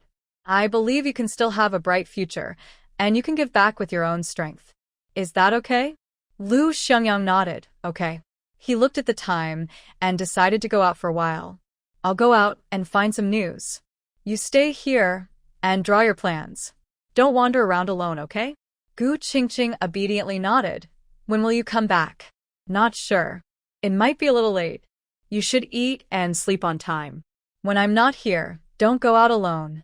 Try to wait for me to come back and take you out. Gu Qingqing had no objection. Safety was the most important. In a strange place, with her face, she should avoid going out too much. I understand. I won't go out. Lu Xiangyang left, and Gu Qingqing sat silently in the living room for a while. He said he was angry and impulsively decided to tell the higher-ups about his rebirth. But was that really true? In his previous life, he had reached that point, and he should have known how to endure. How could he be so impulsive? Deep down, he probably still didn't want her to suffer. Not getting married wouldn't affect the Lu family. Only she would be the one to suffer. Gu Qingqing leaned on the table, thinking that since they met and fell in love, she might never be able to stay out of trouble. He always wanted to protect her, and had done so. Maybe she should also think about the Lu family. If the Lu family is doing well, she would have more support. If the Lu family isn't doing well, she would be affected too. Many times, it's a mutual support. She should learn to leverage others and develop talent around her. Looking at the documents on the table about Lu Xiangyang's achievements, she thought about his contributions. Lu Xiangyang was out all day. Gu Qingqing was also thinking about her plans and direction in the hotel. She needed to earn money. No matter what Lu Xiangyang did in the future, she had to handle her own affairs. Until after 7 in the evening, Lu Xiangyang returned. By then, Gu Qingqing had already spent the whole day busy. She took a shower, ate dinner, and was sitting in her pajamas by the large floor-to-ceiling window, watching the distant sea. When Lu Xiangyang saw her drinking wine, he frowned. "Why are you drinking? How much did you drink?" Gu Qingqing smiled and said, "I didn't drink much. What's there to worry about?" Lu Xiangyang smelled some alcohol on her and said worriedly, "Stop drinking." He moved the glass aside. Gu Qingqing was unhappy and asked, "What's wrong?" "I didn't drink much." Lu Xiangyang looked at her, hesitated for a moment, and then asked, "Have you been feeling unwell recently?" Gu Qingqing was surprised. "No, not at all." "Really? Not even a little uncomfortable?" Gu Qingqing frowned. "What do you mean?" Lu Xiangyang leaned closer and sat beside her, staring at her belly. "I'm just worried. Worried that if you're pregnant, drinking isn't good for you." Gu Qingqing was silent. She paused for a long time before realizing what Lu Xiangyang was talking about. She looked down at her belly. Pregnant? How could that be? She could date and be with a man she liked, and she was willing to accept the worst consequences. But having a child? Was it so easy to have one? The first time, she wasn't even married yet, and she came from a family like Lu Xiangyang's. She couldn't let her child be called a love child. What if someone in Beijing found out and made a fuss? The second time, she was about to leave. How could she get pregnant? She was in danger and on the run. Under such circumstances, how could she get pregnant? She needed to be active and quick during fights or when escaping. Pregnancy was fragile. If she fell or got hurt and couldn't get to the hospital in time, her life could be at risk. She definitely didn't want to be pregnant. So, both times she took medicine, including yesterday. You've been so careful with me all along, always worried about what I eat and whether I sleep well. You were so gentle yesterday. Were you worried I was pregnant? Lu Xiangyang frowned. Of course I was worried. Though it was only 2 nights, I didn't just sit around. If you were pregnant, the journey would be so dangerous. When you're healthy, bumps and bruises might not matter much, but once you're pregnant, it's different. If you bleed and don't get to the hospital in time, it could be life-threatening. How could I not worry? But I wasn't worried about your pregnancy when I cared for you. I was just taking care of you because I was worried you might forget to take care of yourself due to your young age, so I was being cautious. I was afraid. Lu Xiangyang suddenly felt something was wrong. Why do you look at me like that? Did you take medicine? Gu Qingqing immediately turned her head and denied, No, I just haven't gotten pregnant. Seeing her expression, Lu Xiangyang knew she had eaten something and said angrily, You are not allowed to eat that anymore. It's bad for your health. Gu Qingqing stayed silent. Lu Xiangyang stared at her belly, feeling a bit disappointed but understanding it's okay. I'll try harder in the future, and we will definitely have a baby. He reached out and picked Gu Qingqing up, saying, Let's work on it now. Gu Qingqing was startled. What are you doing? Put me down. No. He was tall and had long legs, and in a few steps, he carried her to the bedroom. He threw her onto the bed and leaned over her. Gu Qingqing quickly pushed him away. No, you just came back, haven't taken a shower, and have you had dinner? I've eaten. I just need to take a shower. Gu Qingqing. Lu Xiangyang looked into her eyes and asked seriously, Are you really decided to go back with me? Are you not angry anymore? Gu Qingqing was silent for a moment and replied, Actually, I wasn't angry with you. I understand. I just feel a little upset inside and don't want to accept that kind of life. Since you said you'll do it and can solve the problem, I have nothing to worry about. But I have 2 conditions you must agree to. What are they? Tell me. First, like I said this morning, no more risky actions. After we get married, I want a stable home. I don't want you to take risks. And second, you need to stay here with me for a while. I finally came out for a trip and don't want to go back so soon. Lu Xiangyang's smile couldn't be hidden. He lowered his head and kissed her fiercely a few times. Whatever you want. After saying that, he reached to pull at her clothes.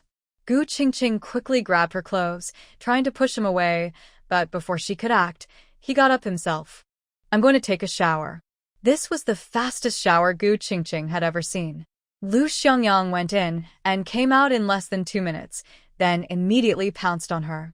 Gu Qingqing screamed in fear, I can't get pregnant for now. Lu Xiangyang froze completely. What's wrong? Don't you want our child? Gu Qingqing stared at him. We haven't even married yet, so not now. Lu Xiangyang frowned. It's not like you'll get pregnant immediately. We won't stay here much longer. When we go back. But what if? Gu Qingqing didn't want any uncontrollable things to happen. If you say I can't take medicine, then make proper arrangements. Anyway, I won't have children before marriage. If I get pregnant before marriage, we're fine. But what about others? If the baby is born at the wrong time, everyone will see it was conceived before marriage. What if people start to suspect me? What if they say I used tricks to marry you? That wouldn't be good for the child. Lu Xiangyang thought for a moment and agreed. He had experienced the future decades in his previous life, where society was open and couples happily got pregnant before marriage. Once married, no one would say anything. Instead, it was considered double happiness. But now, he still wanted to follow the customs of this time. He didn't want his child to face gossip. All right, it's my fault. I won't let you get pregnant. Once they talked it out, they had no more worries. The long night was very romantic. Outside the window, it was raining, with wind and rain sounds. The air was cool, but inside the house, the temperature kept rising. That night, Gu Qingqing felt the thrill of being together for the first time. The next morning, Lu Xiangyang woke up early, but the girl in his arms was still sleeping deeply. He lay on his side, resting his head on his arm, watching her in his embrace, playing with her long black hair. He found that Gu Qingqing's curly hair was really beautiful, making her look even gentler and more lively. She was so delicate and tender, with kind eyes and a gentle face. Unlike many girls who rose from humble beginnings and had sharp eyes full of ambition, Gu Qingqing's eyes didn't show much of that. Most people's appearance reflects their personality. Women with strong career ambitions often look assertive and smart, but this didn't seem obvious in Gu Qingqing. She also cared about her career, but her expression was soft and lively. Could it be because she was young, so her strength wasn't obvious? Perhaps the phrase gentle on the outside, strong on the inside described someone like Gu Qingqing perfectly. As for investing in Hong Kong, Lu Xiangyang didn't really mind. He hadn't been able to manage things there for years, so it wasn't a big concern. He knew that in the long run, there would be many opportunities on the mainland. Missing out on Hong Kong these years wouldn't affect the overall plan. But Gu Qingqing seemed eager to do something.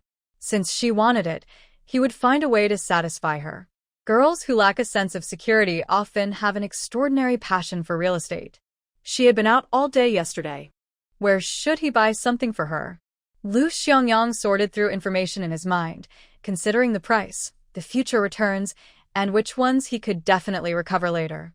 Countless pieces of information were organized in his mind, and he finally selected some useful ones.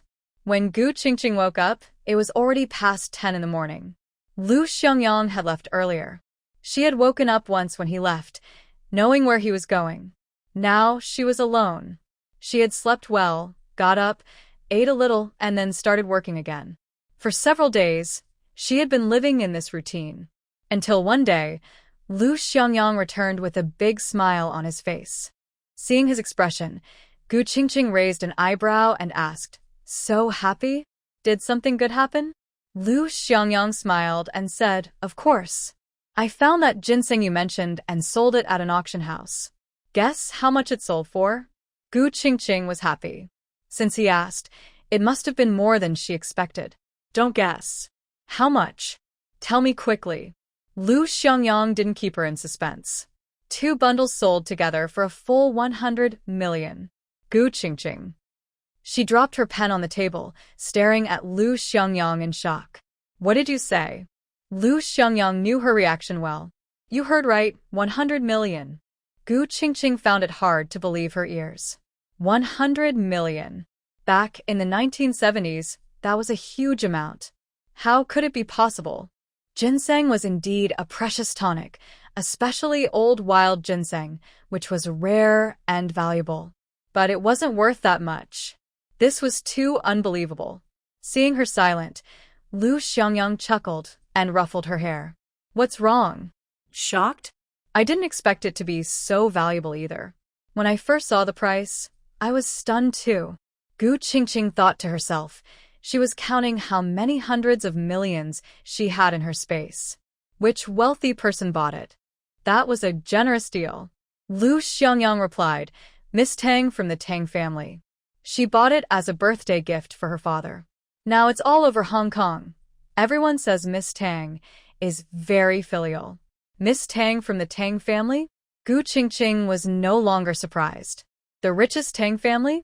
The eldest daughter of the original wife? Lu Xiangyang nodded. That's her. No wonder. The Tang family in Hong Kong was a top-tier wealthy family. They had lots of money. The head of the Tang family, Tang Qingrong, was not very old. He was only 60. Many powerful families in Hong Kong worked into old age. Tang Qingrong was only 60 now, still in his prime. Miss Tang is her eldest daughter. Her mother also comes from a noble family. It can even be said that Tang Qingrong's success was largely thanks to his first wife. However, there is also an elderly lady in the Tang family, Tang Qingrong's mother. She is very biased against daughters and favors her grandsons, seeing granddaughters as insignificant. The Tang family is not just the first wife's household. Tang Qingrong also has 3 other wives, all with children, and there are many other women outside the family. It is said that 2 women have long-term stable relationships with children, even though they were not married into the family. In such a family, children often compete for resources and wealth, leading to conflicts. Because the Tang family favors sons over daughters, Miss Tang's life is not very comfortable. However, her maternal family is strong, so even if she cannot inherit the family business, she will still have access to many resources. She spent 100 million to buy a rare ginseng to give as a birthday gift to her father, something unique in all of Xiangjiang. Tang Qingrong was naturally very happy. Rich people like to save face. They wouldn't mind spending even more than 100 million. Miss Tang would probably be happy to spend more. If she didn't, she would be the least happy. Gu Qingqing smiled happily and quickly pulled Lu Xiangyang over to sit down. Thank you so much. Are you hungry? Thirsty? I'll get you some water. Lu Xiangyang chuckled and pulled her onto his lap, holding her. I'm not hungry or thirsty. I have good news to tell you. Gu Qingqing was excited. What? Did you see a good house? Lu Xiangyang nodded. Sort of. But we don't have enough money. We can't buy a big shopping mall. Most prime locations are divided among wealthy families. And since we're from the mainland and have to go back, I'm worried that too much money might cause trouble. That's why I kept a low profile. Zhou Lin and his team are still here. Because of the ginseng, I got involved with Miss Tang. I asked her to find a piece of land. It's a bit remote, at most 3 stories high, with a supermarket and shops around it. There are many residential buildings nearby and some upcoming developments. We bought the land mainly for the property. In a few years, when we come back, we can build a big shopping mall ourselves. With Tang Jingjing's help, the land will be safe. Even if someone tries to take it later, I can get it back from them. Gu Qingqing listened and thought it made sense. They didn't have much cash on hand. Although she and Lu Xiangyang are considered wealthy in mainland China, in Hong Kong at this time, their money isn't worth much. They want to buy a building, but their funds can only come from jewelry and antiques in the space. However, spending so much jewelry and antiques at once could cause trouble, which they want to avoid. They can't stay here long term, so it's better not to compete with the big wealthy families. It's enough to keep a decent place. That sounds good. Where is it? Gu Qingqing is willing, and Lu Xiangyang feels relieved. I'll take you to see it tomorrow. Okay. The next day, Gu Qingqing went with Lu Xiangyang to see the land. When she saw the site in person, she was very happy, truly happy from the heart. It's a huge area. The tallest building there is only 3 stories high. Now there's a big supermarket, surrounded by street shops, and the location is quite good. In such a developed commercial area, buying property isn't easy. Not far away, there are new housing developments. This place is probably going to be developed soon, maybe already part of some big plan, just temporarily set aside. Getting this land must have taken Lu Xiangyang a lot of effort. Letting Gu Qingqing handle it herself isn't easy. Without the right connections or status, it wouldn't be possible. Is this really going to be mine? Lu Xiangyang nodded. Tomorrow, I'll take you to sign the contract. Once all the paperwork is done, it will be yours. The main thing is, this land is yours. During the years we're away, we'll find someone to manage it. Tang Jingjing will handle it. For now, it should stay safe. Gu Qingqing looked at him. Miss Tang, why are you so willing to help? Lu Xiangyang smiled. The Tang family has plenty of wealth. This little bit is nothing. The 2 ginseng roots made Tang Qingrong very happy. When the old master is happy, he easily gives resources to Tang Jingjing, more than just this. Plus what? Gu Qingqing was very curious. Lu Xiangyang looked around, then pulled her into his arms, whispering in her ear, plus, I act mysterious, pretending to be a big shot, close to the powerful class. I have top-quality ginseng, boxes of jewelry, and I even took Zhou out for a spin. I made Tang Jingjing think I might need her in the future, so she gave me face. Gu Qingqing. She stared. Are you afraid of messing up? Lu Xiangyang didn't mind. How could I mess up? I am already a powerful person. When the wealthy people in Hong Kong start investing in the mainland in the future, they will all come to flatter me. Miss Tang will definitely be very happy that she helped me at this time. Gu Qingqing. That's true.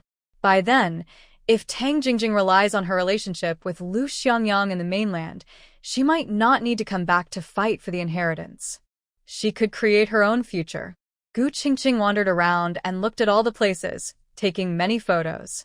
This was the first time she had so many properties. Hong Kong is a place where land is very expensive, so she had to take pictures to remember. They played until noon, had lunch, and then went back. The next day, they started signing contracts. Since all the properties belonged to one person, signing was simple. Lu Xiangyang had already reviewed the contracts before, and after checking them again, he allowed Gu Qingqing to sign. Once she received the items, she handed them over to the management company. These people were chosen by Miss Tang.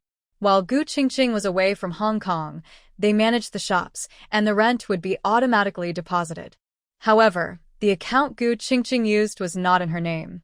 Because the situation was still unclear, Lu Xiangyang was worried about potential problems, so he used another account for safekeeping. Tang Jingjing was the main person responsible. Whether she could take back all the property in the future or fully control it depended on whether Tang Jingjing was willing to give it up. Lu Xiangyang was not worried about this at all. After settling everything, she returned to the hotel and received a call from Wen Qingqing. Her sister had been busy for a while but now had time and invited Gu Qingqing to come over to play. Zhou Lin would go too.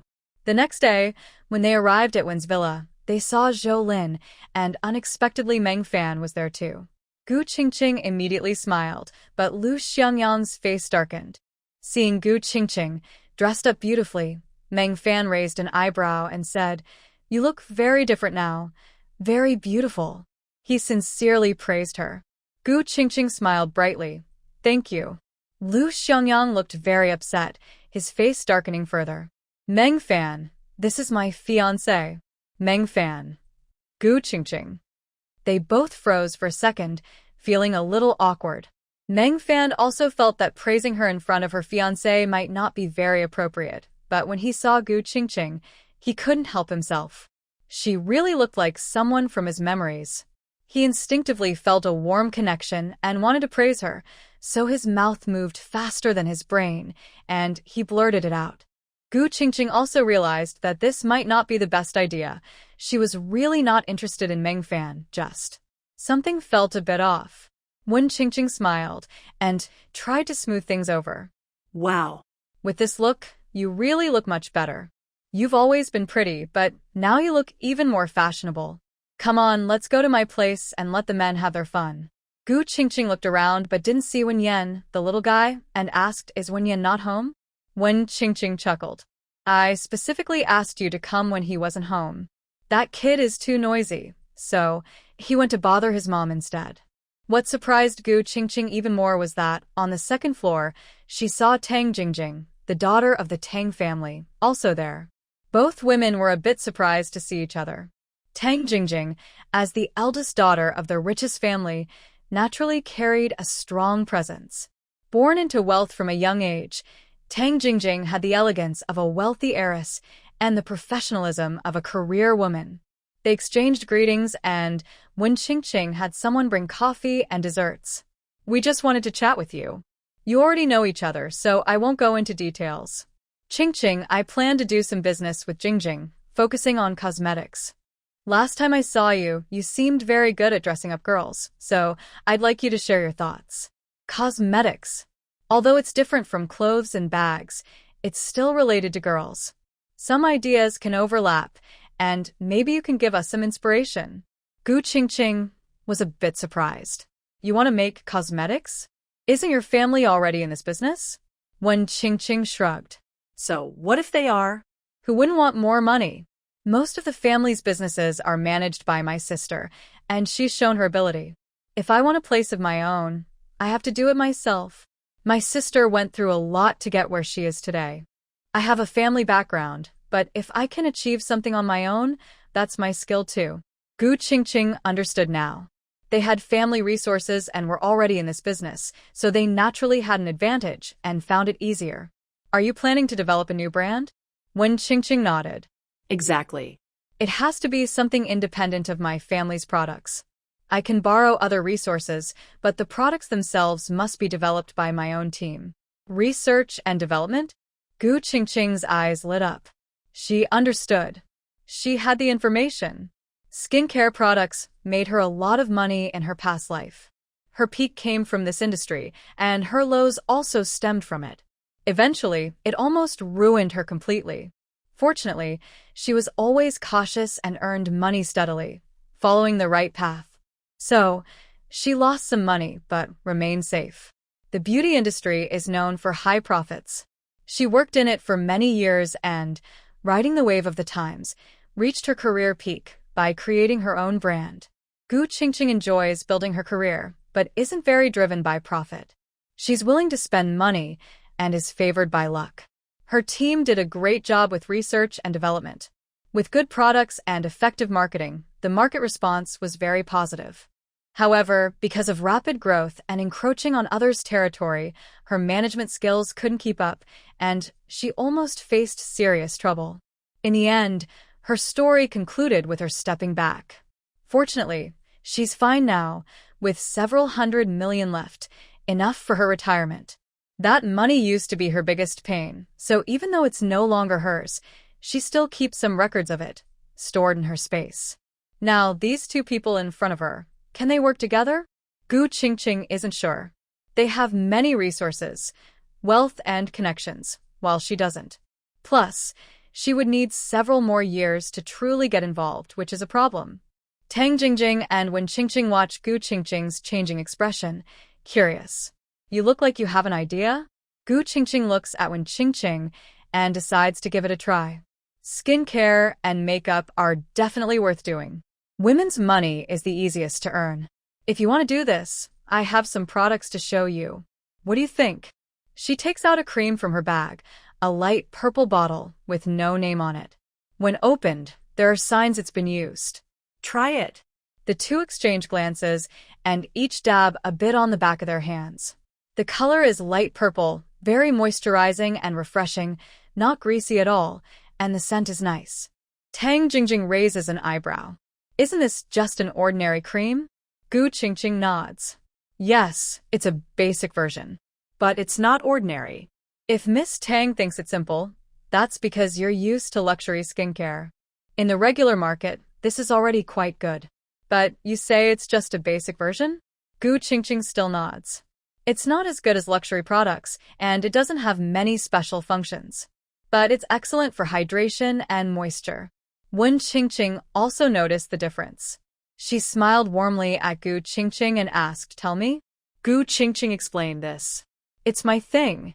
I have all the complete production materials, and I guarantee the raw materials are not rare. If you're willing, I can work with you using this." I can't participate in management right now, but I want a certain share and to keep some decision-making power. Tang Jingjing raised an eyebrow. Just this one? Gu Qingqing replied, no, there's more. This is a series. The purple one is from the lavender series, which includes face cream, eye cream, moisturizing water, and masks. It's a bit more expensive, with hydrating and anti-aging effects, and it smells nice. There's also another series, the Marine Essence series, mainly focusing on essence water, face cream, and masks, mainly for hydration. Tang Jingjing was really curious. Both of these women are from the mainland, right? These days, she's met many people fleeing from the mainland, but these two seem to have no intention of staying long. It looks like they plan to go back. It's quite strange. This is the first time she's met someone who came to Hong Kong and still wanted to leave. Now, they've shown her this thing. Where did she get it? Gu Qingqing just wanted to try. She believed that her product shouldn't go to waste. If she had money, she should earn it. So, the three girls upstairs didn't go downstairs. To make these two girls believe in her, Gu Qingqing gave a detailed explanation about skincare, makeup, and beauty routines, even personally doing their makeup. She's a professional, after all, having studied for over 10 years. Both of these women are career-focused. They understand management, but their professional knowledge isn't as deep as Gu Qingqing's. All afternoon, Gu Qingqing talked so much she was dry-throated, and she managed to convince the two girls, making them stare in surprise. Downstairs, Lu Xiangyang was very curious. He looked up at the upstairs and asked, "What are they doing? They invited us over, then just left us here?" His wife is like a little white rabbit. Don't be fooled by those two clever young ladies. Meng Fan was a bit worried but remained calm. Zhou Lin was even more indifferent. He was lying on the sofa now, without any regard for his image, drinking coffee and eating sweets, looking very relaxed. Girls. They have endless topics and no one stopping us. Let them chat. Isn't it nice here? Come, have some coffee. It smells so good. Lu Xiangyang looked at Zhou Lin, who was so unkempt and couldn't really accept it. In the middle of the afternoon, you drink so much coffee. Won't you be able to sleep tonight? Zhou Lin smiled and said it's okay. I'd rather stay awake all night drinking than miss out. Once I go back to the mainland, I won't get such good treatment anymore. He looked around with envy and satisfaction. Wow, this house is really beautiful. When can I live in a house like this? Let them chat for a while longer. It's best if I can stay here overnight. Lu Xiangyang smirked and said, "Can you be a little more ambitious?" Zhou Lin sighed helplessly. Do you think I want this? Look at the life I'm living. Lu Xiangyang and Meng Fan thought about the Zhou family's situation and also found the family's quirks quite amusing. The Zhou family is a big family in Beijing, well known for being large and numerous. The old Zhou patriarch was very poor in his youth. His family looked down on him for eating too much and sent him to the army to fend for himself. He earned real military honors, but he had a flaw. He was obsessed with having a big family. He spent half his life trying to have many children, marrying several wives, each with children. During times of war, many family members went off to fight and lost contact. Over time, he married again and again, eventually reuniting with all of them. His children also kept having more children. Now, the grandchildren are married and have children, and they have quite a few. The old patriarch was a bit eccentric. He was very focused on the family tree and wanted to be the head of the family. He loved seeing his descendants thrive and have many children, hoping to become a famous, noble family someday. He was very strict. No one in the family was allowed to make illegal money or be lazy. Everyone had to work honestly to earn money and contribute to the family fund to raise the children. Anyone could be poor, including the old patriarch himself, but no one could be poor because they couldn't afford to raise their children. So, all the adults in the family, regardless of gender, worked hard to earn money for the children. The family's funds for raising children came from the family fund, which was often filled by families with many children. Those with fewer or no children had to contribute some money to help raise others' children. This created a situation where people kept having children to avoid losing out. As a result, children kept being born one after another, and the adults in the family worked themselves to exhaustion. The Zhou family's eccentricities are unique in Beijing. Their large family surpasses even the Yang family in size. The old patriarch was very happy seeing so many grandchildren. He was so poor that he often ate pickled vegetables, yet he still felt proud and confident. As for Zhou, every time he returned home and saw the children running around, he was overwhelmed by the noise and had a headache. He has worked for so many years, and most of his salary has been used to support his brothers, uncles, and their children. He has almost no savings. He is truly very pitiful. Sometimes, Zhou is afraid he can't hold back and might go find a woman to marry, having 7 or 8 children at once. Fortunately, he still has some sense. Whenever he feels overwhelmed financially, he goes to see those children, which helps him calm down. What a sin! Meanwhile, the 3 girls upstairs are not coming down, and the 3 men are playing by themselves downstairs. Lu Xiangyang and Meng Fan start a game of chess. They are very competitive and intense. Zhou, full and happy, runs to the garden to play with the dog, bringing the servants with fruit, enjoying the good life of a young master. Then he returns to continue discussing cooperation with Wen Qingqing. By evening, it's time for dinner, and the 3 women finally come down. Gu Qingqing is smiling brightly, full of energy. Lu Xiangyang notices and raises an eyebrow. He wonders if something good has happened to her. Everyone sits down to eat, and the dinner is very enjoyable. They discuss what needs to be discussed and eat what they want. Tang Jingjing is interested in the relationship between Lu Xiangyang and Zhou. On the way home at night, Gu Qingqing is very happy. Lu Xiangyang, curious, asks, "Did something good happen? You look so happy." Gu Qingqing looks a bit proud and says, "I made a deal for cooperation with them." Tang Jingjing is really hardworking. The Tang family prefers boys, and she also wants to compete for the family inheritance. Most of the inheritance comes from her mother, and she's not willing to give it to others. We talked, and I told her that if she can't get much inheritance, she can also gain resources. There are many opportunities outside, so she can do both. She agrees with that. Now she's working hard to build her career. Wen Qingqing is the same. She also wants to achieve something. They want to start a cosmetics brand. I have some information about that. We've already agreed. She can join in. The night breeze is a little cool, and there's a faint smell of seawater in the air. Seeing her excited expression, Lu Xiangyang smiles and asks, "Really? How much?" 10%. Will you invest money? Partly. I'll exchange some top-quality jewelry with them. Lu Xiangyang smiles meaningfully. Are all the technical parts yours? Gu Qingqing nods and doesn't hide it from him. I've created 3 series. The product lines are complete, so they can launch new products over the next few years. All the data is prepared, so they don't need to find a team to develop it themselves. That saves a lot of money. I am holding a classic model, which will definitely become a main product in the future. Lu Xiangyang stopped walking. A small company just starting out, the most important thing is research and development. You've produced so many, and even invested some money, but you only own 10% of the shares? Gu Qingqing smiled slyly. What's there to be afraid of? In the future, I will definitely own the most. It's just because of the current situation. I need to go back to the mainland now. I can't handle things here. Just leave the documents and go.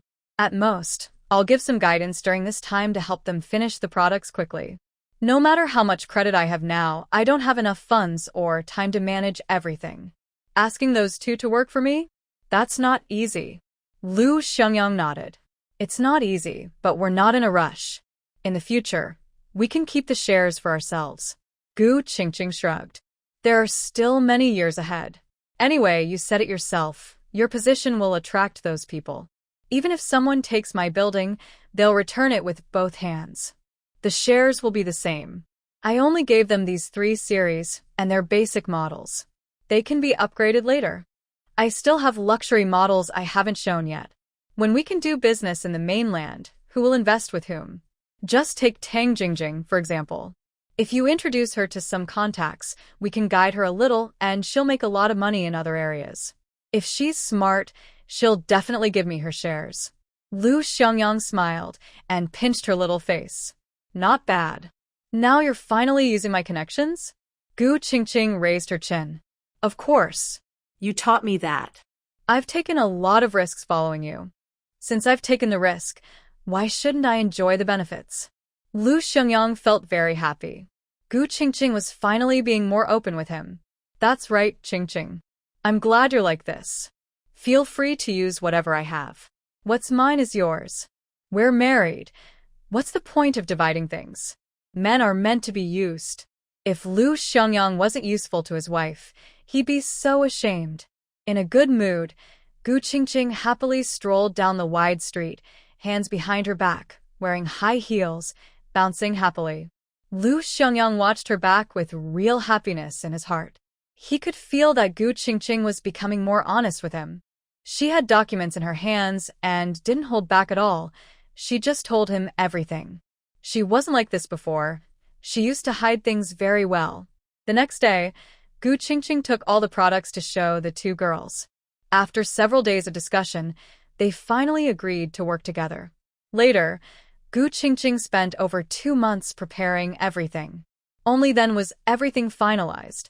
At this time, Zhoulin was also preparing to leave.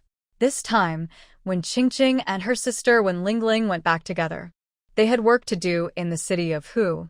Gu Qingqing and Lu Xiangyang did not go with them. Meng Fan accompanied them to Hu, while Gu Qingqing and Lu Xiangyang took a different route. They traveled west for a while and returned to the Huaihua Brigade via a different road. They had never taken this route before. Along the way, they could sell many supplies. They originally planned to visit Lu Xiangyang's uncle's house, but farming work in the village became busy, so Lu Xiangyang had to return first. Most of the journey was by train, with only a few parts driven by Lu Xiangyang. They skipped small towns and only stopped in big cities for shopping and selling goods. With Lu Xiangyang there, Gu Qingqing felt completely safe. She no longer needed to hide her appearance. The clothes she bought in Hong Kong were very fashionable, so she couldn't wear them here. However, her more conservative clothes were still suitable. Having her back, Lu Xiangyang felt totally at ease. He was sure his wife wouldn't run away now and would marry him. After 2 lifetimes, he finally had a wife. Lu Xiangyang felt a strange excitement, an uncontrollable happiness. Whenever they passed through a big city, he would take Gu Qingqing shopping, buying lots of food, drinks, and supplies. Even if they had bought similar things elsewhere, they would buy more when they saw them again. Gu Qingqing now had over 30 different pens, more than 40 brushes, various books, painting supplies, and even a lot of ink. She also had many clothes, shoes, bags, and watches worth over 30 yuan. If Gu Qingqing hadn't stopped him, he probably would have bought even more. This confirmed Gu Qingqing's earlier idea. Lu Xiangyang was more of a shopping addict than her, and even more wasteful. After a whole day of shopping, Gu Qingqing was exhausted and just wanted to sleep. But this energetic guy insisted on taking her to the mountain top to see the stars. Gu Qingqing was completely worn out. Right now, they were lying in the car on the mountain top. The car had been modified. The front seats remained, but the back seats had been removed and replaced with a mattress and blankets. The roof was open, and Lu Xiangyang held Gu Qingqing, saying he wanted to watch the stars with her. Gu Qingqing was very sleepy, closing her eyes and feeling drowsy. I want to sleep. Don't disturb me. Lu Xiangyang felt like he was on a honeymoon with his wife, traveling in Hong Kong for over 2 months. Their relationship had grown very close. Now they were very intimate, and since they were outside with no one recognizing them, they didn't have to worry about rules or others' opinions. He was so happy. The moon is so beautiful tonight. In a few days, we'll be home. It's rare to have such a nice night. Don't sleep. I'll stay with you to watch the moon and count stars. Isn't that romantic? Gu Qingqing was very angry. She leaned into his arms and gritted her teeth. With your IQ, you can only count the moon and stars with me. Lu Xiangyang. He hugged her tighter. Are you so sleepy? Tonight is so special. It's just us here closer to the sky. Don't sleep. Talk to me, okay? No, I want to sleep. Don't disturb me. Lu Xiangyang looked a little sad and held her even tighter. Please, I can't sleep. Gu Qingqing was furious. She struggled. Don't hold me so tight. It's too hot. Hot. Lu Xiangyang looked around. It was indeed hot today, but there were 2 air conditioners blowing cool air in the car. Was it still hot? I'm not hot. Why are you hot? Gu Qingqing sighed and got out of his arms. You're hot. Your whole body feels like a furnace. She moved far away from him and lay on a cool mat, closing her eyes and enjoying the breeze. It was very comfortable. But men on their honeymoon are full of energy. Lu Xiangyang probably wouldn't let her rest. On a romantic summer night, even the mountain breeze felt flirtatious. When they returned to the Huaihua Brigade, everyone was busy. Lu Xiangyang brought Gu Qingqing back, and brigade leader Wang Xinghua finally relaxed. After being away for 3 months, returning to this small yard, Gu Qingqing's mood changed a lot. She looked at everything in the house and imagined the next few years of married life with Lu Xiangyang. She once thought all this was just a dream. The house was fine at the front and back, and the yard was clean. But the bedroom door was locked. Since no one had lived there for a long time, it needed cleaning. Lu Xiangyang tidied up the Kong bed, put a clean, cool mat on it, and placed a basin of ice nearby to let Gu Qingqing rest. Rest well first. The journey was long and tiring, right? I'll go see Grandpa and Grandma. Gu Qingqing thought for a moment and asked, Are we inviting Grandpa and Grandma to dinner tonight?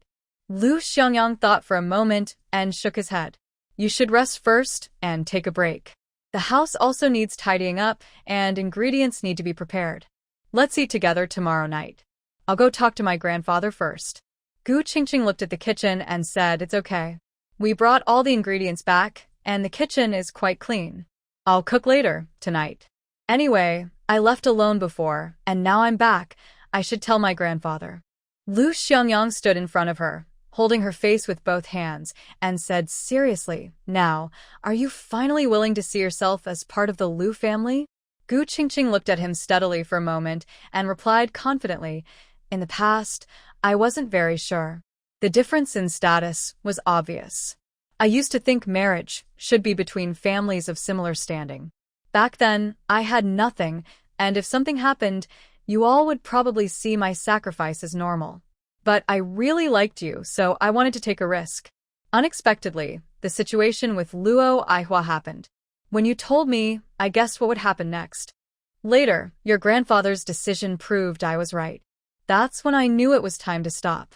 Gu Qingqing looked into his eyes and earnestly said, Lu Xiangyang, I really didn't expect you to come looking for me, and for so long. I didn't think you would take the initiative to solve problems and even take me to Hong Kong. I thought men. They tend to hide when things get tough. Who would risk everything for a woman's petty feelings? But in the end, you really did it. You succeeded. That's when I realized you're different from other men. Gu Qingqing stepped forward, wrapped her arms around his waist, and looked up at him. This time it's my fault. I made a decision without talking to you first. I won't do that again. Since I've come back with you, and you've done what I wanted, there's no reason to be angry or distant anymore. I'll marry you peacefully, stay with you in the countryside for a few years, and when the college entrance exam comes, I'll go to school while you focus on your career. Okay? Lu Xiangyang looked at her deeply, then lowered his head and kissed her lips for a long time before whispering in her ear, You said it. No backing out. Not only will you marry me, but you also have to have children for me. Gu Qingqing nodded. No backing out. Nothing big happened between us before. I didn't know how you'd handle things if something came up. This time, it's a big deal, and you handled it very well. I have nothing to worry about. Together as a married couple, if any problems come up in the future, I will solve them with you. I won't run away anymore. Lu Xiangyang happily picked her up and spun her around a few times, then laid her down on the bed and pressed down on her. Looking at the person in his arms, he liked her more and more, and he kissed her several times fiercely. This is what you said. You should rest well at home. I'll talk to my grandparents clearly, come back early tonight so we can cook together, and when we have free time, I will take you to get our marriage certificate. Gu Qingqing was surprised. So soon? Don't you need your parents' approval? Lu Xiangyang smiled. My grandparents agree already. My parents won't oppose. I want to move in with you as soon as possible. Gu Qingqing. That last sentence was probably his real goal. Lu Xiangyang went to see old Master Lu and Grandma Lu. Gu Qingqing stayed at home, looked at the time, and then entered her space. Her physical strength was still far behind Lu Xiangyang's. Feeling a bit tired, she took a long bath and then slept for a long time before waking up. The space was still the same as before. Before going to Hong Kong, she often came into work, but after Lu Xiangyang caught up with her, they spent every day together, so she had no time to work in the space. Now, many fruit trees, grains, and other crops in the space had ripened, but she had no time to harvest them. Her labor alone was gradually no longer enough. Another key issue was the status of the Lu family. Lu Xiangyang clearly told her that Luo Aihua was temporarily unable to cause trouble. Zhou Lin's side would definitely suppress her, but Luo Aihua's husband was still very powerful. The college entrance exams were still a few years away, and during this time, if anything unexpected happened, Luo Aihua might make a comeback. Even without her, it could be Song Aihua, Li Aihua, or others. Ultimately, the Lu family lacked strength, and she lacked personal power. The weak could only be bullied. Zhou Lin's side would not always help them unconditionally. The key to connections is value. If you have no value, knowing many people is useless. Raising her own value is urgent. Lu Xiangyang also had plans in this regard. He thought about those materials, each one useful to the country. And what about her? What could she do? The fact that they are truly a married couple means that as the Lu family's life improves, her status will also rise. Moreover, this departure might make old Master Lu look bad. His eldest grandson just arrived and now has to leave to run errands, so he didn't have time to properly spend with the elders. Lu Xiangyang also went out to look for her for a long time. In such a big family, they tend to protect their own. At this moment, when she marries into the family, both the Lu and Meng families might not have a good first impression of her. She'll have to live in the Lu family for a long time, so she must change this situation. Although the trouble was caused by the Lu family, relatives will naturally support their own. They won't blame Lu Xiangyang, but will think she was careless for leaving home. Even if they don't say it openly, they might hold some resentment in their hearts. But if she can do something useful now, help the Lu family, and raise her own status, the situation could be different. If she then goes with Lu Xiangyang to meet Meng's grandparents and his parents, her position will definitely improve. What can she do? Gu Qingqing looked at the food in her space and fell into deep thought. When Lu Xiangyang left the house, he took some food from inside. The bedroom door was locked because of the hot weather to prevent spoilage. Now that he's back, for convenience, he took everything out of the space and packed it into bags to bring home. He carried 3 large bags on his bike, and Gu Qingqing was with him. This time, the bike was placed openly in the yard, no longer hidden, for easier use in the future. The new bicycle, a 2-wheeled model, came from the village and many children followed behind, making them the most eye-catching kids in the village. Now Gu Qingqing opened the bags and sorted all the ingredients inside. There were chicken, fish, meat, eggs, coarse grains, fine grains, various dried goods, oil, salt, soy sauce, and vinegar. She took everything out and organized it carefully. The kitchen was very clean, which surprised Gu Qingqing. She also checked the backyard, the poultry area, and the vegetable garden, all well maintained. The pigsty was spotless, and the vegetable garden was not abandoned. These things were beyond her expectations. It seemed that after she and Lu Xiangyang left for 3 months, Wang Yu and the others had been quite diligent. There was a little dust on the dishes, indicating they had only cleaned but rarely used the kitchen. The water in the water jar was full. Gu Qingqing washed all the dishes and utensils, then took some from her space to be used exclusively by her and Lu Xiangyang in the future. She picked some vegetables from the garden and went back to cook. The young workers had all gone to work, leaving Gu Qingqing alone at the work site. She slept in the space for a long time, and her spirit had recovered. However, there was a time difference between the space and the outside world, so not much time had passed outside. After she finished preparing the meals, the educated youths had just finished work. Su Dongmei and Qianli saw Gu Qingqing and both smiled. You're finally back. How long were you gone? It's been about 3 months, right? If you didn't come back soon, I would have thought you ran away together. They didn't know that Gu Qingqing had left alone. Wang Yu and Su Jinchuan had been keeping it a secret, only saying that Lu Xiangyang and Gu Qingqing went out to handle some things, nothing more. Now that Gu Qingqing was back, Su Dongmei and Qianli were naturally happy. Gu Qingqing smiled and said, I planned to come back earlier, but something came up and delayed me. Has it been busy in the fields lately? Su Dongmei, who lived in a small house in the backyard, was standing at the door, complaining to Gu Qingqing. It's exhausting. The weather is so hot, and we have to work every day. It's almost killing us. Qianli lauga. Aren't you quite capable? Look, in our educated youth courtyard, you're the only girl who built her own house. Su Dongmei looked at her small house with pride, then pouted at Qianli. I really couldn't stay in the front yard anymore. If you want to build one, you can build it yourself. It's not too expensive. Want to build a house? Come, be our neighbor? Qianli was a bit tempted. Who doesn't want to have their own small house? Although renting a place was okay, it meant paying rent every year. Su Dongmei's small house didn't cost much. While they were talking, Li Yuqing came back. Seeing Gu Qingqing, she smiled. You're back. Finally back. Now, we can rest assured.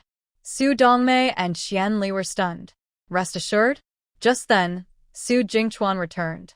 Seeing Gu Qingqing, he called out, Sister-in-law, Gu Qingqing. Everyone else. That sister-in-law really shocked Gu Qingqing. What did you just call me? Sister-in-law. When I was in the army, I used to call young women who were dating and about to get married that way. This was followed by Lu Xiangyang, who had just returned. Behind him were Old Master Lu, Grandma Lu, Wang Yu, and all the other educated youths. Seeing Old Master Lu and Grandma Lu, Gu Qingqing's attention was drawn away, and she no longer cared about Su Jinchuan calling her anything. Old Master Lu saw Gu Qingqing. Seeing that her face was rosy and she looked healthy and energetic, he gently said, You're back. It's good. You've had a busy day. Come inside and rest. Grandma Lu came over, holding Gu Qingqing's hand and patting it. Gu Qingqing responded softly and supported Grandma Lu as they entered the house. Lu Xiangyang told the others to go back first and followed them inside. Gu Qingqing's meal was already prepared. When Lu Xiangyang entered and saw it, he frowned. Already so quick? Did you rest for a while? Gu Qingqing smiled.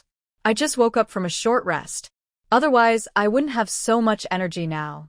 Lu Xiangyang gently ruffled her hair. Let's go to the backyard. No need to rush to eat. Okay. After the front door closed, they went to the backyard. Lu Xiangyang washed the faces of the elderly with water and sat under the grape arbor. Looking at Gu Qingqing, Old Master Lu sighed and tried to speak gently. Girl, I only gave you the marriage letter before, but I didn't tell you to get married right away. Do you think I saw you had no support and therefore treated you harshly? Gu Qingqing opened her mouth to speak. Old Master Lu raised his hand to stop her. Don't say anything. You read the letter, and Yang told me everything. I understand how you feel. No matter what, the trouble was caused by our Lu family. It was my grandson who didn't handle things well and involved you. This isn't your fault. Now that you're back and Yang has sorted things out, and you can get married normally, that's enough. I just want to tell you that our Lu family doesn't look down on people. I believe in fairness. Even if it wasn't you, or if your roles were reversed, if a girl from our family faced such a situation, I wouldn't let her marry. This isn't aimed at you. In my heart, the most important thing is safety. Love and reputation are less important than life itself. Gu Qingqing listened quietly. When Old Master Lu stopped speaking, she finally said, Grandpa, I understand that not getting married then was the safest choice. I don't blame you for that decision. I also have my mistakes. I shouldn't have left without talking to Brother Lu. I was impulsive. Grandma Lu patted her hand.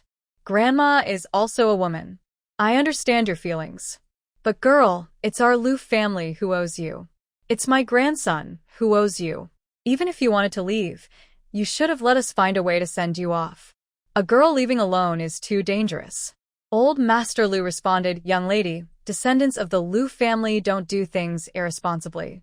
It's true that my grandson was wrong, but even if you decide to leave, he should compensate you, see you off, or help settle your life. Lu Xiangyang smiled and said, Grandpa, don't scare her. I finally found her, and I don't want to see her leave. Old Master Lu glared at him. When did I say she should leave? None of you have wanted to get married all these years. Now that someone is willing to marry you, how could I let her go? Then I'll take Qingqing to get the marriage certificate. After the harvest season, when there's nothing urgent here, I'll go to the northeast to visit my parents. When I return, we can hold the wedding. The weather will be colder before the new year, and everyone will have time. We can prepare some food and drinks, and it won't spoil. Old Master Lu nodded. You two have your own plans, so just arrange everything yourselves. I've already written the marriage certificate for you. At that time, I agreed to your marriage. Xiangyang immediately smiled. Thank you, Grandpa. Grandmother Lu said to Gu Qingqing, all right, what's past is past. Now that you're safe and back, that's good. The matter is settled, and it's a good time to get married. Grandpa and Grandma came here to tell you in person that the Lu family won't mistreat the daughter-in-law. We also hope our grandson can marry someone he likes and live a good life with the third son. Is that okay? Gu Qingqing didn't want to dwell on this issue anymore. Since she decided to come back, she just wanted to live peacefully. She nodded and said, yes, I will. The conversation stopped here, and no one brought it up again. The table was moved to the yard, food was served, and everyone chatted while eating. This was Gu Qingqing's first time cooking since she returned, and she made quite a hearty meal. After eating, the elderly didn't stay long and decided to go back and rest after a busy day. Xiangyang saw the old couple off. On the way, Old Master Lu suddenly asked Grandma Lu, wife, am I not useful anymore? Grandma Lu was surprised and didn't quite understand. Huh? What do you mean? Old Master Lu, with his hands behind his back and frowning in thought, said, I personally wrote the marriage certificate. My name is on it, and I also gave her my token of trust. Does that girl think that marriage certificate has no meaning? She ran away the very next day. If this had happened in the capital before, my marriage certificate would be more useful than a marriage license. If I had written this for someone, even if Yang didn't want it, the girl would have to bring the marriage certificate to us and make the Lu family honor the engagement. I've lived my whole life. I can't deny it now. Does that girl really look down on me? I just left the capital a year ago. Am I really that useless now? Grandma Lu was silent for a moment, then said nothing. Old man, what are you talking about? You're old and still dreaming nonsense. Old Mr. Lu looked hurt and said, am I wrong? I really didn't expect that she wouldn't like the marriage certificate I wrote myself. It wasn't like this when I was in the capital. Lu Xiangyang held back his laughter. Grandpa, don't misunderstand. She does not trust you. She doesn't trust me. I'm just too bad. She really values that marriage certificate of yours. Old Mr. Lu thought for a moment, looked at his grandson and nodded. That's right. It must be your problem. You're too unreliable, so you scared the girl away. Grandma Lu smiled. It's good that this girl has a bit of temper. Being too obedient and gentle isn't good either. Her temper isn't tough enough. Back in the day, if you had dared to treat me like that, I would have beaten you first before leaving. Old Mr. Lu. Old Mr. Lu was very angry. When have I ever done such a wicked thing? Why do you think you can hit me? Xiangyang. Wicked. The elderly couple argued for a while, and Grandma Lu left in anger. Now only Lu Xiangyang and Old Mr. Lu were left. Old Mr. Lu asked Lu Xiangyang, this girl has a strong personality. She's sensitive and hurt inside. She doesn't believe in love, but values principles. What do you like about her? Xiangyang supported his grandfather's arm and carefully walked with him up the hill. He spoke seriously, Grandpa. Qingqing isn't perfect, but no one in this world is completely perfect. I have many flaws too. But I can tell you, Qingqing is very kind-hearted, good-natured, and has good character. That's enough.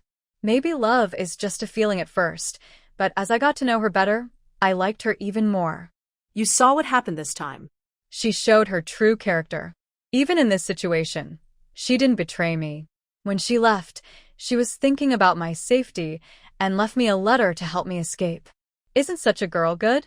Old Mr. Liu was silent for a moment, then nodded. You're right. True character shows in tough times. True friendship is tested in hardship. Having some flaws in personality isn't a big problem. As long as her character is good, she's a good girl. It might be due to her family background from childhood, but this girl still has a kind heart. In the future, treat her well, and over time, she will become warmer and see you as the most important person. Lu Xiangyang nodded, confident about his future with Gu Qingqing. Yes, I know. I will treat her well. At the youth commune, Gu Qingqing was alone at home. Before it got dark, she quickly washed the dishes. Li Yuqing saw her washing dishes from afar, paused, and asked Wang Yu, "Is the meal at Lu's place not ready yet?" Wang Yu was caught off guard. "I don't know. Gu Qingqing has been at home. It should be ready. She's pretty quick at doing things." Li Yuqing asked, "Then why hasn't she called you to eat yet?" Wang Yu was surprised. "Are we going to eat somewhere else?" Lu Ge said they had something to talk about. "Why should we go over for dinner?" Li Yuqing's face stiffened. Oh, I see. You used to spend every day together, eating and living together. Now that he's back, I thought he'd invite you to eat with them. Wang Yu shrugged. You think I don't want to? Gu Qingqing's cooking is really good. She can make simple home dishes taste amazing. But unfortunately, old Lu is too protective. Once they're married, he might find me annoying, and I don't know if I'll still be able to eat there. Talking about this, Wang Yu looked a bit sad. His mouth had been spoiled. With Gu Qingqing away for a while, he suffered a lot. Should he take the chance to visit and eat a few more meals before they get married? While Wang Yu was thinking about his future meals, Li Yuqing didn't expect it to be like this. Are you not going there to eat anymore? Wang Yu didn't notice and replied directly, I want to, but I'm afraid old Lu won't allow it. Oh, by the way, is our dinner ready? Let's eat quickly. I'm starving after a whole day of work. We should sleep early, because we have to work tomorrow. Li Yuqing's face stiffened even more. She hadn't cooked. Wait a moment, I'll go check. Okay. When Lu Xiangyang returned, it was already dark. Gu Qingqing was at home, having tidied up everything inside and outside. Everything was in order. The poultry area was also very clean, everything was organized. Now that Gu Qingqing was back, Su Jinchuan and others didn't need to come feed the poultry anymore. Gu Qingqing was taking care of it herself. Seeing Gu Qingqing sitting in the yard cooling off, Lu Xiangyang walked over and saw her forehead covered in sweat. He felt distressed and said, You must be very hot. Come inside. It's mosquitoes outside. Do you want to take a shower first? Gu Qingqing didn't mind much. She had already taken a shower in her space before, so she didn't feel uncomfortable. Since the weather is very hot today, it's normal to sweat a little. Grandpa and Grandma have gone back. Lu Xiangyang nodded and took the fan from her hand to fan her. Let's go inside. Lu Xiangyang held her hand and led her into the house. He took out a small electric fan from the storage space, an old-fashioned table fan, a bit heavy but useful on the Kong bed. He also had some ice cubes in his space. Now he took out a basin of ice and placed it in front of the fan. When he turned it on, a cool breeze blew over, making Gu Qingqing feel very comfortable. This table fan is from this era. I'll leave it here for you. At night, add some ice cubes nearby, and it will help you sleep better. Just don't get too cold. Gu Qingqing smiled and nodded. Got it. Lu Xiangyang sat beside her, holding her hand. These past 2 days have been busy. Since I've come back, the team leader doesn't want me to leave often. I need to get through these busy days. When we rest, let's go get our marriage certificate, okay? Gu Qingqing nodded. Yes, we agreed before. Since I've promised, it's no problem. A bright smile appeared on Lu Xiangyang's face. So, when do you want to have the wedding? We can pick a date now. Let's visit my parents first. After that, it's almost time. The pigs at home are ready to be slaughtered, and we can have a simple, beautiful wedding. Gu Qingqing smiled.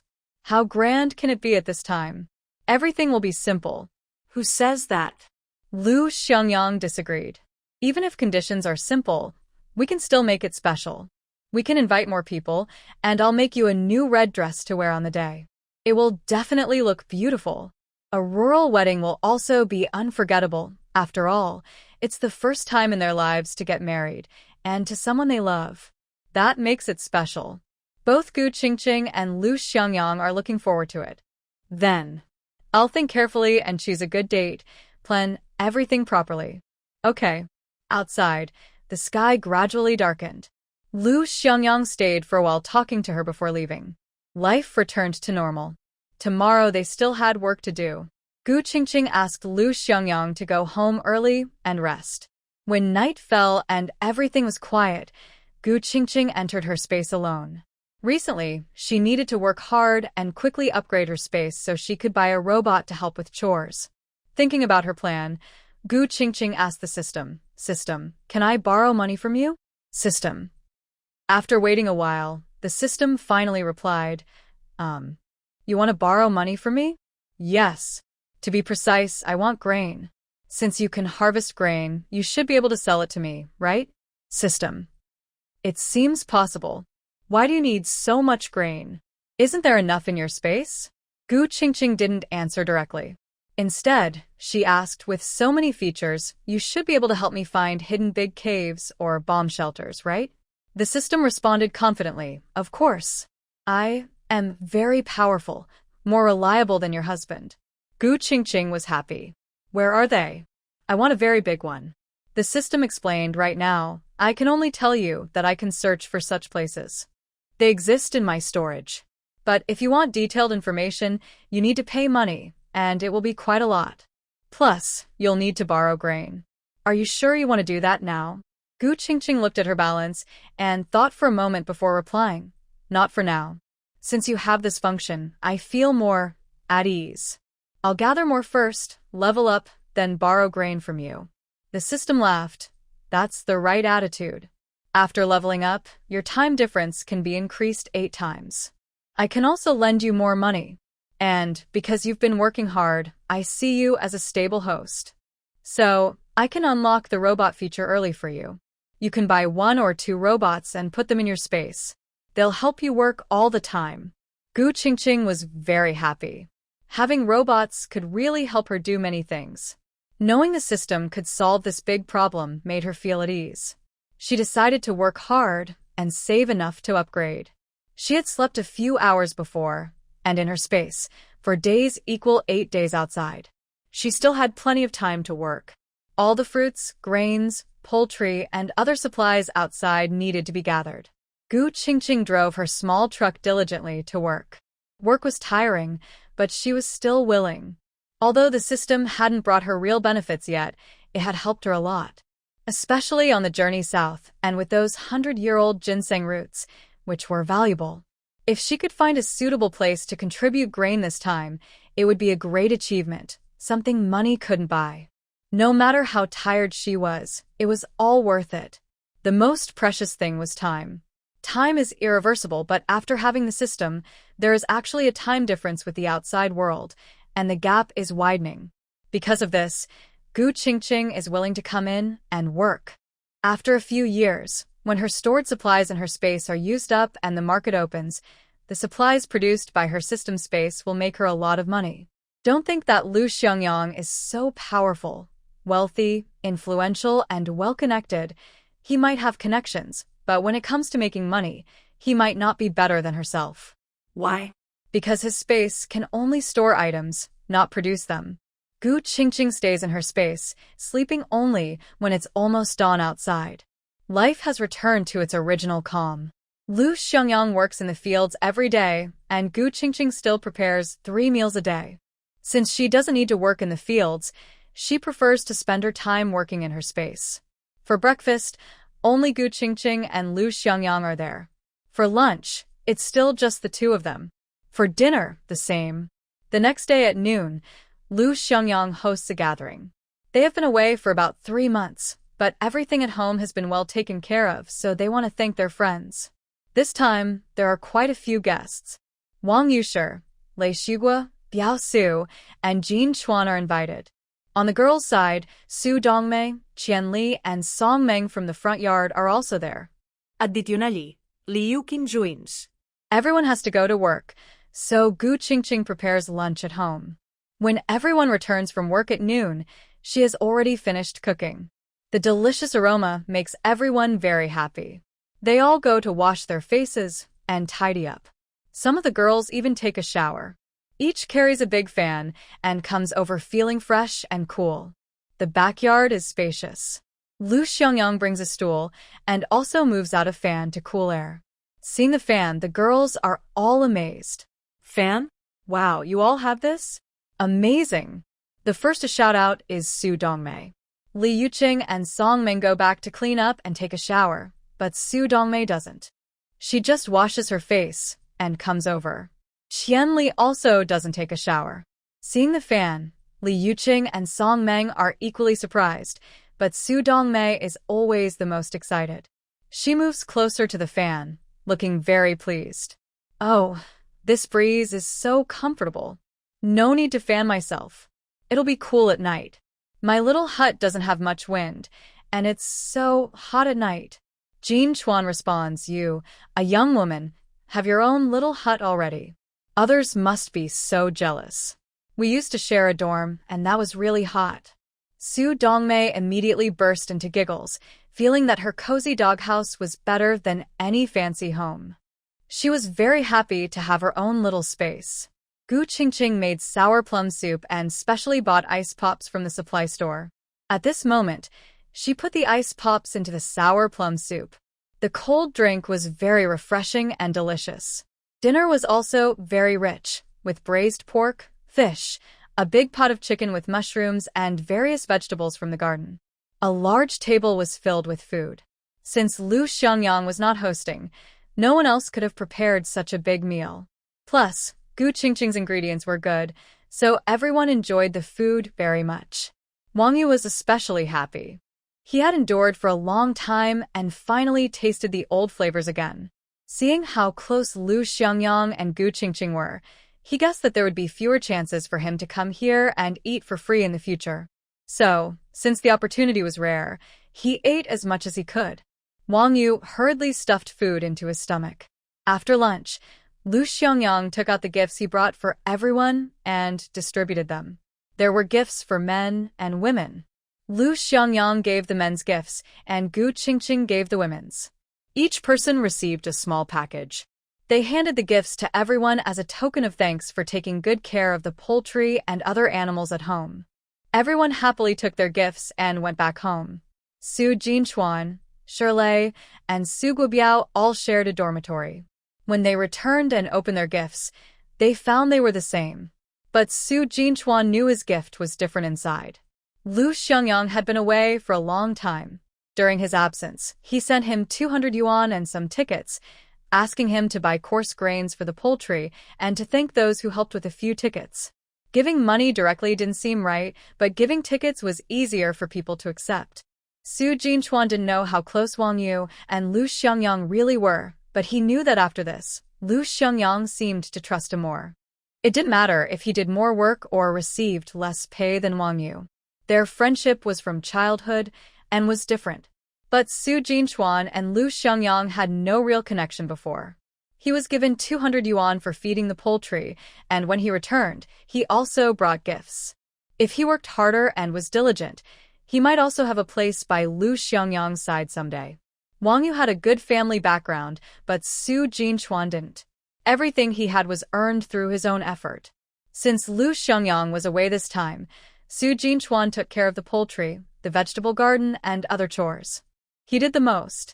Whenever he had free time, he helped Old Master Lu and Old Lady Lu. The more he contributed, the more he gained in return. At least for now, he is definitely different from Shirley and Su Guobiao when he's with Lu Xiangyang. He hasn't spent all the 200 yuan yet and returned it to Lu Xiangyang, who didn't ask for it. Someone so generous will surely be well-liked in the future. Wang Yu and Li Yuqing are also opening their gifts. Seeing the gift inside the package, Wang Yu jumped with excitement. Because inside was the imported watch he had always wanted. Wow, a watch. The one I've been wanting. My husband never wanted to buy me one, but now I finally have it. Wah wah wah. Wang Yu cheered loudly, feeling even more convinced that following Lu Xiangyang when he was young was the right choice. He felt incredibly lucky. Seeing that Wang Yu's gift was an imported watch, Li Yuqing also excitedly opened her package. But when she saw what was inside, she paused. It was a pen in a velvet box, along with 2 boxes of snow cream from the Shanghai market, a bar of soap, and a pair of gloves. All the items were delicate and beautiful, made in Shanghai, very popular at that time. But compared to the imported watch, they seemed far less impressive. Wang Yu picked up her pen, examining it. This pen is nice, and the box is so pretty. My brother is really generous. He patted his chest and said, with so many good things, I feel a bit embarrassed. If I'd known, I should have gone to feed some pigs more often. Maybe we should go feed some pig feed these days. Letting them stay in the yard, fattening up the pigs, so we can have meat at the end of the year. Li Yuqing looked at the pen in her hand. We probably don't need to feed the pigs anymore. Gu Qingqing is back, and we don't need to take care of those poultry either.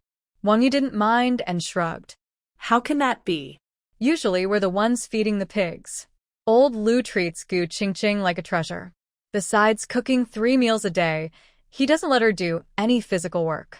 Do you think he'd let Gu Qingqing go up the mountain to feed the pigs?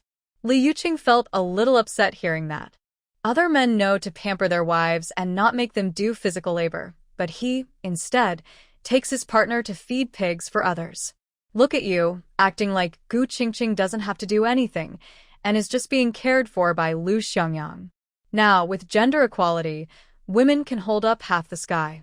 In the past, Gu Qingqing was in poor health, but now she's recovered. She shouldn't be able to avoid work forever.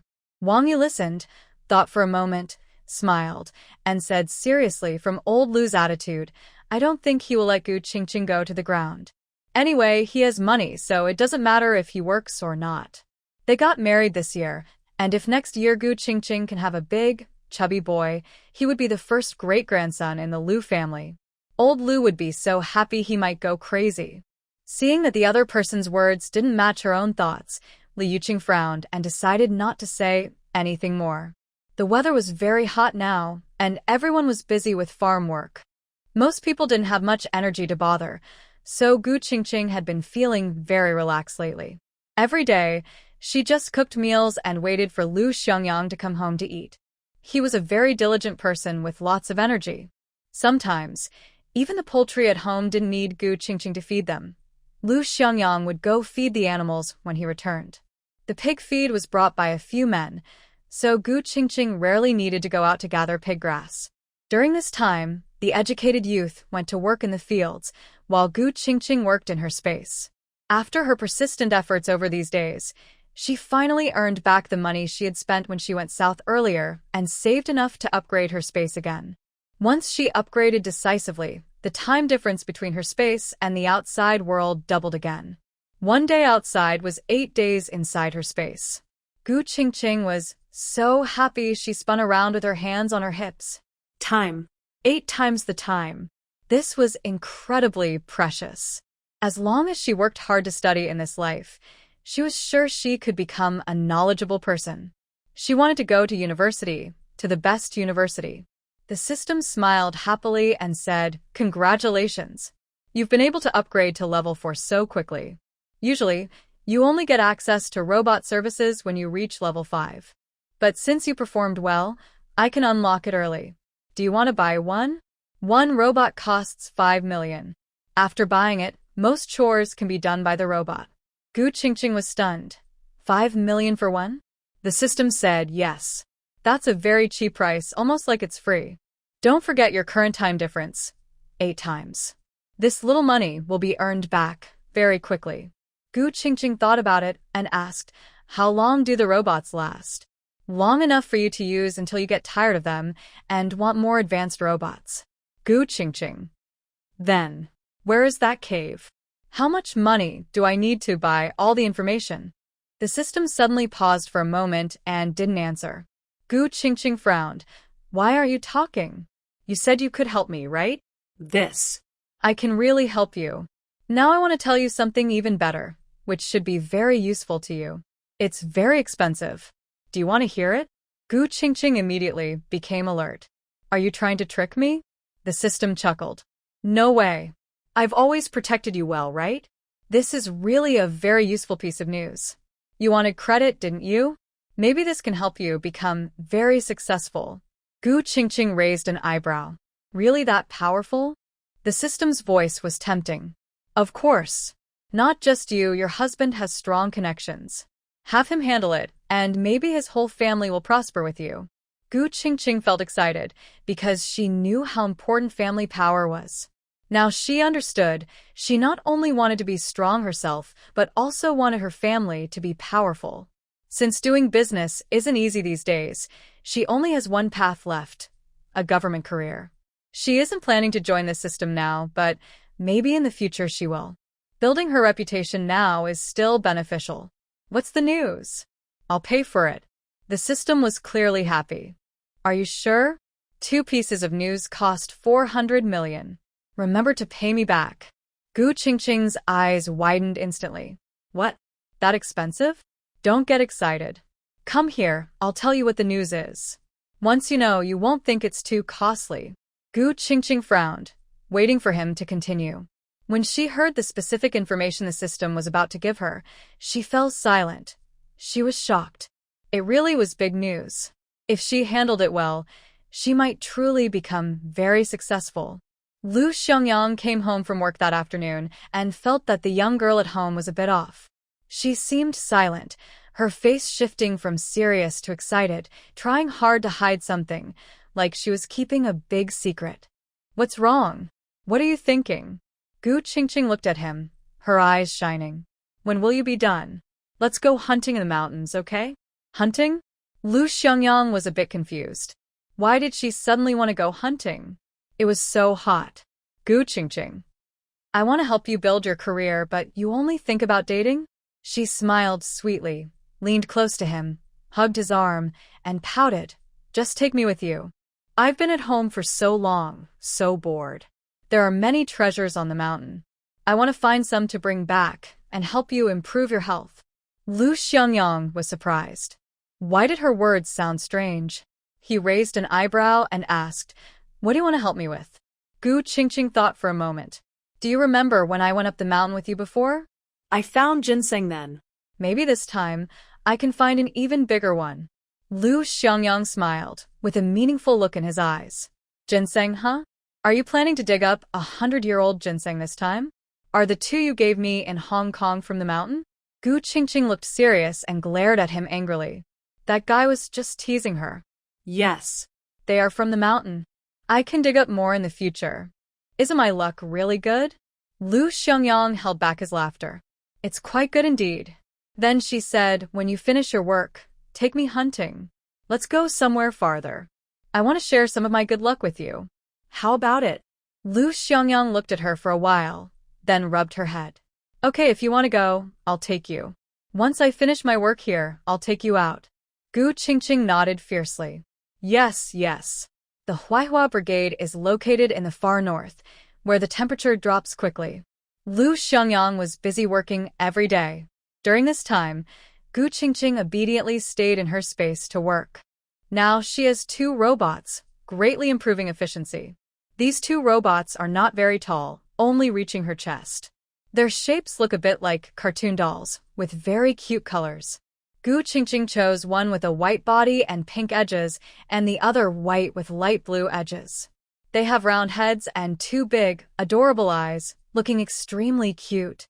These little things can pick eggs, feed poultry, drive electric bikes, and even handle trucks and harvesters. They can do farm work too, fully capable of replacing human labor. When their batteries run out, they can recharge themselves. They are fully intelligent robots, making Gu Qingqing very happy. Each costs 5 million, which is really a great deal. In the past, the grain yield in Gu Qingqing's space was low. She had many machines, but her strength was still limited. Instead of planting grains, she preferred to grow fruit trees and raise poultry because the profits were higher and it was easier. Now that these 2 little helpers are here, everything has changed completely. Her adorable Red and Blue are each driving a harvester, harvesting rice and wheat. In the past, Gu Qingqing managed the fields, but the area was too small and she didn't have enough strength to build the ridges. Now, this is no longer a problem. Blue plans to harvest all the mature rice and then reorganize the fields. The old ridges will be knocked down and replaced with large, continuous fields, making harvests easier. Gu Qingqing is sitting on the balcony of her small house, enjoying afternoon tea. She rests her chin on her hands, happily watching Red and Blue working far away. She feels very happy. Thinking about taking Lu Xiangyang to do something, her mood becomes even better. Days pass by slowly. With these two robots, Gu Qingqing earns money quickly from her space. She is no longer worried about owing the system 400 million. In fact, she even wants to borrow a little more, giggling. Finally, the work in the field slows down, and the educated youths are less busy. Lu Xiangyang has a few days off. After resting at home for 2 days and preparing the tools, he takes Gu Qingqing up the mountain. It is autumn now, and the temperature is gradually dropping. The trees on the mountain have started to turn yellow. Lu Xiangyang walks with Gu Qingqing deep into the mountains, smiling and asking, "Where do you want to go to dig for ginseng?" Gu Qingqing ignores him. Lu Xiangyang continues to ask, "Say something. Didn't you say you wanted to help me improve my health?" "I care about that. Ginseng is related to my well-being." Gu Qingqing still ignores him and walks faster than him. Lu Xiangyang catches up, holding her hand. The mountain path is difficult, so he keeps her from falling. "Don't run. Why aren't you talking to me?" Gu Qingqing angrily says, "Don't bother me, or I won't help you find treasures anymore." Lu Xiangyang laughs, pulls her into his arms, and pushes her against a tree, holding her close. He looks down at her and asks, "What treasure do you want to find for me? Care about me? Even willing to give me treasures?" He has some guesses in his mind, but he doesn't want to pressure Gu Qingqing. He and Gu Qingqing are different. He is like a big camel that's still strong, having been at the top in his past life and present. He's used to playing with power. Although his family is temporarily in trouble, his connections are still intact. Even now, Gu Qingqing doesn't have the strength to compete with him. Moreover, he has several uncles, each still holding important positions. So he's not afraid. Telling Gu Qingqing those secrets isn't very dangerous, because even if she reports them, no one will believe her. But if she has secrets that he knows about, then everything changes completely. Gu Qingqing feels scared inside, which is normal. But it's clear that this young girl is starting to trust him more and more. It's obvious that Gu Qingqing's attitude toward him is different from before she went to Hong Kong.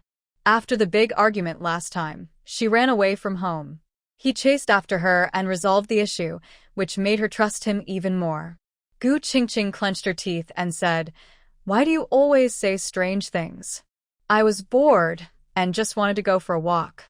I haven't eaten wild food in a while, so I wanted to try. You used to go hunting often, and our family's wild food was never short." Lu Xiangyang smiled and nodded in agreement. "That's true. Let's go, I'll hunt some game for you." Lu Xiangyang calmly went hunting. Along the way, he set many traps. The deeper into the forest they went, the fewer people had been there. The mountain became more natural and untouched. A couple of days ago, after the rain, there were many mushrooms and black fungus on the mountain. Gu Qingqing picked a lot. Gathering mushrooms really helped her relax. In the morning, Gu Qingqing was quite quick. Although she was collecting mushrooms, she also picked some along the way. They crossed several big mountains. By noon, they stopped to eat something. Lu Xiangyang had prepared cooked food in his space. After lunch, they continued their journey. Seeing that she hadn't rested much and still wanted to go on, Lu Xiangyang frowned. "Take a break first." "Why are you in such a hurry?" Gu Qingqing turned back. "I'm not tired. We haven't seen many animals here. Let's change places. I think I hear water. Where there's water, there are usually more wild animals. Let's go." Lu Xiangyang led her further, crossing another tall mountain. They finally saw a water source. At the foot of the mountain was a small river. It wasn't big, but very clear. The water flowed quickly, surrounded by a valley. Gu Qingqing and Lu Xiangyang went over. Gu Qingqing stopped to wash her face and gasped, I can't go on. I'm exhausted. Let's rest for a while. They rested for a while. Lu Xiangyang looked around for signs of prey and went to set traps. Gu Qingqing held a small basket and picked mushrooms nearby. Don't wander around too far. Stay close. It's very dangerous in the deep mountains, Lu Xiangyang warned. Gu Qingqing nodded. I know. I'll stay nearby. I won't go far. Lu Xiangyang went to work. Gu Qingqing wandered around for a few more rounds and gradually entered a small forest. Beyond the forest was a mountain foot. This mountain was very tall, and several other mountains around it were connected. The place where Gu Qingqing was standing was at the foot of the tallest mountain, on a flat, smooth area. Gu Qingqing looked straight ahead, nervous, and asked the system, Are you sure it's right here? The system was also excited because Gu Qingqing was about to spend money again. Yes, right here. Go forward, behind that vine over there, pull it aside, and crawl inside. Gu Qingqing was scared. Oh my, it's so dark. I don't dare to go in. The system smiled and encouraged her. Don't be afraid. I'm here with you. There's nothing inside, you're safe. Gu Qingqing trusted the system a lot. Following its instructions, she slowly moved forward. There was indeed a large patch of vines ahead. She pushed them aside and crawled in. Inside, she saw a place blocked by stones. It looked like stones, but they seemed quite old, covered with dirt. Move the stones a bit, crawl inside. Don't worry, this place is very clever and lucky. No wild animals are inside. I checked it all. Gu Qingqing obediently made a small opening and went inside. There was a stone door and then a rusty big iron door. This is the place. Hurry and open it. Once inside, you'll find an open base. The door wasn't locked. Gu Qingqing pushed hard, and it swung open. Inside was pitch dark, and she couldn't see her hand in front of her. She took out a big flashlight. Its beams swept inside, revealing a large empty space. The floor wasn't dirt but stone slabs. Get the robot out. They have a program in their brains. You pay, I give commands, and they will set this place up. Just leave the food and go. Don't worry, those people won't find anything useful. In the end, it will all be ignored. Gu Qingqing was a bit curious. How do you set it up? The food will spoil if left here too long. It can't be from many years ago, right? The system chuckled. Explaining it to you won't help. Our technology is far more advanced than yours. It's useless to explain. Anyway, they won't find anything useful. In the end, it will all be ignored. The country is short on food. If they find so much at once, it's no wonder they won't believe it. Let them investigate. Gu Qingqing also thought about Lu Xiangyang. In her past life, she was involved in that circle and knew how to handle things. If there was real danger, she definitely wouldn't report it. She released Hong Hong and Lon Lon, and the two little ones immediately went to work. In just over 10 minutes, the system finished setting everything up. Gu Qingqing was told to put the food out. Don't worry. Just put it on the ground. It won't leave any traces. Gu Qingqing obediently took out all the food she had stored in her space from her past life. Separate the whole grains from the coarse grains. This place is very spacious. All the food stored from her previous life can't fill this space. Gu Qingqing said to the system, I mentioned before that I wanted to borrow some food from you. You said you have such food. Hurry and bring it out. The system chuckled. How much do you need? I promise it's about the same as what you want, not the kind in our space. Those are too good, and too much would attract attention. Gu Qingqing smiled. I've already owed you 400 million. How about we round it up to 500 million? The system laughed. You're mistaken. The two little ones just arranged the scene, and it cost 50 million. You can round up to 6 billion. How does that sound? Gu Qingqing was furious just a moment ago. It was 50 million? The system confidently replied, high-tech items are naturally expensive. Gu Qingqing sighed. Come on, what are you afraid of? With the robots, you won't have to do much work anymore. It's just a matter of time, right? If necessary, you can even get your husband involved. Gu Qingqing was speechless. You said you're more reliable than my husband, right? My husband is reluctant to give me anything. How about you kindly gift me one? The system remained silent. After some bargaining, they agreed on owing the system 6 billion, but the amount of food provided was quite substantial. Since there was a need for credit, it had to be a big one. Without enough food, big problems couldn't be solved. Gu Qingqing thought about the data Lu Xiangyang had been looking at all along. A slight smile appeared on her face. Soon Lu Xiangyang would be able to show his skills. Gu Qingqing went back to find Lu Xiangyang. At this moment, Lu Xiangyang realized Gu Qingqing was missing and was truly frightened. He searched around and called out loudly, Gu Qingqing. Not long after, Gu Qingqing heard Lu Xiangyang calling her from the valley. I'm here. I'm here. She ran toward the sound. Lu Xiangyang heard her and quickly ran over, inspecting her from head to toe. Seeing she was fine, he finally relaxed. Where did you go? Didn't I tell you not to run around? Gu Qingqing mysteriously said, All right, I get it. Lower your voice so you don't attract others. I'll take you somewhere. Lu Xiangyang was surprised. Where to? You'll find out when we get there. Hurry up. Gu Qingqing led Lu Xiangyang into the cave they had seen earlier. The surroundings were pitch dark. Lu Xiangyang took out a flashlight and walked through a long corridor into a large open space. He saw neatly stacked countless burlap sacks, some of which were torn open, revealing grains inside. Lu Xiangyang was stunned. This.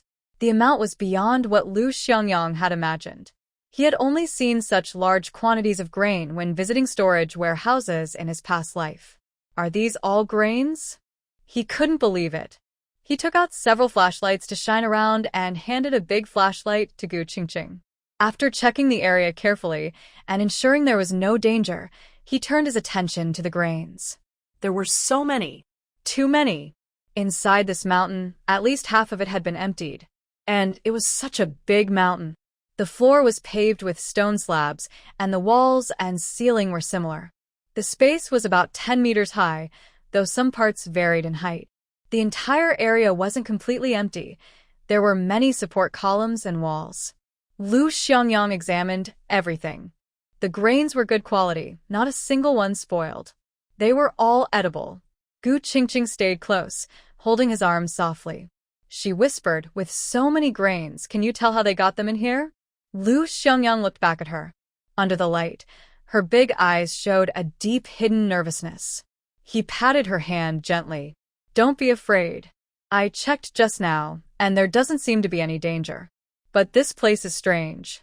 I can't figure out how they brought all these grains in. Gu Qingqing let out a small breath of relief. Lu Xiangyang led her around. Besides the main hall filled with grains, there were several other empty spaces with quite a few stored items. As they moved further inside, they saw a staircase leading downward. There was another level below. Lu Xiangyang and Gu Qingqing went down the stairs. This lower level was even larger and taller than the one above. The open space was still filled with grains, but in a small room, Lu Xiangyang saw 2 old wooden boxes, no locks on them. Opening one, he found it was filled with documents. The documents were somewhat messy, not organized on purpose. They were sheets of paper with printed words and pictures. There was quite a lot of content, mostly about seeds, grain planting, fruit cultivation, and some agricultural machinery. There isn't much information about the industrial products, and what little there is isn't complete. Some machine details are even a bit messy, with all sorts of random things, some with pictures. Gu Qingqing's previous life was just an ordinary person. She couldn't access highly technical information. These materials were carefully collected by her in her past life, after thorough research. However, she didn't study these topics herself and wasn't sure if the information was accurate. So, she only gathered some of the materials and stored them in her space. She even used old-fashioned methods to make paper and ink, without any modern technology involved. She once thought if she traveled to this era, maybe she could use these skills someday. Now, that time has come. In another part of this level, there are some abandoned weapons and various vehicles of different sizes. Although she knew there was no danger here, Gu Qingqing still didn't like staying in such an environment. She grabbed Lu Xiangyang's arm and said, "Let's go outside first." Lu Xiangyang looked around, counted something in his head, then led Gu Qingqing out. He closed the entrance again, restoring it to its original state. He seemed a bit silent. Gu Qingqing sat beside him and softly asked, "If you offer these things, could they help your family turn things around?" Lu Xiangyang was silent for a while. Then he turned to look at Gu Qingqing, who was full of hope. He smiled gently, reached out, and gently ruffled her hair, speaking softly and kindly. "Let me think carefully about what to do." "You went in alone just now. Were you scared?" Gu Qingqing smiled and said, "I'm okay. I was just curious about a hole, so I went to look. I didn't go far inside." The light from the entrance quickly disappeared. "When I saw some grain, I hurried back." She looked around and told him, "You should sit under that tree over there. Your hands are full of dust. Go wash them in the river and sit there to think carefully." This was a big matter, and he really needed to plan carefully. They went to the small river to wash up. Lu Xiangyang sat under a tree by the river, while Gu Qingqing carried a basket. "Take your time thinking," she said. "I'll gather some wild mushrooms nearby." Lu Xiangyang nodded. In the primitive forest, mushrooms were plentiful, especially after the rain. Gu Qingqing carried her basket near the small river. She knew Lu Xiangyang needed to think and calm down. She wasn't sure if all the food could help the Lu family turn their luck around, but she had already taken out all the food she had, borrowed a lot from the system. That was her best effort. Gold is indeed useful and precious for a country, but it doesn't really help with national development. To truly turn the tide for the Lu family, they need something even more valuable. So, Gu Qingqing still has a backup plan. Thankful that she was transported to the Huaihua Brigade, a place that truly feels like a treasure trove. Following the system's instructions, Gu Qingqing finally dug out a piece of stone from a pile by the riverbank. It was near the bottom, half embedded in the soil, probably there for a long time. Gu Qingqing looked around, and it seemed to shine with a golden glow. "A treasure is different. Is this the one?" Gu Qingqing asked. The system huffed. "How many times do I have to tell you? It's this one. Can't you trust my judgment?" Gu Qingqing smiled. "I'm just so amazed and excited. This thing is really fool's gold." It's her first time seeing it. A gold mine. A gold mine. She had never seen anything like this in her previous life. She dreamed of having a mine at home. Gu Qingqing showed it to Lu Xiangyang, saying, "Look, look. Isn't this stone very special? It shines with a golden light. So beautiful. One side of the stone clearly glows with gold, like it's sprinkled with gold powder. If you don't look carefully, it just seems like an ordinary stone with a bit of shine. But for someone knowledgeable, it's different." Xiangyang's mind was racing, thinking about connections on his grandfather's side, relatives on his uncle's side, and how to use these to benefit the Lu family. He was weighing whether he could turn things around with the information he had. But then, a piece of stone like this was right in front of him. He looked at it carefully, his thoughts still racing, and then he couldn't help but be impressed by Gu Qingqing's luck. He stared at it for a while, then reached out and turned the stone over and over to examine it. "Where did you find this?" Gu Qingqing pointed to the original spot, right there. "I saw it when I was washing mushrooms by the river." Xiangyang quickly got up and went to wash off all the dirt from the stone. He examined it carefully for a long time. Now, he truly had to admire Gu Qingqing's luck. Sitting back under the big tree, Xiangyang looked at the young girl in front of him. "Your luck is simply divine. This could very well be fool's gold. If it's real, there's probably a gold mine nearby." Gu Qingqing squinted happily. "Is this really fool's gold? If there is a gold mine, then you have made a great contribution again?" Lu Xiangyang looked at her. "You are the one who made the contribution." Gu Qingqing smiled. "I'm your wife. My achievements are also yours." Lu Xiangyang loved to hear this. Lu Xiangyang checked the entrance of the original cave and confirmed that it looked the same as before, making it hard to find. Only then did he leave with Gu Qingqing.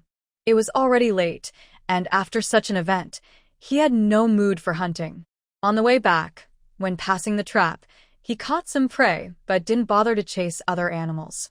When they finally got home, it was already dark. They only caught 2 wild chickens and 2 rabbits. Lu Xiangyang put down the things and said to Gu Qingqing, "You cook something." I need to visit Grandpa. Gu Qingqing nodded. Since it was such a big matter, he definitely needed to tell the old man. Should we talk over there or bring Grandpa down here? Lu Xiangyang thought for a moment. Let's talk over there. It's late, and I don't want him to make a trip. Grandpa will need a few days to think about this. Gu Qingqing understood. Then go ahead. I'll prepare the meal for you. Okay. Lu Xiangyang left, and Gu Qingqing stayed home to cook. She had plenty of food in her space. Although there was no more grain now, she still had many prepared dishes. She made some rice porridge, warmed it on the stove, and also prepared a few biscuits and 2 small dishes in a steamer. Then she filled the big pot with water, lit the fire, and kept it warm for Lu Xiangyang to take a bath. After finishing everything, Gu Qingqing went into her space to take a shower. She was exhausted after a day's work and urgently needed the well water from her space to relax. She soaked for over half an hour before climbing out of the bathtub, washing her hair, applying a face mask, and doing a full-body skincare routine. Then she threw herself onto the bed to rest. When Lu Xiangyang returned, Gu Qingqing had already fallen asleep and had been reading for a while. This showed the advantage of having a time difference. Gu Qingqing brought the food to the table and sat opposite him, asking, "What did Grandpa say?" Lu Xiangyang picked up his chopsticks, eating as he replied, "I think I need to go to Uncle's place myself, then we'll go to the capital together. But we still need to discuss the details. We might also need to take Grandpa to recognize the way. If the higher-ups act quickly, I might not be able to return in time. And also whether I go with my uncle or if Grandpa reports directly, this needs careful thought." Gu Qingqing understood. Such a big matter. If it really succeeds, the Lu family might completely turn things around. At least her uncle, Meng's side, would be safe. It definitely requires a careful plan.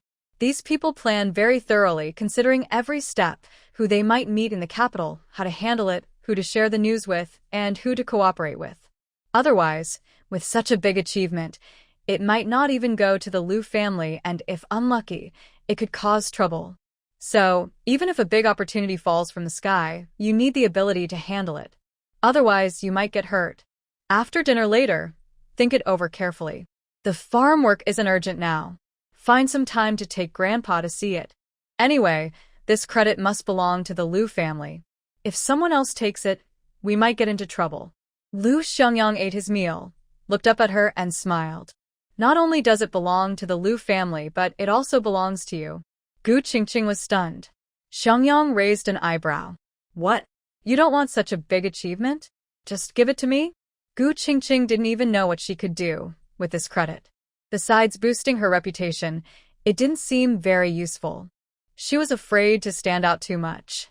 She was so weak, attracting too much attention from powerful people might not be good.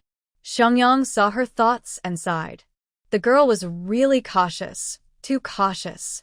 If most people had such an opportunity, wouldn't they be overjoyed? This was a chance for great success. Besides, just secretly gathering some grain could make a lot of money. But her worries were also valid. If this happened to an ordinary person, it might not help at all. Maybe just a certificate, a small bonus, and some honor. Don't worry. You might not be able to handle such a big achievement, but the Lu family can. If it's yours, it's yours. What do you want? Is there something special you want to do? I'll try to help you get it, okay? Gu Qingqing frowned, her mind tangled. What do you think I should want? Money? I don't lack it. A house? I can buy one myself in the future. No need to waste such a good chance. And what about a city household registration? I can get that when I go to college. What else should I want? Lu Xiangyang. He stared at Gu Qingqing's face for a long time and realized she was truly confused. He couldn't help but laugh. Only Gu Qingqing, when faced with such situations, wouldn't know what she truly wanted. That's understandable, since most of what she desires, she can get herself in the future, and the Lu family can also provide. There's really nothing she must insist on asking for from above. It also shows that this girl is too pure-hearted. As I said before, she has little desire to ask for things. She speaks of being rational and clear-headed, but her sense of greed is actually quite weak. Xiangyang smiled and said, "No matter what, you will definitely share in this credit. You discovered it. There's no rush now. You still have time to think carefully. Don't worry about causing trouble. Since the Liu family can take this credit, they can also protect you. You don't need to worry that someone will trouble you because of this. Moreover, even if it's just a face scan or leaving your name, it will be good for you in the future. Maybe this will be your greatest support someday." This achievement belongs to her, not just something the Liu family gave her. No matter what Xiangyang says, he will ensure her safety. Gu Qingqing nodded, feeling a bit hopeful because of his words. So, "I'll think about it carefully?" Xiangyang nodded with a smile. Yes. After finishing their meal, Xiangyang washed the dishes and left. Gu Qingqing lay on the kong, a traditional bed, thinking for a long time but still couldn't figure out exactly what she wanted. She probably won't pursue a career in officialdom, right? Would that be too troublesome? In her life, she has money and looks and no longer needs to work so hard to earn a living. She dreams of traveling abroad and exploring the world. She has no desire to be stuck in that kind of job. In the past 2 days, Xiangyang often met with old Master Liu. They could spend hours together. During one of these meetings, Xiangyang took old Master Liu into the mountains to help him recognize the way. When he returned, Xiangyang tidied up, packed some documents and that piece of doghead gold, and once again left Huaihua Brigade with Gu Qingqing. This time, they were going to his uncle's house, where his 4 uncles all lived together. Gu Qingqing had actually been to the place where the Meng family lived. It's near Jiangning City. The last time Gu Qingqing passed through Jiangning, she only stayed in the city for a few days. After selling a large amount of grain, she went straight to Shanghai. At that time, Xiangyang was eager to find Gu Qingqing. When he received Zhou Lin's message, he immediately took a train to Shanghai without stopping in Jiangning. This time, it was a direct train. When they arrived at Jiangning train station, they were picked up by his older brother, Liu Xiangnan. Gu Qingqing and Liu Xiangyang carried their luggage and came out, only to see Liu Xiangnan waiting.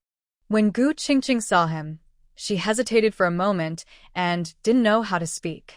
Liu Xiangyang greeted Liu Xiangnan and looked at Gu Qingqing, jokingly saying, "What's wrong? Don't recognize me? I was at your house last time." "This is my older brother."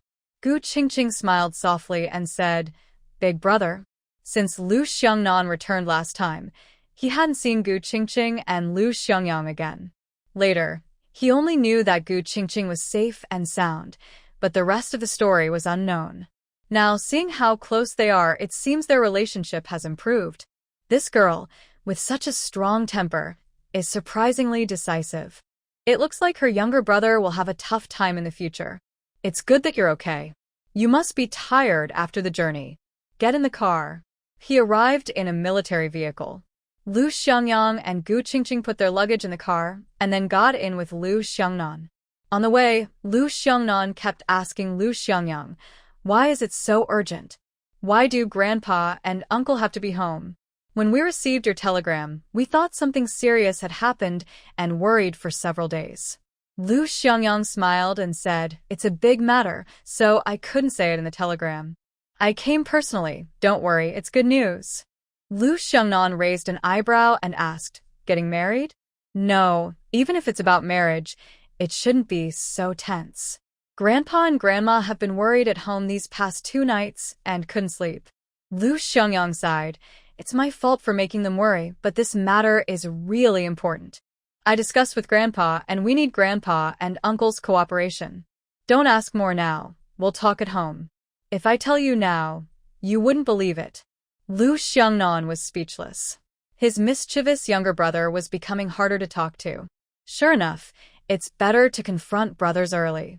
Now that he's taller than him, he probably can't beat him anymore.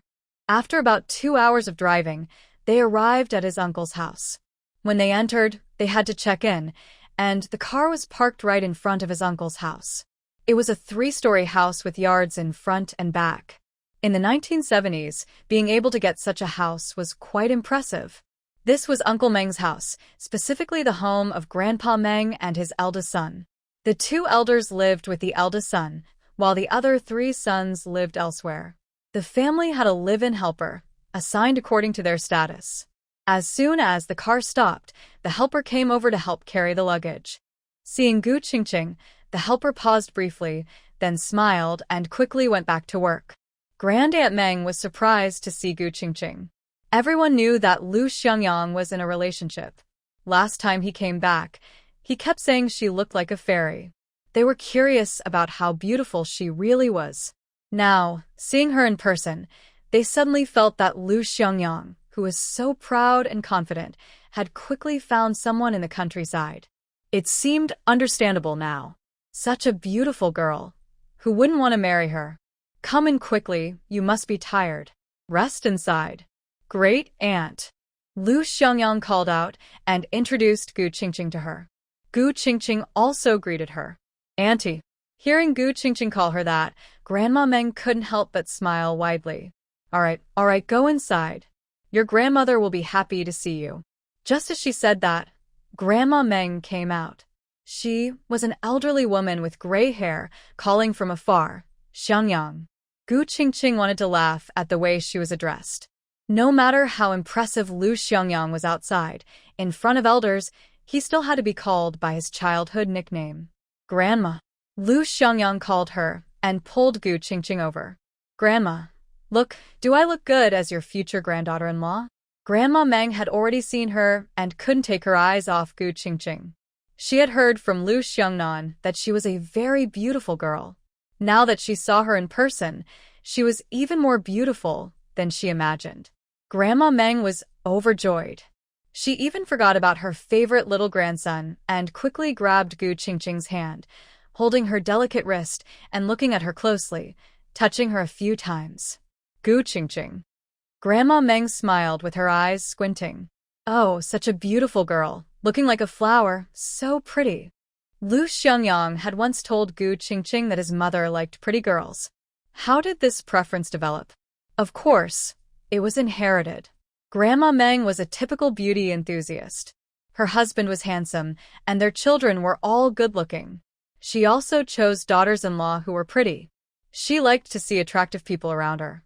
When she was young, she was quite impressive, successful in her career, and good at making money. In her words, she couldn't afford to raise someone who wasn't beautiful. During the war, she had her hardships, but most of the time, she was never truly poor. Later, when life became stable, she was very generous with her children and grandchildren. All 4 daughters-in-law were very filial to her. She had no complaints about her favored younger sister-in-law either. For Ms. Meng, who is loved by everyone, it's hard to change her ways. As a mother, she has the ability to make her daughter happy. Come on, let's go inside. Grandma will give you something tasty. The family entered the house. Only then did Gu Qingqing see the decor of the Meng family. Bold, elegant, simple, and old-fashioned. The furniture is from this era. Young people might think they are antiques, but they are valuable. In the living room, after a short chat, seeing that Gu Qingqing looked tired, Lu Xiangyang suggested she rest first. Grandpa and my eldest uncle haven't come back yet. It's still early. Do you want to go to sleep for a while? Before Gu Qingqing could reply, Lu Xiangyang turned and asked, Auntie, where will Qingqing stay tonight? She'll stay in Tongtong's room. That girl is out performing with her group, so she's not home. Lu Xiangyang took Gu Qingqing to Meng Tongtong's room. The girl is the only daughter of the eldest uncle's family, living on the 2nd floor in a sunny room. Lu Xiangyang smiled as he introduced her. Tongtong is my cousin's daughter. She's the only girl in the family and is usually spoiled. But in this family, there aren't many girls, so all the girls are loved. This room has a private bathroom. You can take a shower, rest, and I'll come to call you for dinner tonight. This room has a balcony and a private bathroom, which is quite nice. Inside, there's a wardrobe, a dressing table, a bookshelf, and a desk by the window. The bedding looks good, showing that the girls' living conditions are quite comfortable. Gu Qingqing looked back at him. Are we staying here for a few days, or are we leaving tomorrow? Xiangyang thought for a moment. It depends on my grandpa and eldest uncle's work arrangements. Anyway, this trip to Beijing, my eldest uncle will definitely go with me. Maybe Grandpa will go too, or it might not be enough without him. Let's wait until they come back and discuss it. You can rest assured. With me here, there's nothing to worry about. Gu Qingqing pursed her lips. I'm not afraid, just asking. Xiangyang smiled, pinched her little face, and said softly, Are you nervous? Gu Qingqing stared at him. Not exactly nervous, but I don't know anyone here. I only know you, so I care about what you want to do. Xiangyang suddenly fell silent. He held her small face in his hands and gently rubbed it, speaking softly, In the future, my family will also be your family. With me here, they won't bully you. You're just not familiar with everything now. The more we get along, the more familiar you'll become. Everyone dreams of a happy family, but Gu Qingqing seems to be naturally distant from family ties. Whether in her past life or this one, her family doesn't care about her. She looked at the man in front of her for a while before politely nodding, yes. Then she pushed him out the door, saying, Hurry and go out. If they find out you've been staying in my room, they'll make fun of me. Seeing this shy side of the young girl was rare. Lu Xiangyang stared at her, without blinking. As she pushed him, he gradually stepped back until he was outside the room. Just before the door closed, he stuck his head in and said, Sleep well. I'll call you for dinner tonight. Gu Qingqing's face turned red. She raised her hand to press his face, pushing his head out of the way. After closing the door and turning around to lean on it, Gu Qingqing still felt a sweet happiness bubbling inside her. She went to the bathroom to check. It was well equipped, showing that this young girl also cared about her living environment. There were many toiletries in the bathroom. Gu Qingqing didn't want to use others' things and felt a bit shy about it, so she decided to take a shower in her space directly. Soaking in the warm bathtub, the water covered her skin, and her fatigue from the long journey started to fade. After washing her hair and doing her skincare, Gu Qingqing finally came out of her space. Since she was in someone else's house, she tried to be discreet and used her space sparingly. Not long after she fell asleep, old Master Meng and Meng's eldest uncle returned. Seeing Lu Xiangyang, they naturally greeted him warmly. After exchanging a few words, everyone went to the study. Old Master Meng sat behind his desk. He was quite old, with white hair and many wrinkles, but still maintained an air of authority. Tell me, why are you in such a hurry? It's made me and your uncle worried for days. What's the matter? Lu Xiangyang smiled as he took out the bag he was carrying and opened it, revealing the contents. This concerns the future of our two families. If this goes well, the Lu family could turn their fortunes around immediately, and the Meng family won't have to be so cautious anymore. The country will benefit, and many people won't have to go hungry. It's a great thing. He took out some gold ornaments and documents, placing them on old Master Meng's desk. Meng's eldest uncle, old Master Meng, and Lu Xiangnan all leaned in to look. What is this? Lu Xiangnan asked. Old Master Meng, who was experienced and knowledgeable, looked at it for a while, then carefully examined it in disbelief. Is this gold ornament? Lu Xiangyang nodded. It should be true, but I haven't had it verified yet. My grandfather also looked at it and said it looks like doghead gold, along with these. He took out several small gold stones from his bag. The largest was about the size of a baby's fist, and the smallest was as small as a soybean. There were 5 in total. This was found later when my grandfather and I searched nearby again.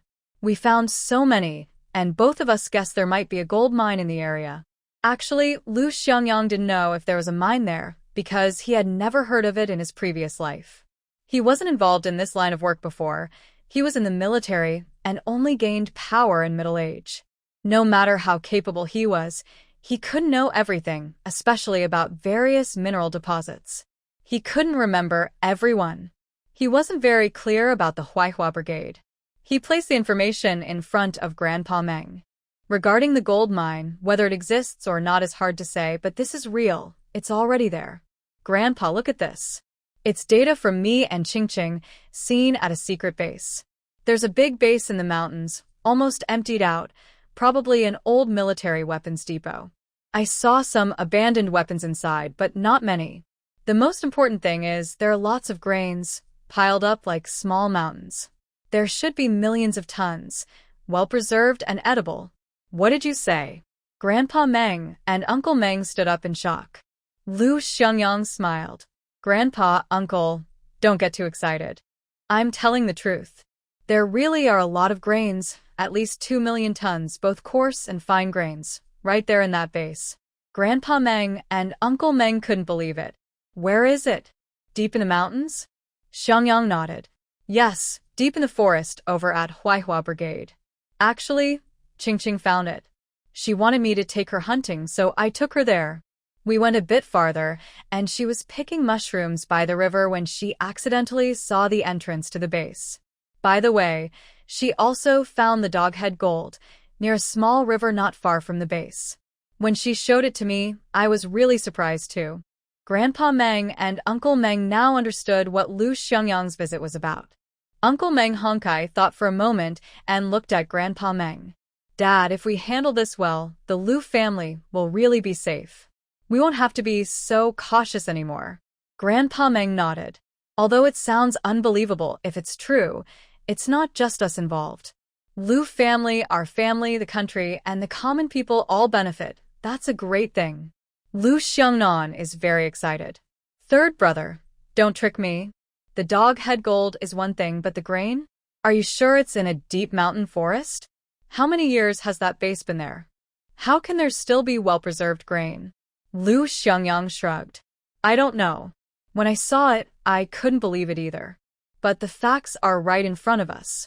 Whatever the reason, that's for the experts to figure out. Anyway, I saw that the grain is edible. Once we transport it all out, many people won't go hungry. By the way, Grandpa, here are some documents about industrial production and weapons. These are also valuable. How can there still be well-preserved grain? Lu Xiangyang shrugged. I don't know. When I saw it, I couldn't believe it either. But the facts are right in front of us. Whatever the reason, that's for the... Why did they go into the study? It's been so long, and they still haven't come out. Dinner will be ready soon. Auntie Daijio smiled. There must be something big. Xiangyang sent a telegram early asking if Grandpa was home. Don't worry, it's probably good news. Look at Xiangyang's face, he's smiling a lot, so it must be something happy. Grandma Meng smiled. Good news? Is that kid getting married? Auntie shook her head. Why did they go into the study? It's been so long, and they still haven't come out. Dinner will be ready soon. Auntie Daijio smiled. There must be something big. Xiangyang sent a telegram early asking if Grandma Meng saw Gu Qingqing and immediately smiled brightly. Girl, you're awake? Are you hungry? Dinner will be ready soon. Grandma, Annie Daijio, I'm not hungry right now. I'll wait for everyone. Gu Qingqing looked around the living room, but didn't see Lu Xiangyang. That guy said he would come to call her. Grandma Meng explained, they're still in the study. Let's wait. If you're hungry, we can eat first. Grandma Meng saw Gu Qingqing and immediately smiled brightly. Girl, you're awake? Are you hungry? Dinner will be ready soon. Grandma, Annie Daijio, I'm not hungry right now. I'll wait for everyone. It was old Mr. Meng who spoke. When Gu Qingqing looked up, she saw that they were all looking at her. She could feel it.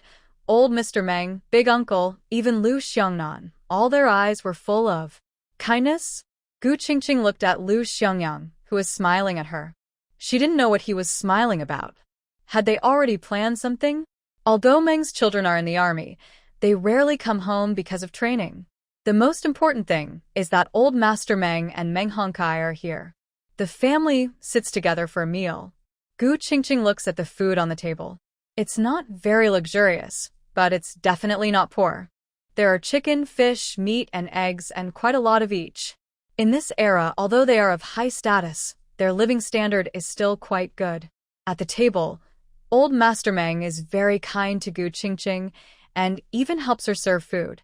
His eyes are full of kindness. Gu Qingqing feels a bit overwhelmed by the warmth.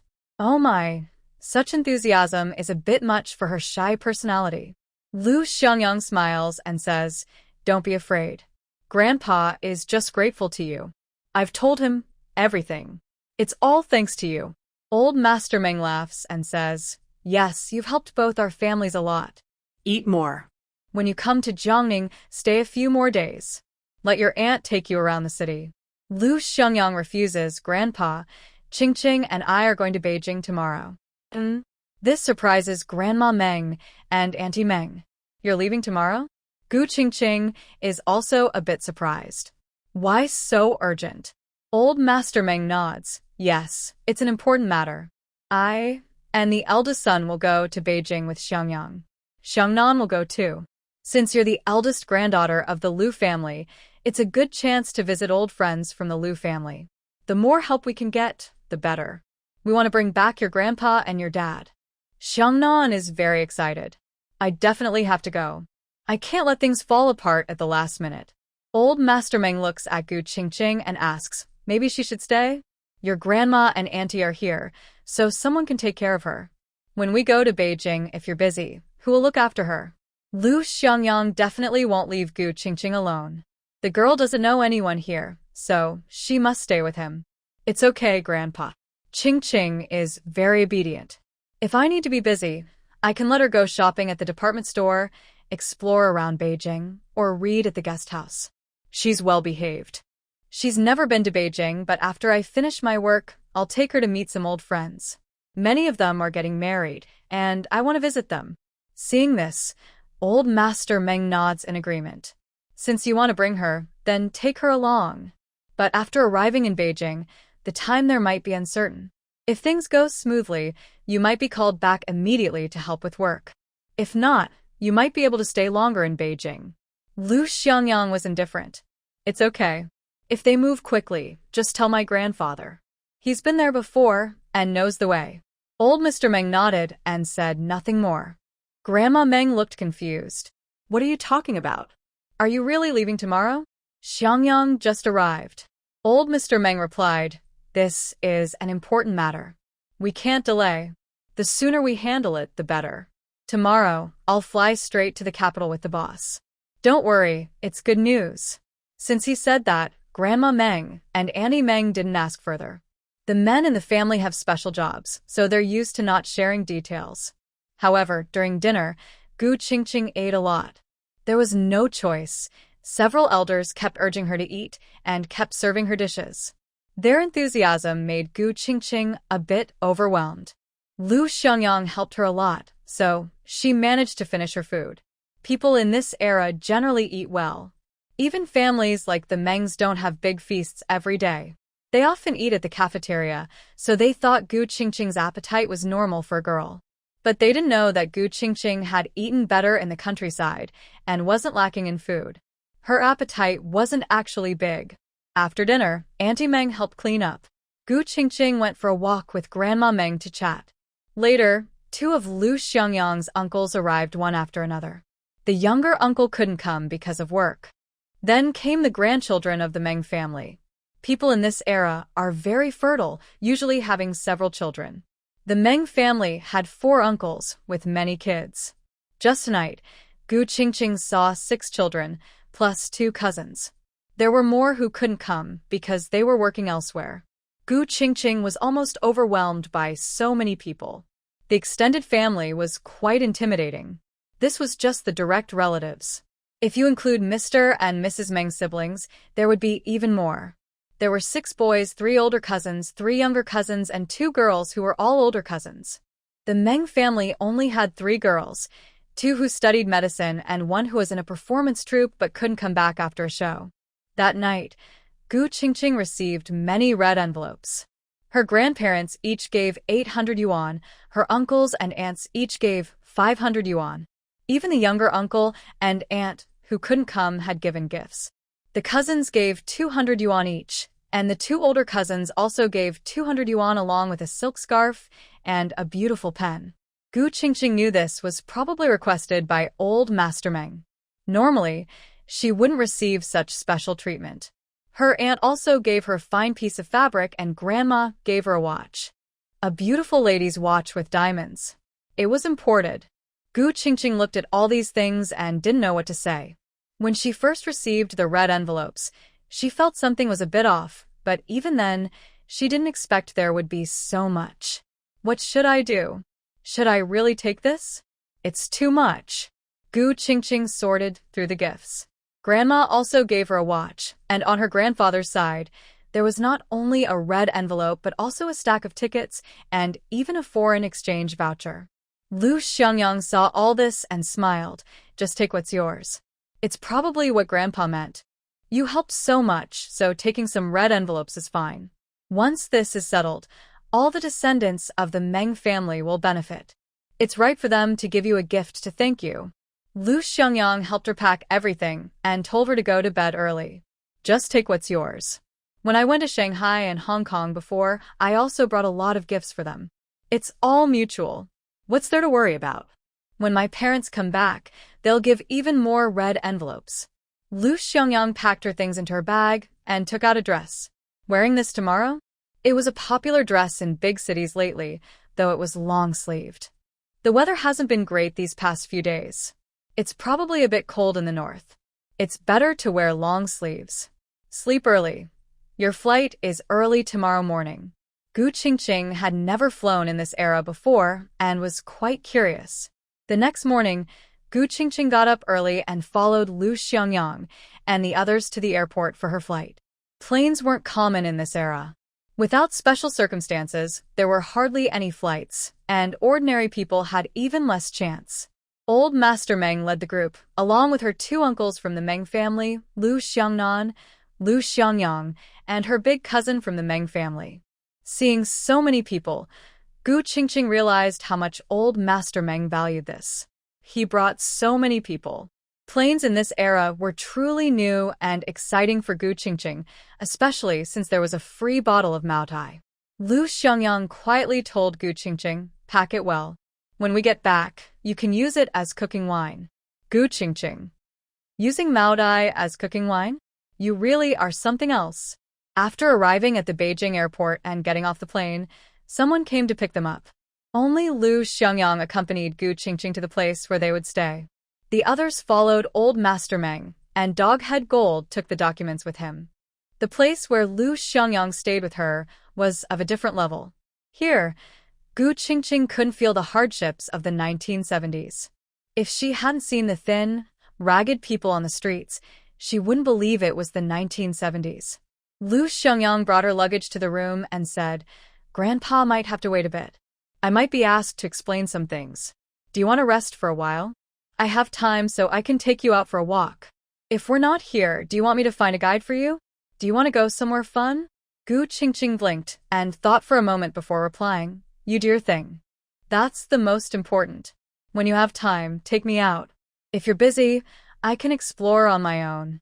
Just give me a map to study first." Lu Xiangyang smiled. "All right, I'll listen to you." He found a map and showed it to her, explaining the surroundings and how to get around. Since he grew up in Beijing, he knew the area very well. Gu Qingqing took notes with a pen. They stayed together for less than 2 hours before someone came to call Lu Xiangyang. It was a direct phone call, and a company car would pick him up quickly. It was urgent. Gu Qingqing knew he would probably be gone for a long time. "Then go quickly. I'll stay here and wait for news. If your operation is swift and you need to leave immediately, it would be bad if you can't find me." Lu Xiangyang gently ruffled her hair. "Rest here well. I'll go check on things." He immediately stood up and left. Gu Qingqing suddenly remembered something. She grabbed his arm with a mischievous smile, like a clever little fox. "If things are urgent and they tell you to come back immediately, you don't need to worry about me. Just go back directly. Tell someone I'm fine. I can stay in Beijing for a few days and then return." Lu Xiangyang. This little girl is so unkind. Lu Xiangyang was both annoyed and amused. "You really think about the big picture, huh?" Gu Qingqing raised an eyebrow. "Of course. I'm capable of handling big matters." Lu Xiangyang. He felt helpless. Lu Xiangyang pinched her little face. "Be good and stay here. I'm leaving now." Seeing her excited expression, Lu Xiangyang even had the strange feeling that this girl seemed quite eager for him to leave. Lu Xiangyang left, leaving Gu Qingqing alone. The words she just told Lu Xiangyang are true. If the organization really needs to act immediately and Lu Xiangyang needs to lead the way, she must leave right away. Even Meng's grandfather and her older uncle can't delay this matter. If Gu Qingqing can't be involved, she doesn't mind at all.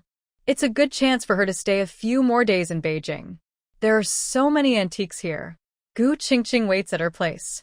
After locking the door, she enters her space to take a look.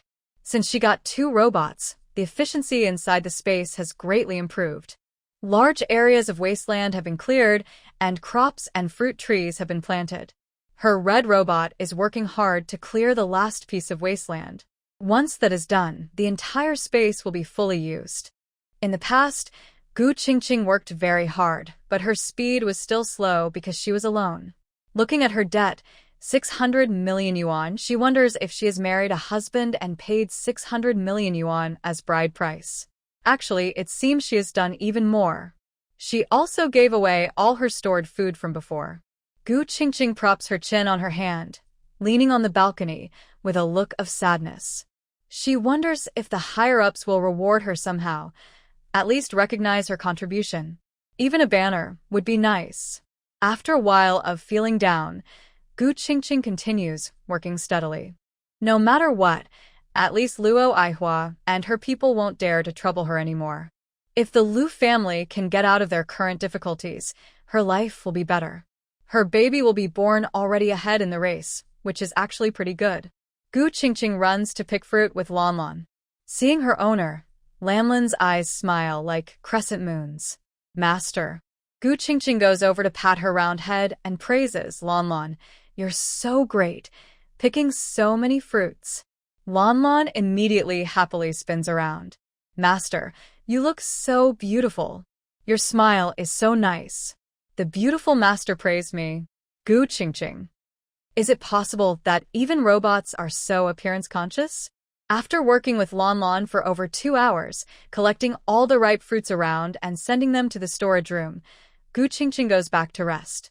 She takes a shower, relaxes, then reads and studies. All her previous efforts are worth it. Although this system hasn't helped her make money much yet, the 8-fold time acceleration has truly made things much more convenient for Gu Qingqing. At first, her efforts made the current system more effective.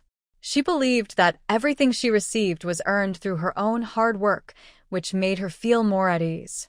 They arrived early in the morning, so they reached the capital early too. During lunch, Lu Xiangyang and the others hadn't returned yet.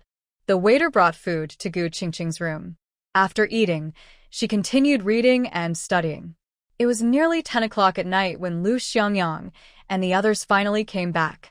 As they entered, Gu Qingqing saw Lu Xiangyang smiling, which meant things went smoothly. How did it go? Gu Qingqing asked. Lu Xiangyang came over and hugged her, lifting her up. Qingqing, I really need to thank you this time. The Lu family might finally turn things around, maybe even more powerful than before. Gu Qingqing was happy. Really? Was it that easy? He put Gu Qingqing down, sat on the sofa, and pulled her onto his lap, smiling happily. It was indeed smooth. The piece of dog-headed gold is still being tested, but many experts who saw it believe it's real. The grain we have is very useful too. Maybe this is the end of this era. Things aren't as tense as before. Everything feels much simpler now. He looked at Gu Qingqing and smiled. But maybe it's just your good luck. Like you said before, you shared some of your luck with me. My parents might come back from the Northeast and regain their official positions. Gu Qingqing was stunned. It's so fast to see results. Lu Xiangyang shook his head. Not exactly a result yet, just my guess. Most likely it will happen. Before I came, my grandfather told me that as long as my parents come back, that's enough. My father's position is very important. If we wait a few more years, those years will be wasted. If he returns now, it won't delay his promotion. As for my grandparents, my grandfather, being from the older generation, has his place. Waiting a few more years doesn't matter. He will live well in the countryside. As long as he's alive, he can protect us younger ones. Gu Qingqing nodded. That's true. As long as Grandpa is alive, the younger generation can be protected. Lu Xiangyang kept looking up at her. Gu Qingqing asked curiously, Why are you staring at me? Lu Xiangyang asked, Don't you want to know if this will bring you any benefit? Are you not curious? Gu Qingqing pursed her lips. I don't have any position. What can I get? A banner of honor? Lu Xiangyang. What has this girl been through? What is she thinking? Lu Xiangyang explained to her, we will probably stay in the capital for a few days. The food supplies have already sent the first group to check. I told them my grandfather knows the way, so with him guiding, it should be fine. My older brother went with them too. We're waiting for the appraisal results of the gold nugget. If it's real, they will take it very seriously. Experts will go there, along with many guards and protectors. The team will be quite large. As for how to use the main base and transport the food, it will take some time to plan. Once the first group sends back detailed information, we will decide what to do. Maybe they will build a base there in the future. Gu Qingqing blinked and asked, what do you mean? Will there be people stationed there in the future? Lu Xiangyang nodded, that's possible. Such a big base shouldn't be left unused. The people going there this time include experts who will check everything carefully. Gu Qingqing tilted her head and thought for a moment. So, it will be very lively there in the future? So many people going, they'll need to build roads, right? Will the Wayflower team have to do the work? Lu Xiangyang thought for a moment and replied, if things develop as I expect, it's very likely. Gu Qingqing's little face looked a bit worried. It won't be free labor, right? People should get something in return for their work. With so much food, maybe they could give out some, that would be good. Lu Xiangyang smiled. Don't worry, they will. I've discussed this with my grandfather. Once everyone is there, we'll decide. There's no need to discuss it now. Gu Qingqing breathed a sigh of relief. Life is hard for ordinary people these days.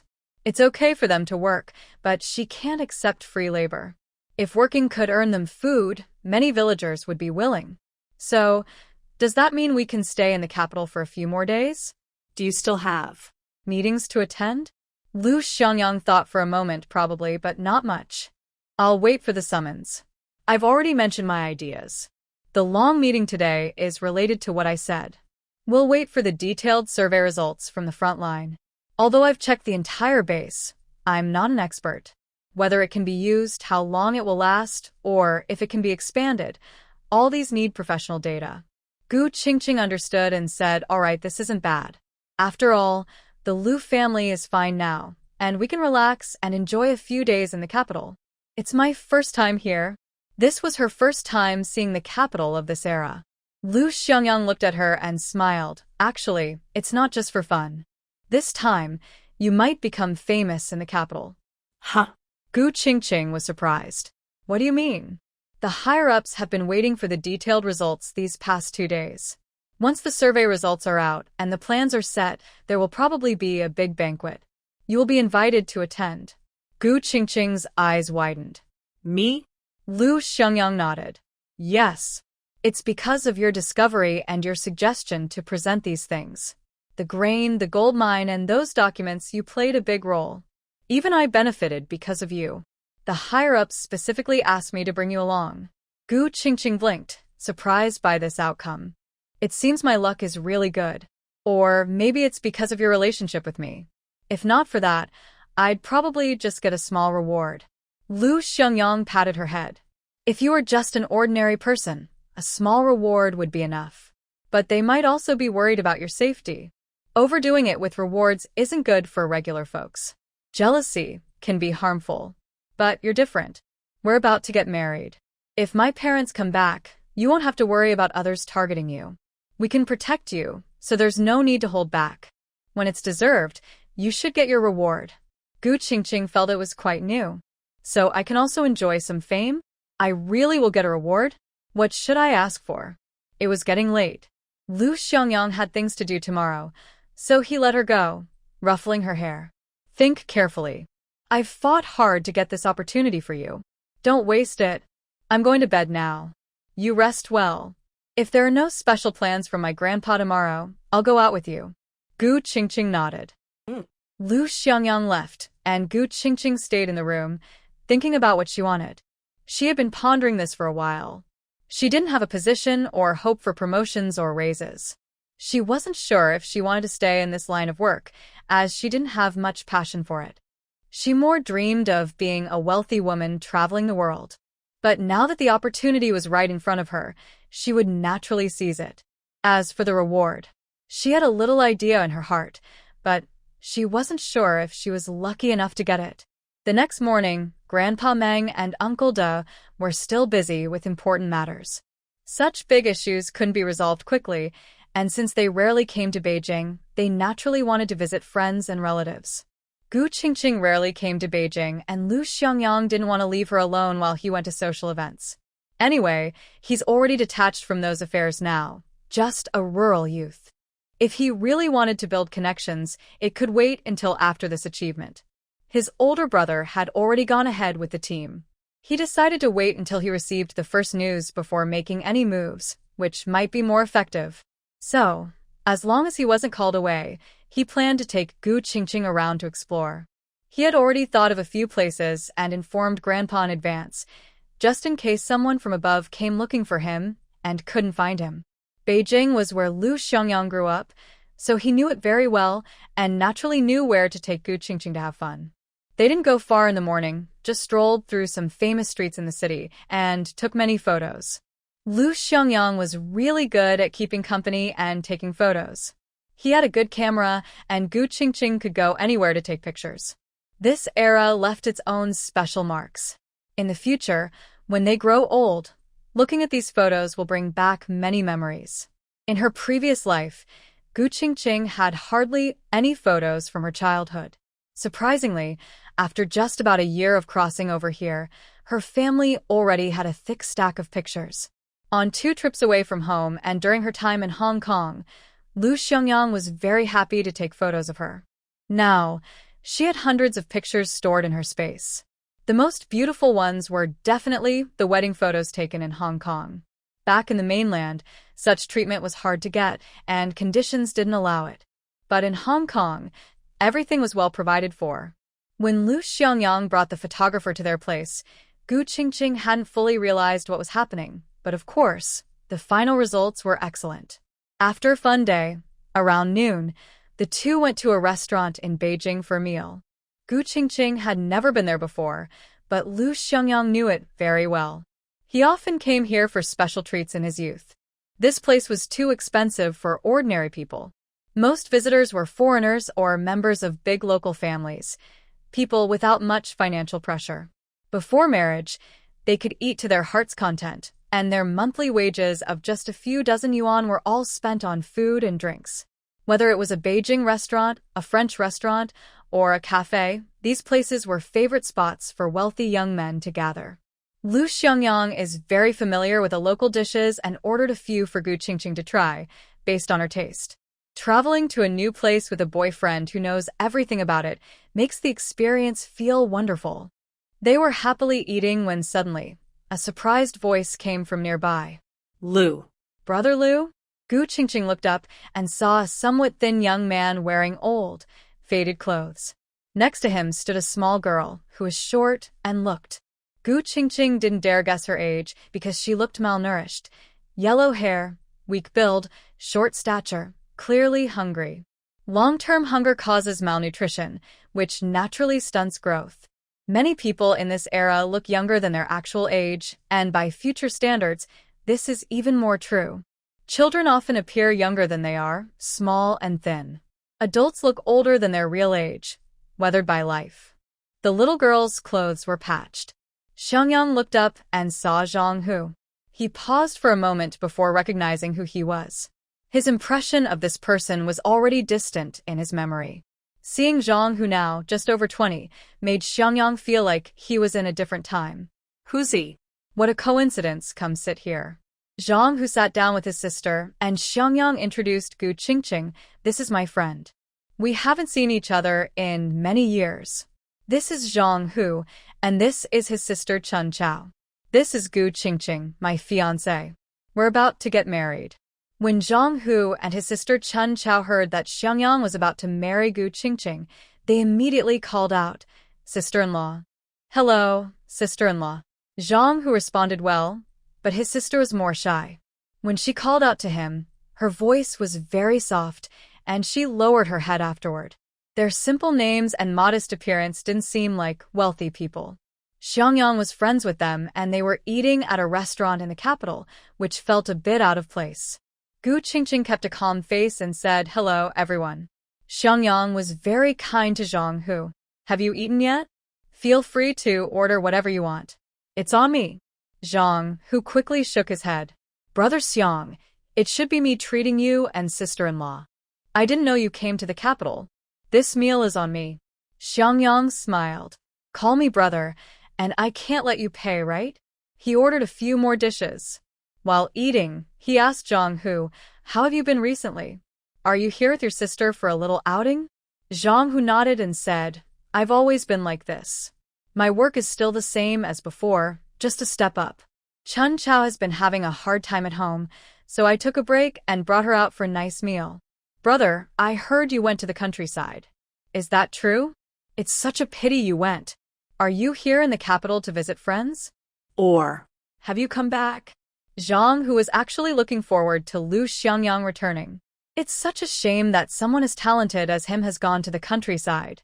Lu Xiangyang shook his head. "I'm not really back. I just came here to handle some things. I came with my uncles. I might go back in a few days." Zhang, who felt a bit disappointed. "The world is so hard. I didn't expect even you to go to the countryside. The Lu family was once very powerful. Xiangyang was once very brilliant."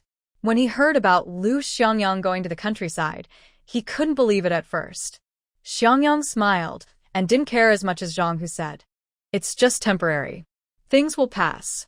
Life will get better and better. Is your family still the same? Your life has improved a lot these years. You've been promoted. But your sister still doesn't seem to be doing well?" Zhang, who looked at his sister with both concern and anger. Grandma was so biased against girls. She only knew how to torment Chun Chao.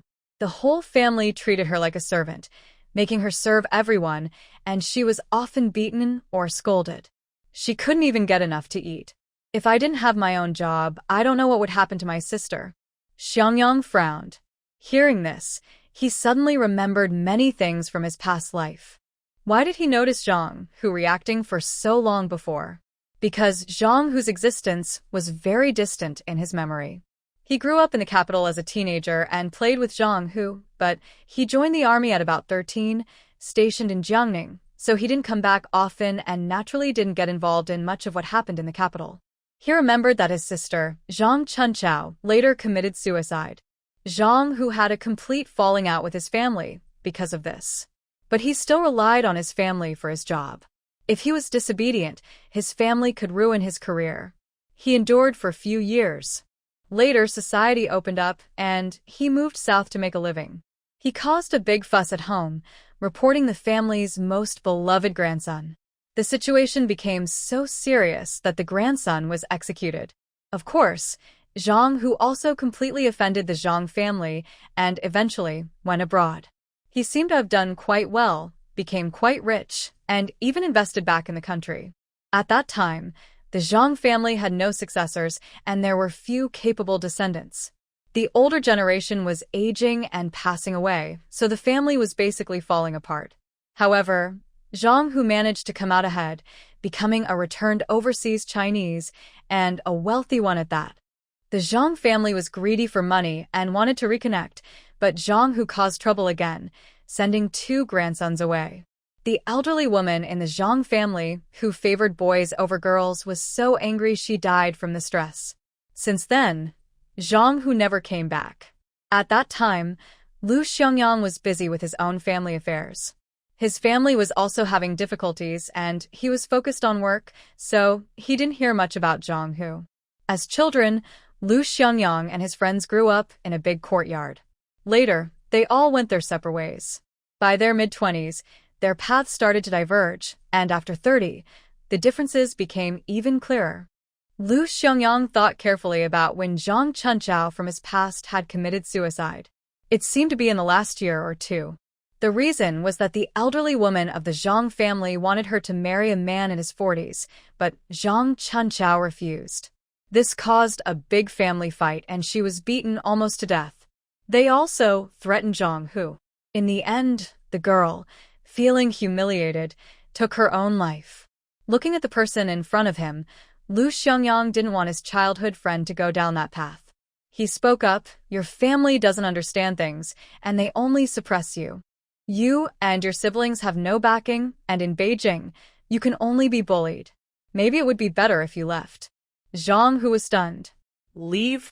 He looked down, feeling discouraged. My job can't just be changed like that.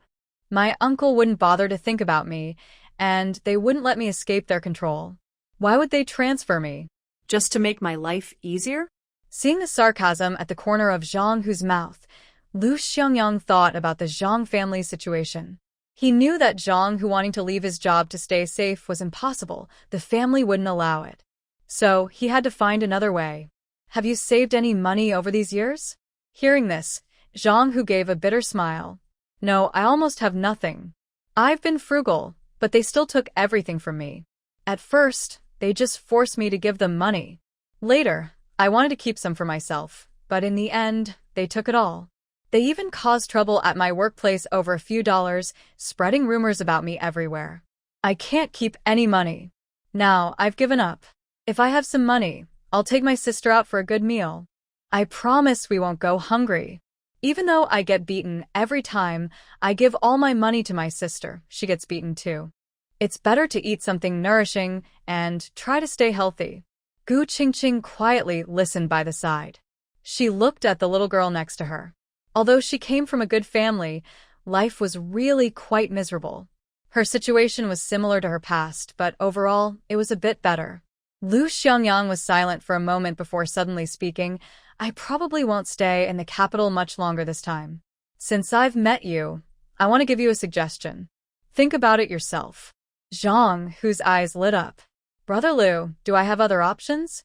Please tell me. "I really want to take my sister away. Grandma and Auntie are being too unreasonable. Recently, I heard they might want my sister to marry someone, an old man in his 60s, whose son is about my sister's age. They haven't said it directly, but I'm afraid it might be true, and I can't stop it." Hearing this, Lu Xiangyang realized that Zhang Chunchao was already being pushed to marry someone. If he didn't help now, the girl might end up like in her past life and take her own life. Lu Xiangyang said, "It's probably impossible for you to keep your job. Your uncle will definitely punish you. But if you don't need the job, maybe you can leave with your sister." Zhang, who was stunned. "Not work? Then. How will I support my sister? Go to the countryside as a young worker. It's a bit hard, but as long as you work, it's fine. If you stay close to your sister, she won't have to suffer beatings or serve the family." Zhang, who smiled bitterly. "I thought about it before. I was about to sign up, but my uncle wouldn't let me. My grandma caused a fuss, and in the end, I stayed." Lu Xiangyang thought for a moment before speaking again. "I'll find someone to help you. I'll arrange for you to sell your job and get some money. Then I'll arrange for you to go to the countryside immediately. Do you want to go to the Huaihua Brigade? That's where I'm going. The leader there is very nice, and it's a relatively wealthy area. As long as you work, you'll have enough to eat."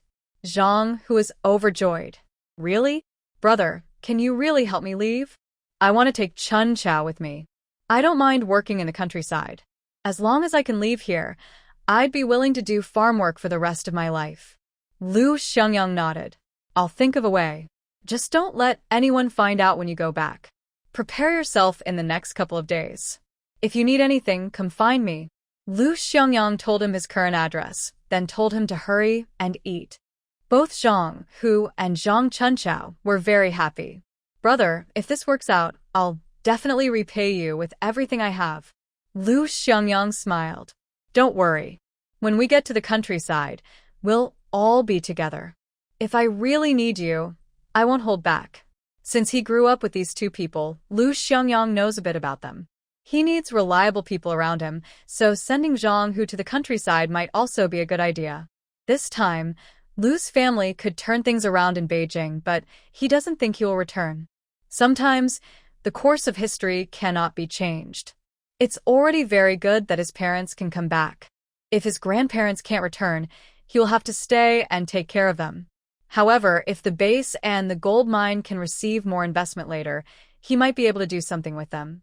Lu Xiangyang doesn't want to do farm work, nor does he want Gu Qingqing to do it. So, he needs capable people around him.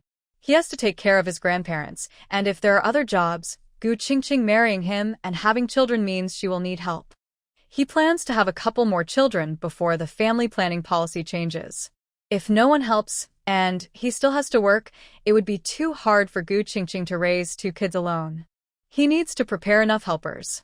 Gu Qingqing overheard this and thought Lu Xiangyang was just helping out a former friend out of kindness. She didn't realize that he had already arranged for someone to help her with the children in the future.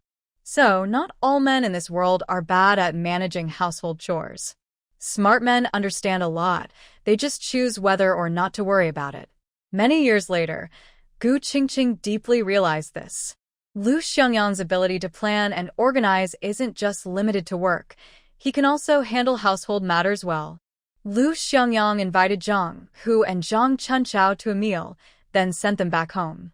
He continued to explore with Gu Qingqing until evening, then took her to a bookstore and bought many books. The next morning, Lu Xiangyang was called away because the first group to enter the Locust Flower Mountain area had found the base. They confirmed there was a mountain of grain and some old military weapons inside. This good news naturally led to planning the next steps. Currently, Lu Xiangyang is the only person who has been inside that base, and since he is part of the system, it's more convenient for him to handle things. Lu Xiangyang got busy and didn't have time to stay with Gu Qingqing. She went out on her own. Although all the grain in her space was stored in that base, other supplies were still there. Plus, since the system space can grow food on its own, she wasn't lacking grain. Gu Qingqing left home, went to a remote place to change her outfit, then pushed a bicycle and went around selling food supplies, while also looking for the black market. In the capital city, there are definitely many antiques. When she was in Shanghai, Gu Qingqing already benefited from this, and now she wouldn't miss the chance here. Sure enough, the people in the capital are knowledgeable and experienced. Gu Qingqing found that exchanging old items cost more here than in her hometown. 10 jin of rice, 2 jin of meat, 5 jin of noodles, a bag of brown sugar, exchanged for 2 jade rings and a bottle. 10 jin of cornmeal, 5 jin of flour, 20 eggs, and 2 jin of meat, exchanged for 2 ruby rings and a rare book. Gu Qingqing looked at the so-called rare book, which seemed to be a cookbook, an ancient medicinal diet passed down in a traditional Chinese medicine family. The old man kept saying it was from the palace, used to nourish the royal ladies, so it must be valuable. The old man's face was flushed, and although he wore patched clothes, he still had some fat on him, showing he was clever. Gu Qingqing decided to give him what he wanted. It was just a little material, and she had plenty of it anyway. Seeing the old man's eyes shining and mistaking her for a rich person, Gu Qingqing smiled. "Grandpa, you think I'm a rich person? I don't mind. I have plenty of food here, dried meat, air-dried chicken and duck, and lots of eggs. If you have good things, I promise I won't cheat you. I can pay you money too.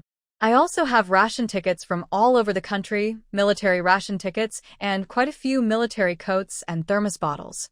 Want some?" The old man.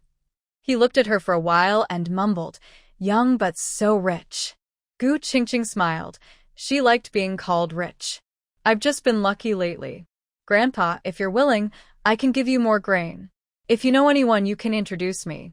How about a referral fee?" While speaking, Gu Qingqing took a chicken leg wrapped in brown paper from her bag, unwrapped it, and offered it to the old man.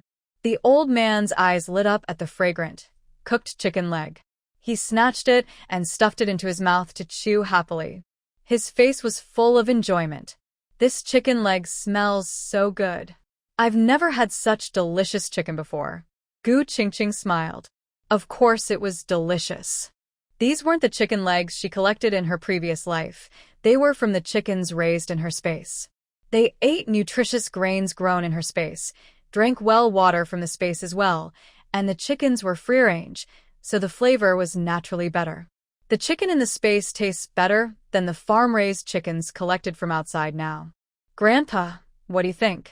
The old man quickly finished the chicken leg, wiped the oil from his mouth, and looked satisfied but still wanting more. He looked at Gu Qingqing and felt very tempted.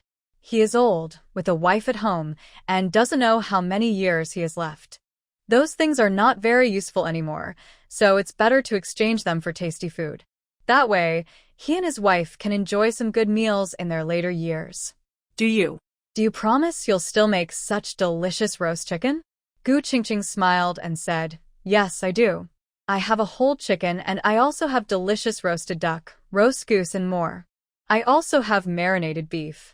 She took out a small piece wrapped in paper for the old man to try. The old man tasted it and almost cried. It was so delicious, the best he had ever had. He had never tasted such fragrant marinated beef before. Immediately, he made a decision. All right, I'll trade with you. I promise to give you good stuff, but you must promise to give me such roast chicken and marinated beef. I need to see the goods first. If it's not as good as this, I won't agree. Gu Qingqing nodded. Okay, tell me what you want. If I have it, I'll trade now. If not, I'll go back and get it. The old man estimated what he had in his hands.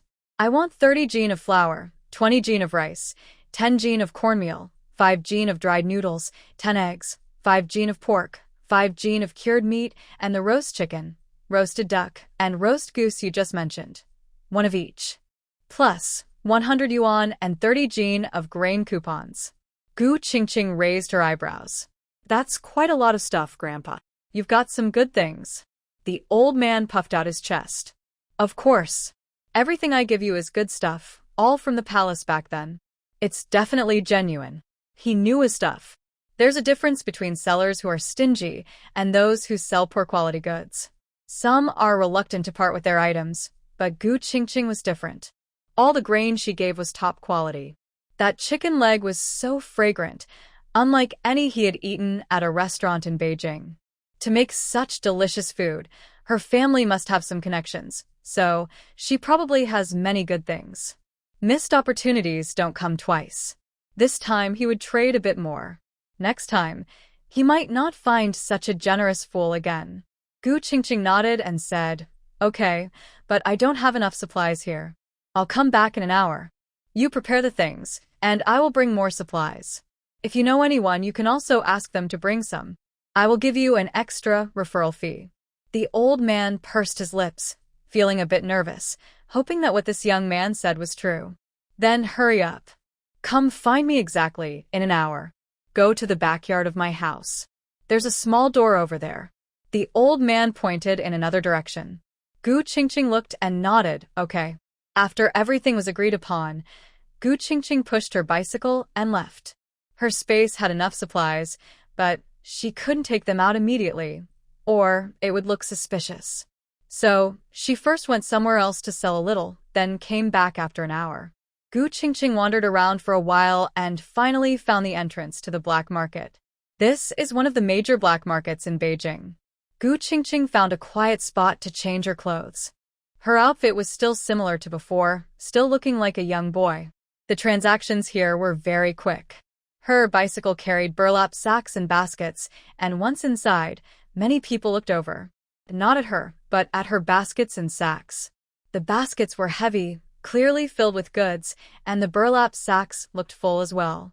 A middle-aged man in loose clothes approached, his hat pulled low, with thick eyebrows, and he deliberately lowered his voice. Little brother, do you have grain to trade? Gu Qingqing nodded, no money needed. I only want old items. She wasn't short of money, but in Beijing, she only wanted old antiques. The chance to get old relics here was definitely the greatest. The middle-aged man was surprised at first, but then looked quite happy. Sure. After saying that, he took out 2 ruby rings. The stones were very beautiful, with a pure, bright red color, real rubies. Gu Qingqing gave him 10 pounds of flour, 2 pounds of cured meat, and 5 pounds of eggs. The middle-aged man was very pleased. Seeing Gu Qingqing was so generous, more people gathered around. Gu Qingqing looked around and exchanged 5 pounds of noodles for a diamond necklace and 5 pounds of pork for an emerald ring. Jade was really not worth much in this era, but unfortunately, some people knew its value. The other person held the emerald and refused to let go, insisting on 5 pounds of pork, constantly talking about how expensive the emerald was. The emerald, known as the Emperor Green, was extremely rare. Every piece of emerald jewelry from later generations was incredibly expensive. Gu Qingqing loved emeralds very much, so she traded happily. She had plenty of supplies anyway. Who knows that the other person is quite clever? After trading 5 pounds of pork for an emerald ring, an elderly lady nearby took out an emerald necklace. Its style and design were almost identical to her emerald ring. The old lady grinned widely, showing her big teeth, and smiled with many wrinkles. "Young brother, this necklace looks very much like that ring. Can I trade with you too?" Gu Qingqing looked at the old lady and then at the old man who had taken her 5 pounds of pork. She was sure they were a couple. City tricks are really deep. Gu Qingqing's face looked unhappy, and her tone was sharp. "What do you want to trade for?" The old lady still smiled happily, not caring about Gu Qingqing's attitude. "Some flour, eggs, maybe 10 pounds of flour, 5 pounds of rice, and 5 eggs. Gu Qingqing got angry. "These things are not worth much. You two are really too much." The old lady shook her head in disagreement and started to persuade Gu Qingqing loudly, making her seem like a seasoned salesperson from many years later. "Little brother, don't say that. You trade old items, so you must be wise and know these things will be valuable someday. These were bought from big capitalists before, imported from abroad. They will definitely be worth something in the future. It's a good deal for so little food." This emerald necklace was truly beautiful. It was the most luxurious and stunning piece Gu Qingqing had seen so far. She had previously received a ruby necklace in Shanghai, which was just as good, but among the emeralds, this one was the most beautiful. The necklace's main part was set with diamonds, decorated with 22 small emeralds and a large, teardrop-shaped emerald pendant at the bottom. It was very big, transparent in color, almost see-through, with a typical glassy imperial green. Not a single flaw. No woman could refuse such jewelry. It was like wearing a whole set of jewelry around the neck, just like in later stories. Gu Qingqing reached out and asked the old lady to give her the necklace. "All right, I'll trade." The old lady handed over the necklace, eagerly waiting for Gu Qingqing to give her the grain. Gu Qingqing checked carefully and confirmed it was undamaged before giving her everything she wanted. The two elderly people quickly ran away with their items and disappeared in no time. Maybe because this emerald was blessed, since she traded for the necklace, Gu Qingqing's luck kept getting better. The jewelry she traded for, bracelets, rings, necklaces, kept increasing. In the antique section, mainly calligraphy and paintings are featured. A special highlight is the cloisonné enamel from the Qing dynasty, of which there are 3 pieces: a bowl, a plate, and a large vase. The vibrant, colorful designs are very striking. When the time was right, she changed back into her original outfit and went to find the old man she met at the beginning. This time, the old man showed her some truly valuable items. Besides some beautiful jewelry and jade, there were 2 porcelain pieces from the Qianlong period, a bowl and a large vase. There were also 2 ink wash paintings from the Song dynasty, 2 bottles, 2 high-quality inkstones, and a large plate. What surprised Gu Qingqing the most was a hairpin decorated with green and white stones. It was the first time she saw such a jewelry piece with a style. Even more exciting, the old man took out a Ming dynasty hair crown from a small box. The crown was decorated with various gemstones and many pearls, with 2 very large pearls on top. Judging by its design, it was probably not for an empress or a noble consort, but the owner's status was likely high, probably a royal or noble family member. The crown was well preserved, with bright colors, making it a rare treasure. Gu Qingqing was very happy and generous with her gifts. She didn't check the remaining items carefully and left them all behind, giving the old man 200 yuan and some tickets as well. Back at her place, Gu Qingqing was still very excited. Lu Xiangyang returned very late. Over the next few days, he continued to leave early and come back late. Gu Qingqing let herself relax, spending her days shopping around. During this trip to Beijing, she gained a lot. The city was full of treasures, and she loved it so much, she didn't want to leave. But she had to leave because Lu Xiangyang's work was coming to an end. The higher-ups had already made a decision. They made plans, and Lu Xiangyang was soon to go back to cooperate with the next phase.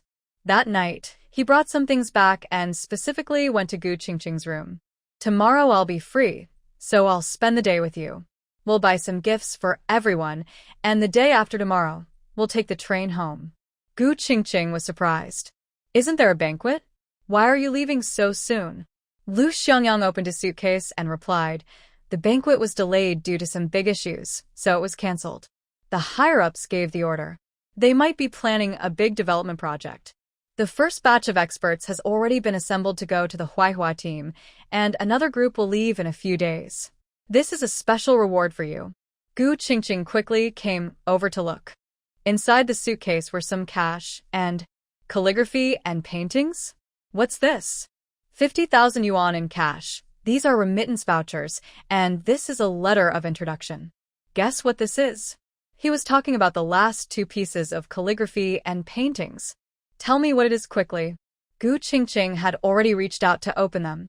"It's a masterpiece by the top leader." Gu Qingqing was stunned and looked at Lu Xiangyang in disbelief. Xiangyang smiled and said, "It's true. The top leader wrote it in front of all of us. One painting, one calligraphy, especially for you. By the way, that letter of introduction allows you to go to the Arts and Crafts Import and Export Company. You know, it's full of antiques. Ordinary people can't get in. They are kept for export. I'll take you there tomorrow." Gu Qingqing was overwhelmed by these surprises and couldn't believe it was real. "It really happened. You really helped me get it." This calligraphy and painting were things Gu Qingqing had mentioned to Xiangyang before. She thought for a long time she couldn't ask for a position and she didn't need money from bonuses. Such a meaningful thing. She simply wanted a masterpiece from a high-ranking leader. It would be a great keepsake. But she didn't have high hopes since that person had a different status. To her surprise, it actually came through. One calligraphy, one painting, she wanted to keep them as family treasures. She earned them herself. Xiangyang looked at the excited girl and gently patted her head, smiling affectionately. "It's all yours. The 50,000 yuan isn't what I wanted. I initially refused, thinking these two pieces of art were enough. But the news from the Huaihua Brigade was so exciting. The grain was more than expected, and with so many precious materials, I had to give you some reward." Gu Qingqing was truly happy. She was so joyful. In her past life, she never had such opportunities. Xiangyang stayed by her side, watching her examine the gifts one by one. He smiled the whole time, almost an hour, never losing his gentle smile. When she finally finished looking, Xiangyang said, "Go to bed early. I'll take you out tomorrow. The day after tomorrow, we'll go home. Oh, and my parents are coming back. I need to work with them at the Huaihua Brigade, so I can't take you to see them. When we go back, we'll get our marriage certificate. After my parents return, they'll definitely find a chance to visit us and see our grandparents. Even if my dad is busy, my mom will come. Let's prepare for our wedding again when we go back, okay? When the weather gets a little cooler, it would be best if my mother could be present." Gu Qingqing nodded, "Sure. A wedding only happens once in a lifetime, so we should wait until all our family members are together." Unfortunately, she has no family. Lu Xiangyang looked at the young girl in front of him and felt a bit sad. Gu Qingqing's personality is greatly influenced by her family background. She is shy, not very cheerful, suspicious and guarded. These traits are the result of being hurt many times before. But it doesn't matter. Now she has met him, and he will give her a home. All his family members will become her family. He won't allow anyone to bully her. Lu Xiangyang leaned in and kissed her gently, speaking softly, "All right, rest early tonight. Tomorrow, I'll take you out." Gu Qingqing happily held his face and kissed him hard. "Yes. Thank you, husband." That night, Gu Qingqing was so excited she couldn't sleep. She went to her space to work. Even late at night, she was still full of energy, more excited than ever. Since she got the robot, she's been working so diligently for the first time. The next morning, after breakfast, Lu Xiangyang took her to the Cultural and Artistic Import and Export Company. They had already received a notice to host this little lucky girl, so they prepared many good things for Gu Qingqing to choose from. How could Gu Qingqing miss such a good opportunity? She bought over 200 antiques in a big way. She didn't worry about others suspecting where their money came from, especially since she just received a 50,000 yuan reward. At this time, Gu Qingqing was well taken care of wherever she went. After buying so many things, the other side even said they would send them back. This made Gu Qingqing very excited. Now she didn't have to worry about bumps or knocks on the way. But there were so many items, more than 20 boxes. Lu Xiangyang planned to keep some in Beijing. Gu Qingqing was stunned. Keep them here? Where? In my parents' house. Lu Xiangyang explained, we can't fit all these in our small countryside house. When my parents come back, they might return to the original house. Anyway, they will have a place to stay. So I'll send some here. I'll send a telegram to my parents, and when they return, they can come here to pick them up. Gu Qingqing thought about it and agreed. They have space on their bodies, but others don't know that. If they put so many boxes in the countryside house, it would be a problem. Keeping some in Beijing is a good idea. At least, Lu Xiangyang's parents' place is definitely safe. Arrange these things properly. Lu Xiangyang went to see Zhang Hu once. He has already arranged for someone to help him and his sister go to the countryside. Zhang's family still doesn't know. He told him to pack his things and leave quickly. Zhang Hu was very quick. He sold his work immediately, took his sister, and went to the countryside with a subsidy on the same day. There was only half a day left. Lu Xiangyang wanted to take Gu Qingqing shopping, but she wasn't interested. She already bought enough things. She had bought a lot in both Shanghai and Hong Kong before, which was enough. Let's go, let's go. We're going to take a walk. Seeing her expression, Lu Xiangyang knew she wanted to go to the black market. He chuckled and shook his head, knowing he had to take her there.